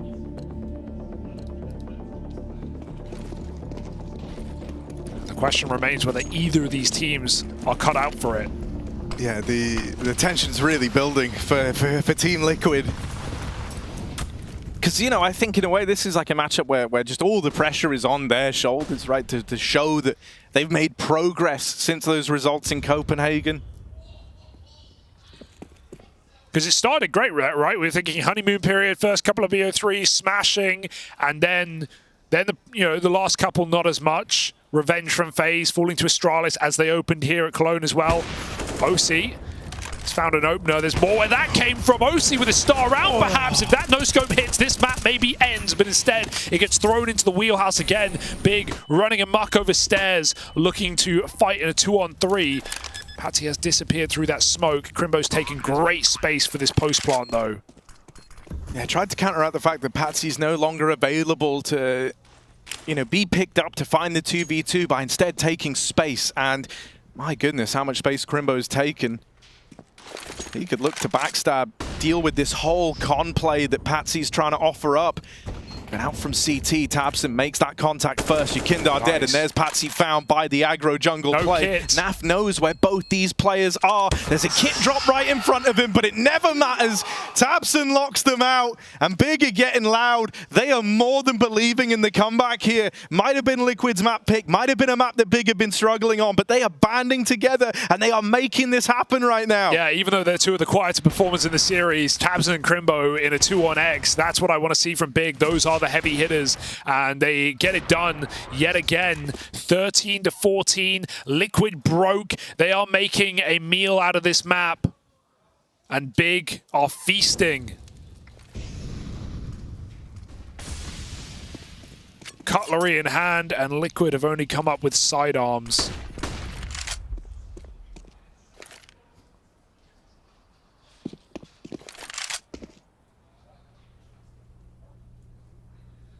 Gonna go for an A stack, because really at this point, that's all Big have shown. Keep in mind, we haven't seen any B progress in this recovery arc for Big. It's all ended on an A attack, often prefaced by mid control. This round is no exception. It's a perfect round to come over stairs on this A split. Not only are they going to get that control for free, with Liquid playing very close on A, but those pistols will be able to do nothing in those ranged fights. Gotta be careful here, because that's how it can all start to go wrong. Yakindar, well, he at least gets the info, but this A split's coming in. OC needs another, he won't find it. And Big looking good. Oh my!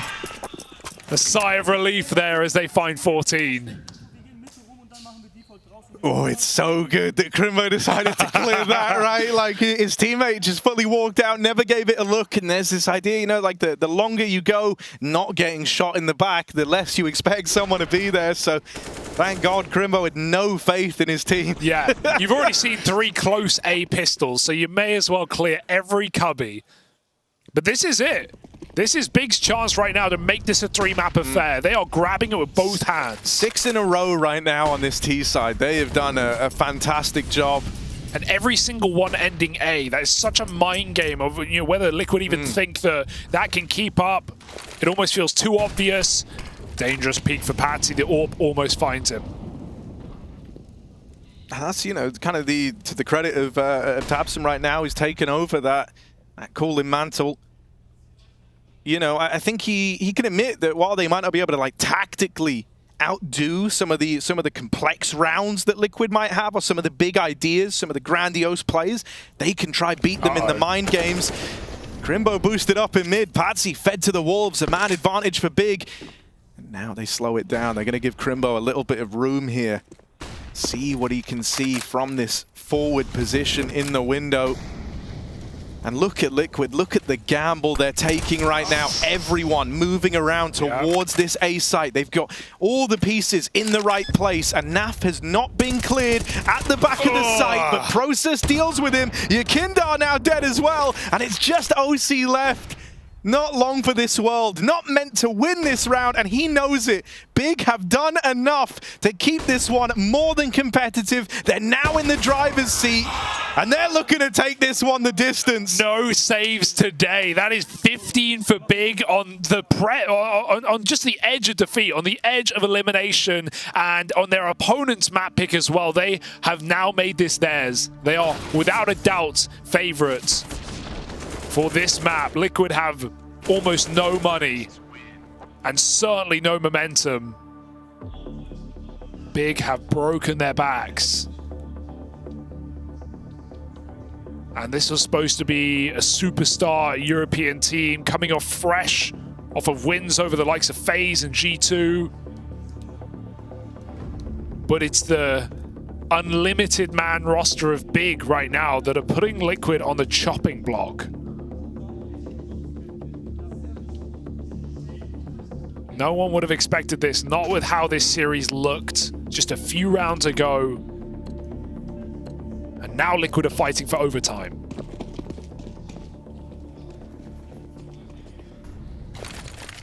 I mean, in the same way that this is a really triumphant turnaround for Big, this is shaking you to your core if you're Team Liquid.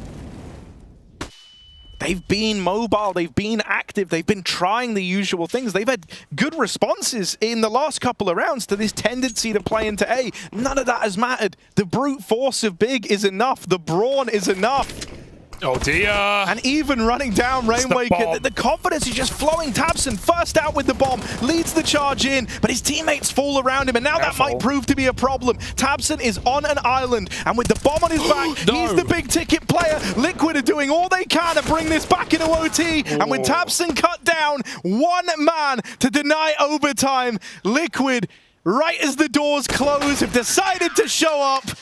And so they'll take this one into extra time, into OT. A sigh of relief, definitely. This is where the game completely changes for Liquid, where you can forget about the previous few rounds, the lack of economy, and the streak that Big have been on.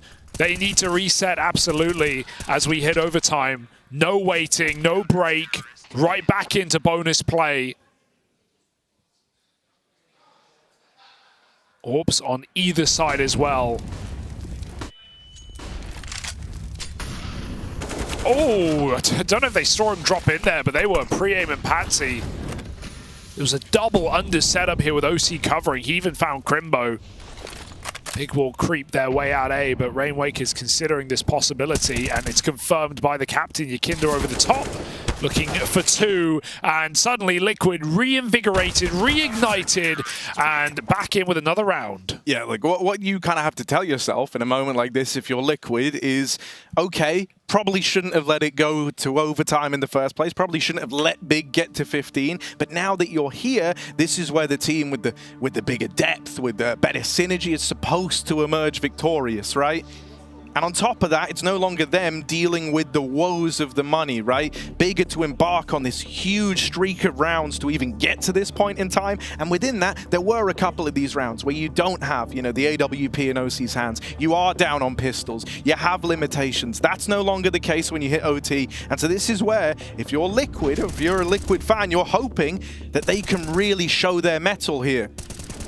Because honestly, these results, even the fact that it gets so close, don't inspire tremendous amounts of confidence. Yeah, because even if they win this, you're just wondering, will they win the next? How are they going to fare when they face, more reputable teams, rather, more proven rosters? This is certainly not one of them. But Big is still putting up one hell of a fight. How much further can they go? OC's just been close round every round. There's always been one, or if not two, players set up here. This process is certainly ready for this. They shouldn't go any further than that corner.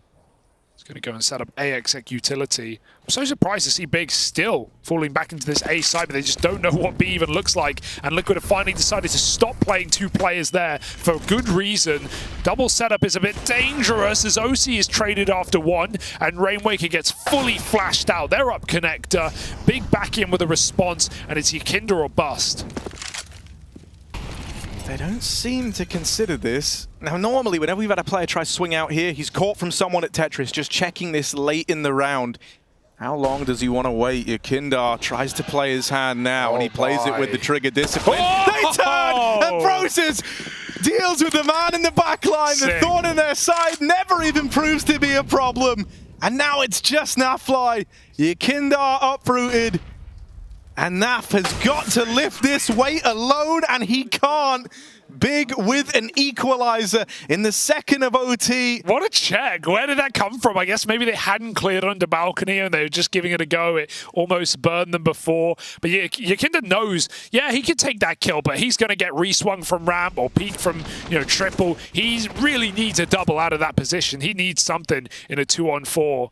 And damn, Process, Spidey senses. Shoots a web into Yakinda's eyes. Okay, triple AWP for Team Liquid. Not one, not two, but three. Why not? That's like an old school Furia approach. Yeah. When a game's getting out of hand, bring as many AWPs as you can to the table. The more the merrier, but we'll see. Because Big have done a lot of executing and put Liquid in a lot of retake rounds, and this is no exception. More smokes down. Rifle from Spawn does get something, and it's untraded as well. It's a good sign for Liquid. Big need to cross past OC first.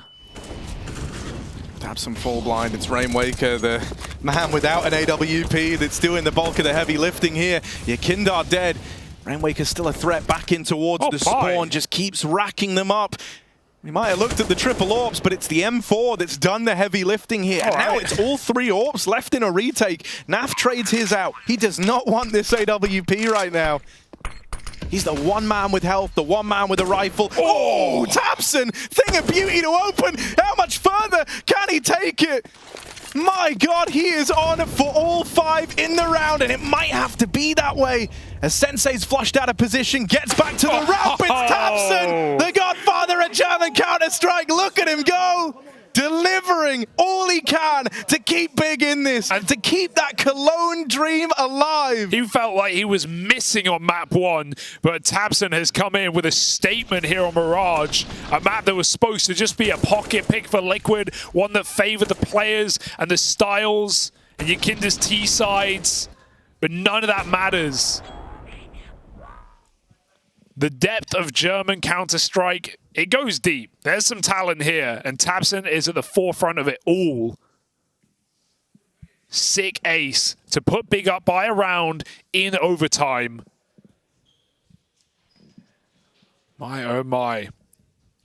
A quick tech timeout. We've had a couple of crashes, but no better time like this for a little breather. I think everyone needs it. Liquid, they need 3 rounds straight on the T side. And I mean, you know, let's kind of take a bit of stock then of what's on the line, what we've seen so far. You know, it was Liquid, who obviously have made this transition to an EU-centric squad. We've got the leadership of Yakinda and the system that he's trying to implement. And I think that's an interesting thing to bear in mind, because we say that Big don't really have an identity. Well, Liquid, you know, theirs is still building. Sure, it might be obvious what they're trying to build up, but they're still in that stage, that early growing pain stage. And you're seeing that every now and again. But there's more on the line for this squad, because this is the full 5. This is the roster that was meant to propel the Liquid squad to new heights. On the other side of things, it's Big, who, you know, are here thanks to success from the Big Academy squad in the Meisterschaft, playing with Sensei. Not on the starting roster, not a starting 5 player. He's been delivering, like homing in on him has been a sick look into what Big have going on under the hood in this academy system. And then alongside him, you factor in, it's like the new and the old. You've got tabseN, as, you know, we always say, you know, one of the OGs of German Counter-Strike, and he is delivering right now. Yeah. Even when you look at that leadership tango that's gone on within Big, with how so many players can do it, so many players have tried. You've had Sin attempt it, tabseN taking it back. They're having to keep it very, very simple, but they're making it work. And there's something, you know, oddly romantic about that. Oh, Nafa's ready for that. Here's a flash comes down. tabseN still remains on the ramp, but just gonna drop his smoke. Meanwhile, Liquid take middle. They had a lot of free mid control back in regulation all those rounds ago. And they're going to go back to it, try and exploit this position. Let OC crawl with the AWP up catwalk. This time Big Art making the mistake of giving away a pick. Not in mid at least. Leaning on B. But Crimbo starts to shuffle back. Liquid have a good amount of control, and they're not being quiet about it either. Patsy's trying to fake this A play with a jungle smoke. In he goes. The bomb's heading B. It's really all on Sensei once this hit comes in. Oh, and he just repositioned, but he saw that first man crossing, and he catches the bomb up next. Rotating through, but OC's dead as well. Sensei, he's dropped the bomb once more, and now this man inside of the B side's got to run back and get it. Rainwaker falls not long for this site, and it's just Nafly alone in middle. 1v4 B, fully padded out by everyone from Big. This should be unwinnable. There should be no world in which Naf even makes a dent in this setup. Maybe the first kill, but it should stop immediately after that. There's one. Missed shot from the AWP on the trade, but time is running out for Naf, and he can't do any more. Big up onto map point as they turn this one around. They are now just 5 kills away from making this a 3-map series and keeping that dream of the Cologne group stage alive. Yeah, their second opportunity on map point, and this time they have 2 chances to do it as well. Liquid have quite a heavy load left to lift, and Big are right there on the edge of overpass. We've got another triple orb, but this time it's Big buying it up. They've left rifles in spawn just in case. But this game is all over the place. We've had flashy plays all day and some crazy calls. This is one of them. tabseN dropped out under. Has Sensei to cover, and they are behind the boxes though, so we can't hang around. Yeah, I mean, dude, you talk about Liquid having to lift big loads here. tabseN playing with real balls down in the lower tunnels, man, trying to get involved with this AWP to open. Really did leave him in the firing line, but Liquid weren't able to react fast enough to punish him. I can't believe they're staying on the triple orb as well, but he's resetting CT. We have Sin hiding out at the back of the A site, which seems to be a Liquid's end goal, with Nath down on ramp. Returning to a more traditional lurk here. Boost in the window as well, gives Liquid more avenues. Process tries to take space away, and Nath hears the steps, so he needs that kill. He goes right for it. Sensei in the site, they are coming everywhere, from ramp, from con, they are over the top of stairs. Sensei just trying to fight for survival. Time running out, Liquid getting closer. How is he not dead yet? The nades have put him down low. tabseN comes through the smoke, and Sin rears his head at the back of the bomb site. Liquid got to clear him out. They've got a Molotov. Rainmaker needs to get it in right now. Out it flies. Sim moves away from default. OC hits a banger, and he will close the round with the AWP. Liquid lift their heads up and survive one more round. This is getting stressful. It really is, and you know, as this game kind of breaks down into this brawlier style, right? Like the gloves are off now. They're bloodied, they're bruised, everyone's hurting. And you're doing whatever you can to try to take it out over the line, right? Whether that's hero plays from guys like Sin trying to play the long con in at the back of the site. Whether that's madmen like Nath just reacting to a single step at ramp. Those risks are being taken. It's a very different game to how this one started off. Yeah. And that triple orb did cost them now, because Big down to just one, no spare rifles. Even a couple of players lacking on full util at the start of the round. Liquid start B, they make some noise in the apartments only to reset. That's kept 3 players at Big on the A bomb site, on the B bomb site rather. No one playing inside of A. Sensei. This is going to be a free site for Liquid. This is going to be a high number retake round. Process has to pick whether he wants to fight ahead of this smoke or go for the full retake. This is very dangerous as Liquid get closer. Oh, this is so awkward for Process. He might be screwed here, and oh, hang on a second. Sin's found one through the jungle smoke, and Process replies back the other way. This might be it. It's all starting to come unraveled. Team Liquid, it's down to 3. They've lost Yakinda. They've lost Rainwaker. Yakinda's now watching on, helpless from beyond the grave, as his teammates try to hold this one together. They've got to give time to Patsy on this flank, but there isn't time to give. 1 kill out of it, sure, alleviates a little bit of the pressure, so this bomb can cross in, but more kills have got to be found. Big can still disrupt this. OC with another one from his AWP. That plant's coming in. Big now played their hand, but they don't stop the bomb in time. OC, it's all on him, and Crimbo runs him down. Big stay alive, and what a match that was. Can you believe it? I don't know. They come together beautifully. It looked like these guys have years of synergy. tabseN called a fantastic game just there. He kept it simple, and everyone looked like they were on the same page. Some of these young stars of Big keep impressing us. The depth that the German scene has in talent.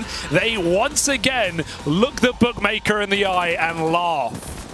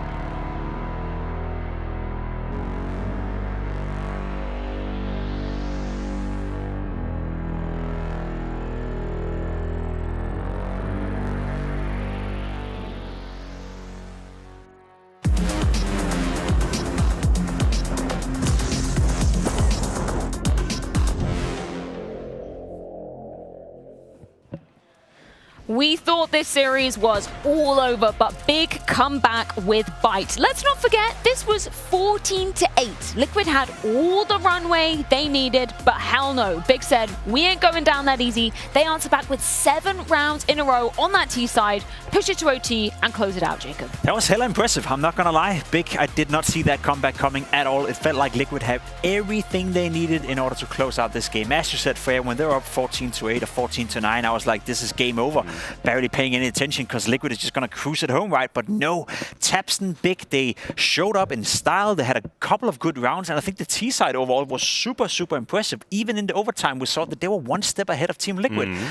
On the other side of the coin, you know, I'm very disappointed in Team Liquid. I'm not gonna lie. The fact of the matter is that your CT side on Mirage felt like it was being opened every single round. tabseN had a couple of good rounds. Sin showed up. We even saw Crimbo, you know, with some of his lurks and some of his plays, create space for the rest of the players that made it look like they were just falling apart every single round. So for my money, I'm super, super disappointed in Team Liquid, but happy for Big that they showed up. I really don't know if Liquid's starting to play worse, but I'm convinced that Big powered up throughout the late of the second half. You could really see the difference in level and how they were executing. At the beginning of their T side, the executes were very disjointed, not a whole lot of flashes, not a whole lot of trading, but then towards the very end, they started being so on point with little details and like trading for each other. This was good Counter-Strike from Big at the end. Yeah, I think that's a really apt point to bring up because let's not forget that second half started off in the favor of Team Liquid, right? They were the ones to be getting those back-to-back CT rounds. So props to tabseN for some really great calls and the ability to adapt later in that second half. Yeah, the entire team deserves props because I think we can highlight certain players. Of course, Sin had a great showing. tabseN had a couple of monster clutches as well coming into the later stages of the game. But overall, it felt like it was a game where every single big player showed up. Every single big player played a part in this victory, and I like that when it's like that. It's a team unit coming in, and they were playing more as a team than Team Liquid were, and I think that's, you know, kind of telling when they're playing with a stand-in.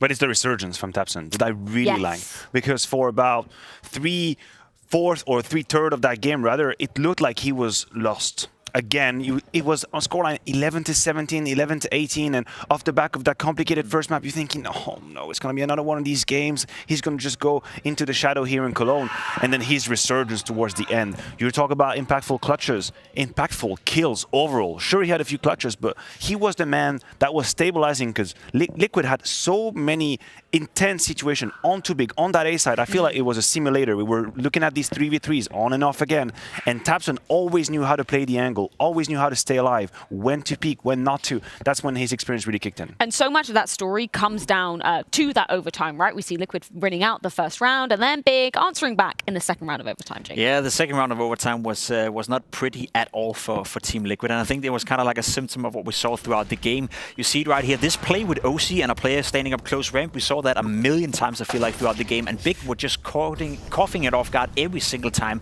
And this is a great example, right, Matthew? Because they were stacking the A bomb side, and regardless of them stacking, they didn't find any success whatsoever. So I feel like Big's T side was so well-drilled that regardless of what Team Liquid did, it wasn't good enough. To be fair, Yekinder here has a little bit of an oopsie moment. Like, he realizes he's got one down to right, and he's looking for a second kill. Unfortunately for him, Process looks to the left. I am not going to fault Yekinder on that too much. I understand what he was going for. But what I wanted to say is, on the side of Big, it is close to perfection in the first few steps of that round. There is every single element that they need to have for a good execute. There is a good pop flash onto OC that leaves the angle. Then there is a double peek, which means Rainwaker is dead. There is the right Molotov, the right utility. Then there's a double peek into connector. Everything they could do right, they did, which is my point exactly. That was a good round played for Big. And yes, Liquid had a couple of advantages, couple moments, but all in all, it's the Germans who are playing well here. Isn't that, you know, contextually kind of surprising when we're talking about Big, because we know they've had, you know, a couple of different rosters participating at different events. I don't expect them to be coming into this matchup with that same synergy as a team who, you know, is a bit more cemented in terms of the roster. No, I would agree with that. Team Liquid is also a new team, let's be honest. Yekinder coming in game leading, Rainwaker still being integrated into the lineup, so it's not like Liquid is this unit that you can't really screw with in that sense. I expect Big to be well prepared in the sense that we know that the 1, 2, 3 steps are going to be good. No, that's how it's always been, you know. It's always been the individual firepower that's been lackluster within Big. The flashes, the preparation coming into game, that's what we always highlighted. That's part of the Big DNA, and I think we got to see that in this game against Team Liquid. Yeah, you speak about individual firepower, rather. We've got to throw Sin's name into the ring. We don't know whether he's calling on this map or maybe the size of this map. I don't know. Maybe James can ask in maybe the winner's interview, perhaps the loser's interview. But yeah, let's roll some Sin highlights because he was having a field day on Mirage. Yeah, and to bounce back on what Jacob was talking about, the Big of old, the one whose lineup we knew and they had for a while. Sure, I think they had a couple of moments where on maps they had a few good little ideas and they were well organized. This team is not even a team right now. They've made major roster changes just to show up at the end of the break, to play with Mantu, to now play with Sensei. This is the furthest away you can be to being organized. It's the furthest away you can be from having a plan that you execute, which is why it's so impressive. They had to rely on the individuals. They had to rely on unclear situations, mid-round clutches, moments where how on earth would they get the best out of Yekindar, Naf, these types of players? That's why it's so surprising. This was a good organized FPL game. That's how it looked like on Mirage. Jacob, I'm going to ask you to hold that thought because we do have James who's checked in with the coaches on the sideline. So James, how are the teams feeling after that crazy Mirage? Well, I was able to catch up with Liquid's Daps, and he said, honestly, they couldn't hold A when it came to Mirage, and we saw that throughout the game. It was some struggles for sure. I asked him about some of the frustrations we were seeing on the cameras as well, and he said in-game, it didn't seem too much like that, but obviously, for Big, there's no pressure on them. But they shouldn't be losing a game like this when you think of the situations Big's in right now. Now, the official games when it comes to Liquid on Overpass, okay, yeah, doesn't look too great, but he's saying they feel confident on this map. They should be able to close this one out now. But right now, when you go up against a Big who's this fired up and this hyped up, I'm a little bit worried for Liquid, and I think they should be as well. Let's see how it goes for it. Yeah, and what we've seen of Liquid on Overpass hasn't looked too great, but then it's, you know, the lesser of two evils. Who's going to be looking worse coming onto this Overpass? I mean, for my money, it's still going to be Team Liquid being the favorites. As much as I want to praise Big for saying they played a good second half of that T side, Team Liquid played like a bunch of noobs for the vast majority of that time. I think James said it here as well. They couldn't hold the A-bomb side. They tried to stack 4 players on the A-bomb side, 3 out of the last 5 rounds, and they lost every single round on that bomb side. So as much as you want to say it, sure, it's well played by Big, but it's horrendous for Team Liquid. A lot of pressure on them right now, a lot of pressure on towards OC, especially when you consider it's Overpass. It's a map that he needs to find impact on, and I don't think he had that impact on Mirage, and I think that's a massive issue right now for Liquid. They don't have that one player who's going to step up every single game that we can rely on, and for me, that's why I'm doubting whether or not Liquid will actually lose now. I'm so ready to dream for Big. I'm so ready, honestly. I had the same feeling after map 1. I mean, it was a Liquid W, but it did not feel convincing at all. It felt like the door was wide open for Big to kind of squeeze and seize the opportunity. They did the same now on Mirage, moving to Overpass. I just think some of the Liquids player will have to do more than what they have been currently. I mean, a man like Patsy who's going to be put in the forefront of that defense. You talk about OC struggling. He has to do more. He has to be more disruptive. He has to be the Yekindar of Vertigo. That's what you're hoping to see, because Yekindar is going to take a step back, play a bit more rotation-based. So some of these Liquid players have to just show us they're better than their opponent. Well, I mean, if it's going to happen anywhere for Big, it's going to happen in Germany, right? Wouldn't that be romantic? We're going to see if they can live that fairy tale run, but it does come down to the third and final deciding map of Overpass. That's going to be coming your way after this short break.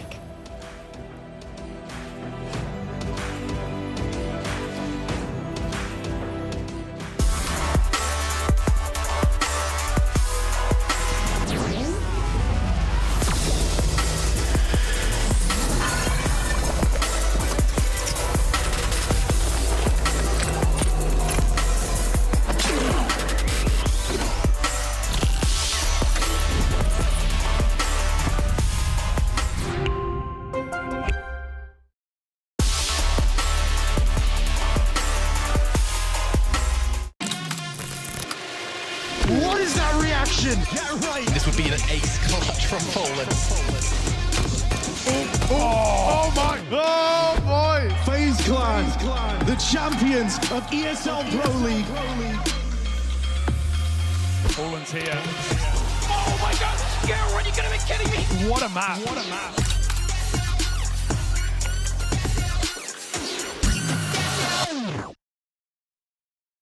Counter-Strike 2. Let's pretend there's some patches. Let me know if they sound like ridiculous ideas or if they're interesting. First one, a map pool patch. After each major, one map will be taken out of the pool and a new one gets added. I like that. Yeah, I think that's been discussed, right? Like there's an idea. I think it's good. I think it's a really good idea. Yeah. Like there is always a rotation. You like it? It's gonna be more dynamic, right? I think even for the viewer, it's good to see new maps, don't you think? Like, it's always the same. Mix things up a little bit quicker. For you guys as well, you like the idea of a new map every major? Yeah, I think yes. But I think it would only work if like the major would be the last tournament in the season. I think they've made that change now. Yeah, exactly. Right. Okay, so it could work. So now it can work. Yeah. That makes sense. Okay. Well, I think right now they don't change a lot. Don't you think? Like the rotation is not switched for how long?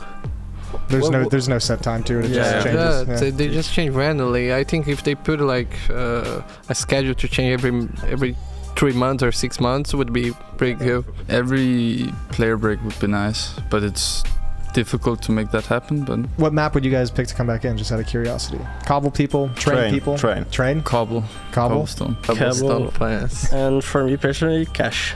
I would vote maybe for cash. I want season back. I do too. Season was there the start ECAA like pucks, and I love that map. I think it was very good. I literally played like one puck on that map. I never played that. And train also good, but I would rate cash more than train. Okay, cool. What about Tuscan? No love for Tuscan? I love Tuscan. Yeah. Tuscan and train, I would like. Train. Train is a good one. I kind of miss train. I used to be a train hater, but I kind of miss train.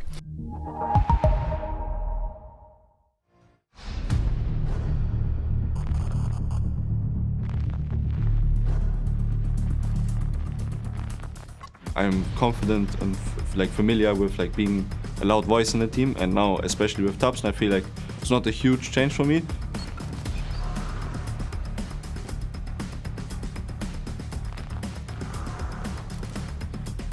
Like day by day it's getting better, and now I feel comfortable to improve in this role also. I noticed, I don't need to be like as vocal as I used to be in the last games, for example, so I can like switch it off, but overall I feel like I can be like maybe a hype man that sometimes I can do what my team needs.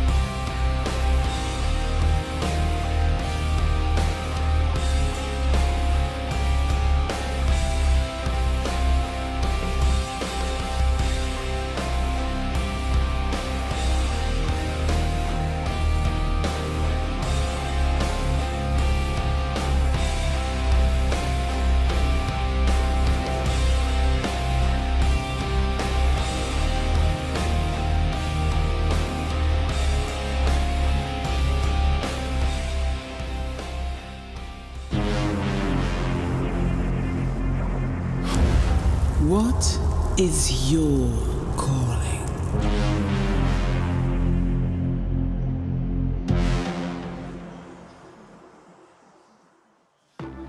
Welcome back to the IEM Cologne play-in. Right now, we've got Team Liquid and their new European squad built to be contenders, having a struggling time against Tabson's ragtag bag of boys, as Big on home soil look to upset this series on Overpass and try and eliminate Liquid from the competition. Winner will go forth to face 9 to fight for one more spot in that group stage of Cologne. Who's it going to be? Well, we're about to find out. Team Liquid starting things off on the CT side. They're going to have to dig deep as they just gave away a massive lead on their map pick and Mirage. It was them in the driver's seat with the chance to close this out 2-0, and everything now hangs in the balance of Overpass. Big on the other side of it, you know, nothing but credit to give. I really like what the desk had to say. It didn't even really feel like it was about Liquid playing worse. It felt like Big really did up the level there as we battled through Mirage. Let's see if they can finish it off that way. Let's see if they can keep up appearances here. As we get into the pistol round, Big are already spread out down the long side. They've got one man moving in through the bathrooms. This is an A play whether Team Liquid like it or not. It's a bit of a smoke block from Patsy, and he's teed up with a flash, but no love for him. Nothing found on that peak. This one ends up 4v4 as Big move in. Everyone jumps off that flash, so he can't hit a headshot. Smoke down with a gap, gives Process a way in. Yakinda knocks him out, and Rainwaker will not wait for this bomb to get planted. He goes flooding in over the truck, leaving just Crimbo in a clutch. He falls, and Liquid will take that pistol round quick and cleanly. It's a scary map if you go off the numbers. Obviously, you can't look too deeply into them, but a map that Liquid played twice back in Copenhagen. They lost it both times pretty dominantly as well. Whereas Big won both their games, albeit with a different roster at that same competition. So the numbers aren't great, but hopefully it's something that Liquid have looked at coming into Cologne. With a pistol round in the pocket, Big take a near full eco. Liquid already coming in with a lot of plays. A lot of flash pushes. I think you have to. You know, you have to regain that confidence to open up this map, because if you came into it trying to play this how Mirage ended, like you're done, you know? Like you can say goodbye to the hopes of making it to the groups. So it's nice to see that they're... Oh, he's on for all of them. Go on, there we are, Yakinda. Clean. Lovely anti-eco from him, money made. The one mag MP9 ace. Very cleanly done. Don't often see them look that pretty with the MP9. Normally there's a lot more, you know, W holding, jumping, spraying, the full 9 yards, but not from Yakinda. Even just like the awareness of where these peaks were coming from on what timings was very pretty. Well, we've got the gun round now for Big. Liquid still running bonus, but they've got OC and Orb. They've funded it up, and he's going for the aggressive long peak. Meanwhile, Big very fast through the connector. Patsy not going to get cleared. He's the one to swing in. He's been keen. It was the downfall near the end of Mirage, some of those CT peaks back behind Ticket. They don't know about OC, they find out the hard way. The bomb doesn't want to go back and trade those, so Big just opt to group up for a B execute. Limited util, smoke flash, and Liquid 3 strong in the site.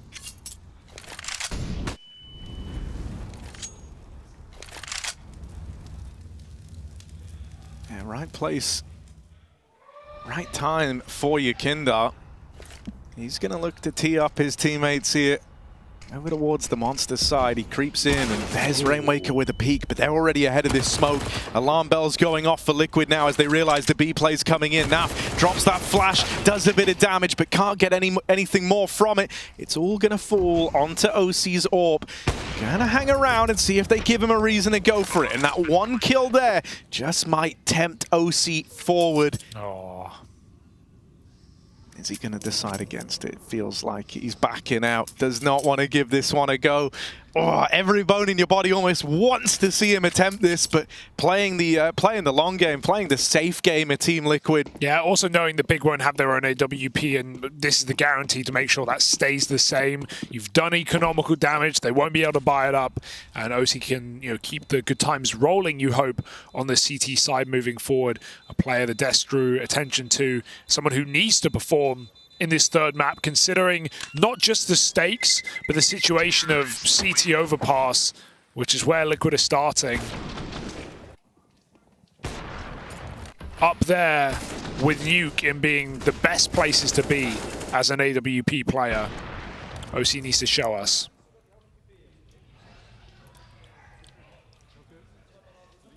Yeah, I mean, you know, I think OC's one of these players, but whenever you see the heights that he can reach, you just wish that's what you had all the time, you know, and you don't always get it. And, you know, in the past, when we had him first join Liquid, it was a crisis of confidence, right? It was an issue of, his teammates would often say, he knows what he has to do, he knows the kind of responsibilities for him and what he should be doing, but he just has those little doubts eating away at him. And then we saw a convincing-looking Liquid, for example, back at Katowice, and it felt like maybe that put a little bit of, you know, wind in his sails. Even back at Rio and also in Paris, OC was very loud. He was screaming. He was injecting a lot of energy towards the end of the last Liquid roster, which was a great sign. Rainwaker, he's a dead man walking. Double naded. They're too blind to clear, and Process will have to trade, but stuck out on the pillar. He finds 3 kills on the entry, and Liquid are locked out yet again. An AWP save for Yakindar, even though OC lost his in the site. And Big managed to do it again, breaking their way with a quick B pop. I'm liking the early executes for Big.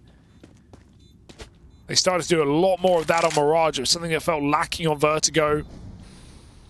Even if it is was a one-hit wonder on that A site, it got them that second map. And Sensei's got on an orb. And just to kind of delve back into the OC, I think this has to be where we see him deliver here, or it's just because, when Liquid were out in NA, there was kind of this idea of you don't really have a massive pool of players to choose from if you want an AWP, right? And OC was the kind of guy who'd shown the highest level and had the most promise. But I think with this move to Europe for Liquid, there is going to be this feeling now that that pool has deepened, right? You're not this invulnerable player who you kind of can give that space to develop, right? So even little thoughts like that are things that come into play. I want to see OC get to don that big green again soon. For now, it's just these saved guns. Yakindar will have one, though. Where's he going to look to use it? Over towards B. The boost up. Nice time for a gimmick like this to find a man advantage, right? You know that that's not something that Big should be ready for, and now you make out like bandits. In the big Liquid game, it's a Sea of Thieves, and it's Liquid plundering down towards water. Yeah, but they let them escape. I felt like Singh could have chased that kill. He just knows he has now good timing to walk into A, but he's not ready for another boost. They are really using every trick in the book, our Liquid, to make this rifle sing, but it will not survive the cross back into the site. Naf has a USP here as Big enter onto A. This is a little awkward for Liquid, who may have started 5v3, but are by no means favored now. Rainwaker's picked up one of those guns, but if it's not a default plant, there's very little he can do.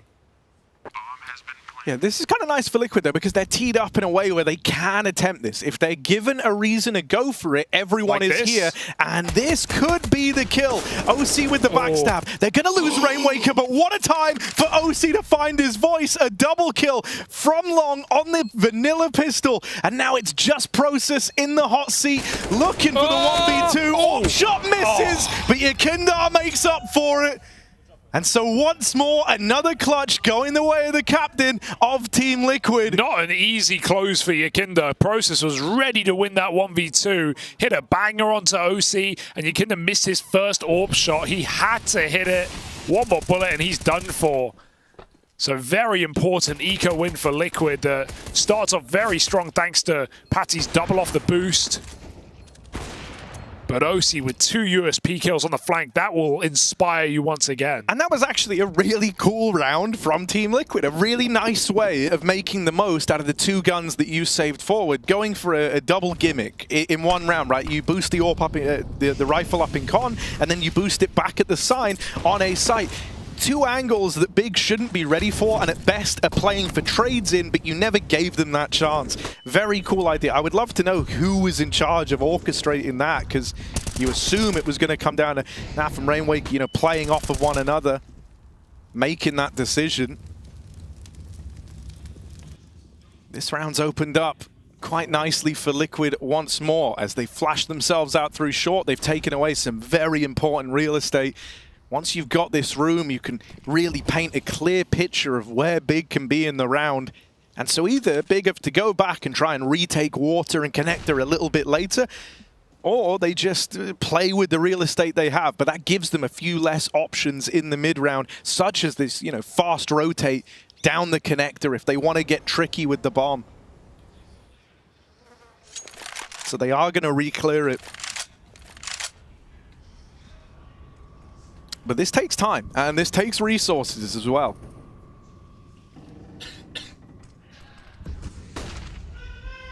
Liquid are even making the read as well. Patsy's just dropped down lower. It's 4 strong on B. They know what's worked for Big. This has been the way in.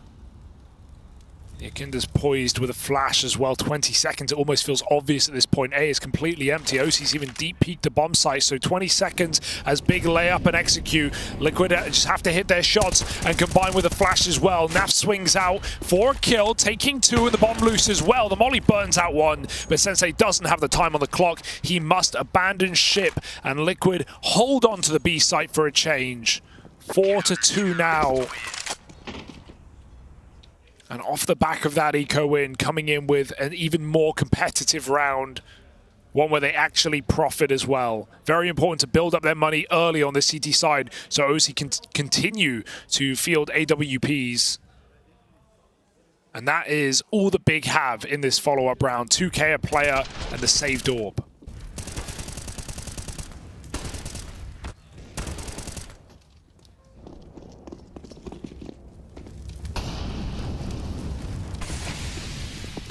Yeah, so it's just going to be a game of, you know, in the same way when Liquid saved those 2 guns and they were assembling boosts to try and give themselves an edge. Right now, if you're big, you want this orb to go out, try get contact, try open up rounds, get you a bit of space, maybe even get you a gun if you're lucky. You know, you can arm these ecoing players that are around the AWP, and then if it ends up coming down to the wire, suddenly you have kind of a series of bodyguards, living decoys, whatever you want to call them, to draw the attention away and make that AWP a bit more dangerous. So I like how Big are trying to use Sensei right now, just giving him a lot of room to go and seek his fortune with the AWP. Yeah, it's just the setups aren't really giving away any kills. His best option is catching someone jump spotting on A site. Yakinda might give him that. He's going for a little hop right now. But as soon as you spot the AWP, you don't go back for more. And because Sin makes contact first, there's now a route open to exit for Patsy out long. He doesn't actually have to stay in the toilets fighting for this. Oh, OC's on the angle. Sensei might just walk right in. Patsy goes hunting for more. Onto the pistol. They're everywhere. It's big info at least, but Big have now been armed, and OC has dropped that AWP, importantly so. Can even try and hold on to it by going a little bit more aggressive. He'll know that Process has grabbed the gun. Missed shot. OC now owns the angle. There's no getting out of here alive. 20 seconds, fighting for survival. Process hits a second, and OC drops the bomb once more. They've read this well. Crimbo's coming in on the flank, and Liquid will not allow it to happen. 2 clean rounds in a row.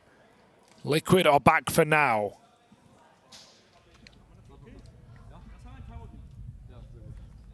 Can be so hard to break in on this T side of Overpass. It's actually big to even call in attack timeout.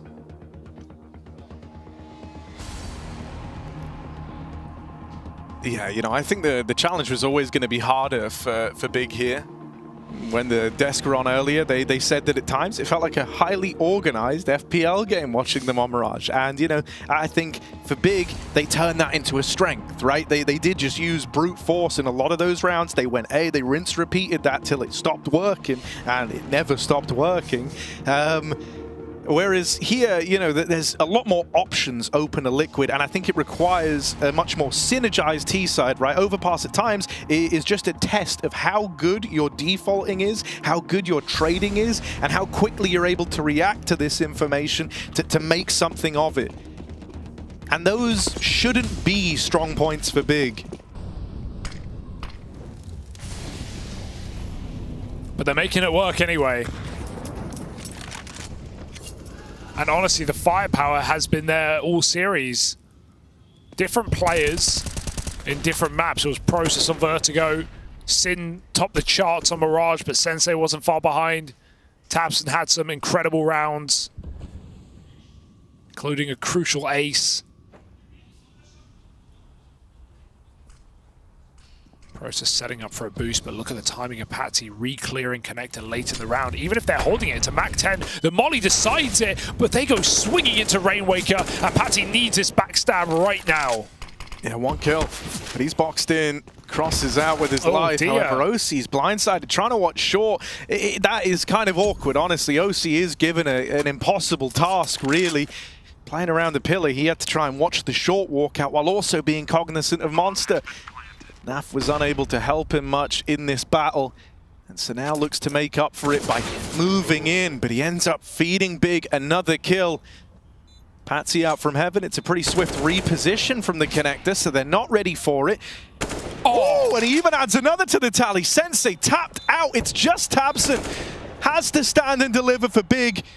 Back on Mirage, you could rely on him. He would offer up these swing rounds, but here he's tagged up. He's done Finishes off Yakinda, and there isn't time for Patsy. Plays ahead of the smoke. He's going to get on the bomb, and Liquid will grab that round. He grabbed the kit from Naf's body. Tabson was sitting on one. I thought that would be the only in the sight. And Patsy, who hits some bangers out from heaven, grabs the kit, grabs the smoke, forces the swing, and wins out the round for Liquid. 4 kills from the guy. What a round. This reposition, just to give him only a headshot angle to Sensei on the AWP. Begging for the repeak. And Tabson, that was a must-win round to keep Big afloat in this map.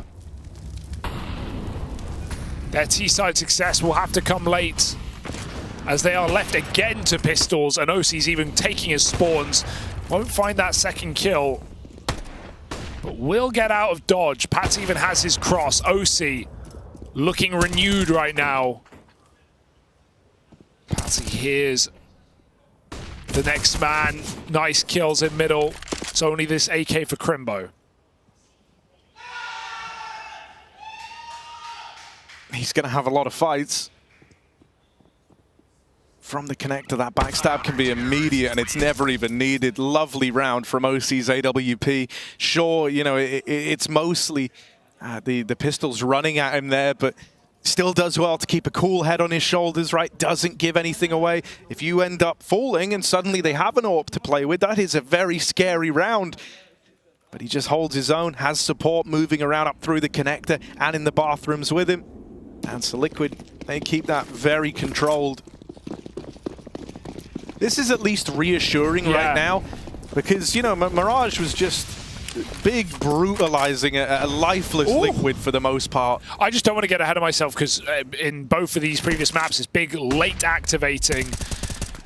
Patsy flashed into middle, but there's 4 players on the wall there.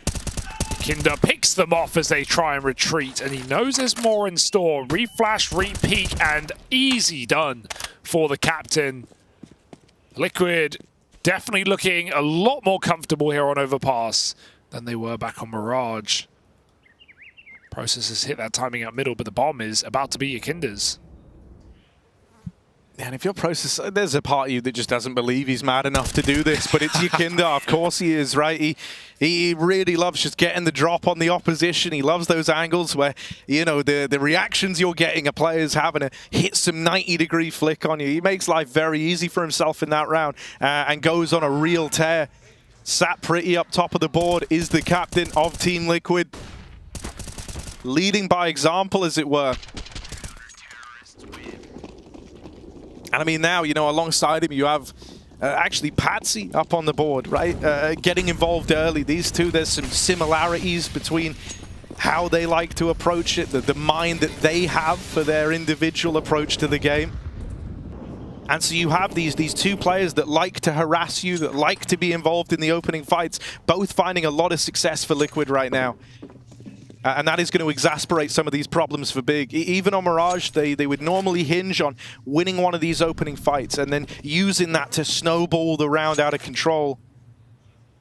There's a certain comfort that comes from being 5v4 up. You know that Liquid aren't going to take as many risks.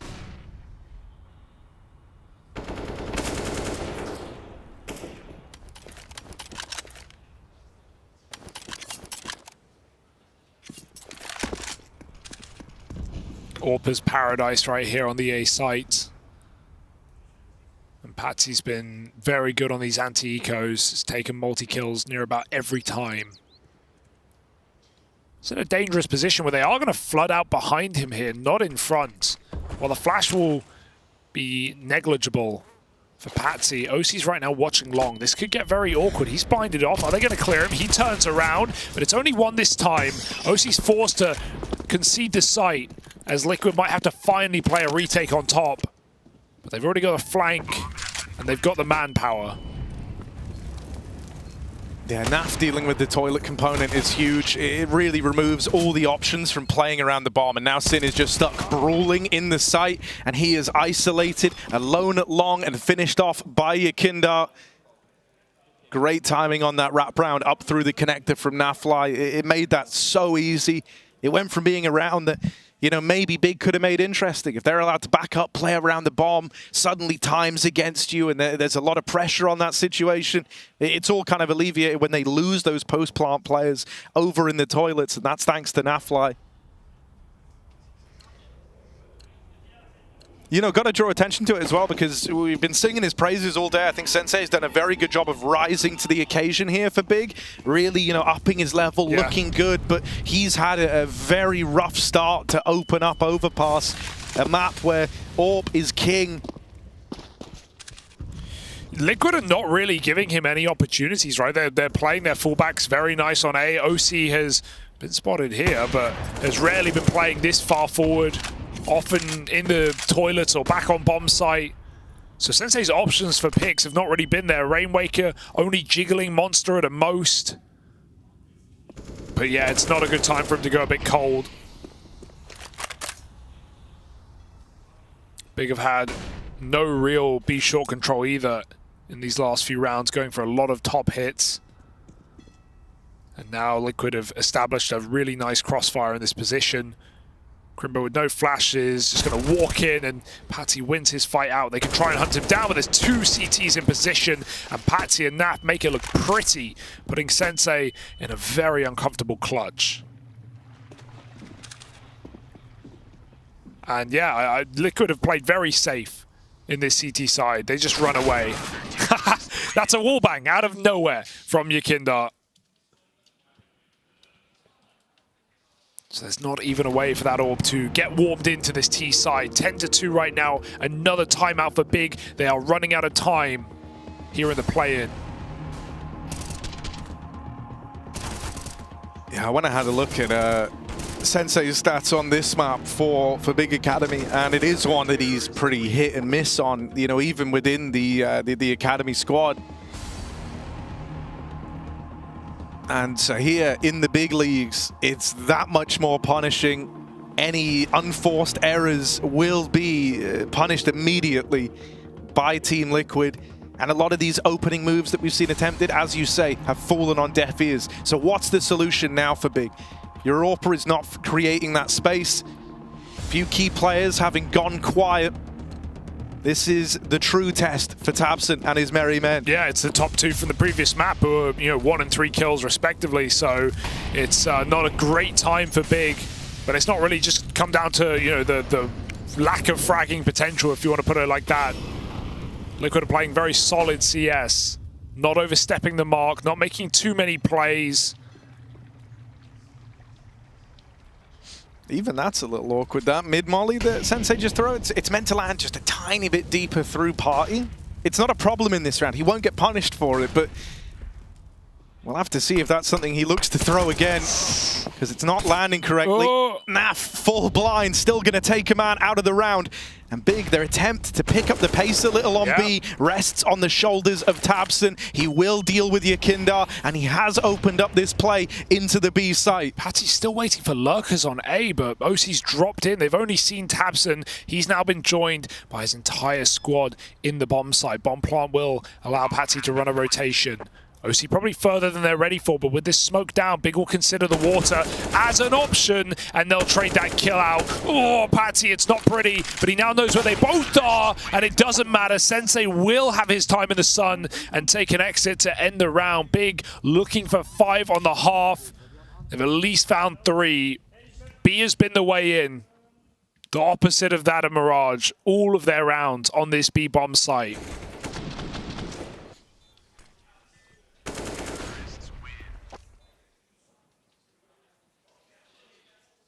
I mean, look, this whole experience for Big has been a bit of an exercise in problem solving on the fly, and they've got big problems to solve. But if they're able to do it and find, you know, a 5-round half, that is very much recoverable, that is very much salvageable. So they've got to hold on to those little things right now to keep them in this.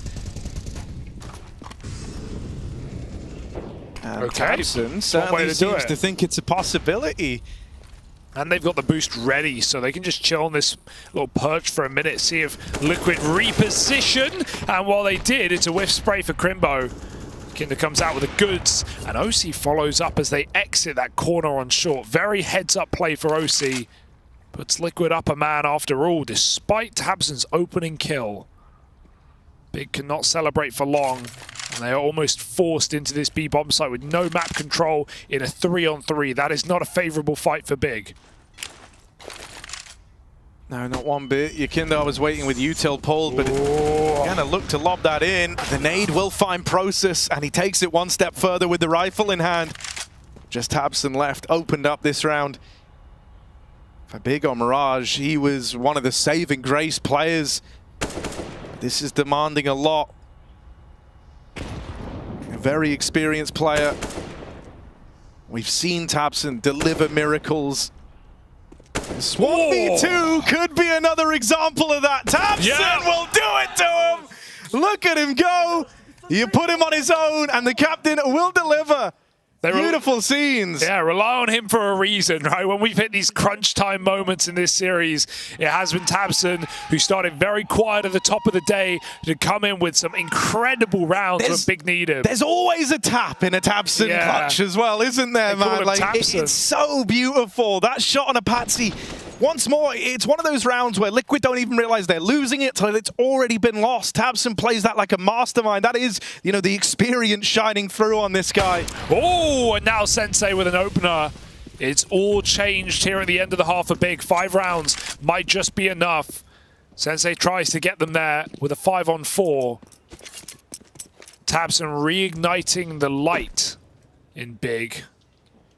I mean, that's been his whole mission statement, his whole career, is bringing the fire to German Counter-Strike, right? And sometimes it takes tabseN to have a round like that to reinvigorate the squad. It was his high-flying ace back on Mirage that really looked like it took him to new heights. And here on Overpass, that 1v2 to now stand the chance of a 5-round T-side, which honestly, yeah, you know, you probably would have wanted a little more out of it, but it's not that bad. It's workable. You can do something with it. You're no longer dead in the water at the mercy of Liquid, and they hit the perfect timing here. Yakinder, clear misread on where they could even be in this round. They walked the whole way in. They were so deep there. I can barely blame him, but nades out on the rotate, gets what he paid for. And Liquid, time to accept your fate. There's more re-smokes and Molotovs to come through. Big, a very slow start to this third map, but still believing yet. Fighting for 5 and fighting to survive here in the play-in. Liquid will have to get it done on the T side instead. NAF just delaying the inevitable. But Big are here to battle back, and that is a good sign given how this map started.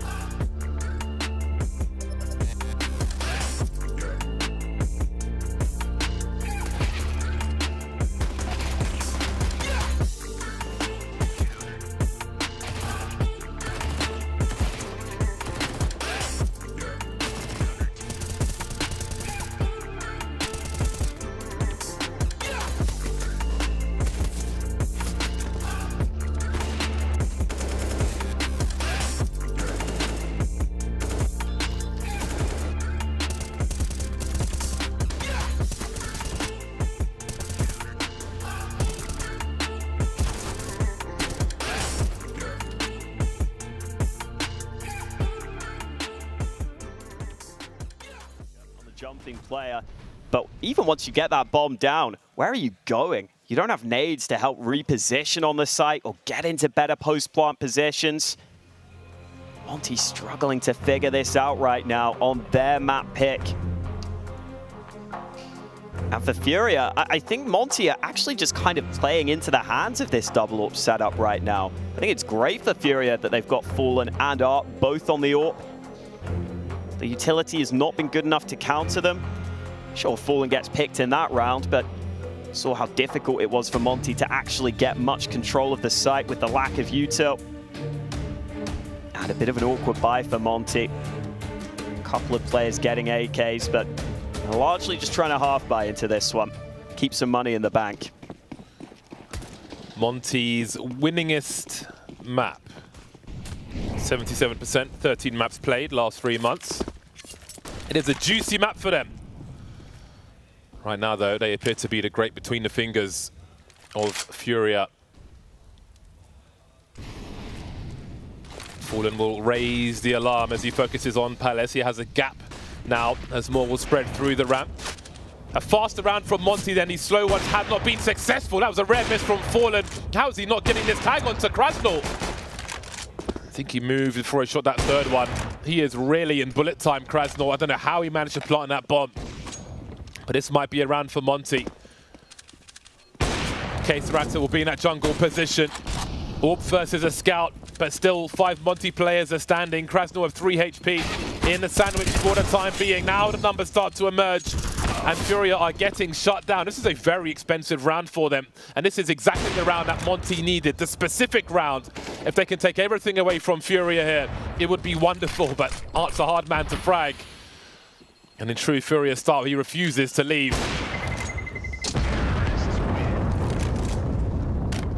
He'll take that at least, saving the AWP. But that's just a big switch up from Monty. And I wonder if it comes from the timeout. If it comes from LMBT telling the team, listen, these slow plays aren't working. Let's just call something earlier in the round. Make sure we have those smokes on A. How is he dodging those rounds? I don't know. Honestly. I think Fallen just kept flicking like slightly to the... Stages do not get bigger than this.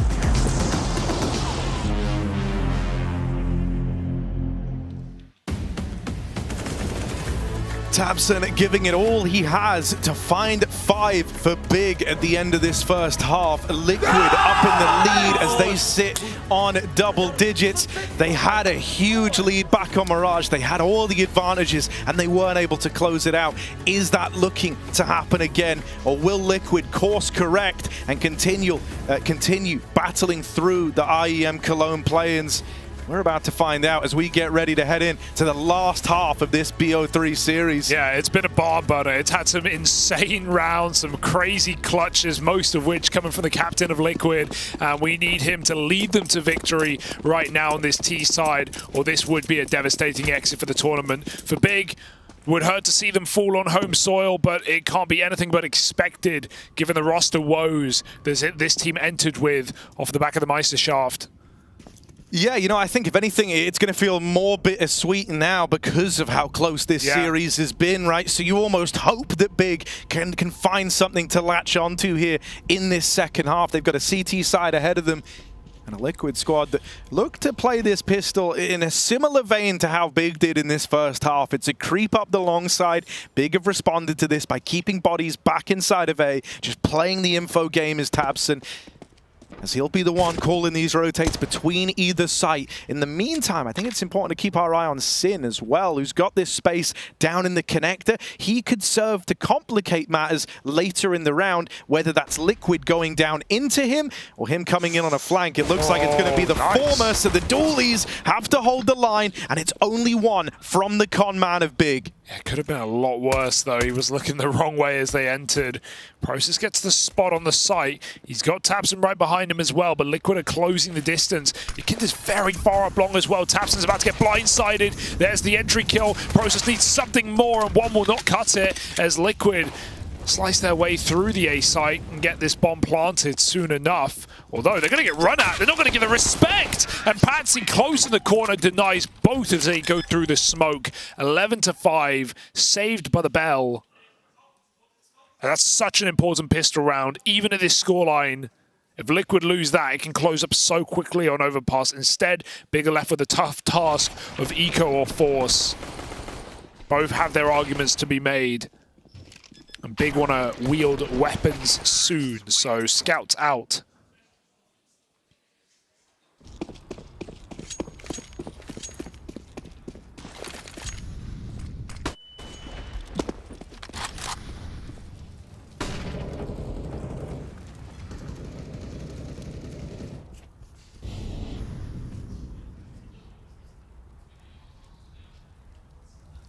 Gonna have a chance to put these scouts to work over in mid. Sensei is even holding for this little check, but he still isn't able to win it. Yakinda swiftly deals with the scout over at Divider. And so that, you know, there was quite a bit riding on that little opener there. It looked like Sensei had the drop on him. but just falling shy of it. And now, you know, your hope of winning this 4-spy is severely diminished. Big might feel that pressure to lean into a bit of a gamble here, or make a play for some info. They've pulled a second man up over towards A. This splits the defense 2-2. No! Oh. Okay, that's a nice one from tabseN. That is a very nice shot from tabseN. This was going to be the problem all across the map. His teammates are falling like flies. tabseN's Deagle. More is required from it if Big wants to find a way in this round. Sees one at long, but he can't deal with Yakindar, who's aggressing up through short. And just like that, Liquid, they're on to 12. They find this conversion, and now they've only got pistols to go up against in the next. They're going to reach 13 as Big have their first rifle round. Yeah. 21-6 on Yakindar.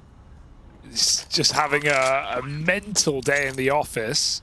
Dude, I mean, he's been fantastic all damn day. Yeah. Just so good in clutches especially. But, I mean, even in finding impact right at the start of rounds, he's been fantastic there.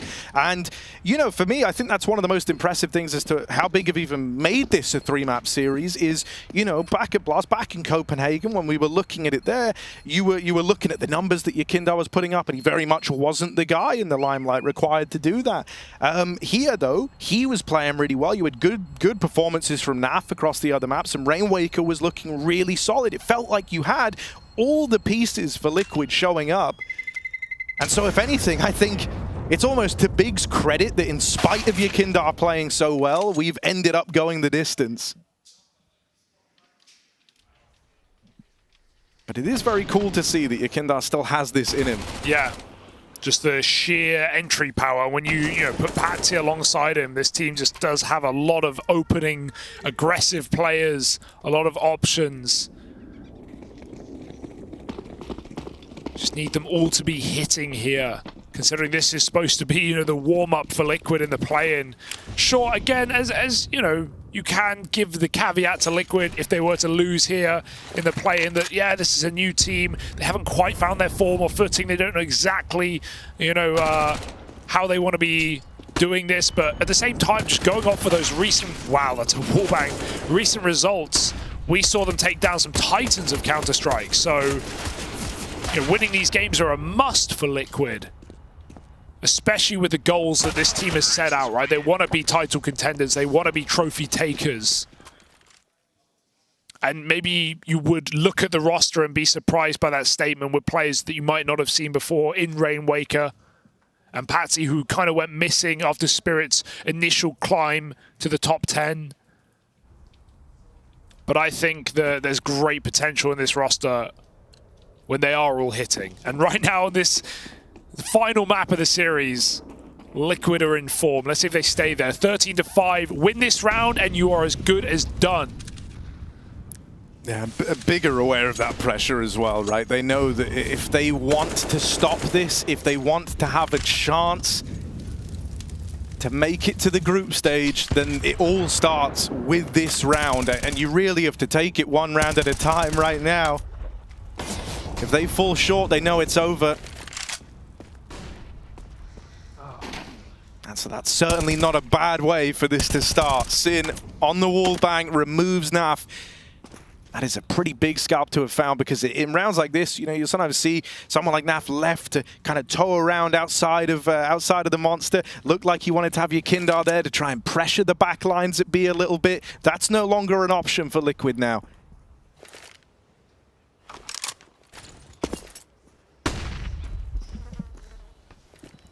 Jump spots still not quite caught Rainwaker at long, but tabseN will stay in this position. They have 3 strong on A. He's afforded to just spam the info gathering.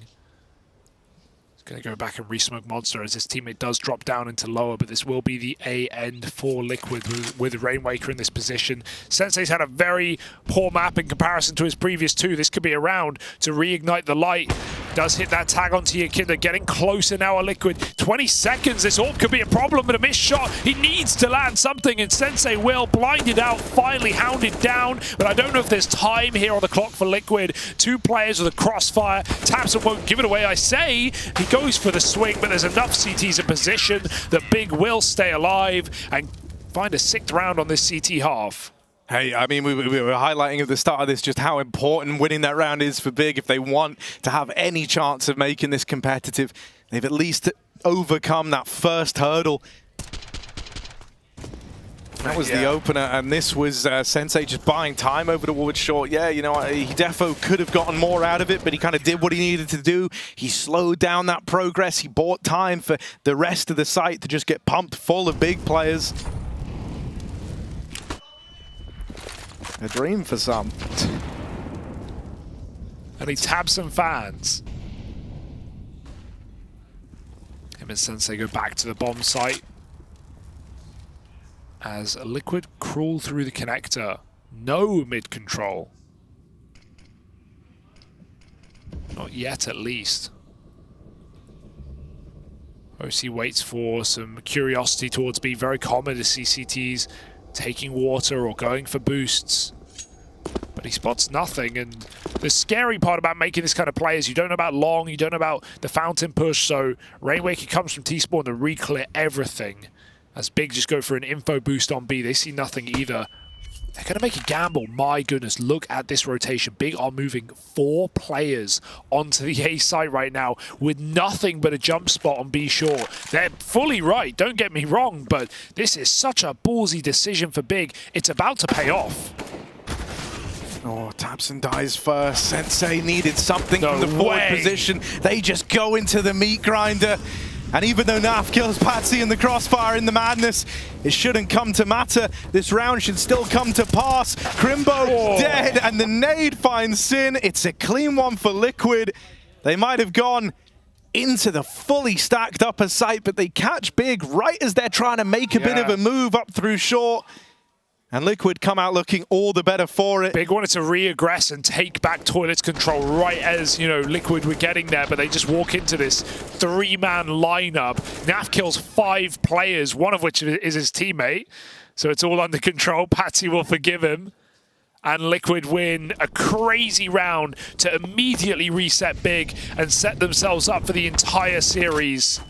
And the elimination of the Germans on home soil, feeling like an inevitability right now.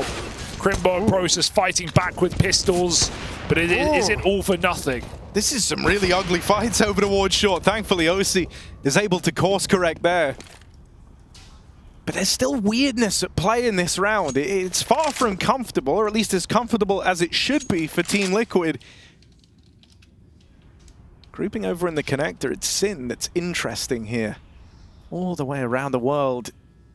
The only downside is, you know, you still flip a coin in terms of what route do you choose to clear. And he's going to go all the way through middle. And the deeper he gets, now feeling a little more secure to start running, he'll get the info that there's no one long.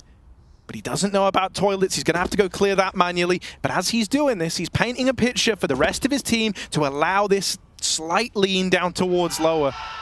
Still, you feel like if that flank had headed down the connector, oh, this could have been an entirely different round. The info is appreciated. It's nice. The pistols are at least going to be here. Nice. But they're not favored anymore, not in these heads-up fights, and OC makes it happen.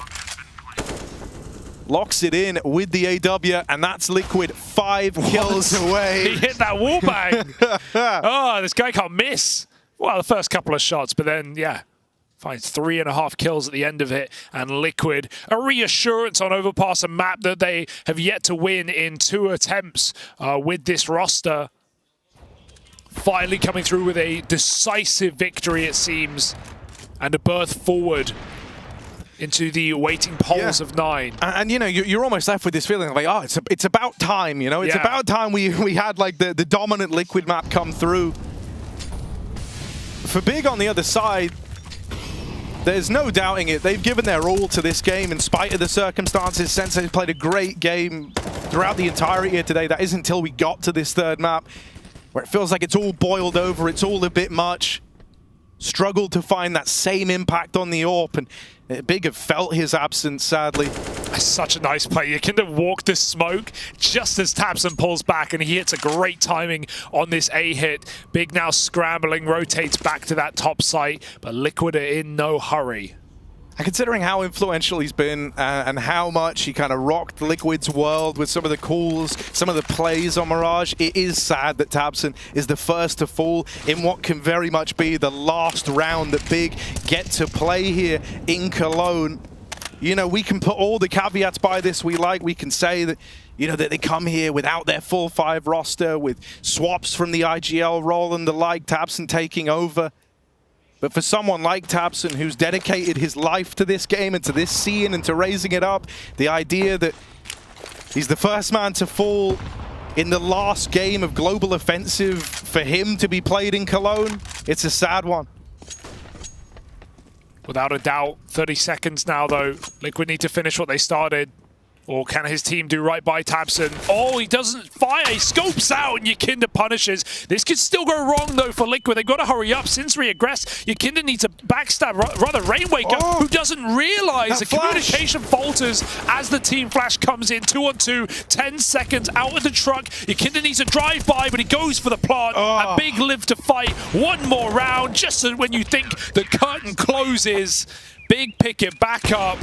Couple of mistakes there for Liquid. Definitely some comms problems, even with the team flash. Rainwaker, when it expires, doesn't look back at the toilet at all. That was a weird one for Liquid. They were feeling the pressure. Yeah, it certainly gets very peculiar in the mid-round, doesn't it? It's these fights around the toilet and that team flash on the Rainwaker in the site. But even then, like, he got his vision back towards the end and just seemingly wasn't really reacting to the info of the toilets player. And so Big breathe a sigh of relief. They're still in this. For how much longer?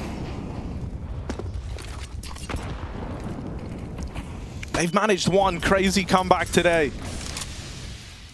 Now you're asking of them to do it again, only this time at an even more one-sided scoreline.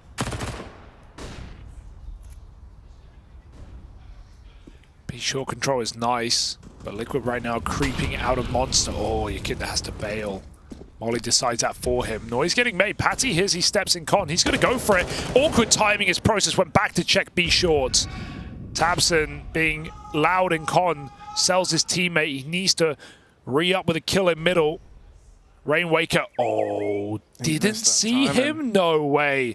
tabseN, he has the playing the trigger discipline here is crazy. He's going to take it. He's got to eventually, but it's still going to be that B hit. Yeah, and now they go running into this crossfire set up over towards Monster. Sin is dead, but Crimbo still very much a threat in the round. Teed up. I'll deal with them. Now it's only Crimbo left. 40 seconds. Patsy staring him down. Crimbo locks that in. It's a 1v1 for the game. OC going all the way around the world. Had to go back and get this bomb. The AWP versus Crimbo, and he is one step ahead. Crimbo rotating up towards the A site. He's going to meet OC here. This one gets decided by the gunfight. Crimbo will be the man to win it out. And he'll keep Big in this one. He's a young gun delivers in the clutch. It's what Crimbo's been known for. Way too close in these rounds for Big right now. I'm shocked OC's not ready for the possibility that Crimbo's made that long rotation. He knows OC was all the way back in T-spawn, so plenty of time for Crimbo to get that rotate off before OC's ever going to make it into A. Liquid making it difficult, but they have just so much breathing room. Chest not feeling tight just yet. Pistols out for now, 2 flashes, and Big good recognition of Liquid's economy. Don't fight for con, don't play for toilets, don't take B short. They just play these extremely far ranges with rifles. They sit in the bomb site where, unless Liquid hits some spectacular 1Ds, have just no option of breaking into this round.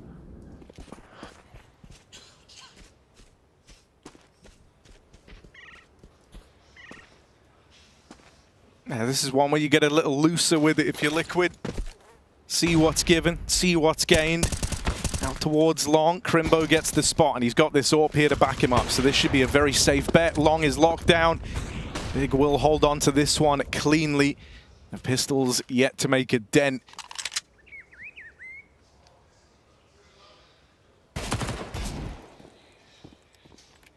Oh, there's something. An exit on the way out perhaps for Patsy, but should be all said and done as Big find their way up to 9. Slow and steady wins the race. I wouldn't want to be the person to count them out when Big have, Taps calling it a timeout. Good time for it. Big have done what they've done in this series already, right? If you miss those first couple of maps, sure, Vertigo was a bit of a wipeout in the second half, but, in the first half, but Big pulled mini comebacks in both halves, and then a Mirage pulled a massive one as Liquid sat in a commanding lead, ready to close the series.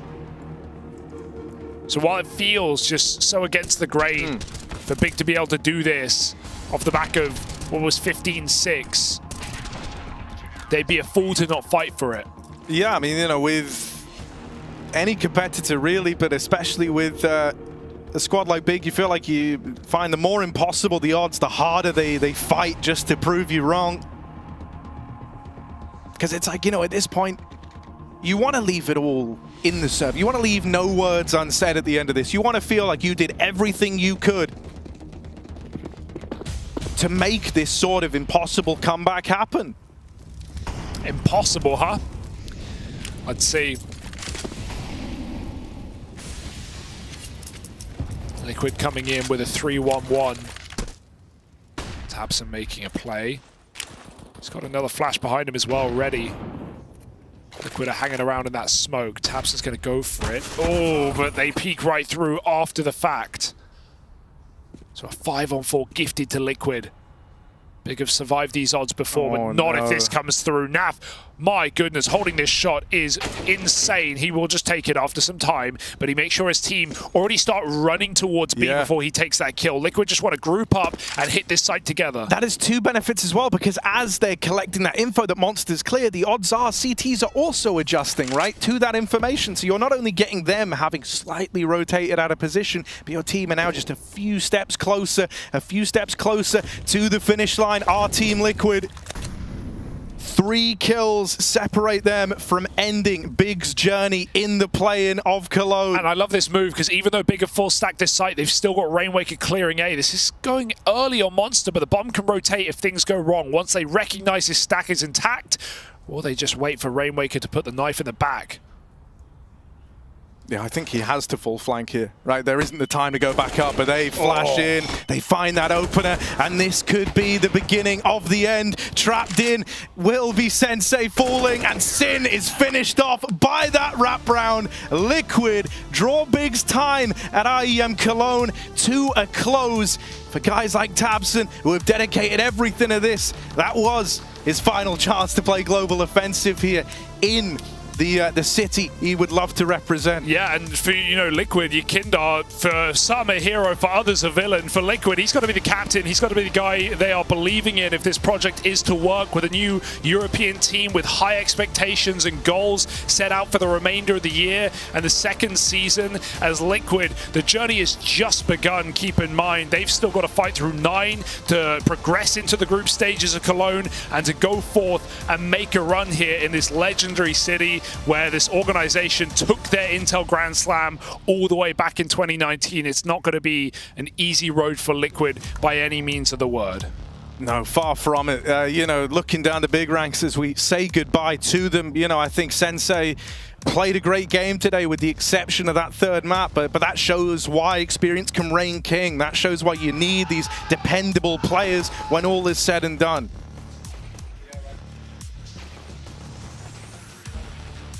Well, the bears roaring on Mirage. They're going out with a whimper on Overpass. Naf, you're joining us already. That was a quick little fist bump. Sweat off the brow coming off that 3rd map? Yeah, Jesus, I don't know. That was just a little Liquid fashion there, We don't want to talk about it too much. I mean, obviously it feels good to win, but the win isn't as sweet as we hoped it would be. Maybe we should talk about it. Yeah. Let's have some, exposure therapy. What is going on? talk us through the end of the second map. I mean, you won, that's great, but let's address the elephant in the room. What the hell happened? They just kept going, hey, don't talk to me, man. Only mate's fault, huh? Yeah. Like you're throwing on the teammates. I'll blame everyone else. I blame all my teammates. No, but I don't know. They just had like good A reads. I mean, even sometimes when I was playing reads, playing A, they're catching me off guard at times as well. So I don't know. They just trusted the A. They never gave up on the A. You know, you always think like, oh, no, one round they're going to come B, but nah, I don't know. They seem to play really well. They had really good patience. Maybe we were too impatient and we're peaking too much and maybe should have played a little bit slower. But yeah, that's a game we have to definitely go back and look and see what happened.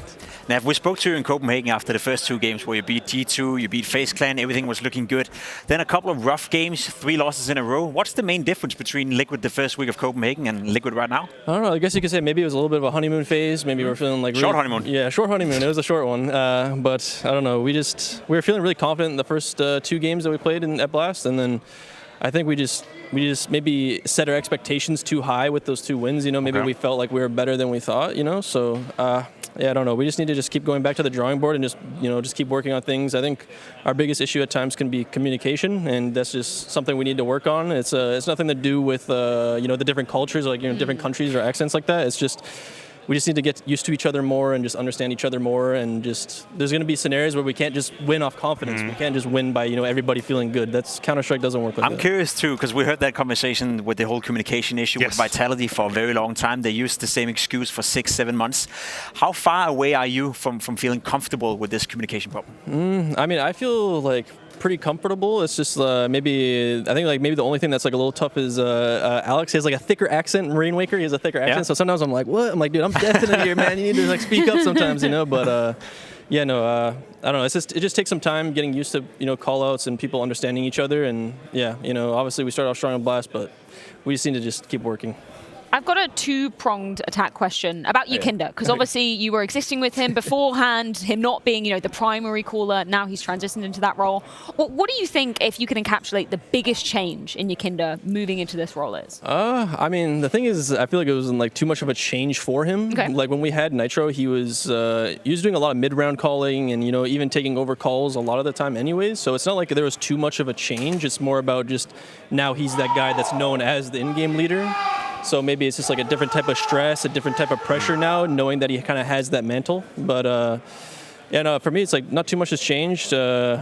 Yeah, I don't know. I don't have too much to say about it, to be honest. Part B to that question, just quickly, Mashu. He said coming into this game, he had an interview with Banks earlier, he was very cognizant of, his individual form had been slipping. Do you see any change then coming into this specific series? Is there more focus on his own individual ability, a bit less calming? I mean, I think just at the start, it's just he's just so focused on like the team and working on the team stuff that we need to, fix our strategies, fix our plays, our call-outs, and just like things that we need to do, just like rotations and all that. So I think he's so focused on that where maybe in a couple weeks, maybe a few months or something, he might feel more comfortable. He doesn't have to rely on maybe saying extra things to everybody, and everybody just knows what to do. But when it comes to that, it just takes time.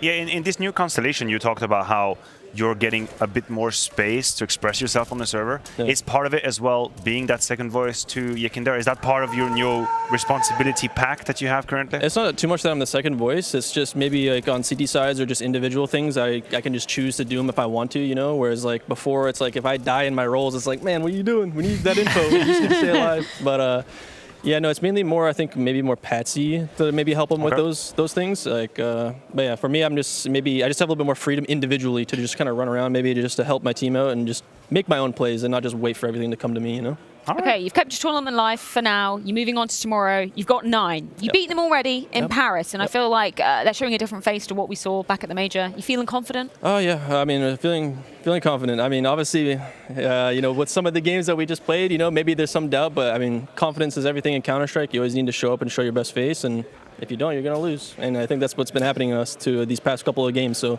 we really need to, wake the fudge up. Well, we appreciate your thoughts now. Thank you so much for joining us. And yeah, best of luck going into tomorrow. We'll let you go off and celebrate. Thank you, man. Thank you. Excellent stuff. Yeah, I mean, you can keep the mic. That's yours. Just make sure you give it back when you run. Do a live episode with it. Of the lobby. Give it to Steve in the van.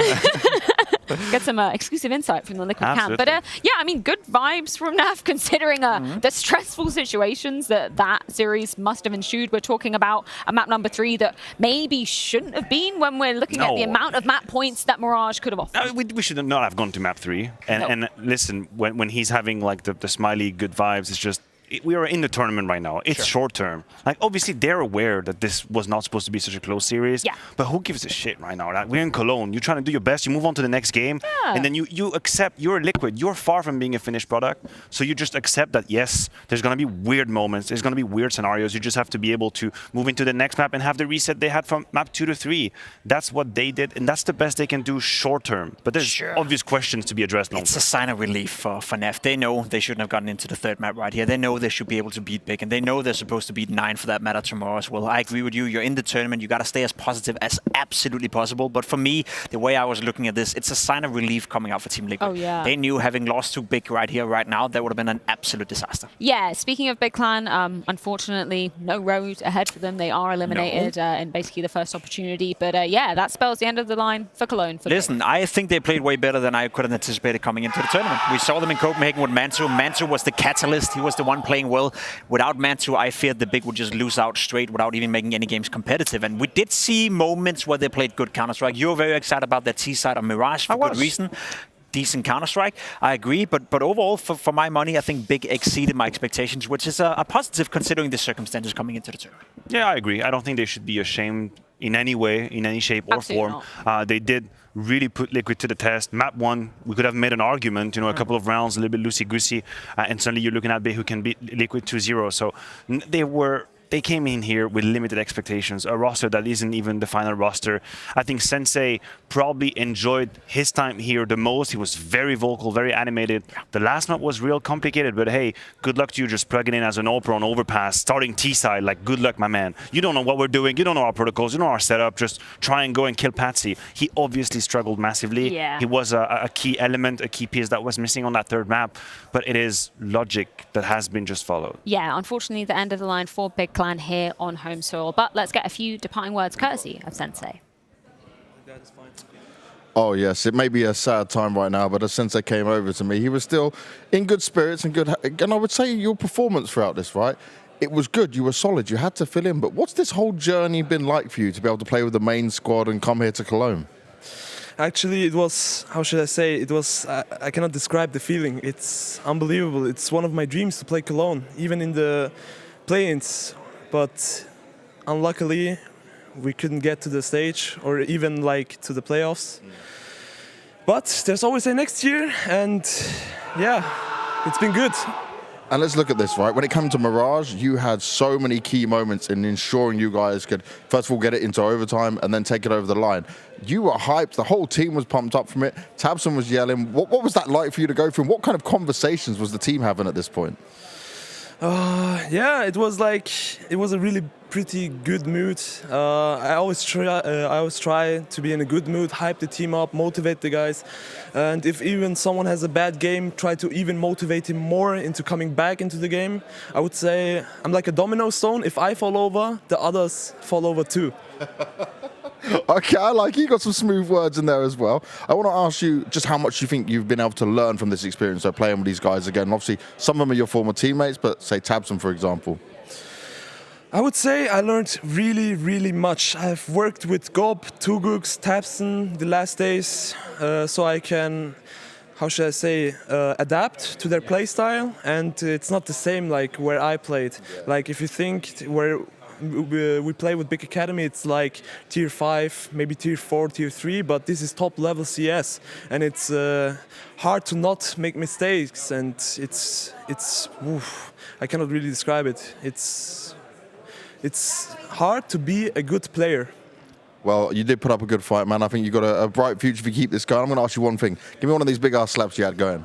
Can you do it? Yeah, I'm ready. Let's go. Oh, goddamn. Freya, back to you. Ouch. Well, at least Sensei is ending on a high, I guess, but unfortunately for Big, that is the end of the road here in Cologne. And unfortunately for two more teams, they may suffer the same fate. It's a battle between Complexity and OG to be keeping their heads above water here at the Intel Extreme Masters, but not before we head to a quick break.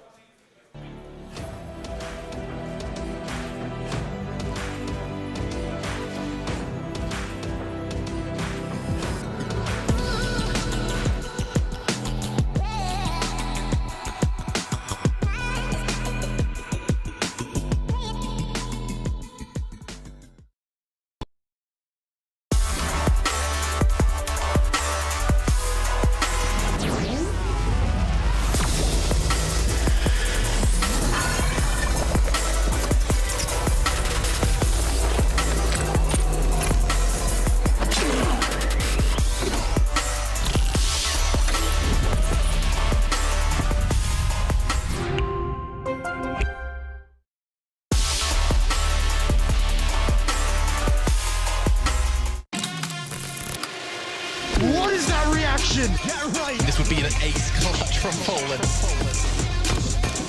Oh my! Oh boy! FaZe Clan, the champions of ESL Pro League. Poland's here. Oh my god! Are you gonna be kidding me? What a map! What a map!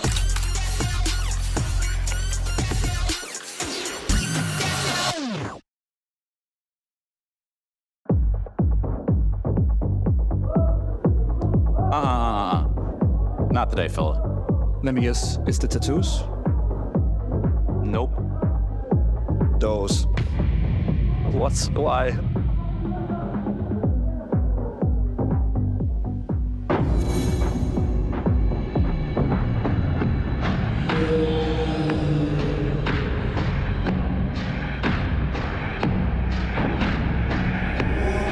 Fuck are those? What? Have fun, mate. Have a good time. Let's go. Have a good night. Enjoy yourself.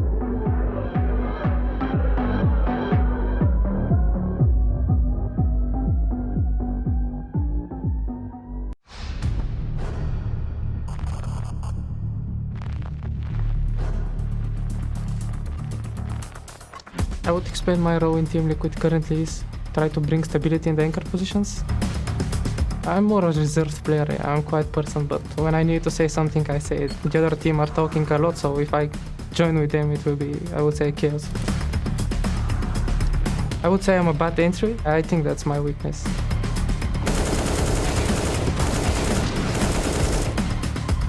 One of the things I want, at least, is to qualify for the major, and of course, to win a tournament, Tier 1 tournament. This is also a team goal for the next year, I would say. Hungry. Oh, boy. CSGO timing, eh? I'm watching it. It hurts me. It is painful. You wince when you see that. They are swarming Kraz now. There is no way out, nowhere to run, nowhere to hide. Furia into double figures, 10 rounds now. Monty still have 1 or 2 weaknesses with their money, but I think it's enough to buy. Maybe some missing nades. If you tuned into 6-1 and then, I don't know, had to go and pick up your partner or something and came back, you'd be like, what the hell happened? To see a scoreline like this. Things have turned around dramatically, but again, Furia are fighting back. It feels like a very tense game on Mirage thus far. The AWPs for both teams have been popping off. Just 1 AWP then for Furia in this round. Enjoying the luxury of 2 in many a CT round in the first half. All M4s for Monty. Smoking towards B as Yuri and Art go creeping. Trying to catch a player hopping up just in case, and Monty are going to do exactly that, it seems. Yeah, I guess once you hear the spam, you feel a little safer. He's probably not going to try it twice. Utility is low for Monty. They had some nades missing at the start of the round. So that's going to allow Furia a good chance to set up this play. They also don't have an AWP to go up against either. That means Warrow's just hanging around mid with the M4, looking for the timing. It almost works out, but chunks of damage taken out of both players. Warrow will try and fall back while Furia get that mid control they were looking for. In the meantime, Krasnal is jiggling and going deeper into B apps. Monty are looking for the info. Case Rata was in the apps a bit further back, but he has since retreated. But have a look at where they What is your calling?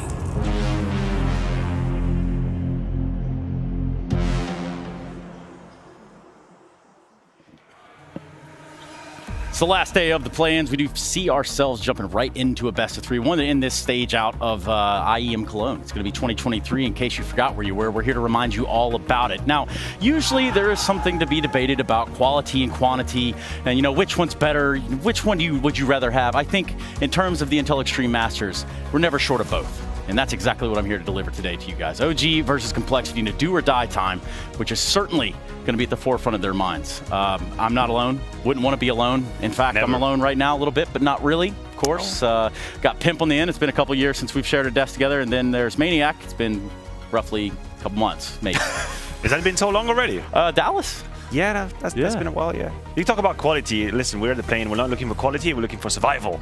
That's what we're looking for. Well, like the best of like that, right? Like the best of the play-ins. That's You're saying the best of the worst, maybe? Or? No, but I guess, there's something to be said if you make it through the play-in and you go through, and then next thing you know, you're in the playoffs. That's how it works, guys. Have you ever been one of these before? No, actually not. Ah, perfect. Have you? Yeah, of course I have. Okay, so then riddle me this. Group stage playoffs. Riddle me this. Let's start our entire conversation and everything that we're going to focus on right in the beginning, right on the OG side. Is that fair? You happy with that? What do you know about? I'll follow you wherever you want to go. So you want to go to OG Land? That's scary. I wouldn't say that. That's risky. Let's go to OG Land. OG Land, brand new project, definitely new mayor in town, new sheriff as well. The whole police department has been changed. Firefighter trying to find a new wave. You see Keto in that jersey now. You see Nexa is coming back as well. Fasher is putting into a superstar role, and Regali, a gift of itself for the linguistics out there. A very exciting Alper to see. That's OG Land. OG also known to be a team that haven't won a single game yet together as a five-man. They won a map against Big. Well, they won a map against Big, yeah, so not too much to be proud of. They've remained competitive in some of their games, but as you saw right there, not a lot of W's, Trace, and right here, right now, they need one.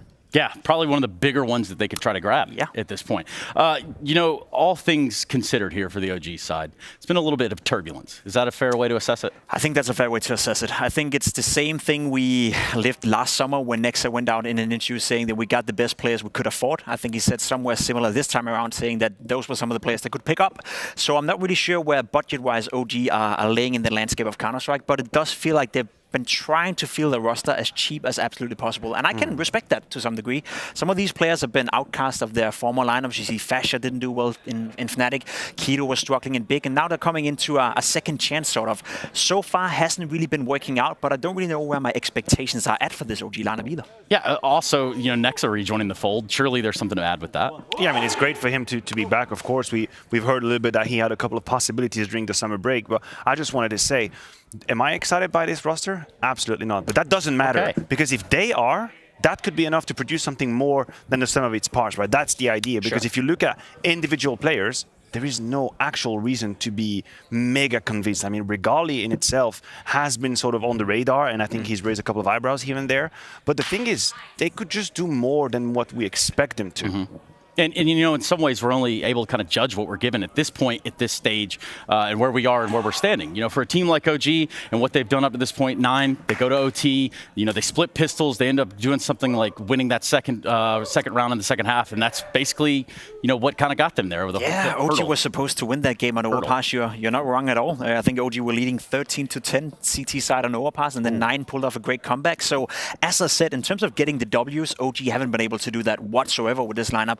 But they remain competitive. They were very close beating 9 yesterday. They've took a map off Big. We saw them at certain moments in Copenhagen play decent, but we're yet to see them fully come together. And I'm afraid that this is the last time they can do that at this tournament. Yeah, what a rough way to go about it. Basically, you have your back against the wall throughout the duration. Now, Complexity also going to find themselves in the same situation. Yeah, and that is the good news for OG, because if you told me at the beginning, after the summer break, that they would face Complexity, I would have told you this game is over. Complexity is going to win 2-0, that's it, just wrap it up, wrap it in, just don't even start the config, we don't need it. The truth is, Complexity have not been nearly as good as we thought they would be. This was labeled as one of the most easiest upgrade out of all the roster shuffles out there. Elige coming in for Fang, huge upgrade in firepower, upgrade in experience, in tenure, in veterancy, all of it. But the truth is, it hasn't exactly manifested. We saw flashes, glimpses in Copenhagen that maybe led us to believe, but what was after that is a bit quieter. Well, there's no doubt that if you add someone like Elige into the fold, that there's going to be an upgrade in some ways in the fire power department. That's kind of what you expect, right? Which we're going to get to. But first, let's talk about the big greens, Jacob. Let's talk about the AWPs in the server, because, over here on this side versus the Regali on that side, like, come on, man. Halzerk, give me a break. Yeah, I think Matthew said it, Regali is kind of interesting. It's a man for the future. Whereas for Halzerk, he's been around for a long, long time. As you see on your screen right now, his latest performances haven't lived up to what we expect from Halzerk. Again, we've seen glimpses of what he can do, but he's not finding any sort of consistency whatsoever. And as much as we can talk about Elige coming in, adding firepower, there's only so much one man can do. A team consists of 5 players, and you'd argue that the AWP role is one of the more important ones in the firepower department, and so far I've been very disappointed with Halzerk. Well, tragically, in the story that is Complexity here in Cologne thus far, it wasn't necessarily the shining stars that you would look at in Halzerk and Elige. That was just not the case. Maniac, when we saw what we did from the Complexity side, just just the other day on Inferno. It wasn't like anybody but Floppy was really swinging from the rafters. Yeah, and that is an issue. Floppy is not supposed to be the guy that takes that mental, right? I mean, if anything, by the numbers, he's been keeping up with what he had to do. He's been playing a little bit better. But the issue is, when Elise joins, all of the excitement stems from the idea that Halterk and Grim will continue to play as good as or better as they were doing before. And then you have a one-for-one switch and you're thinking, damn, this firepower makes sense. You throw in some experience on top of it, suddenly you have a formula. The reality has been different. Grim has fallen into a pit of despair in the last 11 maps that they've played. This is a man that was integral for Complexity and their success. We were hyping him up. We were talking about he's turning into a superstar. Yeah. He's a man we can trust. He's got consistency. He's got attitude. Had a couple of moments. He was like flaming around. We love to see it. I don't know. I mean, people are throwing PTSD out there as terms, but I'm not That's talking a big about one. that. Yeah. But it feels like just maybe there's a little bit of self-inflicted pressure now that Elige is here. You know how it is when you have a player come into your team that has such a much bigger career as you? Maybe you might think, oh damn, like I got to do better. Like, come on, he's with us now. We got to do this. And just maybe that's hurting them because Grim has been a shadow of himself recently, and that frustrates me. You know, I want to kind of dive into that. The whole idea of like, let's change one player versus let's change two players. We'll jump into that, but first, let's hear from Grim. The new face Complexity is ready for an elimination match now, and the pressure's certainly on Grim. But the thing I wanted to start by touching on here is that looking at you, remember Katowice when we were talking, you were grinding so much more, your individual level was really high. Since Elige's come into the team, or since the changes in the team have come in, it's slowed down a little bit. And I wanted to see, did you give up some space or positions? Is there some changes for you, or what do you think it is? I haven't gave up any like roles or space personally. I've been playing the same that I have with Fang that I'm playing now because it's like a 1-for-1 basically.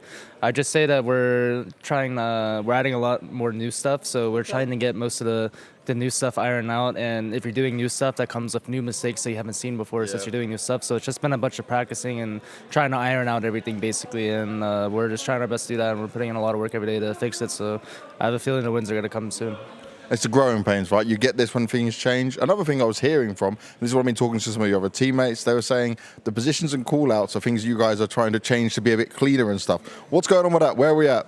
Yeah, so we have some call-outs that Legion like because we have like 2 stairs on some maps or like 2 yellows. Yeah, but I mean, it's on different parts of the map, but I mean, it can get a bit confusing. So we're just like trying to iron out the call-outs. So like one day we're like, all right, let's change this to E-Box. Wait, no, let's change it to Con. And all of a sudden people are saying E-Box when it's now Con. And then it's like learning the new names basically. But I'd say it's not really too much of a struggle. Like that's the thing that like gets fixed after like 2 scrims basically. Okay. So, but yeah, we've had to go through and name a lot of new positions on some maps because some things weren't named that should have been named basically.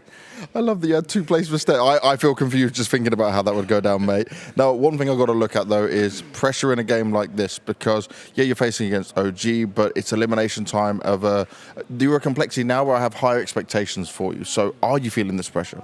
I'd say there is definitely a little bit of pressure we have to deal with just because it is an elimination game, like you said. And obviously, we don't want to go 0-2 and have to go home right away. So we're trying to have a really good time here and make sure that we make the group stage and see what goes on after that. So the first step of doing that is making sure that we beat OG and coming in and playing our game that we know we've been practicing and ironing out and just do our best and try to make the next stage and see what happens from there. Well, let's hope it happens against OG. They're going to get into that game real soon. Let's see. That is correct. It is OG and Complexity. We're just moments away. I need to ask you a big question that's kind of been on my mind, probably on a few minds. Okay. What is it going to take to move the needle with Complexity now that Elige is on board? I mean, Elige has to be a positive influence on the roster first and foremost. We saw the one game they did beat NIP at in Copenhagen. Elige was playing out of his mind. That's obviously a move in the right direction, but I think he needs to be an inspiration for the players around him. Elige can't do it by himself. Halterk will need to step it up under this Complexity. Grim will need to step it up. So as much as I want to say Elige just needs to fire on all cylinders, that's not going to be enough. So hopefully Elige can come in with a bit of that experience, install a winning mentality. Otherwise, I'm afraid Complexity will have a rough time here in Cologne. Yeah, and that just is that. If you were just, maybe you went to the kitchen, you get yourself a snack. We did find our maps out during that interview. It's Mirage, Overpass, Inferno, and now I look at Maniac, the man in the middle.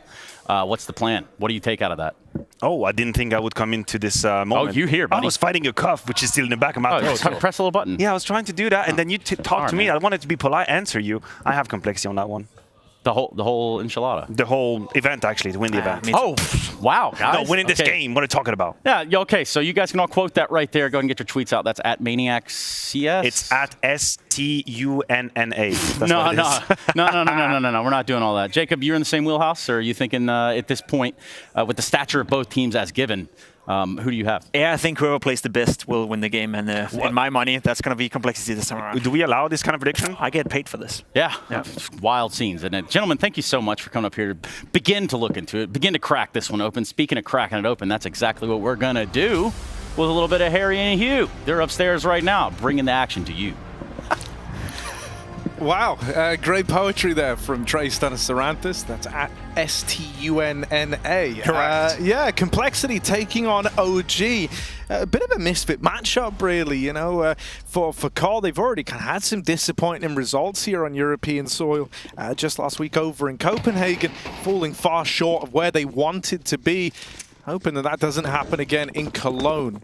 Yeah, and up against kind of an unquantifiable roster in OG, who sure at the same event fielded a couple of missed maps, but still two teams where we're unsure on the barometer of these rosters, hoping Elige can add some much needed firepower and experience to Complexity, and wondering what is this OG squad going to put together? What are their goals? Right now it's just to close out this pistol round, 2 opening kills as Cole get very aggressive in the B apartment, and OG will run their way into the site. Yeah, Grim trying to hold the line. JT will tap one out from the short side. That's Keto on the receiving end of it. But the bomb is still back in spawn here. OG are not committed to the idea of the B play just yet. And they now know that there were 2 players there. They even suspect another man could be making his way over on rotation. And they're right in that. They're in the A site. They're going to get the bomb down here. So the retake, the onus on this round is on Complexity. And they lose JT over in middle. Yeah, if there was a guy to keep your eyes on in this game, it would be Regali, right? The Romanian rock star on the AWP. This guy is so talented, and for his relative level of inexperience, puts on some great games. Now, the bomb is default. There's the danger. He's got a kick. Can Floppy cross in? Fashion might have to pull the blade out. The shank in the sight. Floppy out of ammo, out of time, and they will spam him out. It got a bit scary there with only one man playing the bomb, but the smoke just gives Fasha a bit of room to move. And OG will move their way into first place with a pistol round taken.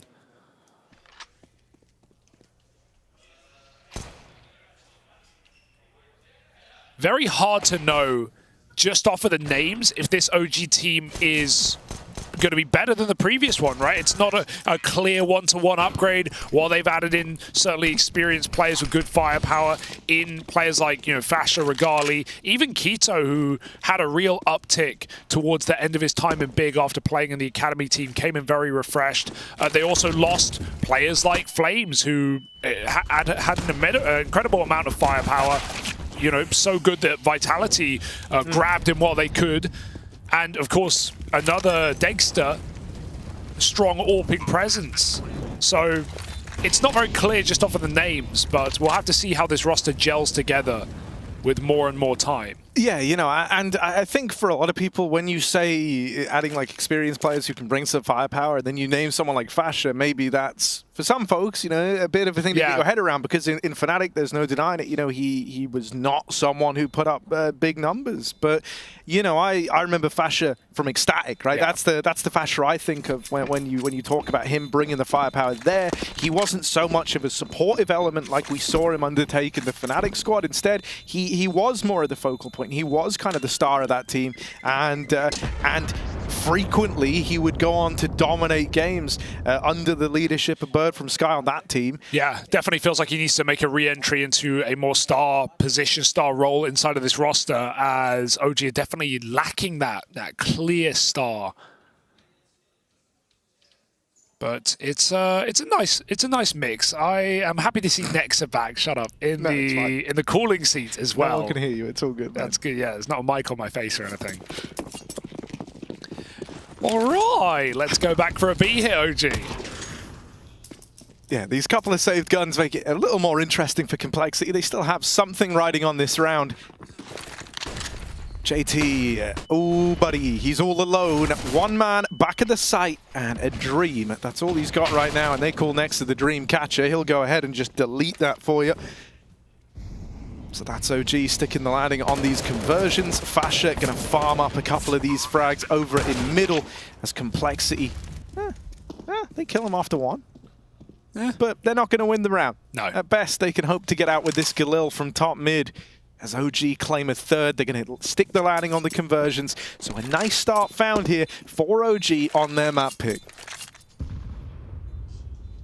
Who do you have, Harry, off the top? Are you an NA believer? Oh, man. Are you buying into the elite? Well, no, because here's the thing. Like, I am an NA believer, but I don't know. Complexity have really had their woes lately, man. So you're not an NA believer. That's what you're telling me there. In general, yes. In general, yes. But maybe not here, as odd as that feels to say. You live by the NA or you die by the NA, Harry. Well, then in that case, then yeah, Complexity are going to win.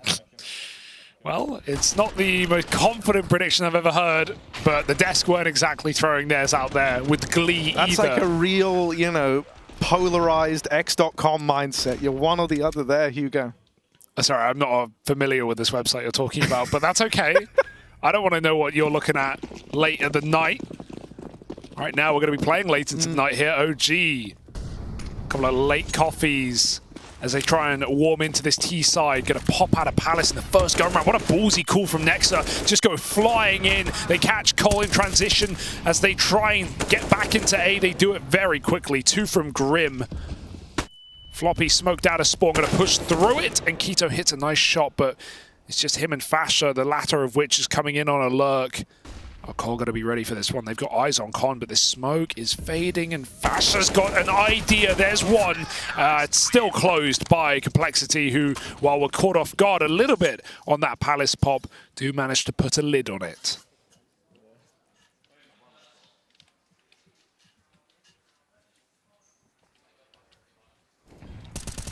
Yeah, a bit of sauce on that round, like a viscous liquid, Grim, and a Liege combined for all 5. Love to see it. Well handled in that first look at the rifles for Complexity. Very clean. Now just down to the Deegs for OG. Well, I like this setup as well. They've got a man in window covering them, but they can play this orb contact even if Halzuk misses. Elige is here to help out, and he doesn't miss, does he? Deagle gets destroyed. Regali looks for his entry. Floppy playing very safe in CT again, throws out his smoke that he can play behind or climb over on Ticket. He's going to move into the site. That almost got awkward. But one by one, the Deagles are getting picked apart here. And a nice 5 alive round would do wonders for the economy of Cole.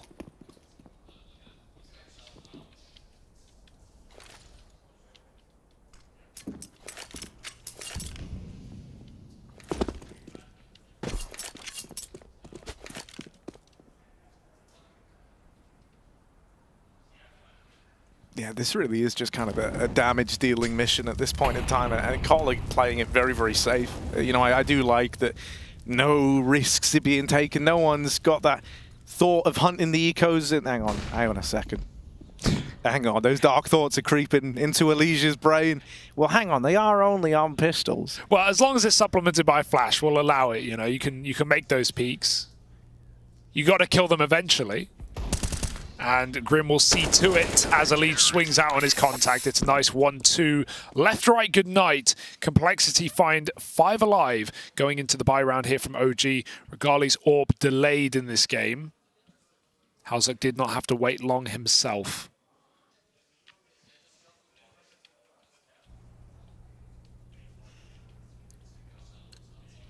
And this definitely is just a taste test for both teams, Harry. What flavor will come up? Oh, it's another brawl over in middle. I do like the Complexity of putting a lot of attention here early on. Missed smoke from OG. Less than ideal, and having to extinguish that one there, they've already burned through the majority of these smokes on the T side, right? The round's really only just started, and they're already down to just 1 smoke left in the round. So it might have to be a bit of a brawly round here for OG if they want to find a way into it, and that's not the start they wanted. JT opens on his B defense. He'll even shut down that second man in. This is grinding to such an awkward halt for OG, trying to force this play into the B site. It was only JT there left to get past, but he puts on a clinic and does not let them out of the apartments. Hauser getting loud as well, screaming down the house. Good energy for Cole so far in this game, who recover from OG's strong start off the back of the pistol round. You know, not only expect Elige to perform well, and he certainly had some incredible games back in Copenhagen despite Cole's relative lack of success. I also think we need a lot more out of Grim in this team, right? We saw just how much this guy can offer in previous rosters back on Triumph, and even at some point in Liquid. On certain maps, Grim could look incredible, Inferno especially. So getting back to comfortable positions, as he talked about in that interview, not having to make any real role changes in adding a Legion who kind of slotted for Fang in a lot of places, who is meant to be the star of this team. I think there definitely is room for these two American players to pop off. I think that's what we'd like to see. Oh, it nearly gets awkward for Hauser. Luckily enough, the Eagle shot just sails right on past him. He was not looking at ramp. That could have been the opener. But instead, nothing more than a what if. Nice. And Elige will promptly send OG packing from atop the stairs. He's come into this, looking fired up as Elige, really wanting to be involved in how a lot of these rounds shake up. And I think that's the exact form and approach you want from this guy. A household name of NA Counter-Strike. And so you want him exerting some dominance over this game early. Just putting the fear in OG. And I think he's lived up to that across these first few rounds. That was just pistols for the OG crew, though. They're going to come back out with the rifles now. The AWP in hand for Regali. Yeah, worth the wait, without a doubt. Round 8, and the AWP needs to be finding opening kills. Regali even talking about how in basically every team he's ever been in, he's had to be the star player. He's had to be the big ticket. And, that translates to IEM and AWPer at a certain level, right? You can't be a quiet AWPer in the current meta of Counter-Strike. You've got to be putting on a show. Such a hefty investment, such a pivotal role. And of course, it depends team to team in how you're set up, how much freedom you're given. But Regali, he takes space, he demands respect. So let's get some of that here in middle. Control taken, Cole will get smoked off fully. OG can establish their feet in mid. Oh, Elige has to take the safe pathing out. Bomb is grouping back on A, but Floppy is... Oh, he's seen something, and that's an off-angle Keto can't clear. Put a spanner in the works. The bomb's rotated out of ramp now for Nexa. He's going to regroup. Looks like it wants to end B, but this could still just be up-rotated. Doesn't matter what OG do in middle or up cat. If JT kills Nexa, the round is done. Oh, he won't commit to that fight. He thinks that it's clear. He gave it a pretty deep check, but right on that corner was Nexa with the bomb. Still, JT's got the drop on the first man, makes it a double, and Grim moves in to support. They go back, they check for Nexa, and even though he's got that kill to propel himself into the site, still needs to churn his way through a 1v5.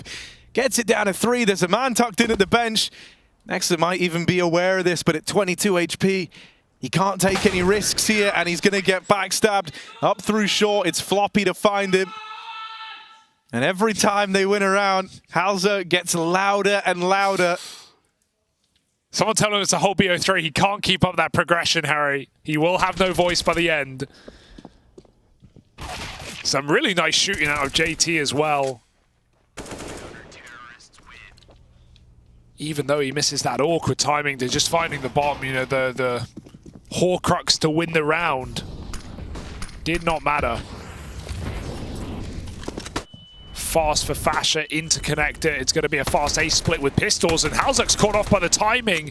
Quick kill on the AWP. Floppy's going to try and trap Fasher in the corner. That smoke gives him a way out, though, into safety. Ooh, awkward timing with a nade pull. Elige has to do everything. Fiku picks it from ramp, and a flick for Fasher finds another, leaving JT in a clutch. Yeah, not impossible, though. Not impossible for the man at the helm of Cole.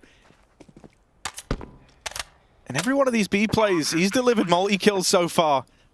Now they're asking him to clutch in an A retake. It's the presence of Nexa in mid, but oh no, what a whiff! He's given JT the fight.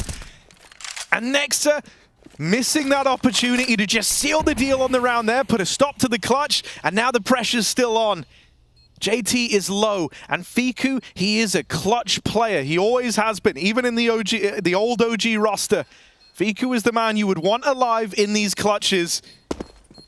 Does he still have that quality? No way. That X Factor, he will, plays it perfectly, just waits for the tap, knows that all the pressure's on JT, and he keeps it very collected, very calm in that low econ round to win the 1v1. Yeah, that's around where you say play for yourself, the two players and the 2-on-1 there, because JT was so ready for someone else close connect to someone challenging him, trying to re-smoke the smoke to give him a way out, but Fiku's just playing the bomb, and the clock with a planted default doesn't want to give any way back in for JT and stalls him out completely, forcing him to stick. Nice round out of OG. Only a half buy. They come through with their fourth. And that'll fund the AWP as well. Yeah, I think in that round there as well, you kind of got a glimpse of like Fasher letting his hair down a little bit, right? He just runs it down Con from the get-go, off the rip, no flash, no nothing to signify that play coming in. And it's kind of the pace and the confidence that he's playing with that let him get the drop on Halzak. Then he attempts the no-scope down into Sandwich. Then he 180 flicks the guy pushing through jungle. That's he's putting himself in a lot of the kind of swing engagements there, and he's throwing himself into it with glee. I think that's a good sign of things to come, perhaps. But this time, first man found is Fasher from Halzak's AWP. Halzak's always so much fun to watch on this AWP. He's going to get very quickly back to CT and leave Floppy set up for the multi-kill under balcony. They can support with flashes as well. He's about to be popped off himself, but he still hits a blind shot. Flashes Floppy in for more. He's got a second one for the swing. Floppy's got to be careful. Blinded by his teammate. Might not matter, though. No one's swinging out Palace. No one's trading anything. And so Grim's able to stop Keto, segregating OG to ramp. Nowhere to go, nowhere to hide. And Floppy takes another head, leaving just this AWP at the back of the pack. This has not gone well for OG, and Elige is here to finish the job. 6-4, and a clean round for Complexity as well. Not a single casualty. As close as reset is that round. Not got quite the old connotations of what that word means, but yeah, there's not a lot of money for OG here, certainly. Two players could buy. They could field 3 AKs if they wanted.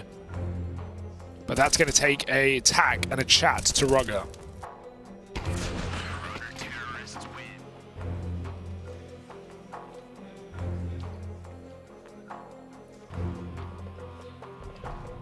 And the quietest Halzak's been after a round win is in the round where he's kind of the instrumental piece of the puzzle. Opening it up with the AWP, taking it one step further. He's trying to use his screaming instead to hype up his teammates as opposed to sing his own praises. Good to keep that energy flowing,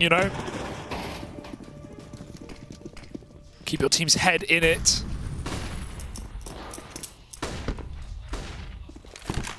Halzak going for another opener towards the B apartments. We've had 2 boosts, one in window towards ladder and one towards B. So Cole just trying to take unorthodox positions to start this round, keep OG guessing. With new spots, Elige all spotted, but that's a beautiful dig. The German dig, we know about it. Keto shows us. Still traded out by Halzak, who holds down B and shuts the doors with a Molotov. But this is not the end of the world for OG, who have got this AK brought up on Fiku and still have deep control of middle. They can decide to slow it down and group up. Looking to end on A instead, where only Floppy is nearby, and even he could be in the prying eyes of Fiku. Yeah, Fiku normally does great work on his lonesome, though. I think this is kind of the guy you would want in this position here. trying to control the rotates and the pathing that's open to Complexity, and maybe he can thin the herd to make this around for OG. Oh, they have He's to not clear open that, a floppy. They will have to clear this, and the timing is just off. Now Fiku dropping this smoke. They might look to swing through, but it cuts them out. He's got both Complexity players trapped. That molly even applies more pressure. They both go running through it. Now he's got the sound cue. Now he knows that he has sold Complexity down the river in this round. Way. This is beautifully done from Fiku to create something from nothing for OG. He also knows they're not saving. Even though they might just make that call soon, he has cleared out the back of market. So they must be in CT spawn. They must be making a move. It's not a B apartment save off of that bomb plant. Now Cole have every reason to go for this round. 2 players on pistols, although they may not know it. That time is so far expired though, and it doesn't look like they're going to be going for this. Just exits on the way out. OG find 5 off of pistols. That's 2 eco rounds won. They're going for the ninja? Surely not. There's not enough time for this. No. Oh, even if they got the kills, I don't think so. Back from triple, Grim will find a second exit. They have the money to risk going for these kills, but unbeknownst to them, OG weren't saving anything. They had 2 Deagles there running away from A.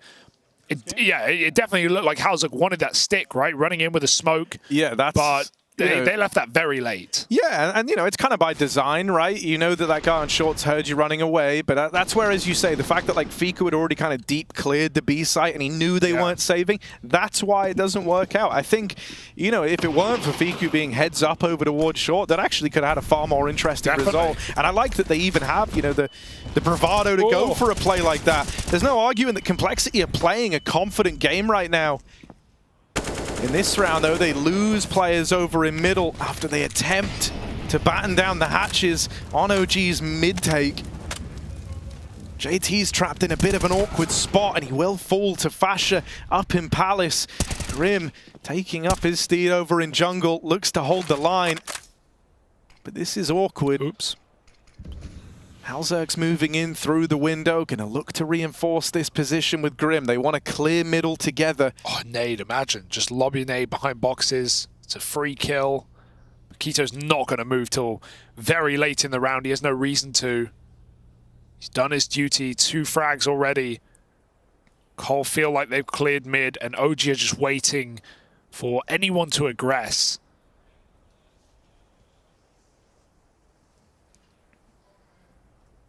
Cole will check mid again, but Kito, as he starts to peer back into middle, Halzuk hits a very important shot. The bomb drops in though. Or Fasha does rather, looking for fights instead, and they're both on a plate. He'll take 1.5. Grim in the clutch. He's got a nade for that plant. Fiku's going to go for it. Fake out. Grim with a drop, and Fiku swings wide and surprises Grim for a 6th round for OG. Very competitive game right now. Exactly what we would have wanted. Yeah, I think something that is kind of cool about this OG squad is that we hopefully get to see more out of guys like Fiku, who in the old iteration of OG, he always had this tremendous ability in clutches to find his way and look very composed in them. But you had other players in that team who very much took the limelight, right? Whether that was Dexter, whether that was Flames, they were kind of the big selling point, and Fiku would just kind of be there doing his work in the background whenever it was required. Now, I think in this iteration of the squad, you will need more of those clutches out of Fiku. You will need more of those brilliant individual moments, and he's already given them a couple of them in this game so far. Yeah, and you wonder, you know, with even though, you know, some of these players are still the same, you wonder if just the change of leading, you know, having someone like Nexa back in can inspire more faith, can give more identity to OG, because for the longest time, this was a roster without an in-game leader, rather. It was, you know, Nico towards the end, Danish Nico, you know, filling in that role. Sure, he'd done it before in previous teams gone by. He's often been a second caller in rosters, but it was always, you know, patching up problems for OG. Now we have, you know, Nexa, who has got plenty more experience in this department. Elige, a heroic play out middle, flies through connector and finds Regali on that opener. JT got spotted though, and Fiku will just take that space, ramping into this B bomb site. Second player right below him, he's looking towards Cat. That is the expected position, but he gets a spot off. Grim's seen, dropping his util, somehow survives the escape, and they will just call it even. 4-on-4 with very little util for Complexity. Leaves OG options. I gotta say, I like how Complexity, when they end up in these moments where it all goes a little bit quiet, they don't like to leave a lot to the imagination, right? They are keen on getting the info ahead of time. Even now, you see that second rotate over towards B. They use it to assemble the boost on short, and now they're aggroing mid, trying to take info away from here. So as time's gone on, they built up a bit of a better picture as to where this play was ending up. Is that going to do them any favors, though? Even though they're out in mid and they find Fasha down in lower, it's still this 3v3 retake laid out ahead of them. That could have been the spam on the plant, but OG get it down, and this kill decides it all. Grim caught creeping through connector. Fiku's found him, and as long as he doesn't swing out and give Halzuk a reason to believe, well, now Cole might go for it, because Elige is on a quick flank. It was being held. Timing's a miss. Nexa gets cleared perfectly by Elige, and with this bomb plant, Keto is not in position to stop any sort of defuse. They can cover the stick, smoke on the bomb. Halzuk's going for it, and Elige has got that cover. Complexity win a 2-on-3 retake, looking good. Yeah, that one's going to hurt, man. You know, Fiku opens up the round with that pick at B. He extends the man advantage even further by fighting deep into the jungle, but ends up taking just one fight too many on his way out of the round. Yeah. And it gives Complexity that tiny nudge that they needed to follow through. And I think they were always, no matter really what Fiku got away with, they were always interested in giving Elige that space. Getting fed the kill over towards jungle, well, that only galvanized the belief in that retake. Really hurts as well, because you feel like you've done all you can. You've got 3 kills on Fiku, and yeah, it's just the one extra fight that he takes that, you know, starts the ball rolling for Complexity. If you can just buy a few more seconds, could be a very different situation for OG. Instead, their money's on the line here, and this would put them on pistols for round 15 as well. It could net Cole a great CT side on OG's pick. But OG have won 2 low eco, two low economy rounds before. Keto, that's out of nowhere. Blinding headshots as they climb up the ladder. It's Halzuk to trade. Yeah, both barrels got spotted, both Floppy and Elige. That was almost too easy for Keto there to get a double kill like that. A very, very weird fight over towards Palace. You won't often see engagements ever happen in that fashion. But OG will take it. They kind of caught lightning in a bottle to open up this round. Halzuk moving back through the spawn. He's got JT with him. This is another example of like Cole employing this kind of buddy system where they roam together. Like a wolf pack. With Halzuk dinged and Fiku swinging out. I mean, we say wolf pack, there's the lone wolf of OG. Rearing his head out from the palace and locking in an equal scoreline. OG giving it all they've got. This was another one of these like low econ rounds that they find the results in.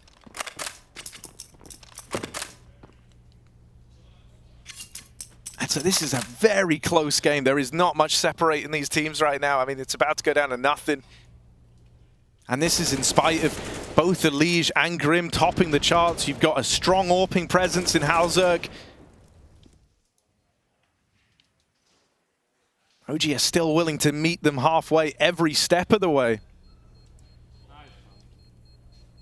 Yeah, it's definitely, you know, question marks with the map pool as well in this kind of matchup, because especially for OG, you don't really know what they're comfortable with, right? Almost no maps played with this new roster. Map 2, which is Cole's pick, of course, is Overpass. That's, you know, a pretty tactical map that OG questions whether they've had the time to piece stuff together. Mirage, of course, a very good plug-and-play map. And so no surprise to see OG finding good success here on this T side already. But they avoid disaster by winning that force buy. Not the first and not the last. Cole looking to fight for middle this time. They're going to go for the boost out under. Elige on a FAMAS. They're the ones lacking in the last round of the half. And finally, Regali's AWP sings. Well, taps down under, catch JT. They store him off the bottom of the boost.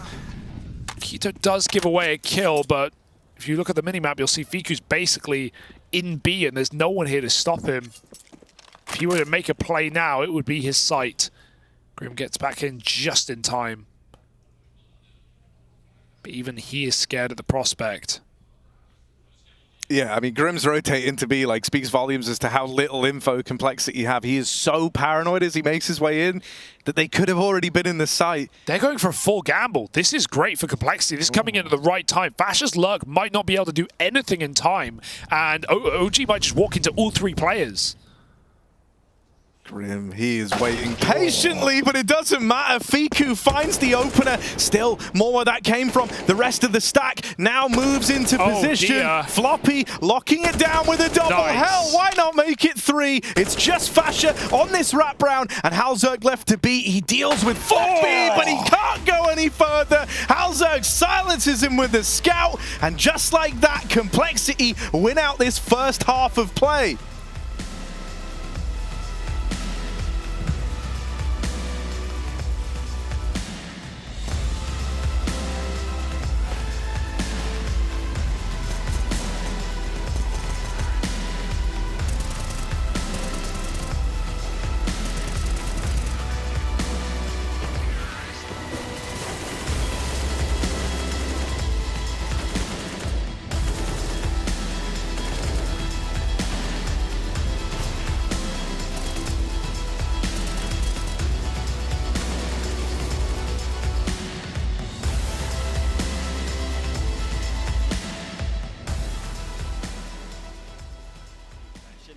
Now spotted, and that FAMAS not up to the task. Furia find 2 kills early.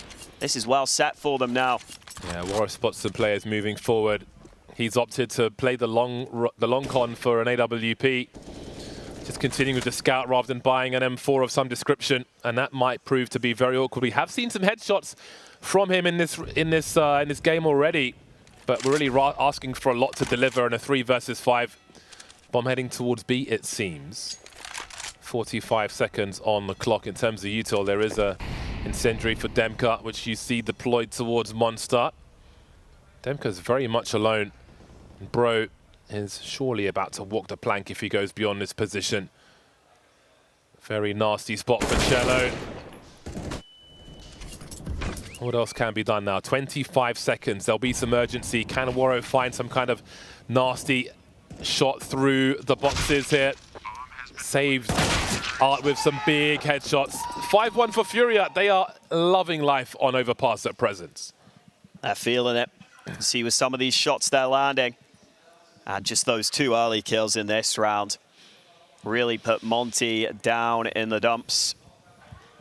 Now, Waro 2K had a lot more money than the rest of the team. Oh, this is weird. Yeah, and he's brought an AWP into this next round, while everyone else is going to have the pistols. These rounds I always find interesting. I don't know if Waro wants to go too crazy, like hyper-active with the AWP here, or if he ends up trying to think about saving it.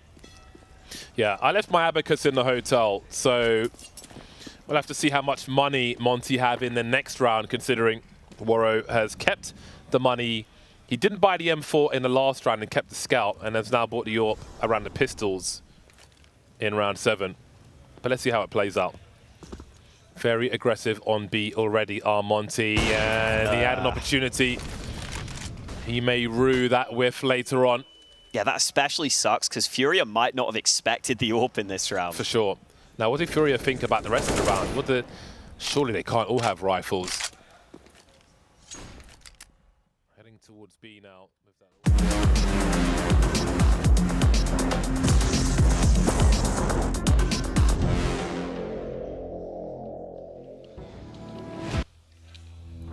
Complexity hold a lead by the narrowest of margins. There's not a lot between these two teams right now. It's a Liege topping the charts for Complexity. On the other side, Lone Wolf Fiku putting in the legwork for OG.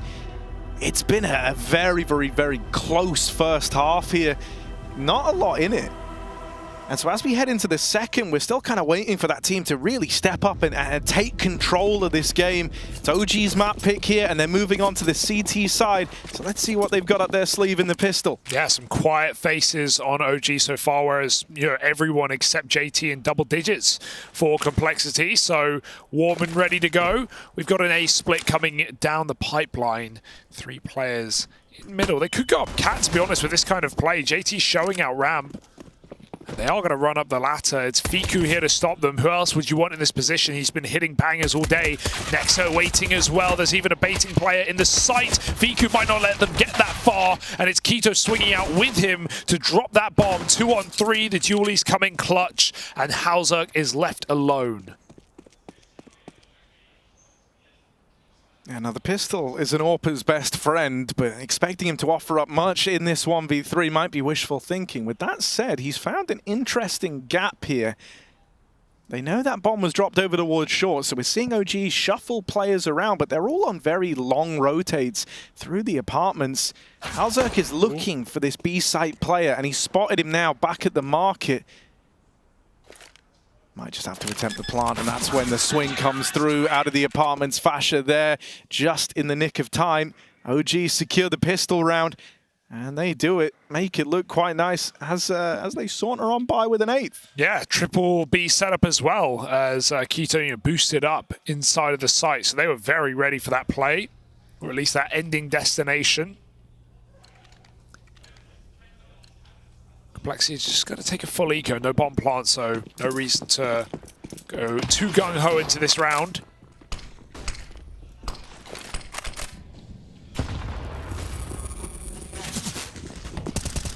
OG gets smoked out, but they're still willing to fight. This is dangerous. The paper cuts are coming in right now. Glock spraying through smokes. Fiku's feeling it today.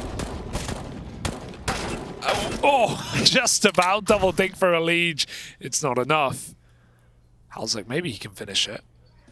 But no. The Glocks did a lot. I mean, they hit a lot of bullets, but they just didn't do a lot of damage, It's all well and good. Wasn't meant to be around that Complexity win, and they knew it. But that's OG now with both pistols and both conversions on their map pick. And remember, this is lower bracket here in round 1 of the play-ins. Loser goes home. Winner goes on to fight Apex.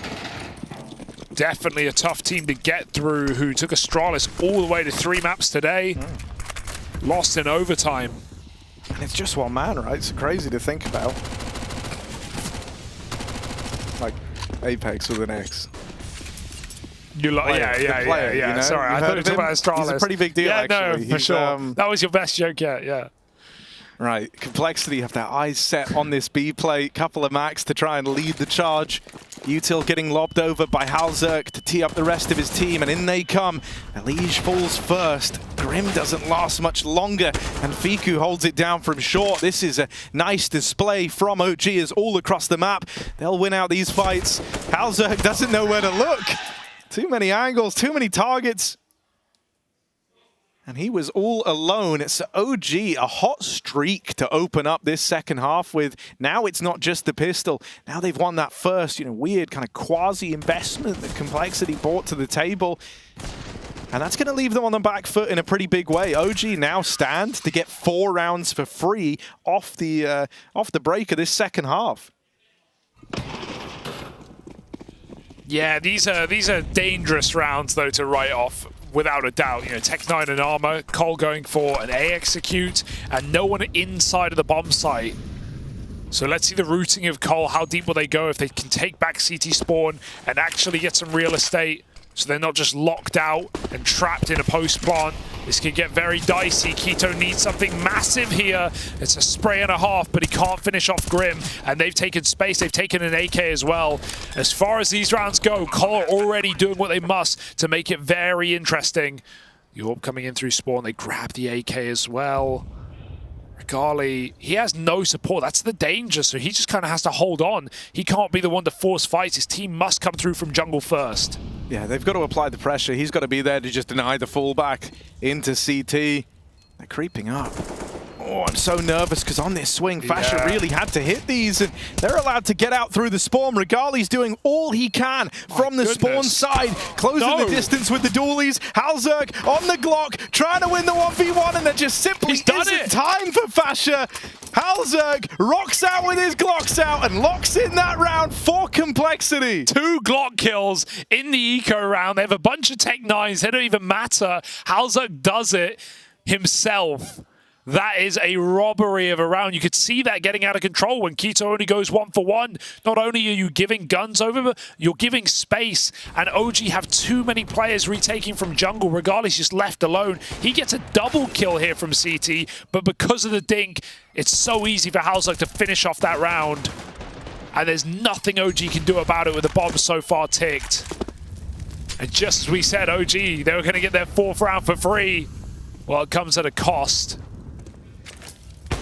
Oh dear. This game stays tight as ever.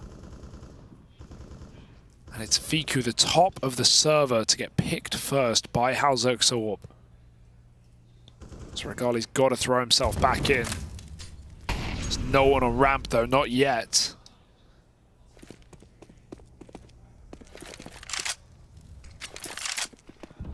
Patience will pay though.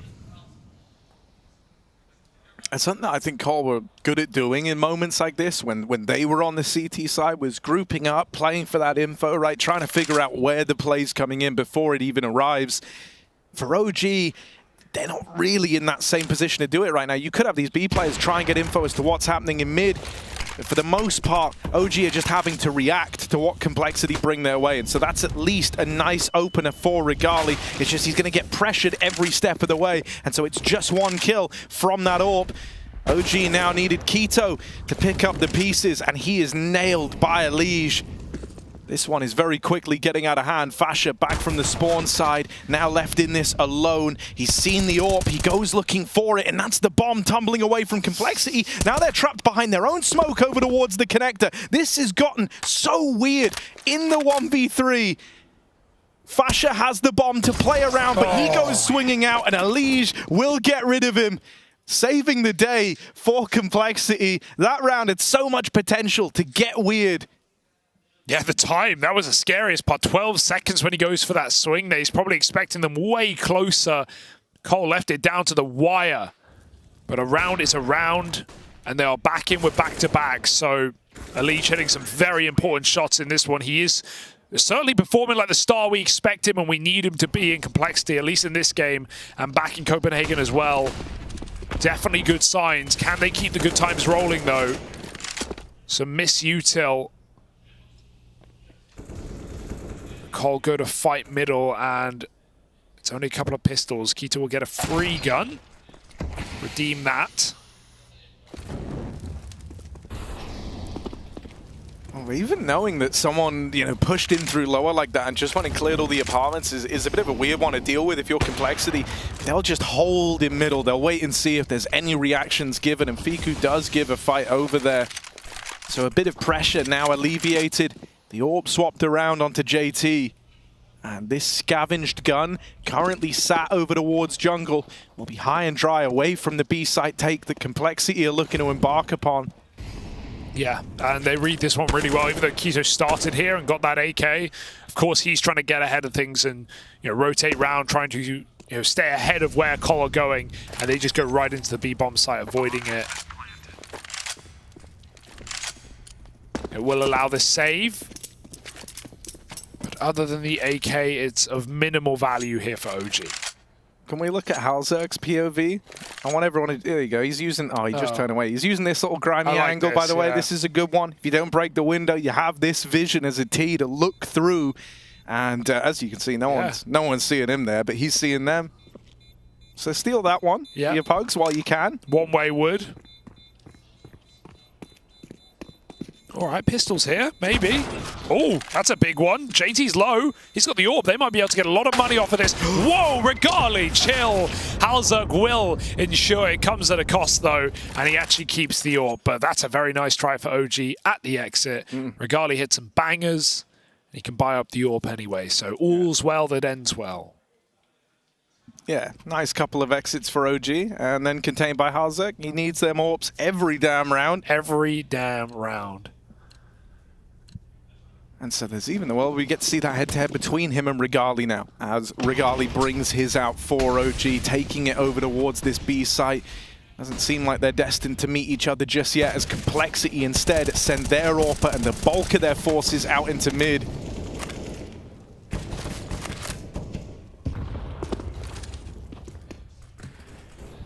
Creeping behind this smoke, Halzek just going to be scoped up over the top of it, hoping that some unsuspecting OG player walks into his crosshair. And when that doesn't happen, they're going to start to take the space up through short. JT nails the opener. Regali now, the last line of defense for this B site. Needs to buy a bit of time. Fasher moves in. Will take one with him. Before all is said and done, Regali still tucked in at the fan is run down by Halzek, who's got a bit of a personal vendetta against him ever since that last round. Bests him in the head-to-head, and now this falls into the 2v2. With Halzek given a bit of freedom on this AWP, he's going to need it. Back of the site, looks for the short fight, will win it.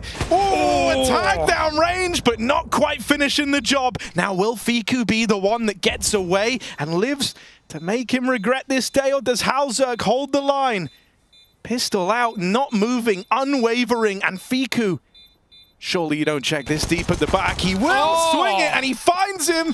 Kit picked up. Fiku sticks the landing in the clutch. Just add it to the tally for this guy. Put him in a 1vx, and he's favored no matter what it feels like. He keeps doing it, man. That really helps for Halzek, who played that round so well. All the entries onto B, you know, trades out JT, hits the tag, and he even reads, just due to the time, that last player has to be coming from the back of the site. He's not going to get close peeked. He's going to get wide peaked, and just one P250 shot, it's not enough. Hoping he's low off of his AWP tag. Yeah, he knew he tagged him, right? That's why he's down at the P250. That hurts. It's like a 60 damage tag thereabouts. That's third clutch in the map for Fiku.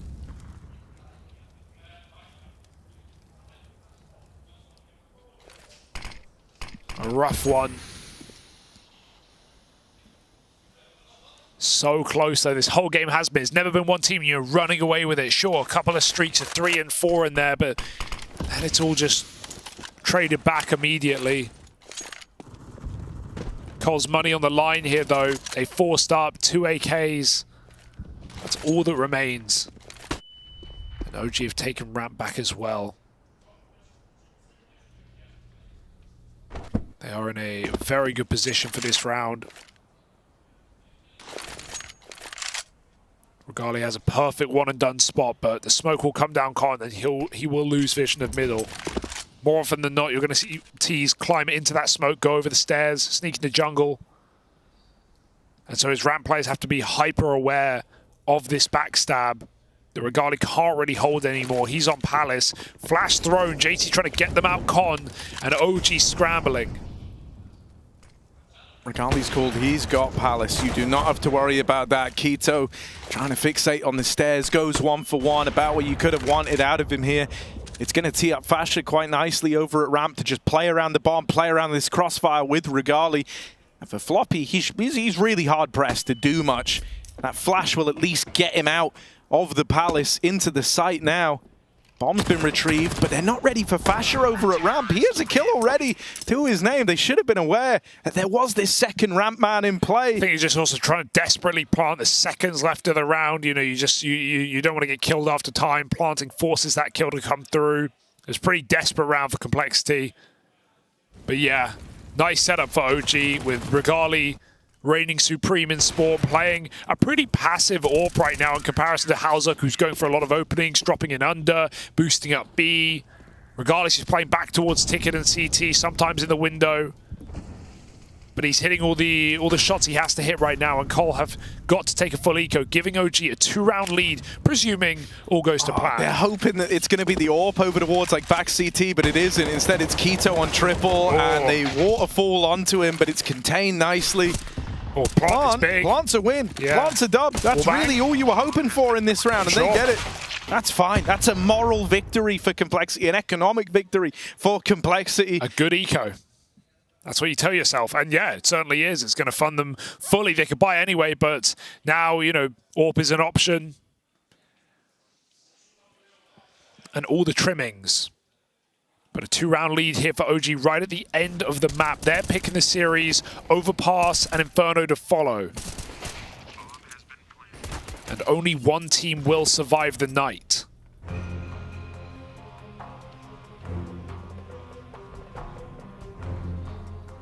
Halzerk could have bought the AWP but would have had no helmet. He's gone for the Krieg.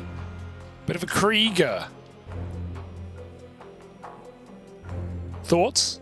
Yeah, you know, I mean, I think even though it's nowhere near as good as it was, thank God, all those years ago, you know, it still very much has a place. I think it's good in some of the angles that the AWP feels comfortable on and feels well versed in, and it does have a good potential to even counter AWP at times. It feels like if you're looking for some of these like more jiggly, wiggly mid fights where you're looking over the top of the smoke. Think about like how a lot of the routing's gone for Halzerk in this game. It's been run out middle with that con smoke down, take the peek over the top of it and wait to catch players rotating. Yeah, the Krieg's going to be able to do that within a similar proficiency to the AWP. So, you know, just kind of making the best out of the hand he's dealt here. Yeah. With the money they had coming into this round. And yeah, it looks like he wants to commit to some of that mid-pathing where he can put this Krieg to use. Regali is there waiting on the other side. He's a bit of a headhunter though, is Halzerk, as far as AWPers go. Saw him with a scout at the end of the half, hit that necessary headshot. Keto getting curious. He's got the AWP to support. Under's the danger, but it's mollied off right now, and they'll trade positions. Great flash, and he's seen JT, got him boxed in. Needs to come for support. JT just swings and somehow wins that engagement. No way he should. Flash to mid is a fake out. Regali knows it. JT's still going to hold on just in case it was more where that came from. And he wouldn't be wrong. But Cole, meanwhile, grouped for an A hit.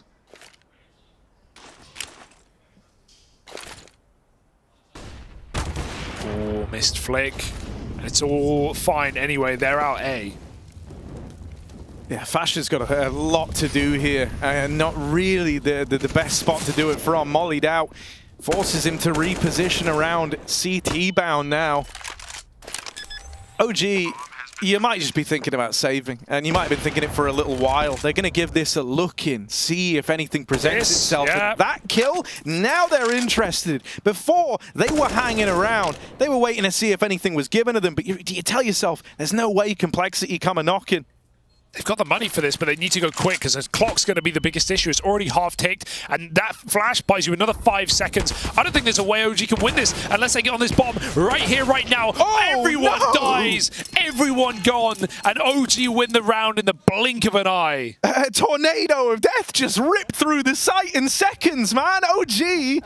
from nowhere, you know, that on time alone should have been, you're dead on, man. Once they flash Fiku over towards the connector, they've slowed it down even more. There shouldn't have been a way back in, but it's Complexity trying to play around those crossfires, trying to support one another that actually betrays them. Everyone loses their fight. Not a single Cold player picked up the kill when they really needed to, and you only needed one of these fights to go your way, and suddenly you had the ability to slow that defuse down and win the round. Yeah, even just one surviving from those 3 fights might have been enough, right? Just get that player off the bomb at the right timing, and it's yours. Now OG start to slip ahead, run away with the end of their map pick. And it's almost funny, isn't it? Because we saw Complexity themselves try a last-second retake in that first half, and it didn't work, and they did get shut out. But when OG do it, and they do it beautifully. Keto's opened up this round with a double kill over at ramp, and it's not just an ordinary double kill. The bomb tumbles away from Complexity in this. So this buy round was meant to be where Complexity dug deep and kind of dusted themselves off, picked themselves back up, and ventured into the series again. Instead, they've lost 2. They don't have the bomb. They don't have money for the next round. This is dire straits here. You might be witnessing the kind of death of Complexity on Mirage right now. Got to do something heroic in this 3-on-5. JT and Grim up connector and Halzerk on bomb retrieval. Keto has that cross. He should be good for one here, but Grim's going to find him. Fiku still stuck behind Default, crouched down, and Nexa trying to get that info for him from CT. Over the top, JT's gone, and they should be able to trade this one at worst case. Grim doesn't check Default. It's all up to Hausuk. He's got that bomb, but he's got nothing else. Does catch Fiku swinging off the back of that flash. 20 seconds. Maybe there's a way he can isolate these fights. He doesn't know, though. Has no info to go off of. And Regali back from spawn picks him up. What a warm-up and recovery for OG. We said it after the first half. Only Cole, 4 players in double digits in kills. Everyone was performing well. OG were extremely quiet. It was just Fiku putting on rounds, finding 3 clutches in this map so far. Right now, all the stars are aligning. Fash is having some fantastic rounds up on close A. Fiku has been, as I said, pulling out these clutches. And Regali, round after round, warming in on this AWP. Yeah, early on it felt like Complexity had a kind of large degree of movement and freedom across the map. They came into this very, very confident, but now it's almost funny that they're an NA team, but the freedom just isn't there, man. Like, the fights are not on their terms. OG are picking and choosing a lot of these battles, and it feels a bit out of Complexity's hands. Even the rounds that should have been dead to rights haven't been. Nothing is safe. Nothing is sacred here. No, NA's free. That's what OG are saying right now, I can imagine. 15-11, 4 chances to shut out on their pick and set Complexity up for elimination here in the play-in. It would be devastating. But it may not be up to them. Regali, risky peek into the window. Molly the smoke. A lot of info early for OG. The Palace is clear. That allows this triple B stack, and Cole are walking right into it. Oh, Fasher, that could have been something, but yeah, there's so much more where that came from. It's just layer after layer as you try to get into this B site. Nexa has this one way, but it's not needed. Regali makes it happen. There's his time in the limelight. Regali stands and delivers, and just like that, OG now sit one map closer to continuing this battle for the IEM Cologne group stage.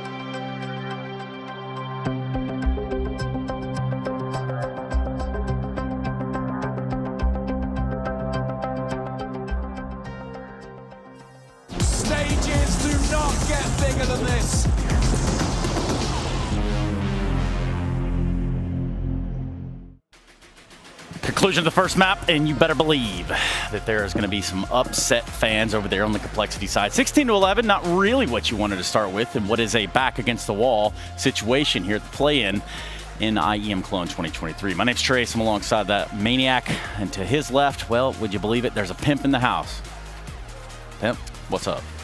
Well, what's up right now is Complexity is not really looking too good. I'm just thinking to myself, that's not the great start we saw. We saw Elise's reaction as well, not happy about the situation, a little bit flustered, a little bit frustrated. And I understand that. We had a close game that was back and forth in the beginning, but at the later stages, it felt like OG were the better team. We could see why they picked the map. And once again, it just feels like Complexity is falling short. It feels like they don't have that level to be able to compete against a team like OG, which to me is disappointing. Well, yeah, let's think about that. It's a little bit worse because some of the win conditions that we highlighted prior to the game kind of manifested at the beginning of it. We talked about Grim and how he had to step up. We talked about Halzerk, he was up there as well. Elige flew very quickly to 14, 15 kills. Felt like Complexity were dictating the pace. We thought, well, that's beautiful. That's the Complexity we wanted to see. Awesome. And then the story just completely turned on itself during that second half. You could see the life kind of sucked right out of them by Nexus Fang, like straight in the neck. And that was it. Yeah, that's not bad. Okay, I'm going to save that one for later. There you go. Did like a little kitten in between. No, I was thinking like a... Anyway, look, point is, that's neither here or there. What is here is an L from OG, right? You know, they won. Oh, I mean, my bad. Complexity.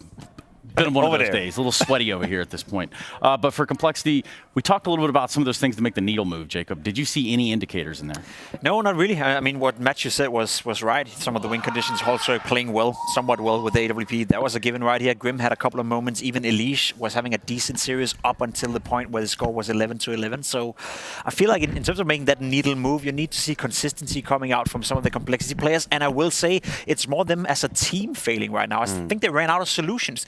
Did not know what to do against OG. Had a couple of clutches, a couple of retakes that didn't pan out their way. So it was more them failing as a team than them failing as individuals. I like that you mentioned that because it feels like when Complexity are on this losing streak of rounds, whenever they get put in moments where they have an opportunity, then everyone is just a little bit too fragile. They're not reliable enough to close these opportunities. So this is where the snake kind of eats his own tail, right? You put yourself in positions where you do not convert, so you don't have money, so your opponent has the momentum, and then they dictate the pace. How many times did we see OG just aggressing A-ramp with MP9s and nades down there because they could feel that they were actually seizing momentum? And whenever Complexity were put in a decent position, which is the best you can hope for when you have a team full force against you, they didn't seize them. Post-plan situations, very advantageous. It wasn't working out. No, it wasn't. Hold on, Jacob, because there's more coming your way. And I'm ready for you to grab this one right by the horns. Let's take a look at our Air Force Aim High player. So far, at least within this matchup, Fiku with the numbers, they're going to present themselves, aren't they, Jacob?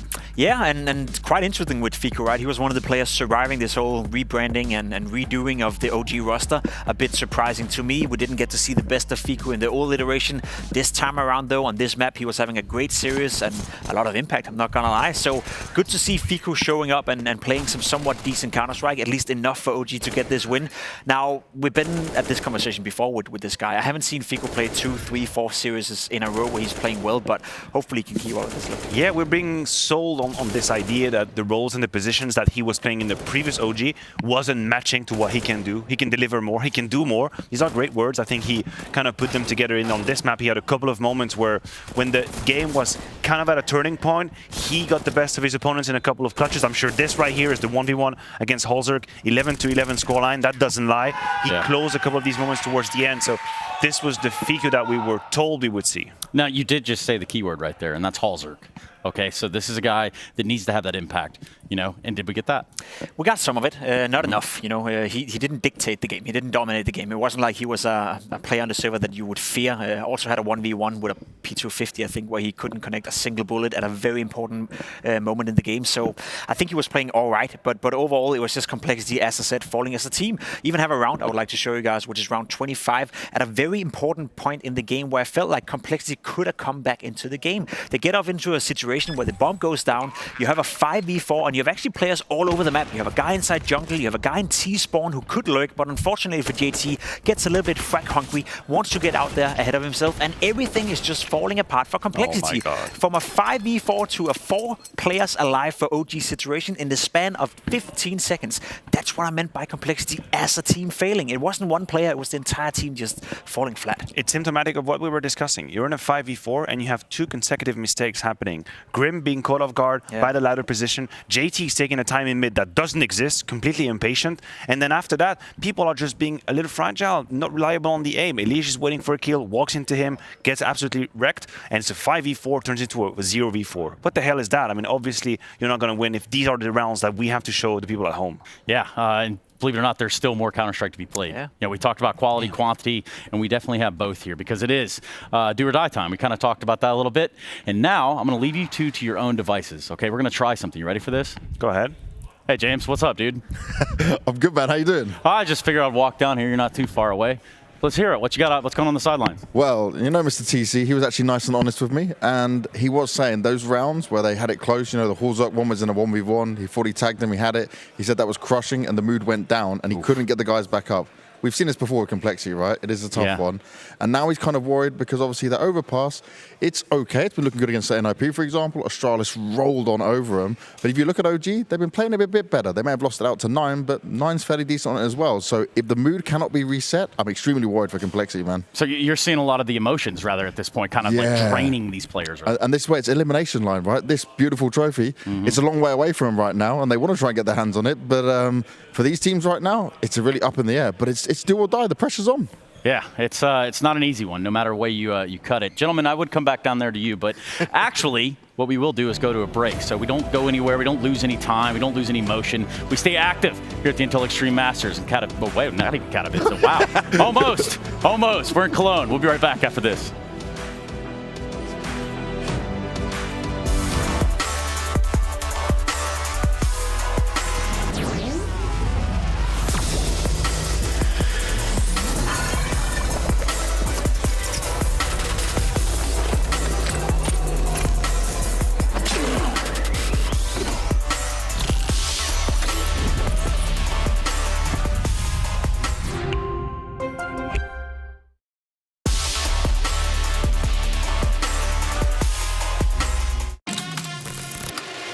What is that reaction? Yeah, right. This would be an ace clutch from Poland. Oh my! Oh boy! FaZe Clan, the champions of ESL Pro League. Poland's here. Oh my God! Girl, are you gonna be kidding me? What a map! What a map!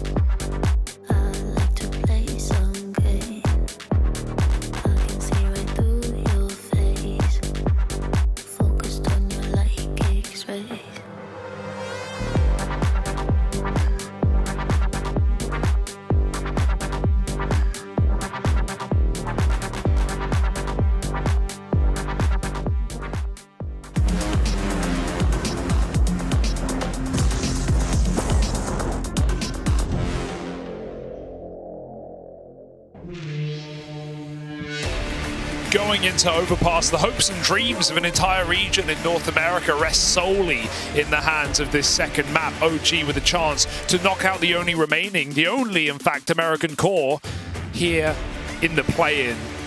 Be a devastating loss for Complexity, coming in fresh with a new player in Elige, a well-needed bit of firepower up against these misfits, this ragtag OG roster, who's certainly already impressed today in taking away Mirage.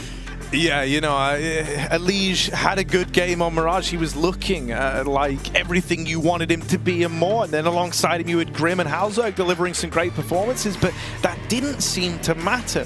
OG, this band of misfits coming together to create something quite beautiful on that first map of Mirage, be it Fiku acting as the lone wolf, someone who can turn the tide in any clutch.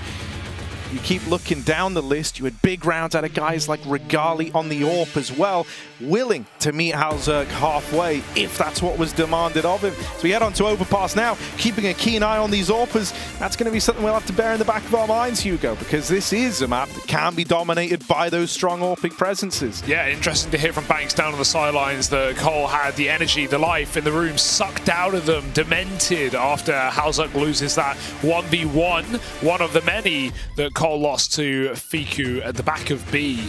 They need to pick their heads up and screw them back on for Overpass, which, as you said, can be that AWPer's paradise. We need Halzerg to keep up what he just showed us in that first map as we get back into this series. OG Complexity here in the play-in with elimination on the line.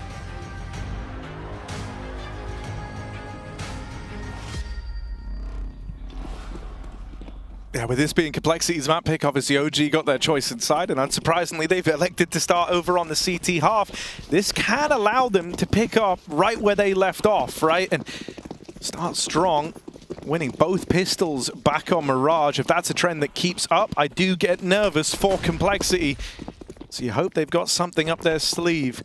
Fast down long. This is how a lot of Overpass pistols look to go at the minute. It's taking this long control, moving in swiftly, and they have found the gap right now. Even though OG are desperately trying to fill it, these players are not going to be here in time to actually resist this site take. Oh yeah, they seem so uncertain about this round, so uncertain about this call. The pace of the long play has caught OG off guard, but they're playing retake back from CT spawn. Floppy stalling them in middle right now, but they're still fighting on the bomb site. It's only Grim, and he's gone as well. Some blinding headshots from Fiku. He continues where he left off, back on Mirage. And OG take that pistol round. Considering that you know, that's a retake setup, they're fine doing that, but it didn't seem like OG set up to do that. They were really caught off guard by the pace of Cole up long, and this deep push into CT to find a 5-on-4. Didn't seem like Nexon was ready. Dude, I mean, there's kind of some worrying notes there as well, because as far as that pistol round goes, that was like the best case scenario for Complexity. It's very rare that you get all the way down long and have your opponent so unprepared for that sort of round, and yet still OG just kind of battle their way back in. Yeah, it gets a little scrappy, it gets a little brawly, but they're able to thrive in that chaos. And so once more, OG add another pistol to the tally. Now they're up to 3 out of 3 in the series. Thus far, they haven't had any issues converting them. But this time, Complexity are offering a little bit more in terms of the buy that they bring into this follow-up round. Yeah, it's a really good investment, all things considered. AK, 2 Galils, nothing to turn your nose up at. And still 2 smokes remaining. They came in with 4. So Complexity can make a mountain out of a molehill here.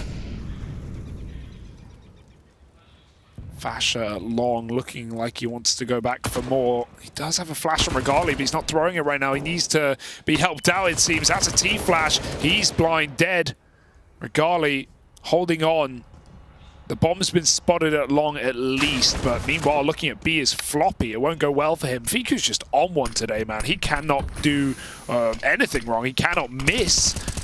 Regali spraying away. They use that smoke to get closer to the A-bomb site, but he can play retake and play off of Kito's contact. Yeah, him and Regali have got this one in the bag. Trading contact. Just looks very composed, very put together, and then Fiku moves in right at the close to put a stop to it. So you get out of that round with upgraded guns if you're OG, right? You come into it with a handful of SMGs, you upgrade those onto the Galils, the AKs now. As Complexity move down onto the eco, this is going to be another hot start for OG. Much akin to how they've opened up now, both halves of Mirage. A bonus round won't exist for OG, like you said. Just getting these upgrades is excellent. And so Cole have to take the near full eco with Armorless Tech 9s. Sure, we saw Halzuk win against Guns with a Glock, but this won't be one of them. Fast through connector up into middle after the Molotov. And they use the flash, but they're actually mollied, so even a bit early. Flash is hanging around a fight here. This makes me somewhat nervous because he's very far forward, right? And even though he has kind of support from Regali, there's still this channel through the toilets where they can fight him in, and Elige is going to take that in his stride. Now Regali needs to pick up the pieces. Luckily enough, he will answer the call for now. Ooh, last couple of bullets, and Regali's clean with it. Leaves it all on Halzuk. A pistol clutch, not to be, as Keto domes him the moment he's revealed on that smoke. Man, Regali's cool with it. That one bullet onto Elige with a gun, that one's going to leave a mark. 3-0 here. But the one key of Mirage was it was extremely back and forth. You know, trading rounds almost the entire game. You know, if someone would go on a 3-round streak, the other team would immediately do the same back.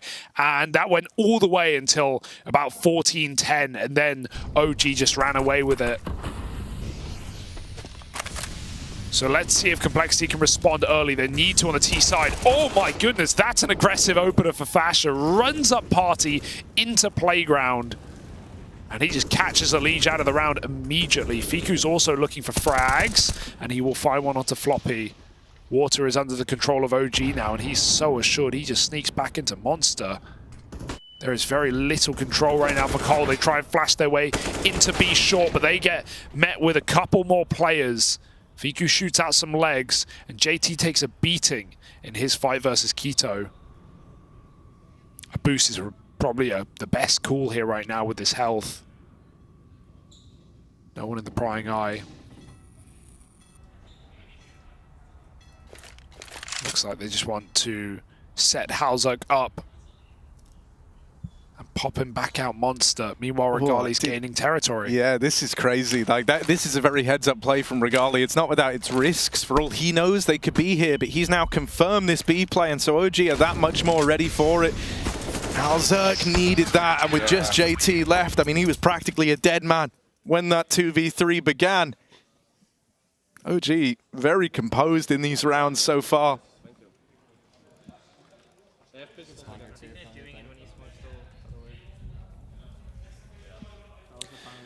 You know, when your elimination is on the line, the last place you want to be is on the T side of Overpass, where you just feel so constricted. You feel like you're always walking into site stacks. You try and go for A rounds, and you're going to give Regali just the best chance to have a pop-off game and play his fullback routines.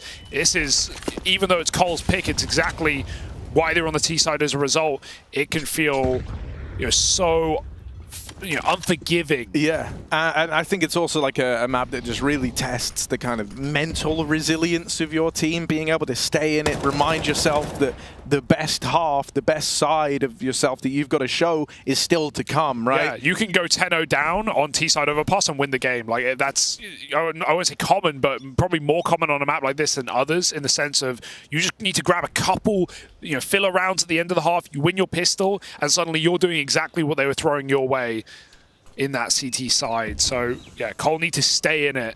And hearing that they had a bit of a mental lapse towards the end of Mirage, it's not a good sign. Regali got to be quick on this one, and yeah, they run right by. The rifle falls instantly. Oh, no. There's a chance on this eco. Grim with a crucial trade before the bolt's cocked back. They forget the bomb, but they own the site. Utah starts to stream on in here. Grim is low, but not destined to find him. This is awkward for OG. Grim is super low on health, and he has that AK. It's out on an island over towards truck, so this won't be retrieved if he falls. Tapping into the bank, he can't quite find Fiku, who is immortal in this game so far. creeping out. He tries to spot long. He sees Elige on this AWP, hoping he can bait a shot, bait a reaction out of the long player. And finally, the immortal Fiku is brought to his knees by Elige's AWP on the long side. Keto tries his hand at sticking it. But Elige, there's an AWPer in all of us, and he shows that off there. 2 kills from him to close that round and finally put something on the board for Complexity. It's always the least suspecting rounds that you win, right, when you're just empty on the T side. And that's a danger of, playing the close bathrooms with that double setup. Fasher misses his spray completely, and Regali literally can't get more than 1 kill at that point. He is immediately traded. Nice entries from Grim. A necessity to get and to win that eco round for Complexity, so they start earlier than anticipated. I even think that's maybe what Rugged just passed down the line, right? Just kind of saying, switch the heads on a little bit more. They're on an eco round. We're playing this close setup, Yeah, and, you play a bomb site, you play truck and dice. That doesn't if happen. Regali was really anywhere else but where he was, and they had a similar crossfire, but where he can go through the motions on that AWP instead of fighting to his death, it's a very different round. But they get bogged down, and it's the speed of Complexity kind of offsetting that double setup at the toilets. And it's not the time for it, and it's given Complexity a real way into this game, right? Because we were kind of talking about this being a little dire to open up, but they could turn it around. We could be hopeful that they could turn it around, and now they've been given a serious olive branch to find an early route into this T side.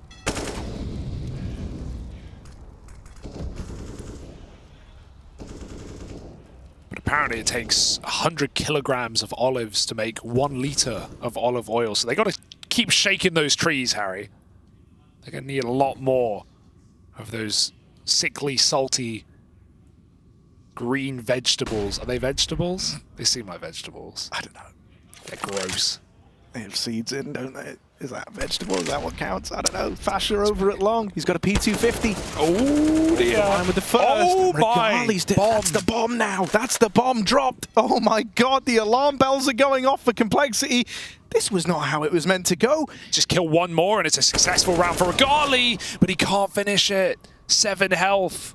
He knew he was on the clock, and his team wouldn't get there in time. But Kolov actually pulled the brakes. They're waiting for more players to rear their head. They saw a double toilet set up there, expecting further players, and they're not wrong. Now OG are getting into position. Floppy on his last legs. The lack of weaponry isn't as much of a problem for OG, and there's guns in the toilets for later. The long reset is nice, but Kito's going to get that info. Yeah, what you're really hoping is that for him to get that info, it could give Halzerk a kill, but that won't provide itself. Keto went through, fell back towards the truck, but he misses the golden opportunity onto Floppy, who's low.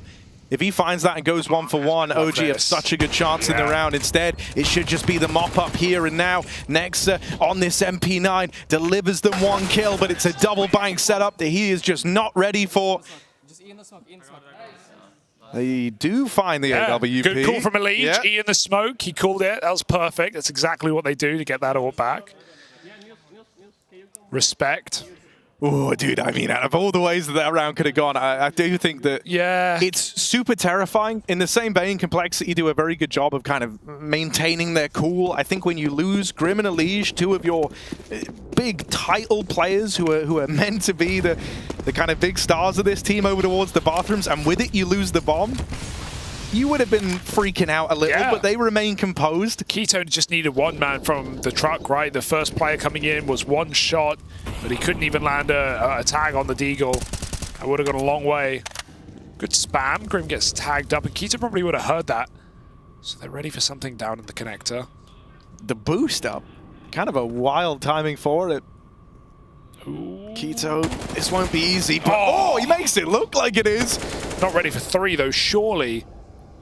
However, does Floppy have to make noise to drop off? He's like on that pipe, right? Yeah. They boosted him up there, and he does, I'm pretty sure. Yeah, I don't think you can silent drop back onto the wood. So he's kind of stuck.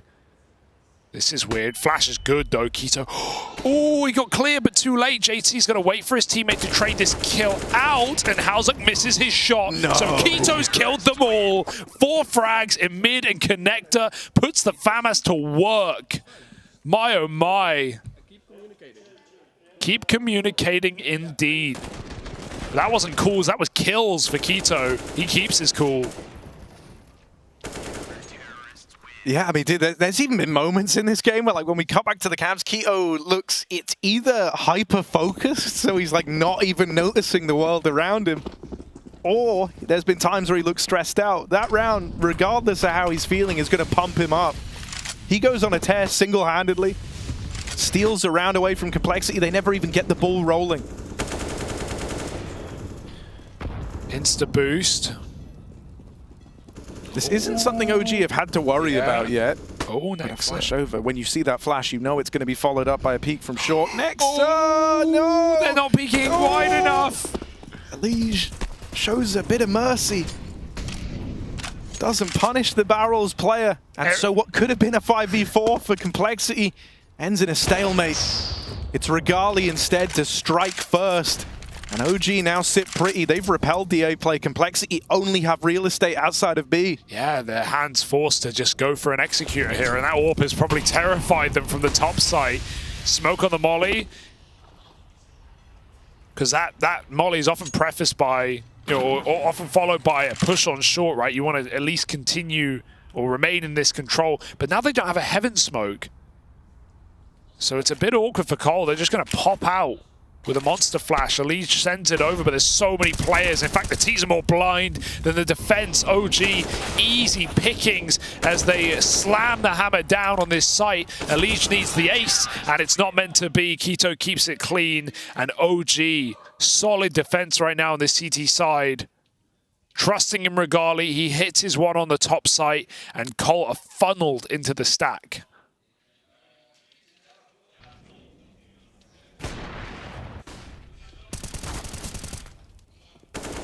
I love how Fiku's he's got two teammates playing ahead of him, so he can just jiggle there, and that flash does absolutely nothing to him. Oh, all right. Elige has been pretty saucy with the investment, bringing out the hero gun. I think with good reason. You know, he was, when you sign someone like Elige, you want him to be a star, you want him to deliver, and there's been times back in Liquid where, you know, he would go quiet, and maybe he could afford to, right, with some of the pieces he had around him, but that's not the case in this Complexity squad, and he has been switched on across this this second map and in the first. I think also just breaking the monotony of joining a new team after, you know, Elige was the longest signing of a player to any organization in Counter-Strike. It was like 8 years or something, yeah, you know, on Liquid. Liquid. This lights a bit of a fire underneath you. Going into a new team, you're hungry, you want to win championships, you have younger players, you have new personalities, you're taking more of a leadership role. These are all motivating factors to make you play better, to get your head back in the game. So let's see if we can put this Soul AK to use, crossing past Regali, taking these very tight lines. Has yet to really be hit them. And again, Cole, they see the AWP. They're squeezed down the tube into B. But this was always the goal anyway. Set outside with a heaven smoke and a flash for Floppy. Cole are going to try their best to brute force their way in. Yeah, there's still flashes in play here, and they're going to lob it into Monster, but it arrives too late. Grim's already out past the flash. He takes it one step further. It's Grim and Elige to make this happen, but the bomb dropped out on short, and now the mow down for Fasha. He tries to steal the round, tries to rob it, and Regali will! 9 seconds! Halzerk now needs the kill. He's got to get his running shoes on. There just isn't time! Oh no! The humanity Complexity thought they had it, and even though the shot is missed, the round is robbed. OG, have you ever seen anything like that before? That's a horrific way to lose the round. They get all the entries, Harry. They pop out Monster, Nexus Flash called too late, and they just eviscerate the B hold. It's Fasha on a quick flank down con, dropping the bomb on B short, and multi-killing his way to the round win as Regali just hides out in the corner. OG should not be winning that round. Cole did everything they needed to, but they forgot the bomb. That is devastating. So, like we were saying in the first, 3 or 4 rounds, so hard to break in this T side. You get given such an opportunity to win an eco with those kind of entries. And OG do that. Those rounds for Cole don't come along often. And to know that you kind of threw it all away, that hurts.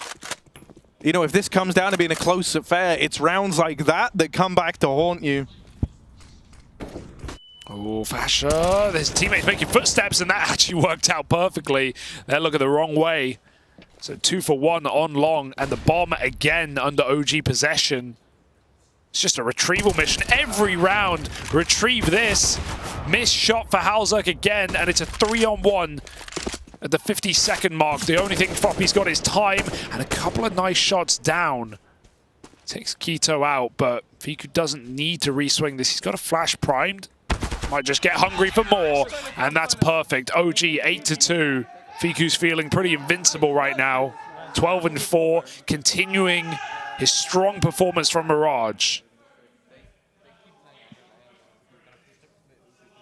And this has got to feel pretty devastating for Cole right now, who can't really get a grip on this game.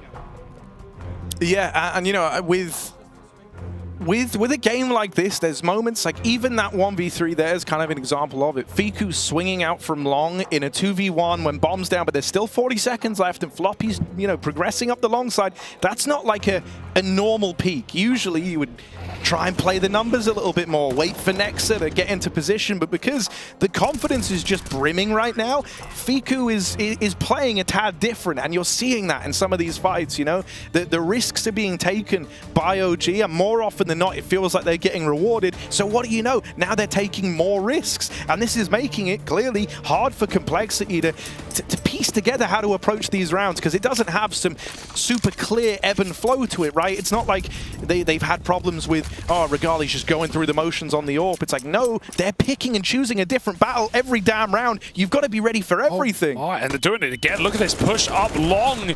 That's an awkward spray for Halzerk. There is a trade, but they know there's surely more. Fiku in the kill feed already. Regali covers the mid-cross, so Fiku knows he's safe. He only needs to look forward and worry about the playground, and you can see where he's aiming. He's got essentially a one-way in the wood there. You can see their feet coming underneath. Catches Floppy almost a third as well. And so even when Cole come in to the start of the round, they can't dictate the flow or the pace. It's OG's plays that are deciding the outcome. 2-on-3 with a low health captain. Feels like these rounds are over before they even begin. This is where you need that superstar Grim to come through with something incredible. But they've got to make noise, and Nexa will call that. And there's even a flank in Regali. Oh, but he won't activate, rightly so. They faked out that water drop. And I mean, this is where I think you've got to give Regali credit. He's been so smart and so on the money with these toilets pushes. The fact that he doesn't overextend, he just hangs around. You know, it looks like he knows that this was the intention. He is considering every option right now. Sees the Matrix. And that is just a terrifying world to dip into if you're Complexity, right? You're up against an AWP who's feeling untouchable, like he's in his element, like he can see all the moves you're making. You're up against a team that aren't playing with any respect. These rounds are ending, like, you know, you just said, it feels like they're over before they begin. There's a good reason for that. It's because so many of these fights are taking place in the first, you know, 20 seconds of a round. That's not how Overpass usually plays. No. Normally, this is a very slow map, lots of trading a util, maybe a couple of kills early on with some regrouping, but not in this game. It is just relentless aggression from OG all across the board, and Complexity do not have the answers, the firepower. They're lacking it all right now. Yeah, it's a self-fulfilling prophecy as well, because OG is getting more and more aggressive and getting more and more results. Another double up in mid off of a flash peek for Fasha. Regali waits. And they might give him some more. Tag onto JT, finishing the job. And OG. These rounds are just being gifted to them on a silver platter. Flash has got plenty of teammates here to help out. It's a nice grenade. Quito has his number.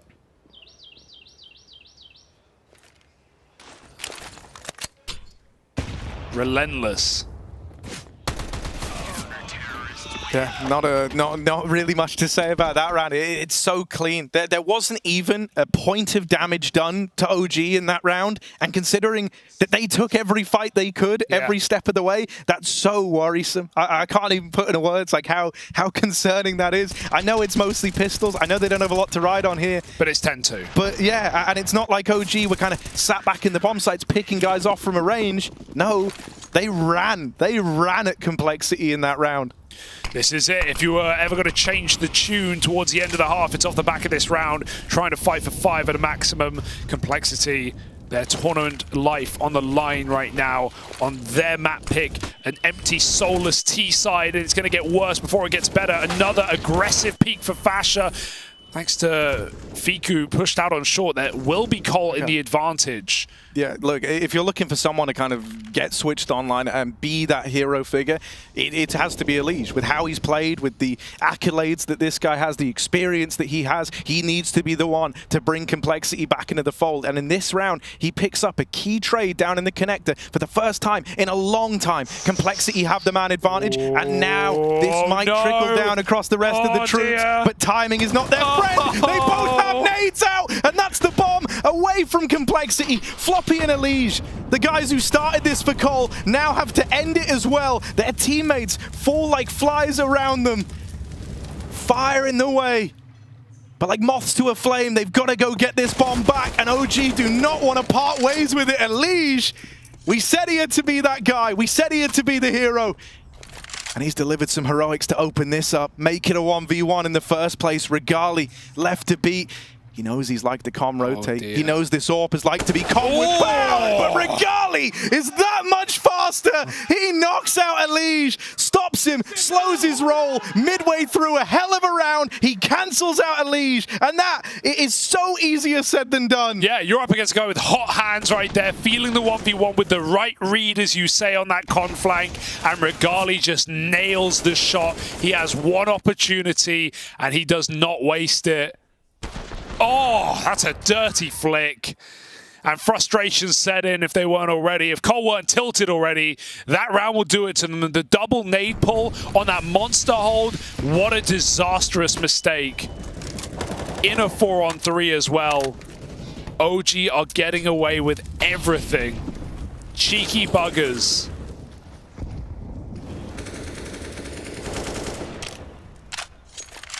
And I mean, for someone like Nexa, it just makes his life so easy. You know, you just say yes. You just become kind of a yes man to your team in a way. You know, someone says, "Oh, I want to make this play." Yes. Oh, I want to push through monster. Yes. Flash me short. Yeah, sure. Do whatever you want, because it's all working right now. We don't want to slow that down. Nice. Elige trying to be the hero, trying to be the mascot that we can get behind, has opened up another round for Complexity. And Halzerg, this time, not betrayed by an awkward smoke timing, extends that lead even further. A 5v3. They have fallen down in many moments like this, but this cannot afford to be one of them, and it's looking far better off the rip. JT in with a double, and that's the round. Finally, it takes them so long. It takes them 7 in a row for OG, but Complexity break that streak. It might be too little, but it's not too late for Cole. 4 rounds is the goal. And at least taking a clean B conversion. No bomb mishaps this time. And just an empty save for Keto. So something at the end of the half, as we, not prophesized, but suggested at the start of this game, you can pull games back off of very rough T-sides on this map. But is this truly going to be one of them for Complexity? Almost no room for error. And then a third map waiting as well. It's that or accepting elimination. First time out for OG. They are going to get ahead of this before they even have to talk about it. Try and end the half and stifle Cole's momentum before it even builds. Only Elige in double digits. Only Nexa not.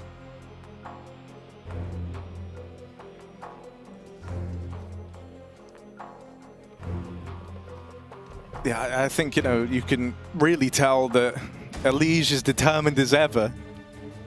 If these last handful of rounds are anything to go by, the fact that he's the only one even within touching distance of the heights that OG have reached right now.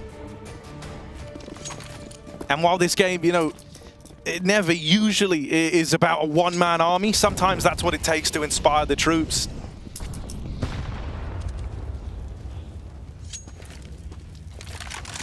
So let's see if that little one-round break, that step in the right direction is going to be enough to re-energize Complexity heading into the final round of this first half. They've already gotten away with a bit of control over here towards shore. And I mean, even this is, you know, real blessings for Complexity, because so often when they've wanted to take some of these key areas of the map, I'm talking mid, even over just towards Fountain, I'm talking connector and short water, they've often had to lose players in that process. In this round, they get it for free, and they actually do nade damage onto Fiku, who's been lights out for OG. Take what you can get. It's going to have to be that B-pop again. They might go off the back of a kill if Nexa gives it over. He's got to be very careful with this re-swing. Worst gun for the job. Yeah, kind of a cool little mind game. There was like Grim swinging the door and then the immediate short peek, trying to throw off the timings of the guys in the site when they hear that door open. You don't expect that peek to just be immediate. They're going back to upper, though, and it's just Fasher here. Keto's in the toilets, but they're going to get past him at this point. They don't have time, really, to clear long at 30 seconds. This is a nice snake, though, for Cole. The dangerous Keto on the late backstab, but Elige deals with him. Fantastic timing on that read. 20 seconds they have the site. Yeah, Fasher might rotate in, but there's no way he can stop this. He's smoked off over at the bank. OG are just waiting. They're playing a waiting game behind these smokes.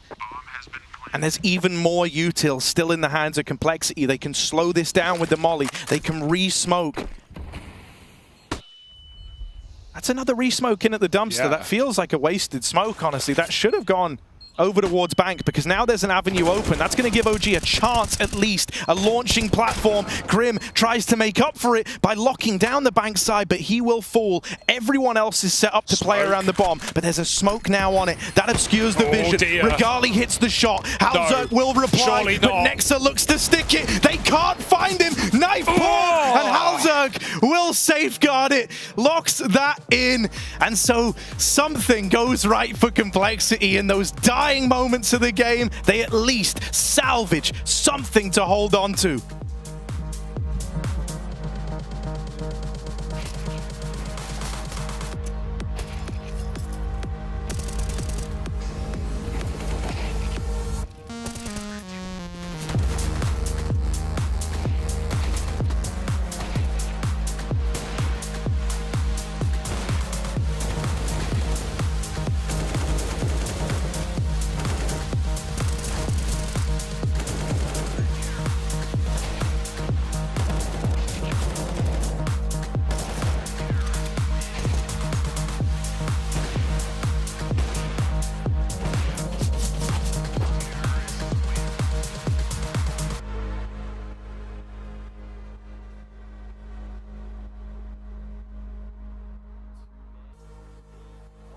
Aggressive.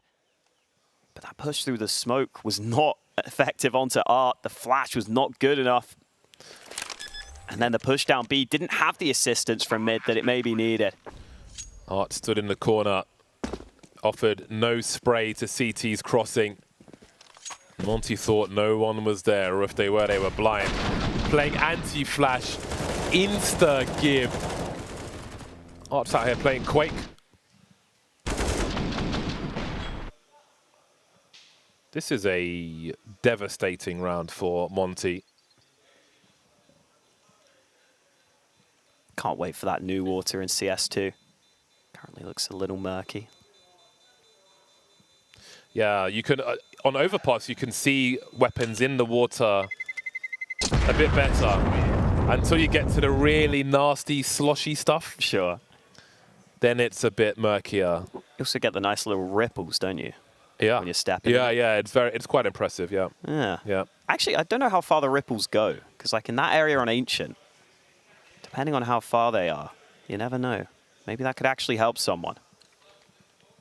Just hope they give more color to the ground, because it's very monotone. But if you go to this actual area, Chichen Itza and so on, just have some bright worn earth to make things a little more interesting. So Furia looking to make things interesting in this mid position. They've got the flashes to swing, and Art's on the way again. I think he just saw part of the CT there, but can he find a fatal connection? Apparently not. Nervous territory for Demka, rather you than me, buddy.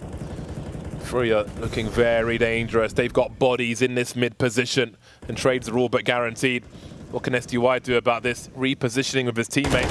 Switching some grenades, but down he goes, 1-for-1. Krasnov trying to pick up the slack there, sees the bomb carrier, but gets domed. Fallen's here. All the angles covered by Furia. But Waro will try to hold on to the A-bomb site, falling back looking for a lurker, but there isn't one there. Everybody's in mid for Furia, and they've got 60 seconds to play with. Yeah, they pump the brakes after spotting the AWP. But they've got to be ready for Bro. Keserato low. Trade not effective, not yet. And with the bomb in Cello's hands, he was not comfortable in that position. So they'll try and drop back, but Bro's hot on their heels, and that's the bomb. Yuri's got to go back.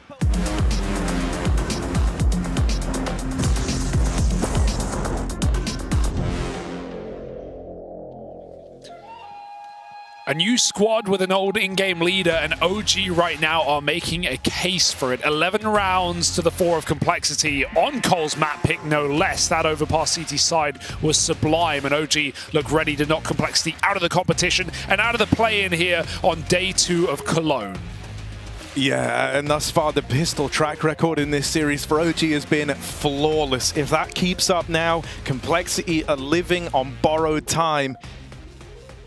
See, thanks to where we're sat, we're able to listen into these teams during the timeout. And I wanted to talk about just one thing, which was Floppy looking down the line and just having a very light-hearted conversation. I heard him getting the team laughing and getting everyone engaged. I think that's great to see, man. Like, something just to try and bring the mood back up from that first half.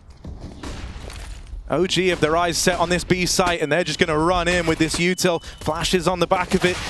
There's Fasha with the opener. One more man still to beat, tucked in over at the back of Graffiti. They might go hunting for this kill. Yeah. They're going to go seeking this backside player, and even though Grim will stop the bomb, they hear everyone else. They can go up ahead. They don't need to. Keto locks it in. Bomb plant found, and now it's just Grim left standing. That flawless track record in pistols for OG keeps up, and this time it might be enough to keep them battling for the IEM Cologne groups. Yeah, this has been a fantastic day in the office for OG. There's no doubting about it. We had Fiku the clutch monster in map 1. Regali warmed in and kept it going on the CT side of Overpass, and Fasha has been so aggressive in this game. He keeps it up in the T-pistol with 3 kills. Some of his flash peeks into middle and con in that CT side were oppressive as hell. And Complexity, well, Harry, you said borrowed time. It certainly feels like that. 5 USPs, default pistols, pushing long. Fasha's waiting to farm some freebies. The second they spot this long control as well, if he takes it, the bomb will just escalate into a site. So Cole actually won't rush, they'll just set up here, but Fasha's about to find out. Will he farm? No, he won't. But the info, he's farmed info. That bomb's in B already, and the round is won as a result. You die, but you win the round. It's probably worth it. 3 from Fiku, making some money. And they can risk guns because they got nothing to lose. Nice closer from Keto. OG 3 rounds away from bedtime.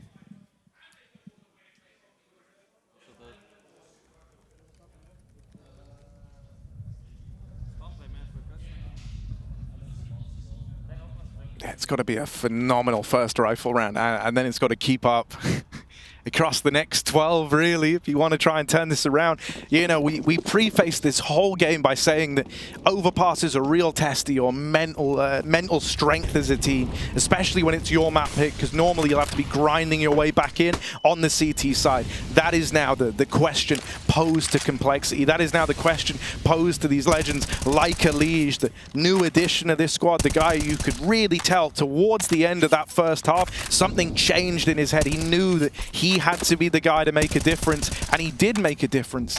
He was instrumental as to why Complexity even have 4 rounds to their name. And so the big question is, can he keep that up, and will that raise the level of everyone else here. This is a nice bit of mid-rounding complexity. They often have great moves on their CT side for gathering info in the mid-round. At this point, they know that no one's out over towards short. They're even looking down through the short tunnel. So they're going to start to paint a very clear picture of where OG are looking to end up. It's just OG can counter this with speed, with pace. Grim is the buffer stop between them and this top site, and he puts up 3, keeping complexity in the advantage. Even though OG have a berth into the site, they're left a man down in the post plant, so someone's got to step up here. Fiku can be that man, but he's caught by the double swing out bank, and Regali can't get more than 1, so Cole will survive the night. They will find a 5th. They needed that gun round to even stay afloat in this game, but it's one step on a very long road. It will, however, draw OG's money into question straight away after the damage on their full eco. So it's not like we can get some instant full buy to reset them. And I love this call for Nexa to just full eco this round. They have minimum 2k, so they can just take an eco, come in with guns as soon as possible. That's like an overpass call. You wouldn't do that on, you know, Inferno. You wouldn't do that on Nuke. But you do that on overpass because you know how important the gun rounds are. There's no point wasting, you know, Tech 9 buy when you can just give Cole a bit of false confidence and come in with full AKs. It's a very nice call here out of OG. It will mean that Cole should get a clean round and build up some much needed money.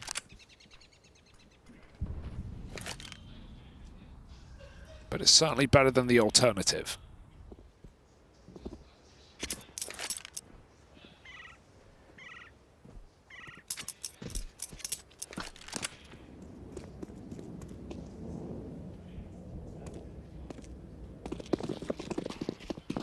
This double toilet setup, licking its lips at the promise of some of these eco kills over towards Long. Halzerg hears the footsteps, and so he is the one to give it a look in.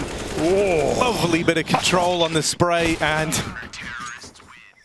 at least just let Keto. Yeah, kind of let him down there a little bit, holding Long with him. You see 4 players, you're like, yeah, okay. Yeah, it's probably I'm fine, here with you, right? yeah. No, okay, no. Of course. That's what you call Keto a beta, but he got the kill, so kind of worth. Well done from Halzerg, though. Confidence boosting frags. Cheeky spray down. But OG is still on the precipice of ending this run for complexity, if you can even call it that. This lifeline cut.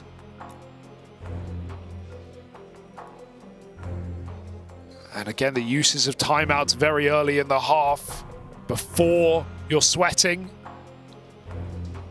Also nice to see.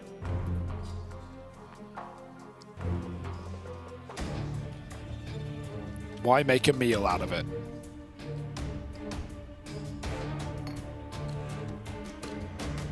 Yeah, I mean, you said it was a long road to this comeback for complexity, but that's not to say it's not a road that hasn't been walked before. Might be perilous, might be full of danger, but others have traversed it. So complexity just have to remind themselves that this is kind of what you sign up for when you pick this map. Allegiant's even done it against Vitality in the, you know, quarterfinals of Katowice. 13-2 down on this map. Pulled it all the way back with Liquid. And, you know, that's kind of the reassuring experience that someone like him brings, right? Is when you've done a feat like that in front of a crowd, you know that wins like this are possible. Step by step, but OG takes 2 to tango, and they've already found Halzerg. So don't get enamored by what may not be real just yet. This could end before it begins. Ollie is good, Fiku's repositioned, but they won't punish him. Meanwhile, Cole are making a really nice call to go gamble A right now. They're leaving Floppy alone on Monster, but Shadow gives JT some info, and he doesn't have to re-peek because Grim has that close corner. They're stacked up here. The re-swing is a danger, though, as OG spacing was so far back. They were ready for that. Lige is now alone on the site. He has to do what he can, but nothing is enough. And OG immediately find 14. They go into a stack. They barely take a beating. Yeah, just great awareness on the entries up through short as well. Once they spotted that double setup, once they dealt with the peak from the kind of backside player, they were so ready for that re-swing on Grim. They knew what his reaction had to be when he doesn't have anyone there to support him. And so OG, they're just really feeling the flow of the game. And, you know, there is always questions. Sometimes it doesn't take much to throw that flow off. But the fact that they course correct so quickly and they even look to hunt down this saving player, they're going to do it. k1to shows no mercy today. No one gets to live. No one gets to survive. Yeah, the only remaining German left in the competition as well. Keep that in mind, right? Big having previously been eliminated in our last BO3. k1to is, you know, trying to fight for Cologne for reason. Yeah. And it was k1to who showed us the outpouring of emotions. Yeah, back at the RMRs. And it was this event that he spoke about that kind of made him feel that way. He has a very real connection to this one. You know, arguably in the same way that when you look on the other side of things, for someone like Lige, this was where he picked up a serious accolade in the Intel Grand Slam, right? He's been a title winner here before. Multi-time grand finalist back in 2016 as well. But yeah, obviously the big one, 2019.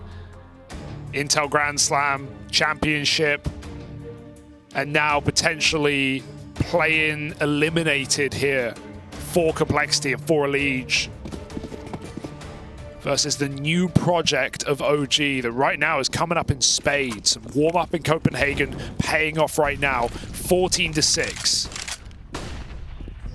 And if they win this round, you know, this is the grim reality of the situation that Complexity are in.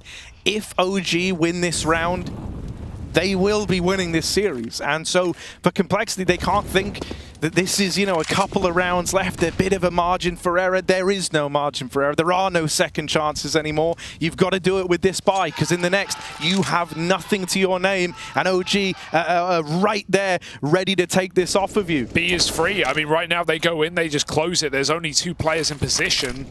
Sure, it's the best gun here on Floppy, but he has so much work to do. Good timing on the smoke. They were just grouping Monster, but they're still coming up short. And Cole realizing this map is very quiet. This gap is very big. Elite just having to drop in right here, right now, but in come OG. It's all going to be on the back of these flashes. k1to lobbing them in, trying to tee this up. JT provides the opener, but that flash is perfect. Regali tees up Fasha for one. A Lige, a Deagle, a Dream, tucked at the back of the site. A bit of support from Floppy will go a long way, and a Lige provides. It's left to Regali, alone in the clutch and never given a chance. That was a must-win round if Complexity wanted any chance of pulling this game back. And they'll lock it in. You can breathe a momentary sigh of relief, but the work doesn't stop yet. That was just the beginning. Yeah, at least much as how when Complexity won their first round of the CT side, OG immediately back to pistols. Having not gone on any sort of streak, they'll again take the full eco, showing OG's prioritization of just full gun rounds rather than playing 4 spies.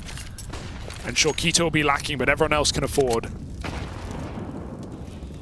Go quick through Con. They don't even have a flash for this though, so Cole should have no problem dealing with this eco round. 3 players in the toilets. Nexus Deagle searches. Grim may get spotted, but does deliver Regali. Easy pickings and no reason to re-swing. Keep this clean. 5 alive for Complexity. Yeah, I like that. Grim just showing restraint, as you say, right? Like, no reason to throw the gun away, especially when you have no margins on this. You need all the money you can get. And so they keep that a very clean round. I mean, this was exactly what was needed and what was demanded of Complexity if they wanted a competitive game here. They've had 9 players survive across the last 2 rounds. So very, very quickly, those big worries that you had where OG could win 1 round and on the back of it win the whole damn thing, those get alleviated now, and suddenly there's a bit more fight in Complexity. Aggressive play. Fashion was getting away with these all game long, but the flash from the T side is what blinds Lige as he comes through the playground. He doesn't even see his opponent before his round ends.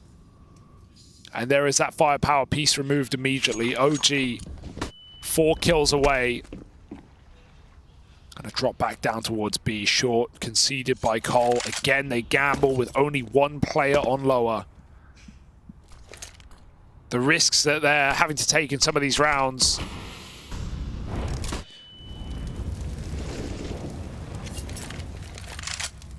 And it may not be a risk worth taking because OG look ready to explode into this bomb site with one smoke and one flash. It is your best option. Nexican get it in heaven, which will cut off that first rotate of JT. There's a flash out monster, and they're just going to run. Floppy down in the pit. If there ever was a time for the flop, not stopping, double kill. That's about what you needed out of him here. It's leveled the playing field into the 3-on-3, and now that the backstab finds success onto Nexa, suddenly Complexity are right back in the driver's seat. Bomb on the back of Regali. He's taking it aggressive. He's seeking and searching, but destroyed on the swing into spawn. And then Halzerg brings it up the short side, locks in that round, and with it, Complexity, they are trying to embark on this comeback. A tall task ahead of them, but 3 in a row, all steps in the right direction in this marathon of a game. Yeah, what a great double for Floppy again. Just completely alone. Teammates smoked off in heaven. No one even close. No supporting util. Still finds 2 headshots on a B pop. And I really liked what OG decided to do there. Get aggressive with that AWP and kill the rotator. Expecting a heavy flank. It was the right read from OG, but JT holds on well. And now OG, without bomb plants, they're just trading rounds. Buy eco, buy eco. Now on the latter, gives Complexity a easy path to double digits. Slow and steady.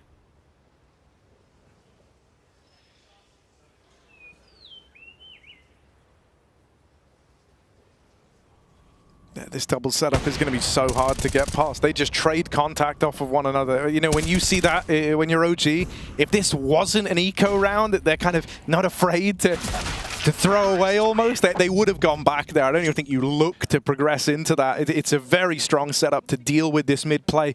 And even so the pistols are locked out with these. Man, I think you've got to give Complexity credit here towards the end of this. No matter the result, they've kept these rounds as clean as they need to. They've built up the staying power to make this comeback happen. It's got all the makings of one, I'll tell you that much. Yeah, in the last 3 anti-ecos, Cole have lost 1 player. So, you know, that's between 3 anti-ecos. That's really nice. Sure, money isn't as much a factor when you're against 14. As long as you can field a buy, that's fine. But it's just, it keeps your head in it. Reassuring, keeps the AKs on the CT side. These little things add up. Yeah, even just like the knowledge that you're not barely squeaking these round past, you know, it's a culmination of the individuals stepping up, us having the right setups and the right reads, all of this, you know, helps with the confidence, which you felt like Complexity were kind of lacking. And it's a hard thing to build up, but they are doing that right now. And every time OG lose a gun round, they're calling it a timeout right now because they just want to end this. They want to close it here on Overpass. Complexity's map pick. OG with 1 in their pocket already. Why make this harder than it has to be? Have they got an answer though? A Liege up and long toilets. Heavy B setup here this time for Cole. Changing the tune. Trying to stay 1 step ahead of OG's adaptations. Halzerg even AWPing aggressively. Scoped up really far back so he can walk into short. But Regali is waiting for this. Halzerg won't go any further for now. This is a nice off angle.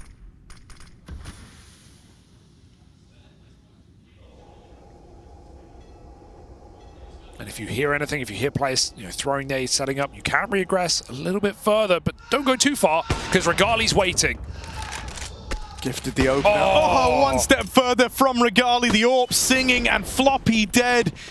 This is a crystal clear round for OG. There's no way that this one gets muddied. Complexity, I mean, you know, they're up against 15. They can justify giving this a look in.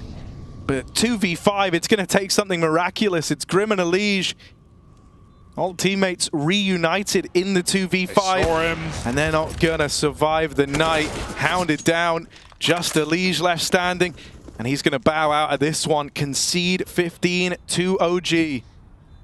That's all it took. That's all they were waiting for. A bit of patience goes a long way, and Halzuk moves right into Regali, which gives him the buoyancy to just bounce in and take a double entry on the orb, making the T-side orb work as well, something that Halzuk, struggled with in that first half. No easy feat. But Complexity's impatience punishes them, and OG sit at match point. Elimination point for Complexity. Seeing really good signs from OG all day today. Glimmers of hope for Cole. Individual moments. Elige consistent across both maps. Halzuk too. He had a great Mirage. But right now it's OG taking the cake. Towards the end of that first half, when things were getting really dire and we had, someone have to step up, Elige kind of got that determined look in his eye and doubled down on it. He's gonna have to do that again, or else this one's done. You've got to get them believing in the man, and then they'll believe in the comeback. Oh, and Halzuk, also a candidate for it. As you say, been a great series from him. And it might have been him first to fall in that last round, taking risks with the AWP on short, but he gets his revenge here.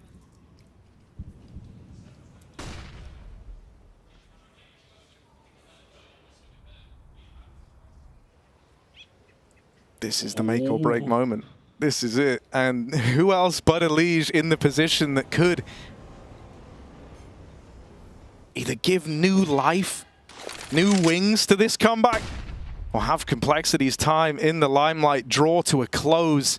Will he go unchecked? That's the big question. How committed will Grim be to bait for him and set up this play? Regali looks to clear it, but he decides against it. And so Elige and Grim combine. The two of them light up the A play, send OG packing, and Complexity live to fight another day. That is out of absolutely nowhere. You felt like Elige was about to be cleared, and that's how it could have all come crumbling down. But a lazy check on the AWP. And it goes a long way. A flawless round out of Complexity. Hiding in plain sight. And again, as we've said, every time OG lose a gun round, they call in a timeout. They have now used their last one. Final opportunity. And if we kill someone, we fucking rush. No stopping. Call's been made, save for AWP. But we've got a couple of hero guns here in this half buy for OG.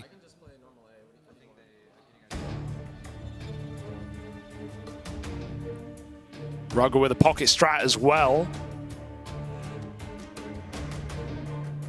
Something explosive, but I think we do have a tech following the tack.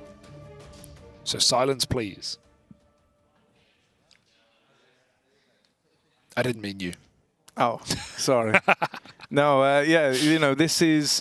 I kind of like the words that Rugger has there. I think he can feel that the risk is that you overcomplicate this, right? You overcook it. And so while they still have room, while they still have chances, while they still have money to cobble together buys, he's kind of just said, all right, guys, we're going to let our hair down for a round. If you get that opener, I want you to go. Over on the B stream, Monty about to do it over Furia. That's crazy as well. That's upper bracket game. Furia will fall to the lower bracket. Monty will progress to the group stages. Very cool to see the new Monty squad. That puts Furia in the firing line up against the Mongols. But here we go. Is it the end of Complexity, or is it the start of the comeback? Well, this round I think is going to be deceptively hard to deal with because of how OG have been instructed to play it, right? They're coming into this with a handful of hero guns, but they just want to go with raw aggression, raw pace. That means you cannot make a mistake if you're Halzuk on this AWP. Every shot you miss, they get closer. And the closer they get, the closer your time in the play-in is to being over. Solution? Just nail every single shot. Yeah. And that is exactly what's required of him right now. Same can be said for Elige. They cannot falter in this site hold. This re-aggression is so ballsy. This is dangerous. This is, we saw, OG lose rounds like this on the CT side, playing back in the front of toilets because you miss one shot and it all comes crumbling down, as you say. They're already past Elige. This is going to be super weird. Regali might be able to like grab a kill on one of these A players and pull off a backstab here. Elige's going to try and flank this B hit. And so while that will allow rotations, they have no idea where Regali is. No one can call this right now, but Elige has a round in the palm of his hand. He'll take that backstab and OG will go through Monster. Not well. Eviscerated by Floppy. Regali activates on the A side, but it's too little, it's too late. Elige has stolen this round back. I love this from Halzerk as well. He knows the best plan for Regali is to kill him and take this AWP. And so what's Halzerk done? He's left, he's gone, he's disappeared through the smoke like a magician. And so either Regali's going to die after time or just go walking blissfully into that good night. Grim grants him his wish, and so money is at least put in the bank account of Regali and OG. But this scoreline continues to close up. 3 separate them from overtime. OG with ample opportunity, at least 2 full buy rounds here. The pocket strat doesn't work. But they've got more in store, and they've got an AWP as well. And we saw what Regali did with it last time he had this out. His patience got himself a double entry into B, and then the closer.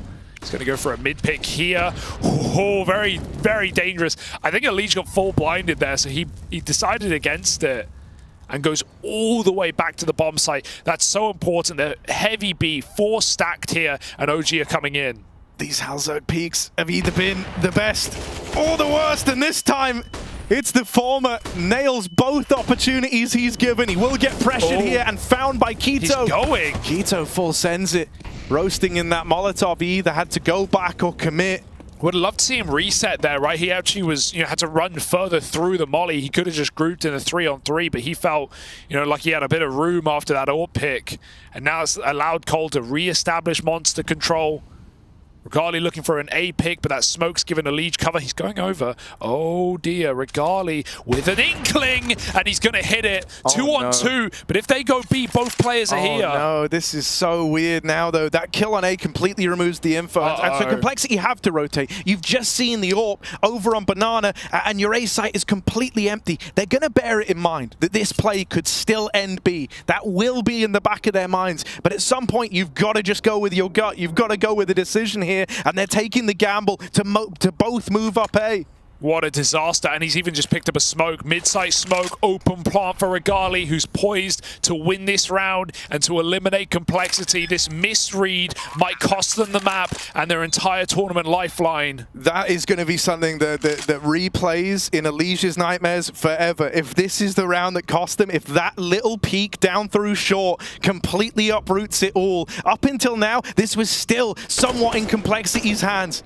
But now they've got the bulk of these players watching from beyond the grave as Grim and JT try to make this happen. Fascia to stop that, man. Grim will deal with the point man inside of the site. Regali gonna try step up to the plate. It was him that opened this, and he'll be the one to close it as well. Elige, only harrowing nightmares and memories of this city in which he claimed his Grand Slam. Their time on European soil doesn't end with a bang, but with a whimper. First in Copenhagen, and now here in Cologne as well. The hopes of NA are not on the shoulders of any one team, but scattered in the breeze on a handful of individuals now. And of course, it's the Romanian rock star shutting it out. Regali, the real deal on the AWP, and Keto as well, the one remaining German inside of IEM Cologne, still vying for that group stage spot where his former teammates in Big have fallen. That was a great day in the office for OG, and they've got more in store.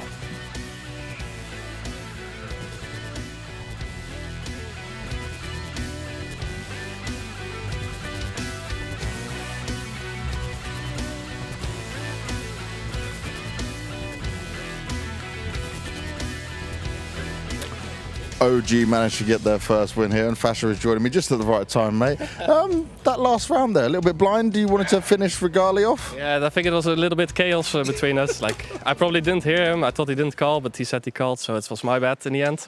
But happens, right? I just put the pressure on him and he just clutches. Look at him. He gets it done right, that's for sure. Now, I want to ask as well, for you guys, it's been rough, you know. You couldn't win a single series yet as this new team, but things really came together today. Just how much does that mean to you? I think it means a lot. I think for all of us, I think the problem we had is that our communication was just like below average, and you could see that in the other games. We didn't win a single 3v3 or like 4v4. Like, we couldn't play it out, and today we really stepped up. And like you see, we win the 3-on-3s now, and then like we can be deadly with this guy, with Nexa gelling, Fiku fucking sorry for the words, but he's just a machine, right? Then we can win some games. And it seemed like there was a much better mood even when the situations were getting very close. To come to Mirage, and I was listening to you guys' comms a little bit there. It was getting stressful, but you guys held your own. Was this something you've been really focusing on? Yeah, I think the main objective today was to be confident, right? Okay. I think sometimes in the 3-on-3s again, it's why we lose, because we're just sitting still doing nothing. And now we had a game plan that we just confident, like peek on each other, peek yourself, and then just like out-aim them, and that's what we did today. And we've had conversations outside of the game, right, outside of the being on the screens here, and we look at your Fnatic performances and people are unsure of what you would deliver to come back to on this level. But now do you feel on OG you have a chance to really show what you've got? Yeah, I still have a long way to go, I think, because I'm a little bit outdated on the meta, how weird it sounds, but obviously you turn back into a different role like I used to play before, but situations are being played different. So I'm focusing a lot on helping Nexa calling now. I have a good mid-round position and I need to give a lot of info and then work around that, and then I think that's the team play me and Nexa have at the moment. Obviously I need to put up numbers as well, but that will come with time. Talk to me about that though, this mid-rounding. How much extra input are you putting on this side of things to help him? I think it's mainly me and Kito at the moment, because Nexa plays a lot on the side, especially on CT. So I think on CT I'm a bit in charge with what I want to do. For example, on Mirage, right? I'm just calling on CT side because like I have the best position in the game there, besides Regali. Kito always comes in with some great insights as well. He's a really smart player, and I think that helps us together with the 3 experienced guys, right? Leading the 2 young guys. Well, congratulations on getting your first win under belt. Let's hope there's many more for OG. Stunner, back to you, man.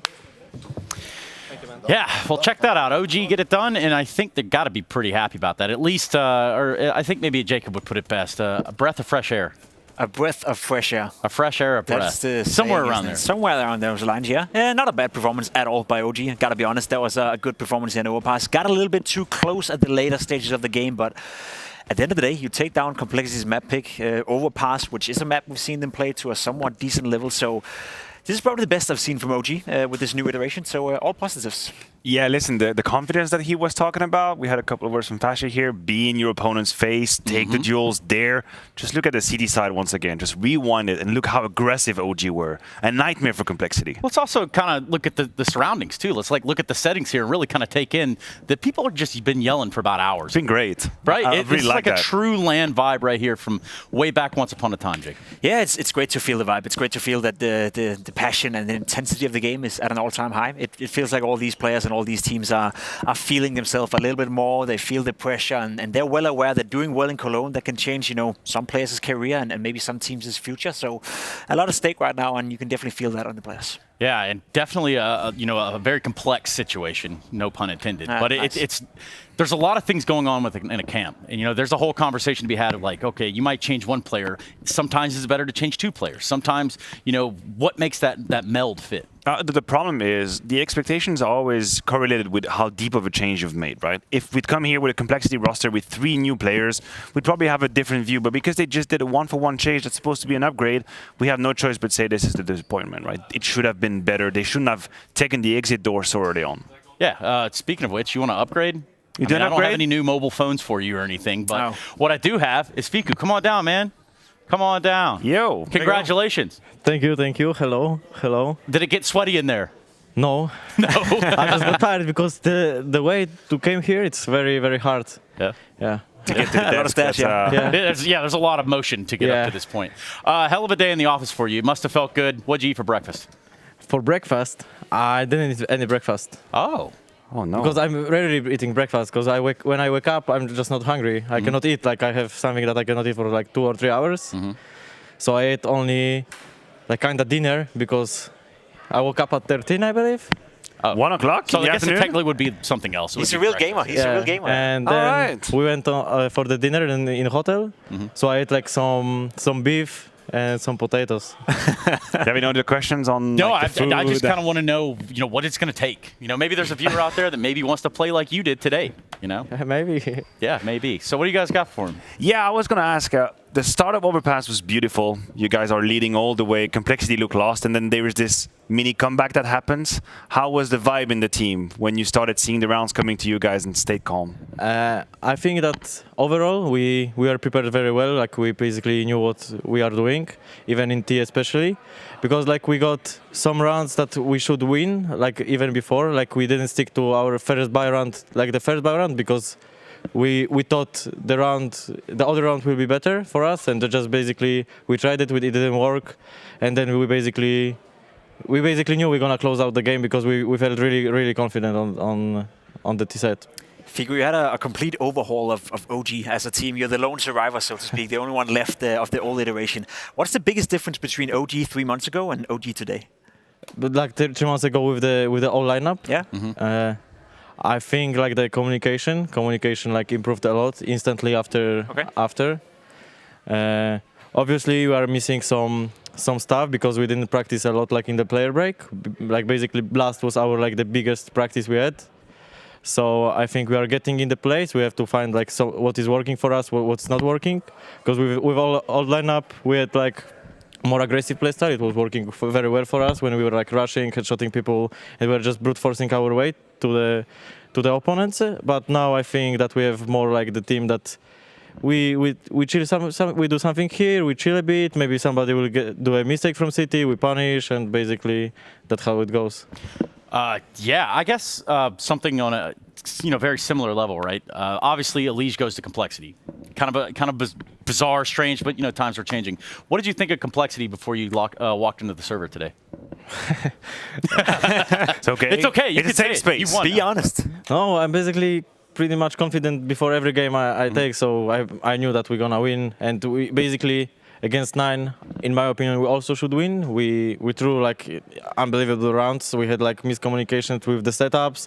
Like overall, in City we played very bad, and still like the score was really tight. So I think if we had our City from today, like not meaning even with the score like that we did 11-4 or something like this, but with basically our comms and with the setups that we know what are we doing, who is holding what, who is flashing, and basically with that I think we would close the 9 game as well.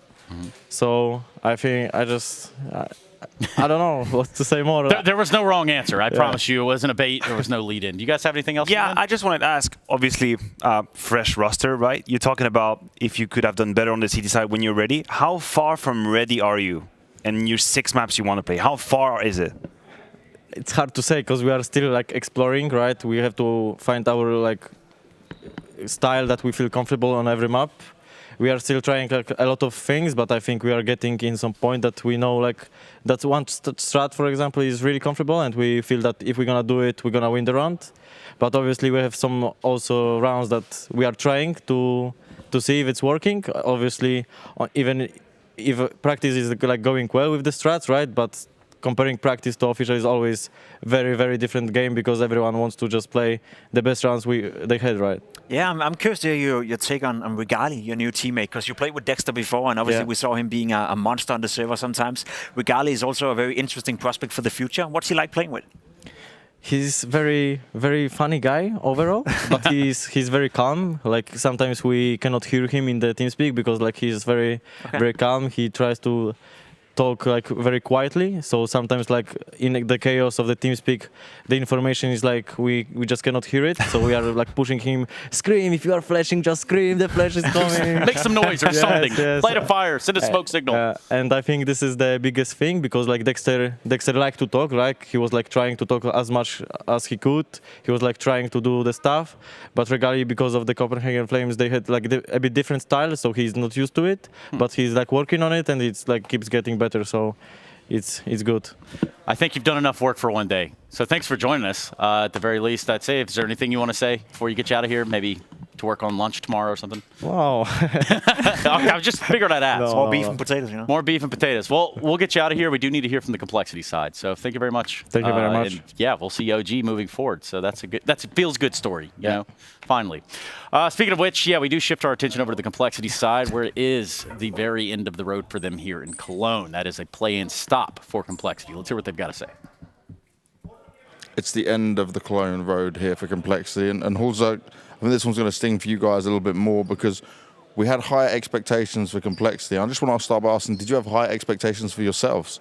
I mean, of course, we think we're a team that is capable and should be able to come to playoff in these kind of tournaments.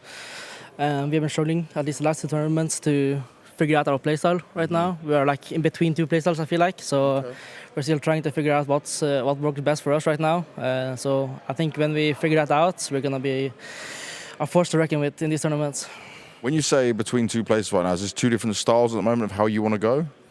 Yeah, I think, it's like we're changing up things after Elish came to our team. So we're still trying to figure out what's like the best way going forward. Yeah.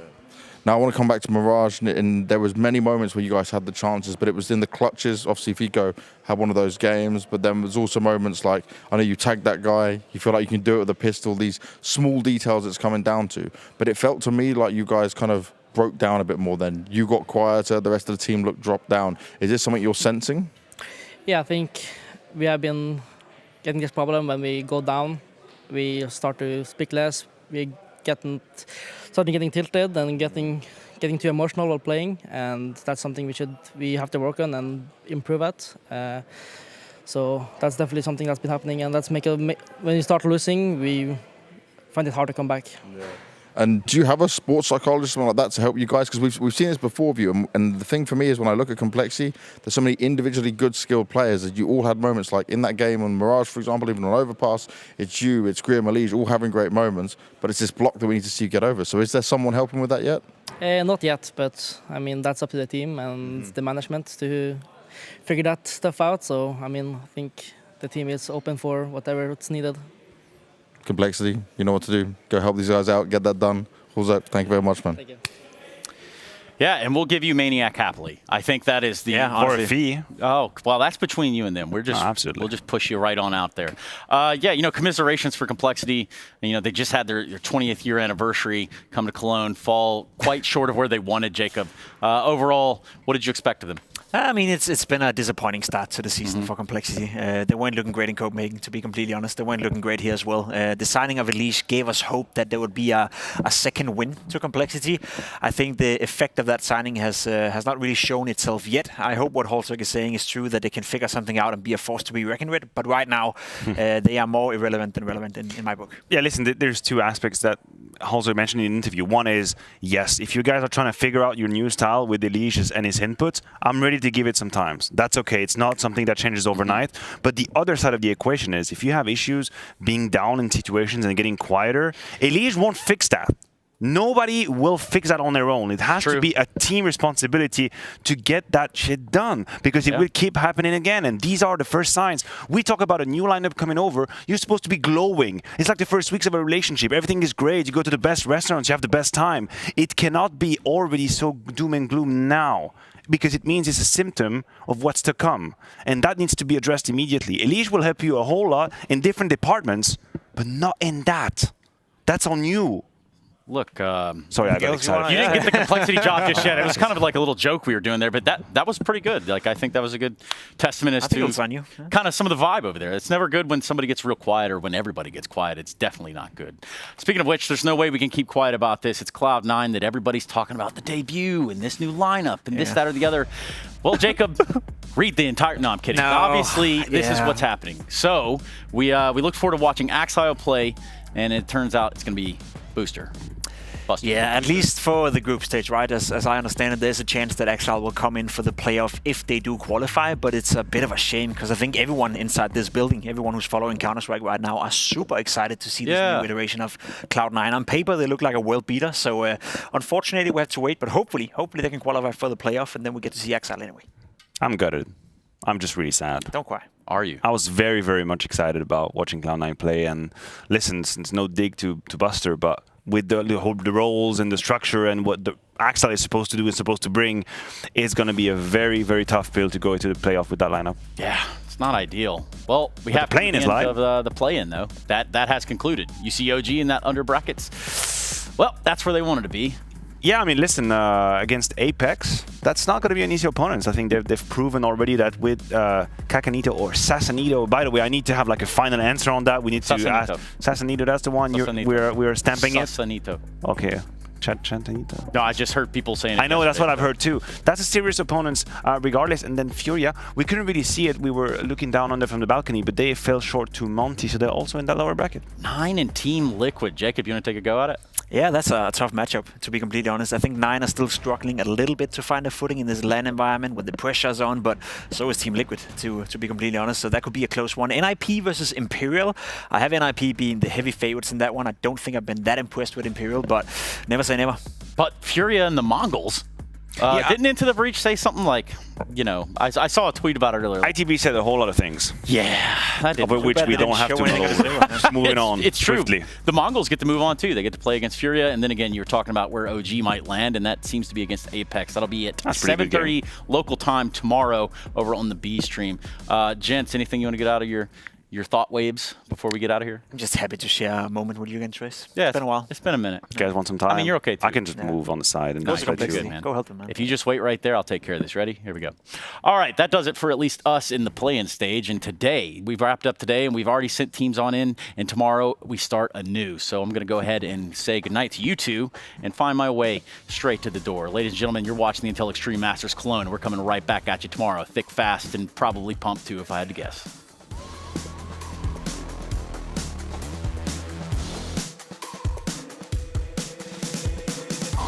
I'm such a weirdo, tattoos from my toes to my earlobe. Was a role model, I never had a hero. I learned how to live through the stereo. Coming from where I come from, nothing inferior. Everything you see ain't what it appears though. Everything that I built made that from zero, then added a zero. I am my hero. You couldn't imagine what it's like in my mind. It's beauty and catastrophe at the same time. Remember they laughed at me when it was game time. Now I know that they mad at me. I'm what you can't find. I'm not from the day. I come alive at night. I'm not what you used to. Couldn't recognize. They all on the ground while I'm taking flight. Yeah, you're welcome to join me. I promise I won't bite. Things they say, they're never getting in my way.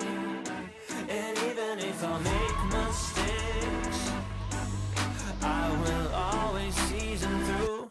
'Cause I don't wanna play your game. I had enough, I'm burning up so hot I just break your chain. You can never stop what's building up inside of me.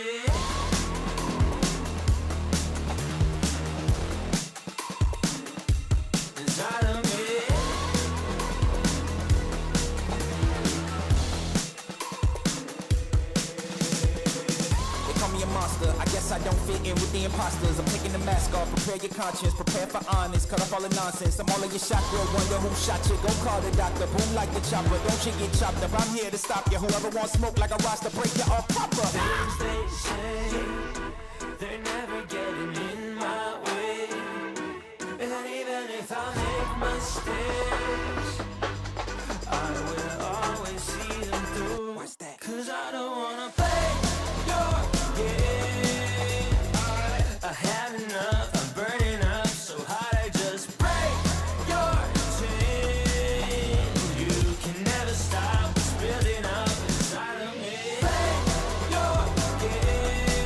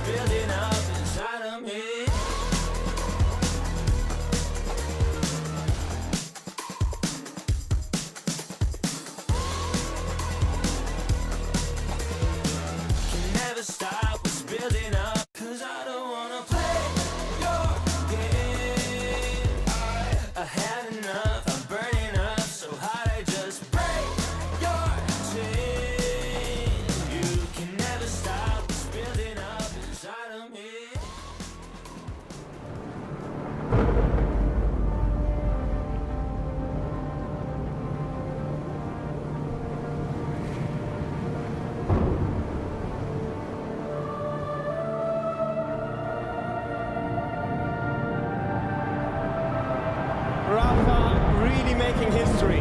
Absolutely phenomenal. And Ace is the champion of the Intel Extreme Masters World Finals. Storm still not quite done. MC is going to take this fight, though. 3 seconds left. Last 2 rounds of action's got to start it well for ESC. And this is a massive move for Zez, but he's not content with just a Nexus kill. He wants to win out. And it's all done. And Strollin's winning. Unbelievable Rogue with a 4-0 victory over Classic. And they did it again in the grand finals. It's Nobu! Give it up for your Intel Extreme Masters World Champion!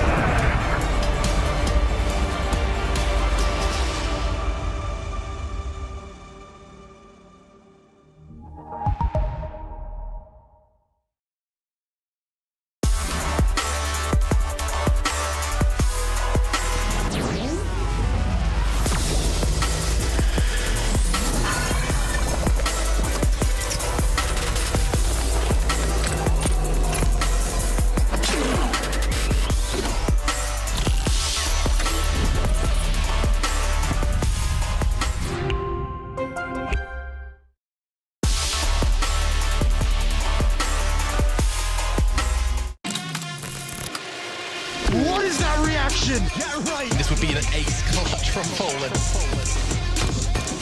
Oh my! Oh boy! FaZe Clan, the champions of ESL Pro League. Poland's here. Oh my God! Scarrow, are you going to be kidding me? What a map. What a map.